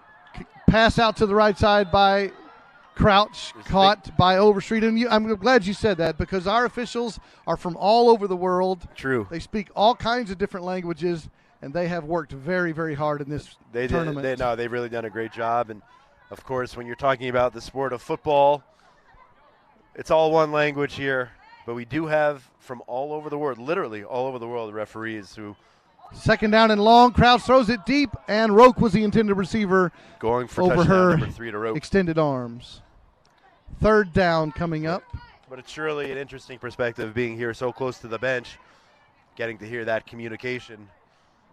I remember sitting front row once in an NBA game where you actually can see that exchange, and you can hear the words said between the coaches and the referees, whether justified or not. But nevertheless, very interesting. It adds to it. We wish we could share some of that with you, wherever you are watching and listening to this broadcast around the world. But you're going to have to trust us on that one. Back to the game now.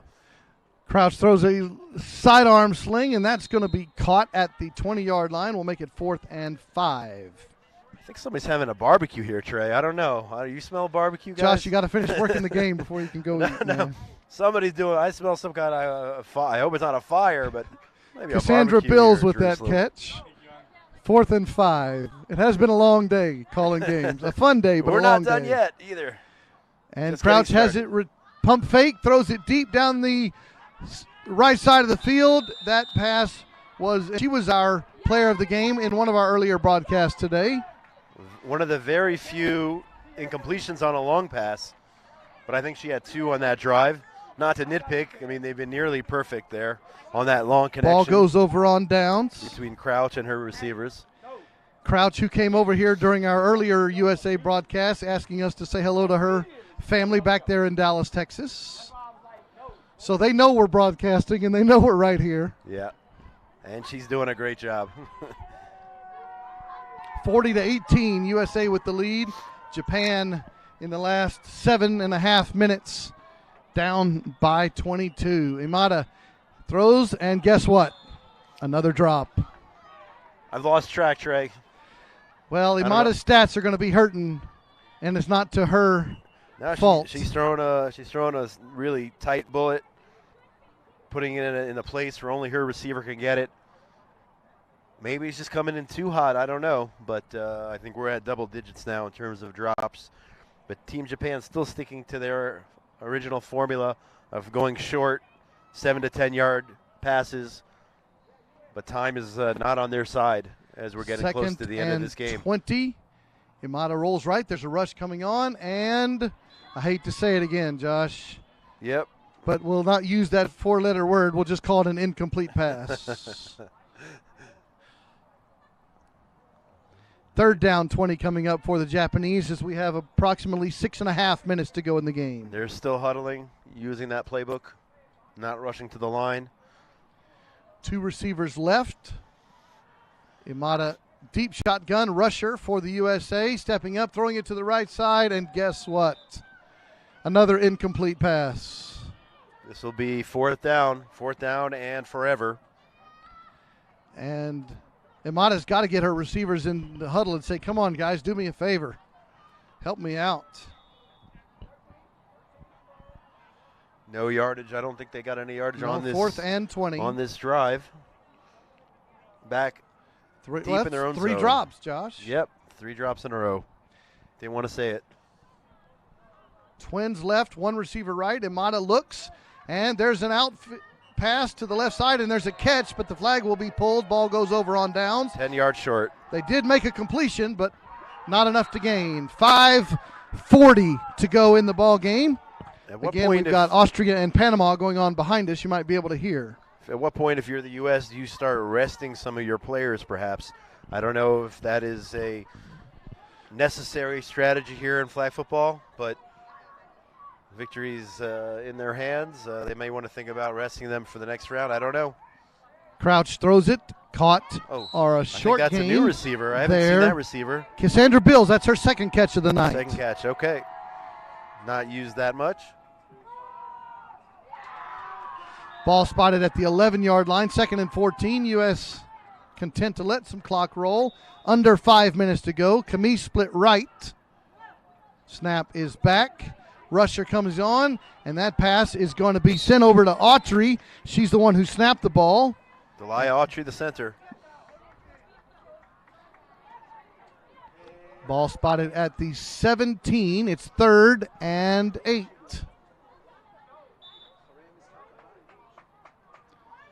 Coach Chris Langford giving a play call to Crouch. They are very content to let the clock roll. 3rd down, 8. Bunch formation for the Americans. Camise on the right side of the center. Snap is back by Autry. Crouch rolls, and she's going to be sacked. Good play by the Japanese defense. Number 2, Kuyuki Morinaga on a big sack. And that's going to back the Americans up to the 19-yard line. We're doing great. We have a member of Team USA right here, enjoying herself out here. I'm having a good time, very good time. Welcome to Israel. Glad you're having a good time. There you have a spontaneous little interview there. That was number 12 who came over to say hello, Ashley Wishanant. And the USA is going to be called for a false start penalty. Coach Langford called timeout, and the timeout was granted before the penalty. Each team gets 2 timeouts per half. That was America's first. They will pick up the flag. I see a men's team warming up, getting ready, I guess, for another quarterfinal game. I'm not sure who's slated. Trey, any idea who's slated to play on this field at this point? Yes, sir. Our next broadcast is coming up after this. This will be a men's quarterfinal, but I don't have the matchup yet. U.S. and Germany, says the boss man over here. U.S. Germany. That'll be a big matchup. That's a good game. 3.5 minutes to go in this ball game. After the USA timeout, Crouch rolls to her right, gets it back to Autry, back to Crouch. She can run the football. She can step up now. She throws the forward pass, and guess who catches it downfield for a first down? Might as well launch a 30-yard bomb to Camise, of course. Number 6, Shanika Camise, after the trick play, double lateral. Still manages to gain about 30 yards or so on a perfect bomb. 1st and goal, USA at the 13-yard line. On the left sideline there. Took a while to develop. She almost actually dropped the ball. That might have been would that have been a safety if she would have dropped the ball in the end zone? I don't know. No, just a dead ball. A dead ball, okay. Yes. Ball almost hit the turf. Crouch rolls to her right. They're going to run the same thing, double pass back to Autry, to quarterback? But no. She's going to hold on to it this time, and the flag is pulled by the Japanese. Ball will be spotted at the 17-yard line. That's a loss of 4. You got to give Japan some credit here for their grit, even though they're trailing by a large score. They're not giving up. They're not throwing in the towel. They're making plays. Their defense now on this drive has stepped up. We're approaching the 2-minute warning here in the second half. USA with a big lead. Crouch directing traffic. Camise split right. Snap is back to Crouch. She rolls to her right. She's doing the same fake, but this time to Autry, and she throws a forward pass to Autry on a little wheel route, incomplete pass.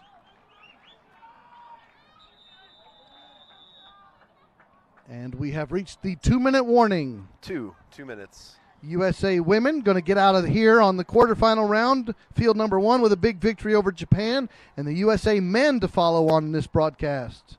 Danny and Josh will bring that broadcast to you in just a moment. Germany, that should be an interesting matchup. Yes, USA Germany.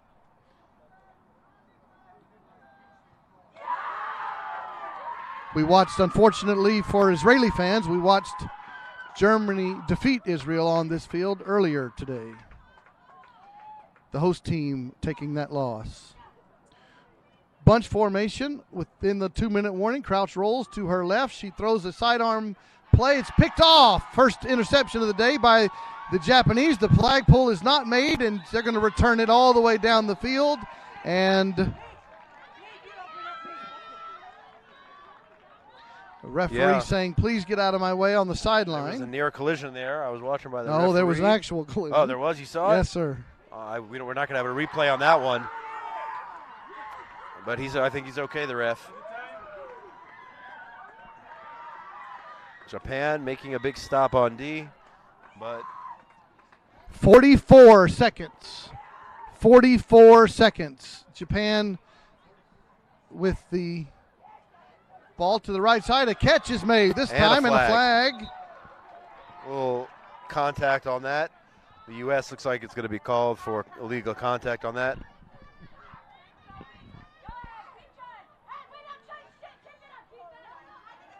Flag is a legal contact foul against the American defense that will give Japan a first down. The final minute of this game. They'll spot it at penalty. the U.S. 19, first and goal, Japan.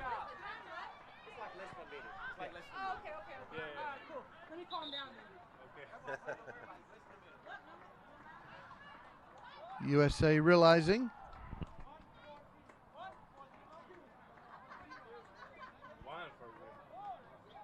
1-4-0 remaining in the game. 1 minute, 40 seconds. Japan rolls to right. They've changed quarterbacks. They throw it across the middle of the field, and that catch is made. And another penalty flag comes in. Many flags. Stop the clock.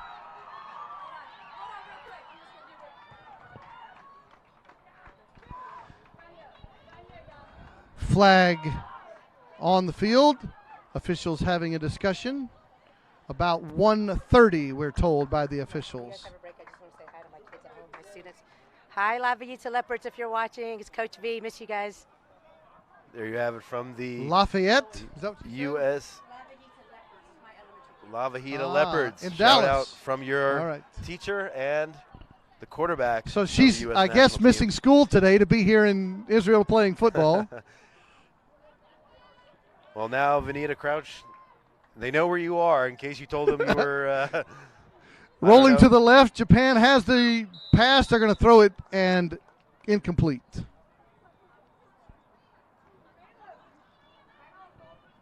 If she told them she was going on a teaching retreat of some kind, the gig is up. It's a sporting field trip. It is. A little far field trip. What do you teach?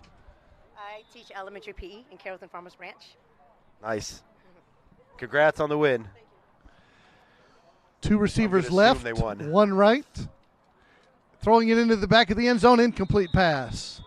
They've changed quarterbacks. Imada is out of the game. They've replaced her with Maguro on this drive. Again, USA men versus Germany to follow.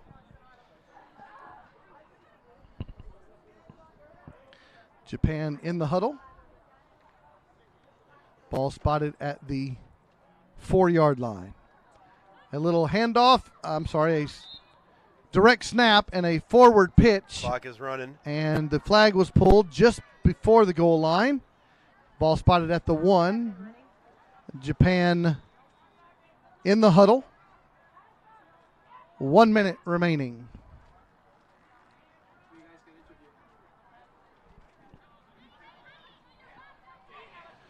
Trips right. Maguro throws it into the back of the end zone, and Japan finishes the game with a good touchdown. Nice effort keeping the aggressiveness and the effort for the Japanese. They're going to go for a 1-point try. Catch was made in the end zone by Nakazawa. USA leads 40-24. Here comes the 1-point play. Rolling left, throwing into the back of the end zone. Caught. And another 1-point catch. Again, Japanese. Oh, no, they're saying she was out. The back official right on the line there saying that she was out of bounds. I thought it was good, but I'm not wearing the zebra today. 40-24. Team USA with the lead. I think this is the most points the USA has given up in the tournament.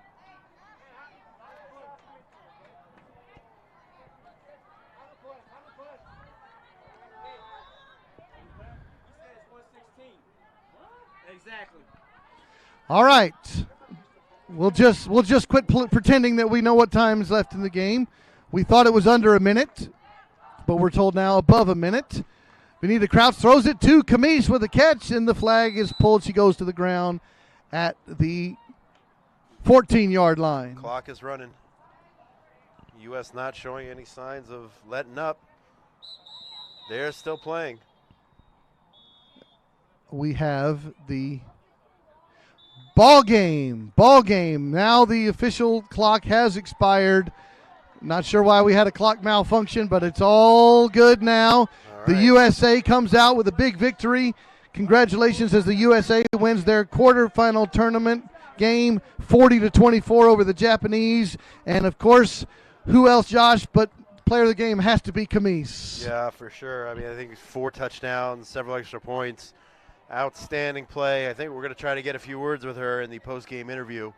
Try to get the MVP of this game, Shanika Camise. You could probably make an argument for the quarterback as well, Benita Crouch, but I think we're going to give the MVP to Camise in this case for 4 long TDs, several extra points, and I don't think she had any drops in this game. We're going to wrap it up and go to a post-game interview. Don't go anywhere. Big men's quarterfinal game coming up, USA, Germany. This is the World Championships of Flag Football here in Jerusalem, Israel.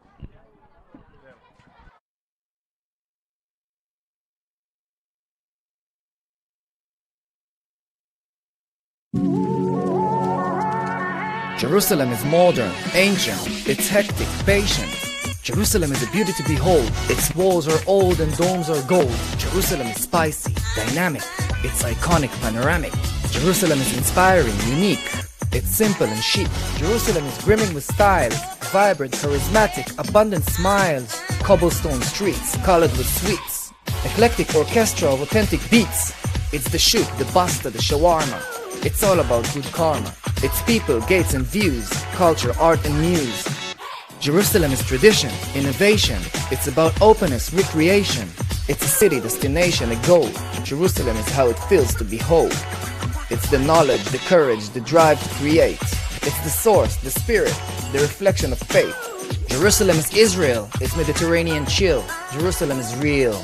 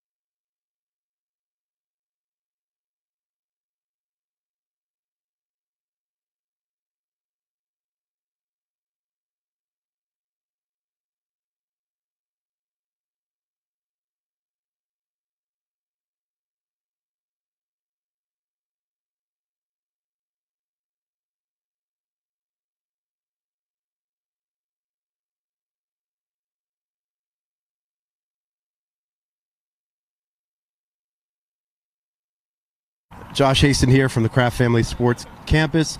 We're here with Shanika Kamis, who was the MVP, voted unanimously in the broadcast booth of this game. 4 touchdowns, I believe, for Team USA as they defeated Japan in the quarterfinals, moving on to the semifinals. How do you feel? I feel great. What can you say about this game? I mean, Japan gave you guys a fight to start. They were in the lead, I think, at one point, 18-13. You guys battled back, had a big interception, and then scored after the halftime break. But they did put up 24 points. Is that a concern? Yes, in the beginning it was a concern because a lot of teams haven't scored that much on us. So it was a concern, so I just had to turn it up a little bit. And you certainly did that. Yes, and next sir. up is Austria, I believe, in the semifinals. What do you know about them? What is your strategy? Without giving too much information I know out. they're a big team, just like I'm a big target. So, I mean, they have a taller team. So I just have to play hard. Were you a member of the gold medal team several years ago in Panama? I was. You were there? Yep. So you're looking to repeat here, Team USA. That's it, back to back. Impressive performance. Congratulations on the win, and Thank good luck you. in the semifinals. Thank you so much, sir. Thanks so much. Yep.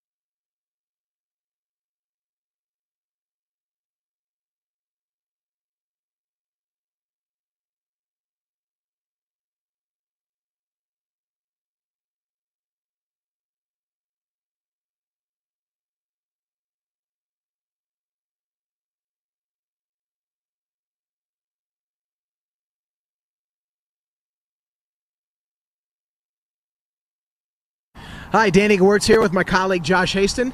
It's been quite a glorious day here in Jerusalem. We're up to the quarterfinal round now, and we just saw the U.S. women defeat Japan in the first round of the quarterfinals. Last game of the round robins, but it was close. I mean, Japan actually had the lead 18-13, and the U.S. came storming back with a big interception touchdown, and then started off the second half, one of those 2-for-1 deals, touchdown, and then they just poured it on. Team USA is a force to be reckoned with. Yeah, the they women's, sure are. And now we have the men coming up. Let's talk about that. We do. We have the men's side. They're going to be playing Germany. This is, I tell you, the U.S. offense has just been rolling over the competition so far. They have quarterback Eric Holliday, who's really one of the more talented amateur quarterbacks in the U.S. He'll be throwing the ball to a couple of his big-time receivers, Bruce Mapp and Terrence Bunting. Together, they have close to 20 touchdowns between them. The U.S. has scored just nonstop over their opponents. But they're going to be facing a tough German squad. We've done a couple of their games. We know they have receivers. What do you think about this German squad? Do you think they can give them a run for their money? Yeah, listen, I think they can. We saw the Germany-Israel game today, and Germany, of course, defeated Israel. And yesterday they played against a very tough Mexico team, coming up just short against Mexico. But I think Germany will match up well with them. They have some height at their receiver position. They have some great players. They have some speed. And, of course, a very, very talented quarterback. So, again, the U.S., of course, is still the favorite. And as you said, they've come and really poured on the points against their opponents throughout the tournament. You mentioned the word amateur, and technically they are amateurs here. The U.S. does look like a professional squad, but Germany is no slouch, and we should expect an amazing game here today, this evening in Jerusalem. Yeah, no slouch, especially at quarterback. They got a very, very talented quarterback in Benjamin Cleaver, who's got a cannon for an arm. He can throw it short. He can certainly throw the long ball, and he's been doing it very effectively to his two receivers, Fabian Achenbach and Michael Bell. Both of those guys have been really, really productive receivers for this German team. They also have Philip Klein and Fleming Klein, as well the as brothers, the Klein brothers, and one more guy, Daniel Phillips. Never played flag football before last year, and is certainly coming up big for the German team. Had a couple of really nice catches. It should be a very, very entertaining game. The winner moves on to the semis. Germany probably happy to be here at this point. They've already solidified their spot in the World Games in Birmingham later on this year, in July, I believe, of this year. And hey, I'm ready for an entertaining game. Yeah, you mentioned Kleber. He can really throw the ball long down the field. I mean, he's tossing the ball 50 yards in the air on a spiral. So let's see what happens, and let's have a great game. It's about to get started. I see the teams getting pumped up, last-minute preparations, and we'll be calling this game right now. So if you're watching live on YouTube or anywhere else, whatever platform you're using to see this game, don't go anywhere. It should be entertaining here. Quarterfinal game, Germany, the U.S. coming up in just a few minutes. We'll be back with U.S.-Germany in a few moments.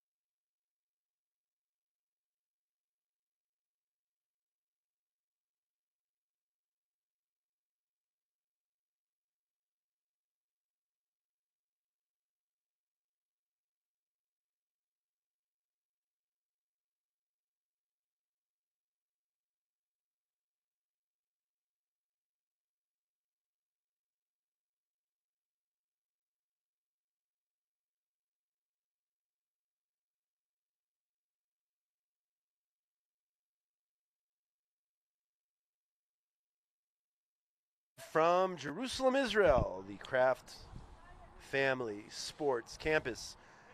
as we present the first quarterfinal game in the men's division. Team USA versus Germany. It should be a good one. My name is Josh Haston here with the one and only Danny Gwartz. Thank you, Josh. Good to be back with you. Oh, man. Love this combination. It's been a great day of flag football here. Some really, really stiff competition. And we're about to see the defending world champions U.S. against a very hungry team from Germany that knocked out Israel, or at least defeated Israel earlier today.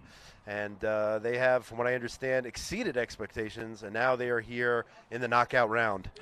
The U.S. has to be favored here, Josh, but it'll be very interesting to see if Germany will at least try to hang with them for a while. We've seen Benjamin Cleaver at quarterback a couple of times now. He's got some really talented receivers. Michael Bell, Fabian Agenbach. We have Fleming and Philip Klein. Both the Klein brothers have both proven to be very adept at catching Cleaver's passes. Yeah, another guy, Daniel. That's okay. Daniel Phillips, one other receiver for Germany. All five of them are a threat when they're on the field. And Cleaver's got a strong arm. He can throw basically the length of the field. The field here in flag football is 50 yards. And I've seen him on several occasions launch the ball for touchdowns from one end of the field, from his own end zone to the other end zone. So the USA is going to have to look out for that. And we'll see if they can hang, if Germany can hang with the defending world champions. On the U.S. side, Eric Holiday, some of the guys I was talking to, they said this guy throws better than some of the NFL quarterbacks that are out there right now. So we haven't really seen the U.S. team, but I'm looking forward to seeing Eric Holiday at quarterback. He's got a couple of great receivers who have amassed a tremendous amount of touchdowns. Bruce Mapp and Terrence Bunting. Got a great flag puller in Jordan Okendo. And we're ready to start the game here. Eric Holiday really getting the snap, and Holiday throws to his left, and already the U.S. is off to the races. Number 17. Here, number 17, Terrence Fox. Terrence Fox. First play of the game. Not a name we mentioned, but getting Eric the U.S. off to the races here. Yeah, did not take long. One play, first down already. Yeah. They are in the red zone. Yep, they are in the red zone. U.S. just so far rolling all over their opponents. Number one in their group. No surprises there. Eric Holiday gets the snap. Throws to number 8. Flag is pulled. Number 8 is Team USA, Terrence Bunting. I still had the women's roster in front of me, the USA women, so I'm going to fold that up. Not to make any mistakes there or confuse any of the teams here, as the U.S. has a third down, make that second down and goal. Very, very tight bunch formation. I've seen bunch formations before, never this tight. I haven't seen anything like this before. Rolling right, looking wide open. That was way too easy. Touchdown number 1, Bruce Mapp Jr. And you mentioned an NFL. Oh, there's a flag here. I think this is going to be for excessive celebration. Could be, yeah. Yeah. I don't know if the referees didn't like that. I don't know. Too much celebrating there. I don't know. I haven't seen that yet in this tournament. An excessive celebration penalty. They're getting the number out here. That's Israeli referee. Conduct, it looks like. Israeli referee Omar Sella making the call.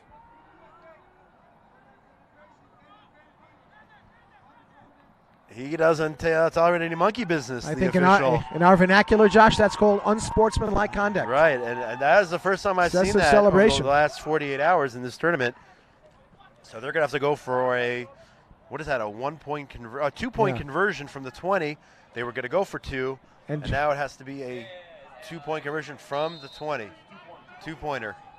Here we go. Wow. Flip back to Doucette. Doucette prancing around back there. He throws it back to number 20. Another guy who could throw the long ball. And knocked away by Germany. They stopped the 2-point conversion. Brian Meek on the throw there. Yeah. Josh, you mentioned that's the first time you've seen that excessive celebration penalty called. Yeah. I imagine that's going to be the last time you're going to see that being called. Yeah, I think they learned their lesson. The USA, I don't know what the rule book says in terms of the IFAF. U.S. head coach wasn't too happy with that. No.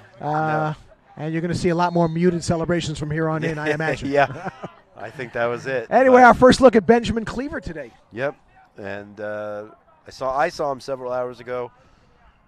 in a sustained attack against Team Israel.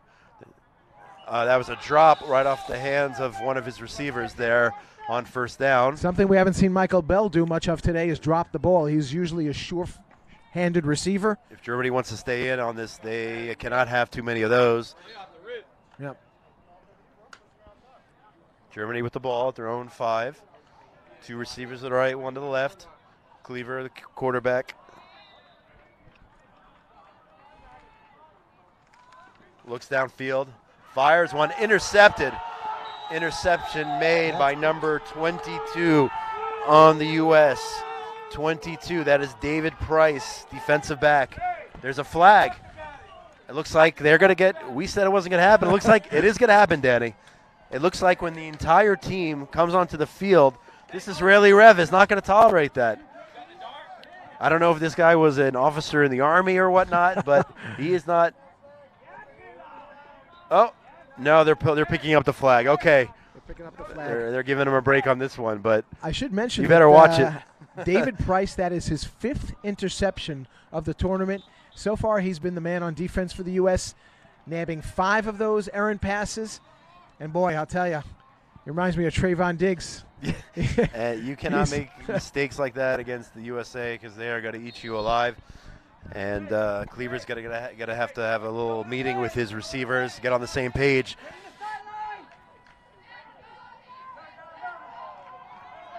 Man in motion, giving signals, telling his receivers where to go. Very calm out there. Yeah, no Eric pressure. Holiday hails from Dallas, Texas.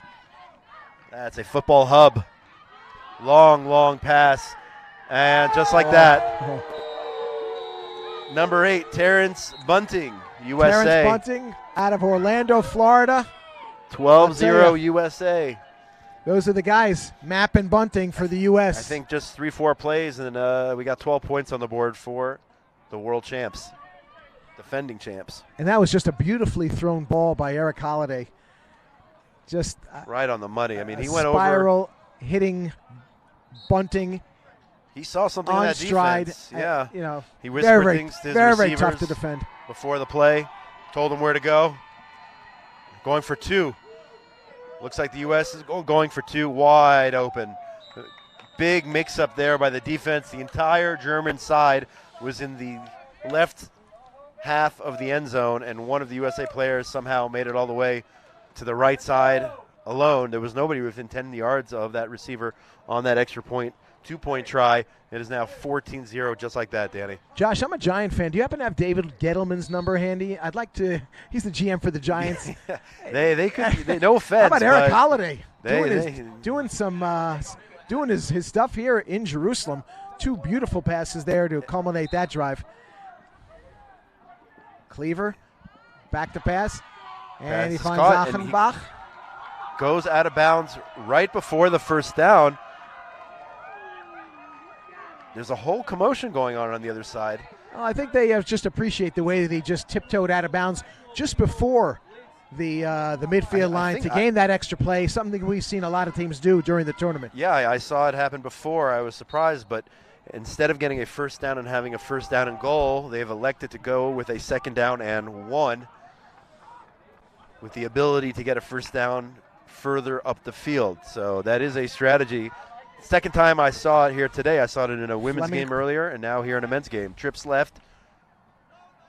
There was one of the USA players thought that the player from Germany flinched. Let's see if the refs caught that flinch. I actually saw the flinch as well from here. It looked like not going to be allowed. That's a tactic by the Americans to take a penalty so they can start after the first down. But they Germany, picked up the flag. They tested Germany, and Germany's smart enough not to accept the call. It's still 3rd down here. Wow, what gamesmanship here. Cleaver in trouble. He gets away, throws down the field. Touchdown. They're going to say he was in bounds. The receiver from Germany. We're going to watch the replay here. Cleaver avoiding the rush, firing to the left corner of the end zone. And number 21 on Germany, Fabian Achenbach, one of your favorite receivers here in the tournament, making that catch. You've called his name out a lot.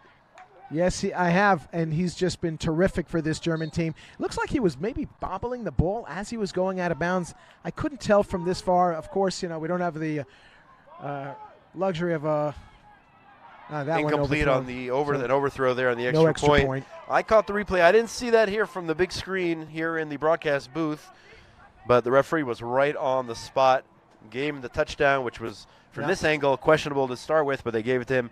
Doesn't matter what I think or what I saw. It's what the refs call, and they called him in. So Germany bounces back. Yeah, Germany with a quick score, and they have to do that. They have to somehow keep up with the Americans, who are a scoring machine. Pass is blocked. Nearly intercepted. That was He dropped the ball, though. The ball was dropped. That could have been a pick six. It would have been a interception and touchdown. But it wasn't. The ball was dropped. Unbelievable play. So Eric Holiday and company will start again from their 5-yard line. And the German players look crushed. That was so close. He close. could not make that catch. That was close to being an incredible interception. We have to remember the rusher barely, unless he's playing a different position, if he's not playing offense, he barely gets his hand on the ball. So I don't know if he even practices so much catching or touching the ball. And the USA, nearly another touchdown there, ball incomplete. Going for number 8 again, Terrence Bunting. What an arm the quarterback has. He took a slightly different angle towards that ball, got turned around, a drop. That's the reason why he didn't come down with that ball. But Holiday showing off his arm. Yeah. Again, very, very impressive the way this guy throws the ball. And he's really trying to make Germany pay for not making that interception, going long quickly. Look how cool and calm he is there. Casually moving to his left and firing a dart caught by number 1, Bruce Mapp Jr. We've called his name before. Picking up some yardage here.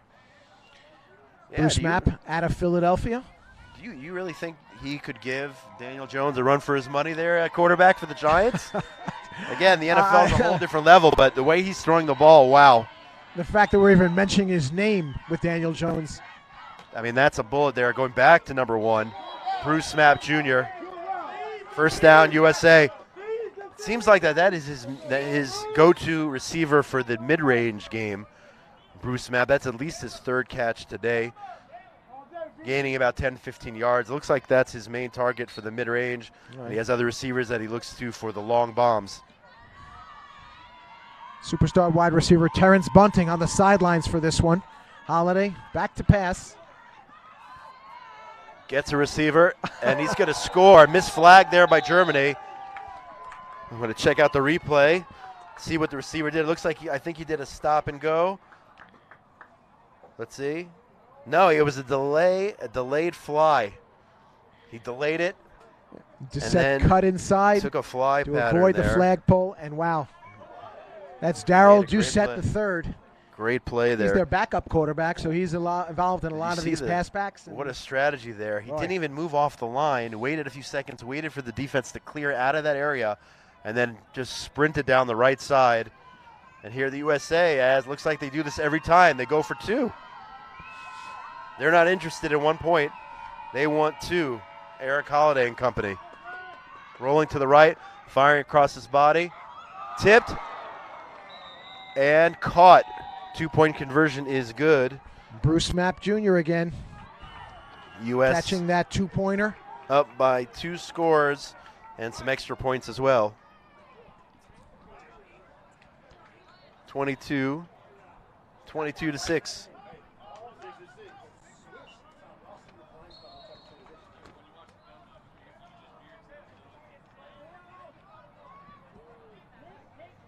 Germany takes over, and here we have the privilege of hearing some of the conversation going on the U.S. sideline here between quarterback and receivers, since we're so close to the action here.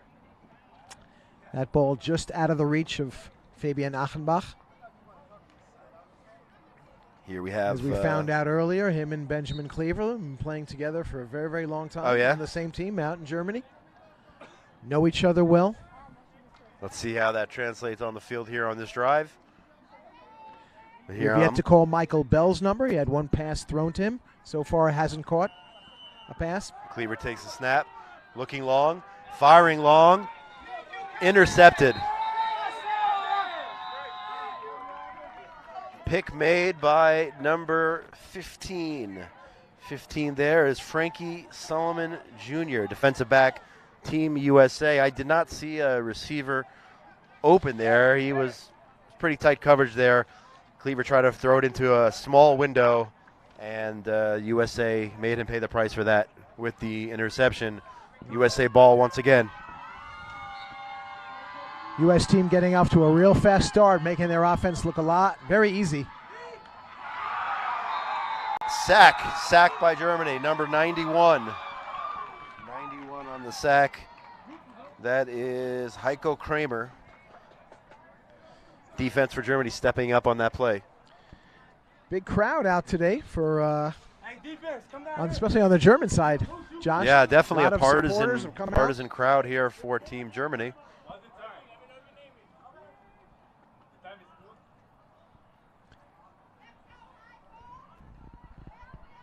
Second down for the U.S. backed up in there near their end zone. Bullet pass there. No surprise. Good flagpole, but number 1, again, Bruce Mapp Jr., that's his guy for the 10, 15-yard zone over there. The German defenders, they're going to have a tough time dealing with Mapp and Bunting. I'll tell you, those are two really tough guys to deal with, especially when you got like Eric Holiday, who's throwing to him. Yeah, Eric's been fantastic so far. Two receivers right, one going in motion from the left. Pump fakes, throws. Number 20, that's Brian Meek. First time we're calling his number out today. His name and number, Brian Meek, number 20. And another completion as the U.S. continues to march. Quick shout out to my wife, Maya, who's watching from home, watching the broadcast. Probably doesn't have much of a rooting interest in this game besides me, but I heard she has money on on the over. Yeah. Pass there in the middle again. Bruce Mapp Jr. on that mid-range catch, moving the U.S. into the red zone. Looks like they're at the 6-7 yard line. Trying to put more points on the board as we are under 5 minutes here in half number 1. Rolling right, looks left, throws it up in the air. Flag on the play. Hold everything. Let's see what they call. Oh, there's no touchdown here. They are calling it back. Marching back 5 yards. Penalty on Team USA. Shielding. USA, 5 yard penalty. Second down, no touchdown, folks. Remains 22-6.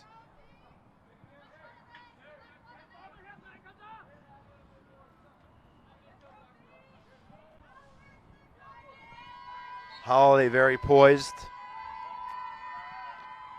Looking, surveying the field. Pump fakes, and his flag is pulled. Oh, the ref says the play continues. They did not call it. Wow. The ref says the play continues. And that is a touchdown. Very, very close call. From the broadcast booth, I thought for sure that the flag was pulled, that Germany had pulled the flag. Look how Doucette goes down right here close to the goal line to avoid the flagpole. I don't think I've ever seen that before. I thought he was gone. Neither have I seen a celebration as cool as that so far in the tournament. But I thought he was Looks sacked. like the Americans so far are toying with the Germans. I thought that he was sacked all the way back at midfield here. Wow. But I'm not a referee here, and the ref said that he got it away. What did you think? You thought he was sacked? Yeah. The broadcast people, everyone here in the booth, Danny hasn't commented yet, but all the other technicians here, they're saying he was sacked. Wow. Point is good. The Americans just have so many ways to beat you. They got Bunting and Mapp and it's history get now. Darryl just set out in open space, and he's an exciting runner. Not just a quarterback, he's an exciting runner. Check out that throw, extra point, caught. There he is, Bruce Mapp Jr. And look at that sportsmanship, helping out the defender who was on the ground there. Great sportsmanship. Cleaver firing. Yeah, that is the rule. 19. You must hand the flag back to the opponent. out of sportsmanship. Daniel Phillips getting into the action, catching his first pass.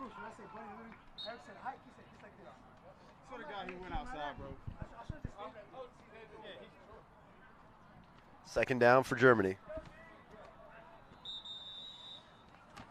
2-minute warning in the first half. 2 minutes. 2.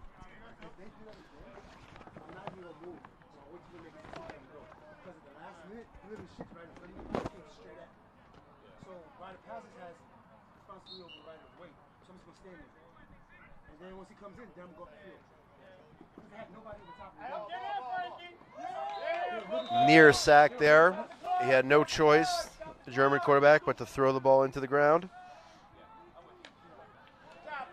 Cleaver was looking to go deep, but too much pressure from the Team USA defense.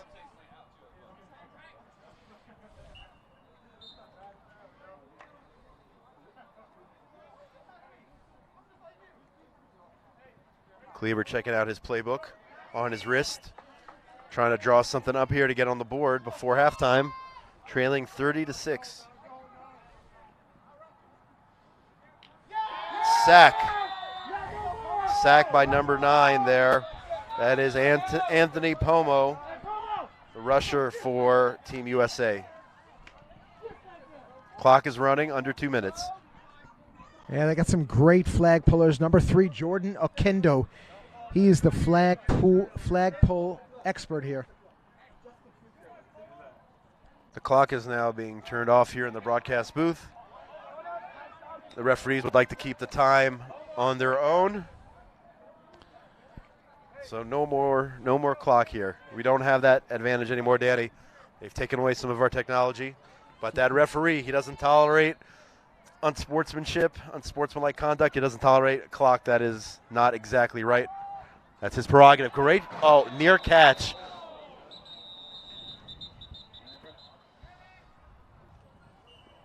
We have a U.S. player down here on the side. Hope he's okay. He ran into some of the equipment pretty hard here.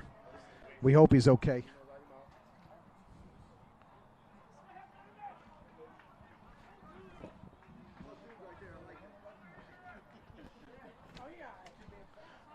There's a pause in the action here. We have a medic. Looks like he's okay. He's getting up on his own power. Yeah. That is one tough guy. Yeah. Number 7 there, Daryl Duchette the third went down, getting an ovation from everyone in the crowd. He literally slipped a couple in of yards from us, and slipped into something on the sideline here. Yeah, we're very, very thankful that Daryl got up under his own power. Seems to be okay. A couple of the Magen David Dome attendants who are watching every play. Stepped right in. Their Thank God. safety is a number one priority here. Yeah, and, absolutely. You see how quickly they got to him.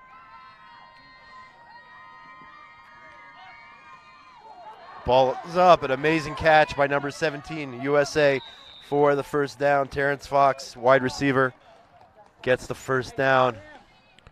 Just so many weapons, Josh, this American team has. Yeah, we're now calling out names we haven't called out yet. Yeah, it's they're utilizing all of their personnel.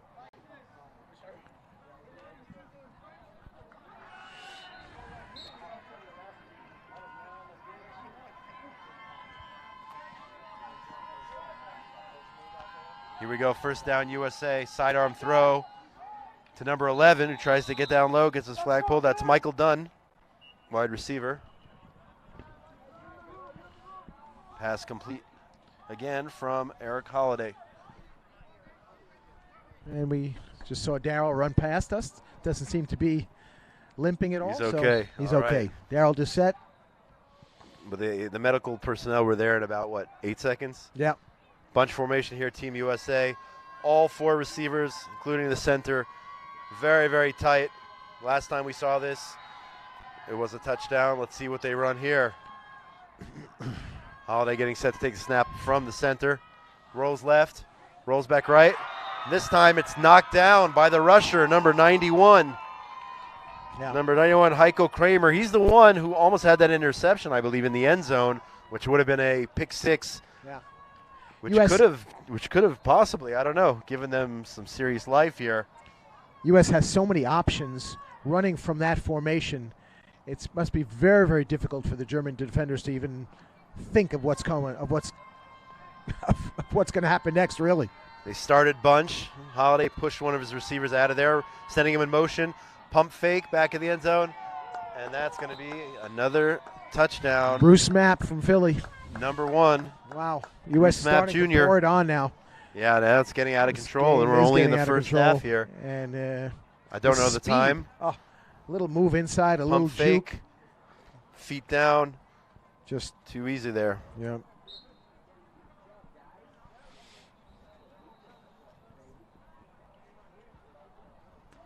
This U.S. team going to be tough to beat in this tournament. Oh, for sure. I mean, I don't know. Again, there's a whole nother half to be played here.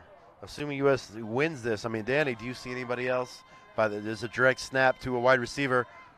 Let's see what he does with it. He pitches it back to Doucette, who fires it. And it looks like his leg is okay. He's the one who got hurt earlier, and he just threw a touchdown pass. Touchdown pass by Daryl Doucette to number 11, it looks like, Michael Dunn, in the left corner of the end zone. So as I was asking, Danny, do you see if the U.S., which is now up big time, do you see another team that in any way, shape, or form? Absolutely not. No, nobody. I I don't know what else is left in the I tournament. just don't see it. This is the most impressive performance I've seen so far in the tournament. Michael Bell making his first catch from a Benjamin Cleaver pass. I just don't see it.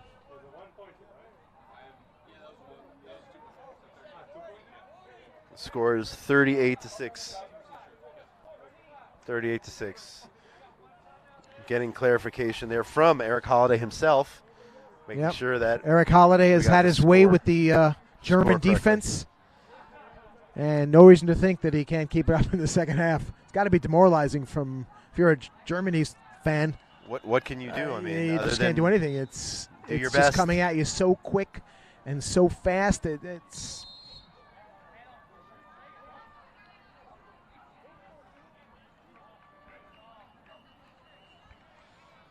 Cleaver rolling to his right, hits his receiver, number 25, Michael Bell. Timeout, Germany, using their second and last time out of the half.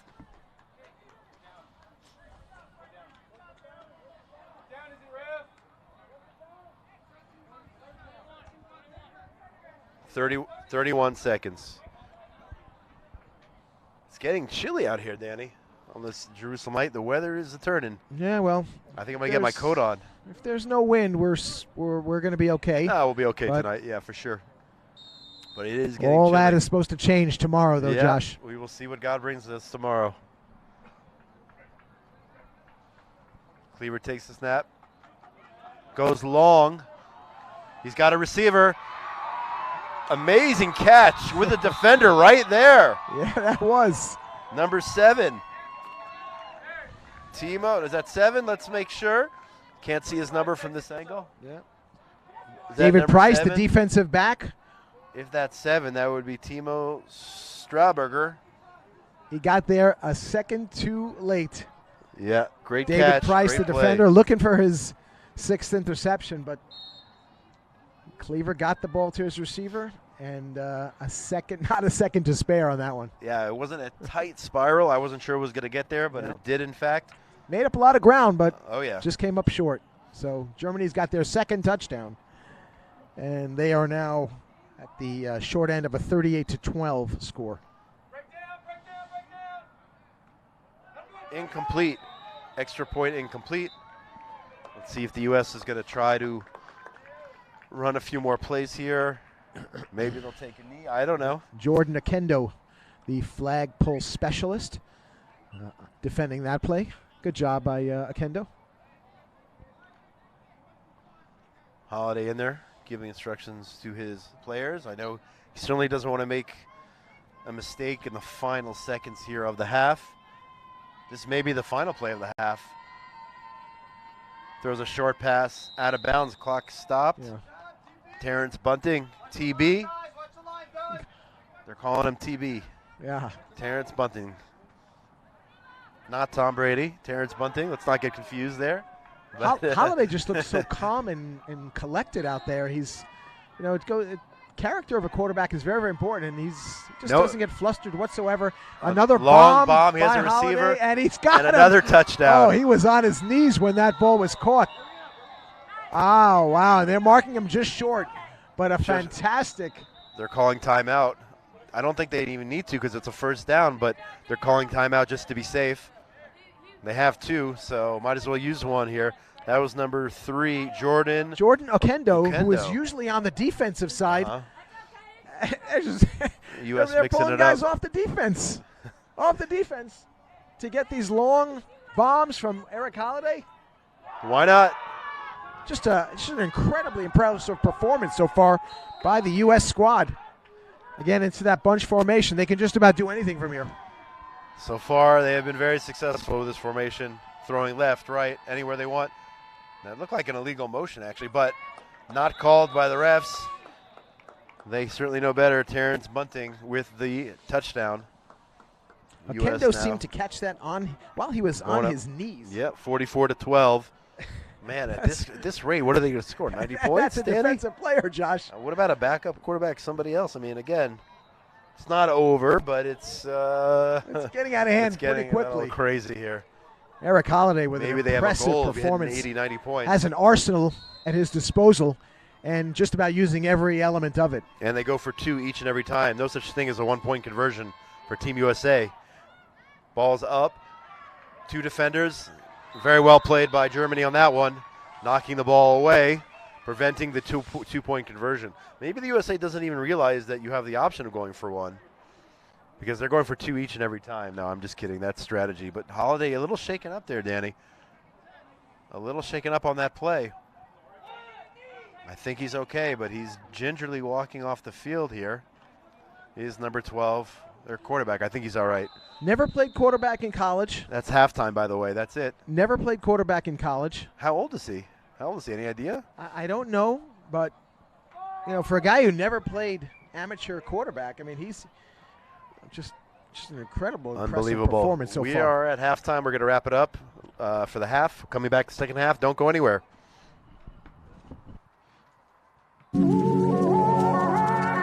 Jerusalem is modern, ancient, it's hectic, patient. Jerusalem is a beauty to behold. Its walls are old and domes are gold. Jerusalem is spicy, dynamic, it's iconic, panoramic. Jerusalem is inspiring, unique, it's simple and chic. Jerusalem is brimming with styles, vibrant, charismatic, abundant smiles. Cobblestone streets, colored with sweets. Eclectic orchestra of authentic beats. It's the shoot, the basta, the shawarma. It's all about good karma. It's people, gates and views, culture, art and muse. Jerusalem is tradition, innovation. It's about openness, recreation. It's a city, destination, a goal. Jerusalem is how it feels to behold. It's the knowledge, the courage, the drive to create. It's the source, the spirit, the reflection of faith. Jerusalem is Israel. It's Mediterranean chill. Jerusalem is real.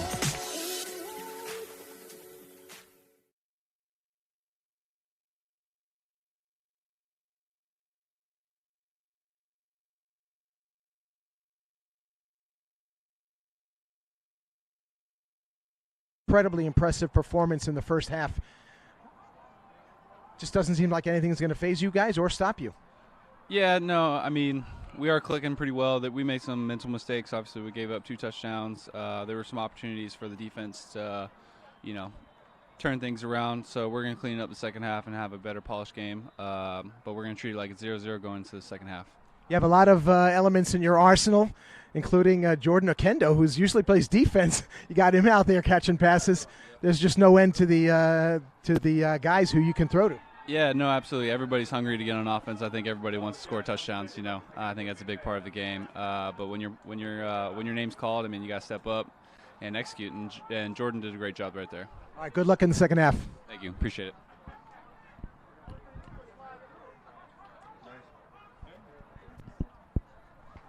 All right, you heard it right from Eric Holiday. Gave us nice enough to give us a minute in the halftime. Not really a pressure game here. If it was a tight game, I would be hesitant to ask Eric to say a couple of words during halftime. But Eric is very, very nice, very polite gentleman. That's a custom now. You have coaches coming out of the second half locker room or whatnot, And I'm I guess just it's an NFL rule, you know, in football they have to Yeah. talk to the Yeah, media. it's- yeah, uh-huh. NBA, they make the coaches talk to the media.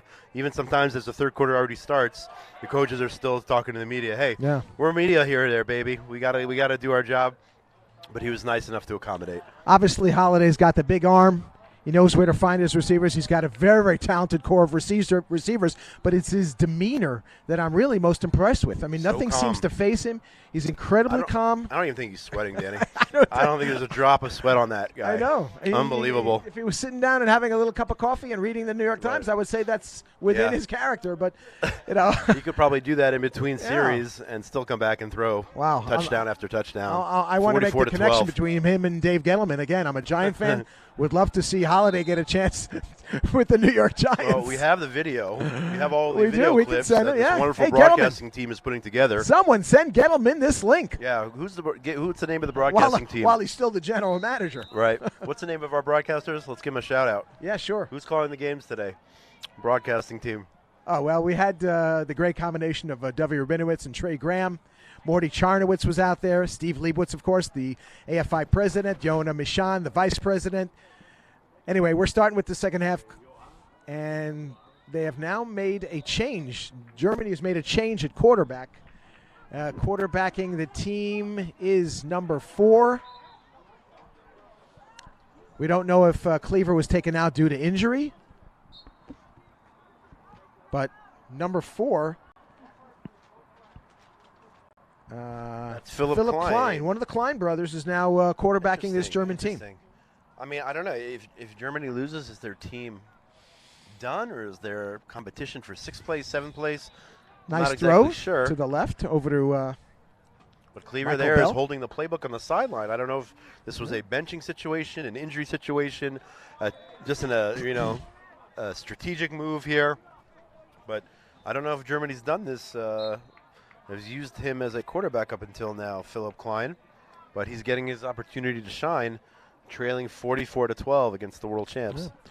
Who knows? Maybe they just want to give a young quarterback or a backup quarterback some playing time in this lopsided game so far. I have in my notes here, he's actually the backup quarterback. Oh, he I is think the they backup said quarterback, he's yeah. the future because he is, if I'm not mistaken, he's only 20 years old. That's a nice ball there. That is a very nice ball. He's only 20 years old. I think if I recall from yesterday's interviews, 20 years old. They said he was the future, but maybe the future is now. Yep. Philip Klein getting some valuable playing time here on an international competition level. Yeah. Could be a smart move for the future. Maybe they're getting ready for the 2023 or whenever the next tournament is. Realizing this UAC As we've team is seen so with several powerful. teams, it's always good to have 2 quarterbacks, 2 guys. It certainly opens up the offense and gives the offense a lot of options. Yeah, or if you're like Mexico, sometimes you have 2 or 3 quarterbacks all ready to throw the ball. He's got a nice spiral. Unfortunately, this one picked off. Jordan Okendo, and nobody's going to catch him. Too fast. He is fast as lightning. Wow.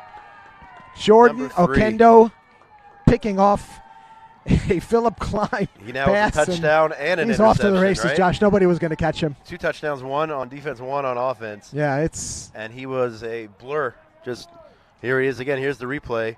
Oh, let's see. Did he release that ball too early? I don't know. Josh, before you hurt your knee in flag football, Yeah. didn't you run that fast? I kind of remember I you don't think I running ever it. ran that fast, even with 2 knees. I don't know if I had a car, if I could drive that fast, because that was Jordan out of control. Okendo with the interception, the pick 6. Right. And wow, nobody was going to catch him. Wow, He was off to the unbelievable. races. U.S. going for 2. Oh. Incomplete. A rare dropped pass by Terrence Bunting. I don't know if you can call that a drop. He did get his hands on it. Would have been a nice catch. Certainly not an easy one. All right, Philip Klein taking over again. Philip Klein, who's quarterbacking. He's still out there, despite throwing the pick 6.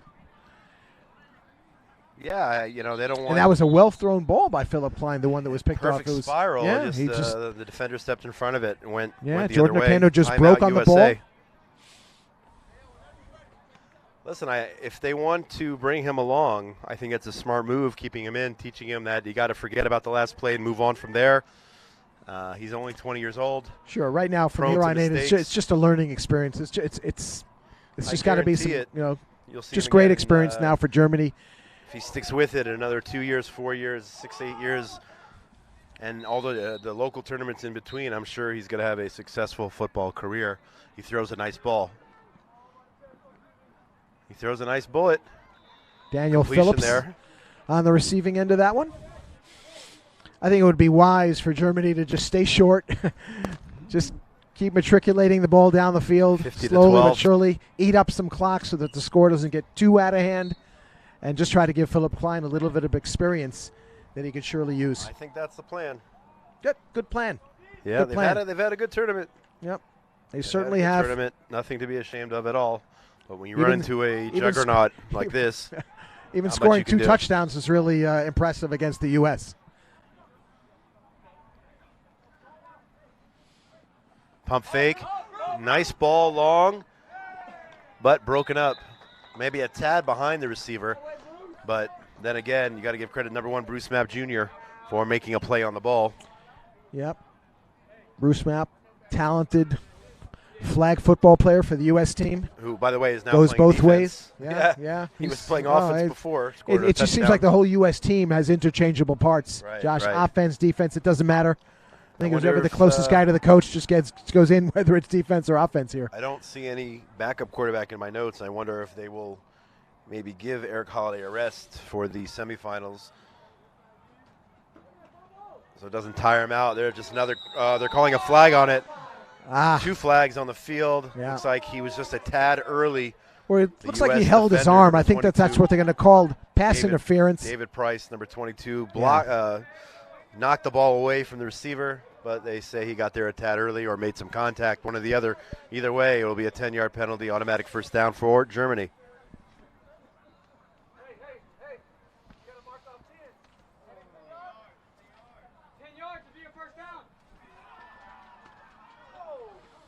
And the U.S. now is U.S. is saying that they should be marking the penalty, giving them 10 yards, which would put them over the midfield and a first down, because this is obviously Yep. an advantage for Germany if they're stopped just before the midline again. So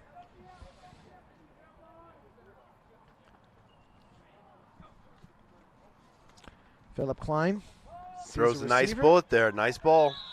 Caught by number 7, That he Timo is. Strasburger. Called his name a few times.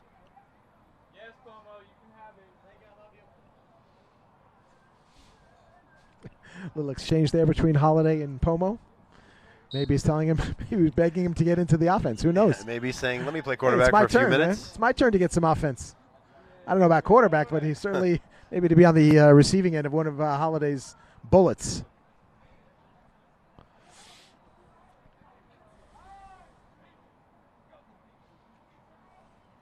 Quarterback rolls right. Throws. There's a flag on the play. They're going to call, I think, illegal contact on number 22, USA. That's what it looks like from this angle. David Price with the illegal contact. Yes, and that is, in fact, the case. I saw it from this vantage point. They're going to give him another 10 yards and an automatic first down. So Germany driving here with the young quarterback, Philip Klein, at the helm. Yeah. The good thing about this drive is it's taking up some minutes here. More minutes that Germany has the ball, is less minutes that the U.S. has the ball. Right, as long as they don't throw an interception. But Yeah, no, exactly. Klein's But, throw, he's got a nice touch to his nice ball. little drive going here, eating up a little clock, finding a couple of receivers, and, of course, getting some real valuable experience. And the crowd hasn't left, Danny. And that's not like a blowout where everyone gets up and goes home.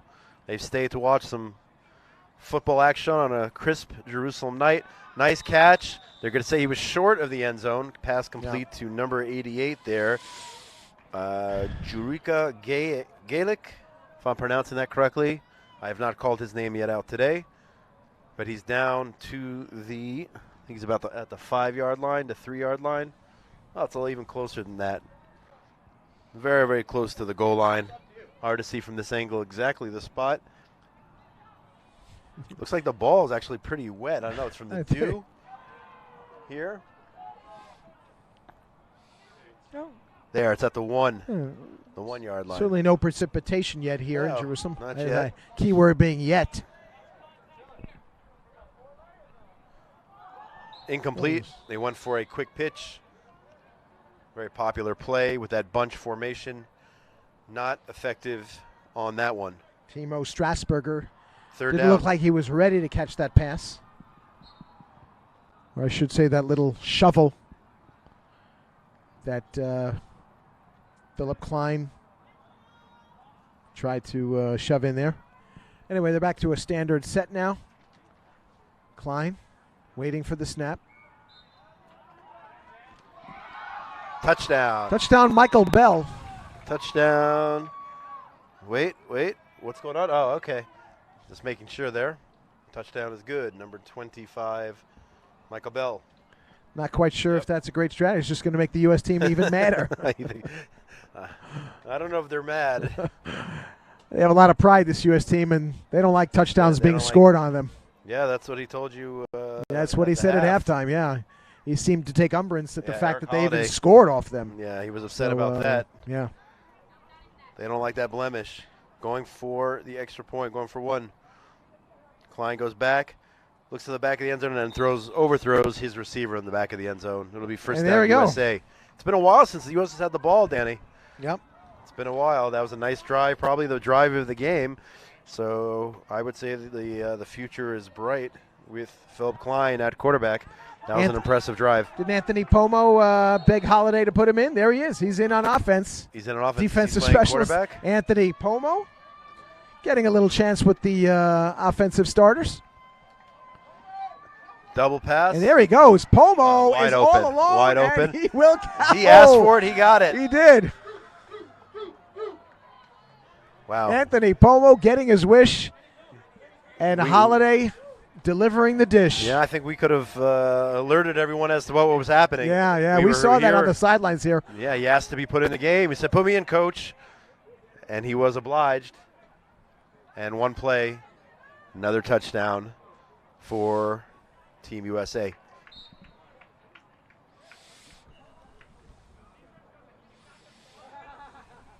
Double pass situation, a reverse. Now throwing wide open for the extra point. There's only so Pomo. much you can do in Pomo, terms the of receiving end. containing the receivers. When they Yeah. run these double and triple passes, the receiver's going to get open eventually. I guess that's really the strategy here. Yeah. Especially with the speed that the Team USA has. And you can't really commit other than the rusher, because once you run up, Anthony, you asked to be on that offensive set, didn't you? Absolutely. He sure did. yeah, there's Danny getting some real-time sound bites from some of the players here. Why not? Makes it for a better broadcast. Absolutely. In that case, Anthony Pomo, who said, "Put me in, coach. I'm ready to play." Yep. All right. Philip Klein still quarterbacking Rolling for the German right, team. throws a nice bullet. Gain of about 7 to 10 yards there. Michael Bell getting a little bit more involved.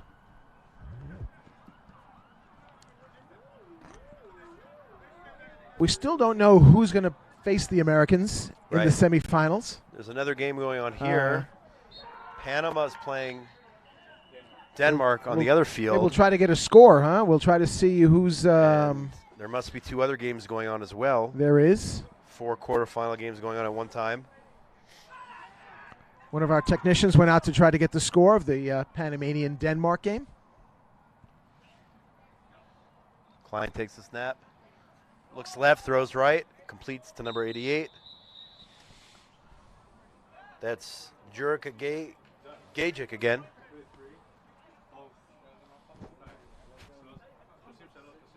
Oh, we actually have an update here. Thank you so much.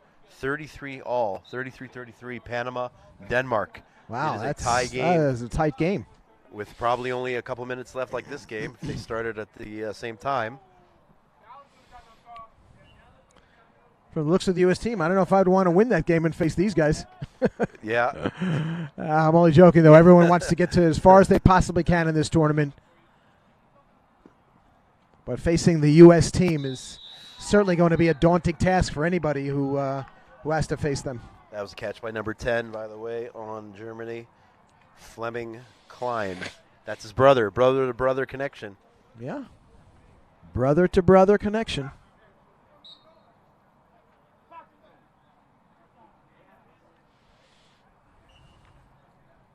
Looks like you have a women's group warming up. Is there another game as well, perhaps? Yeah, there are some placement games which will not be broadcast. Right. People Right after stretching this on the game, sidelines. the World Flag Football Championship broadcast will cease, at least for today, at the end of this game. Nice catch by Germany there, hanging on for the first down. Michael Bell again, falling out of 25, bounds, but Michael Bell, yeah. only after he actually secured the first down. So First and goal, Germany.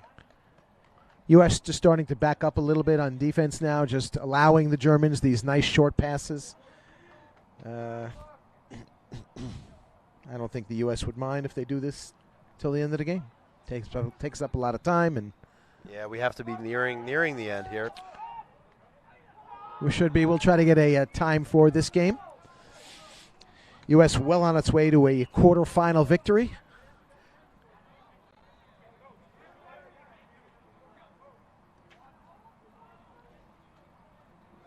Klein evading his rusher, throws flag on the play. They're going to call illegal contact. And they're going to call that one.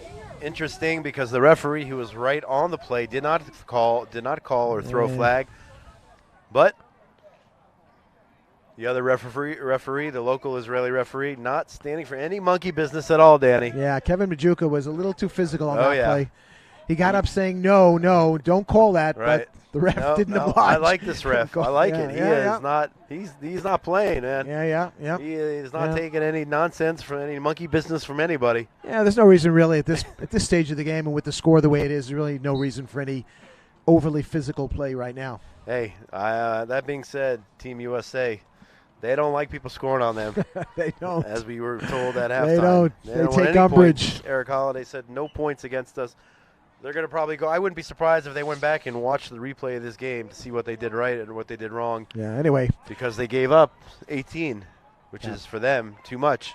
Germany inside the 15-yard line. Pass is caught. Number 25. Michael Bell again.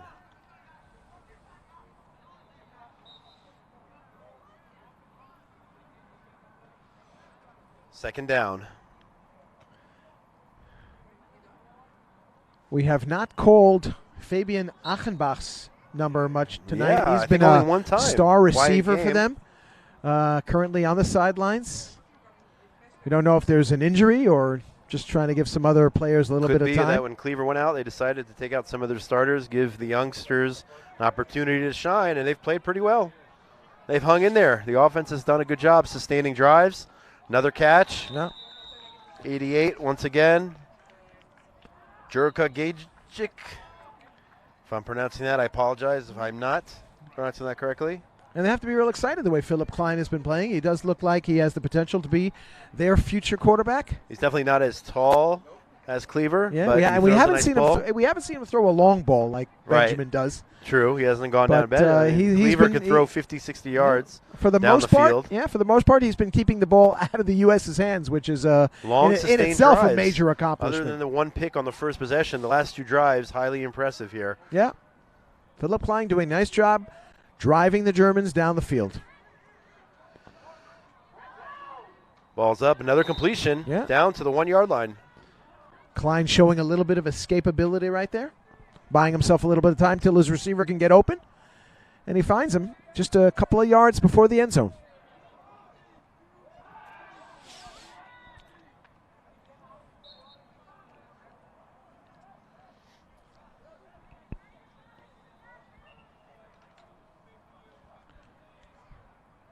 Terrence Bunting over center. Looks like he's going to be the rusher. Oh, maybe not. We'll see. Nope. Jordan.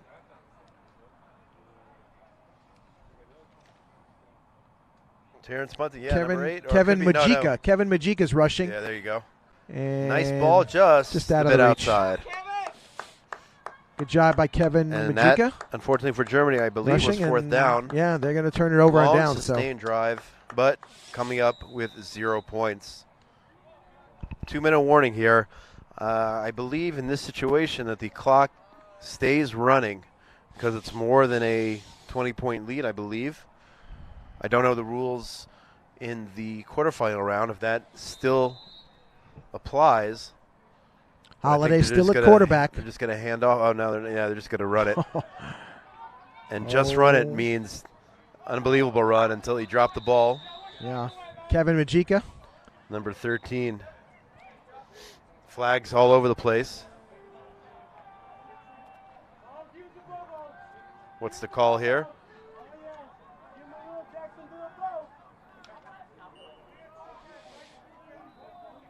It's just too much speed out here. If you are an opponent of Team USA, speed, size, strength, accuracy. David Price lined up wide. He usually sees exclusive time on the defense. Here you go. Guess they're trying to get everyone involved. Everyone likes to play a little offense now and then. Yeah, why not? But again, Eric Holiday, I don't see any sweat. I know. So calm and just fires it.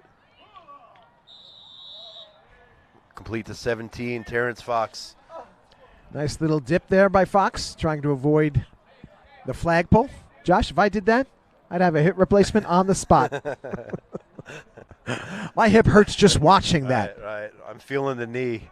Wow. My knee hurts from standing and broadcasting for 4 hours straight without even playing one down. Yeah, these athletes are so agile, and we've seen some really, really talented receivers and just great play all around. No wonder it's going to be an Olympic sport in 2028.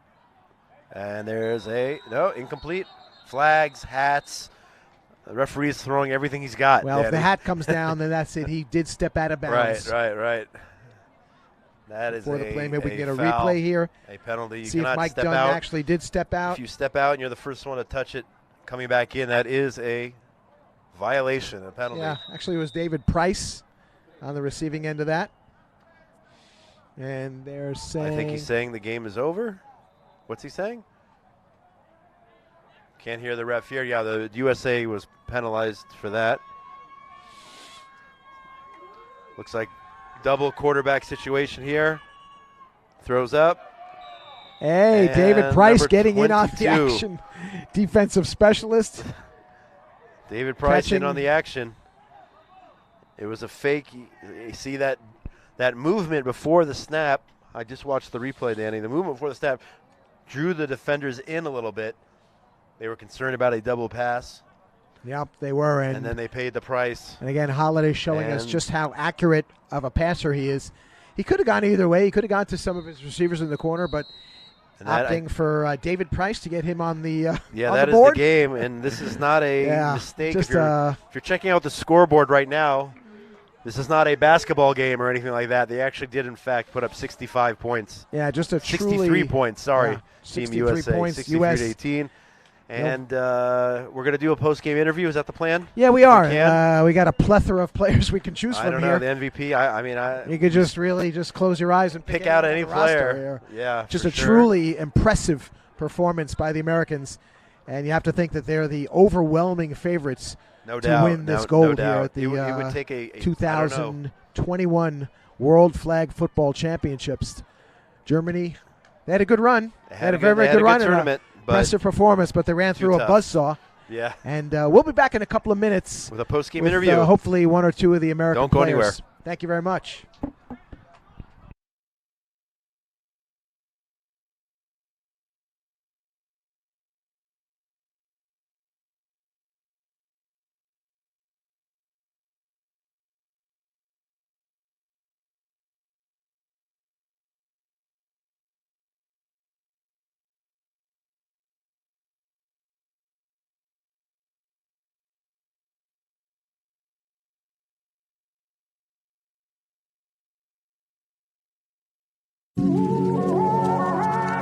Jerusalem is modern, ancient, it's hectic, patient.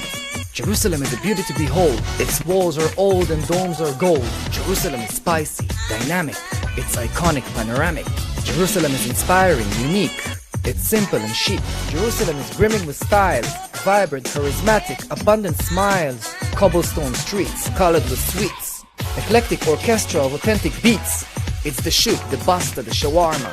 It's all about good karma. It's people, gates and views, culture, art and muse. Jerusalem is tradition, innovation. It's about openness, recreation. It's a city, destination, a goal. Jerusalem is how it feels to be whole. It's the knowledge, the courage, the drive to create. It's the source, the spirit, the reflection of faith. Jerusalem is Israel. It's Mediterranean chill. Jerusalem is real.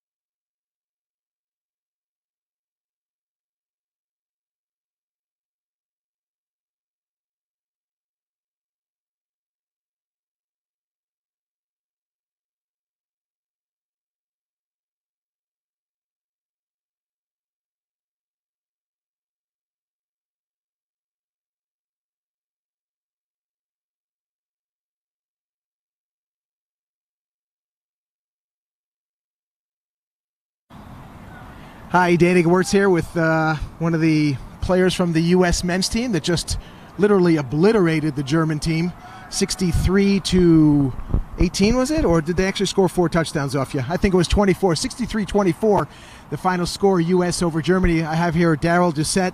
Daryl, just an incredibly overwhelming performance, at least from our vantage point. What do you owe that to? Just my teammates trusting in me, and we trusting each other to go out and make plays, no matter who it is. When it's your time, it's your moment, you make that play. Yeah, Eric was fantastic tonight. Seemed like he wanted to get everybody involved. We know who his 2 main receivers are. You also got involved with a beautiful play. You had a nice dip there. First of all, you also took a tumble over there. First of all, are you okay? Yeah, I'm okay.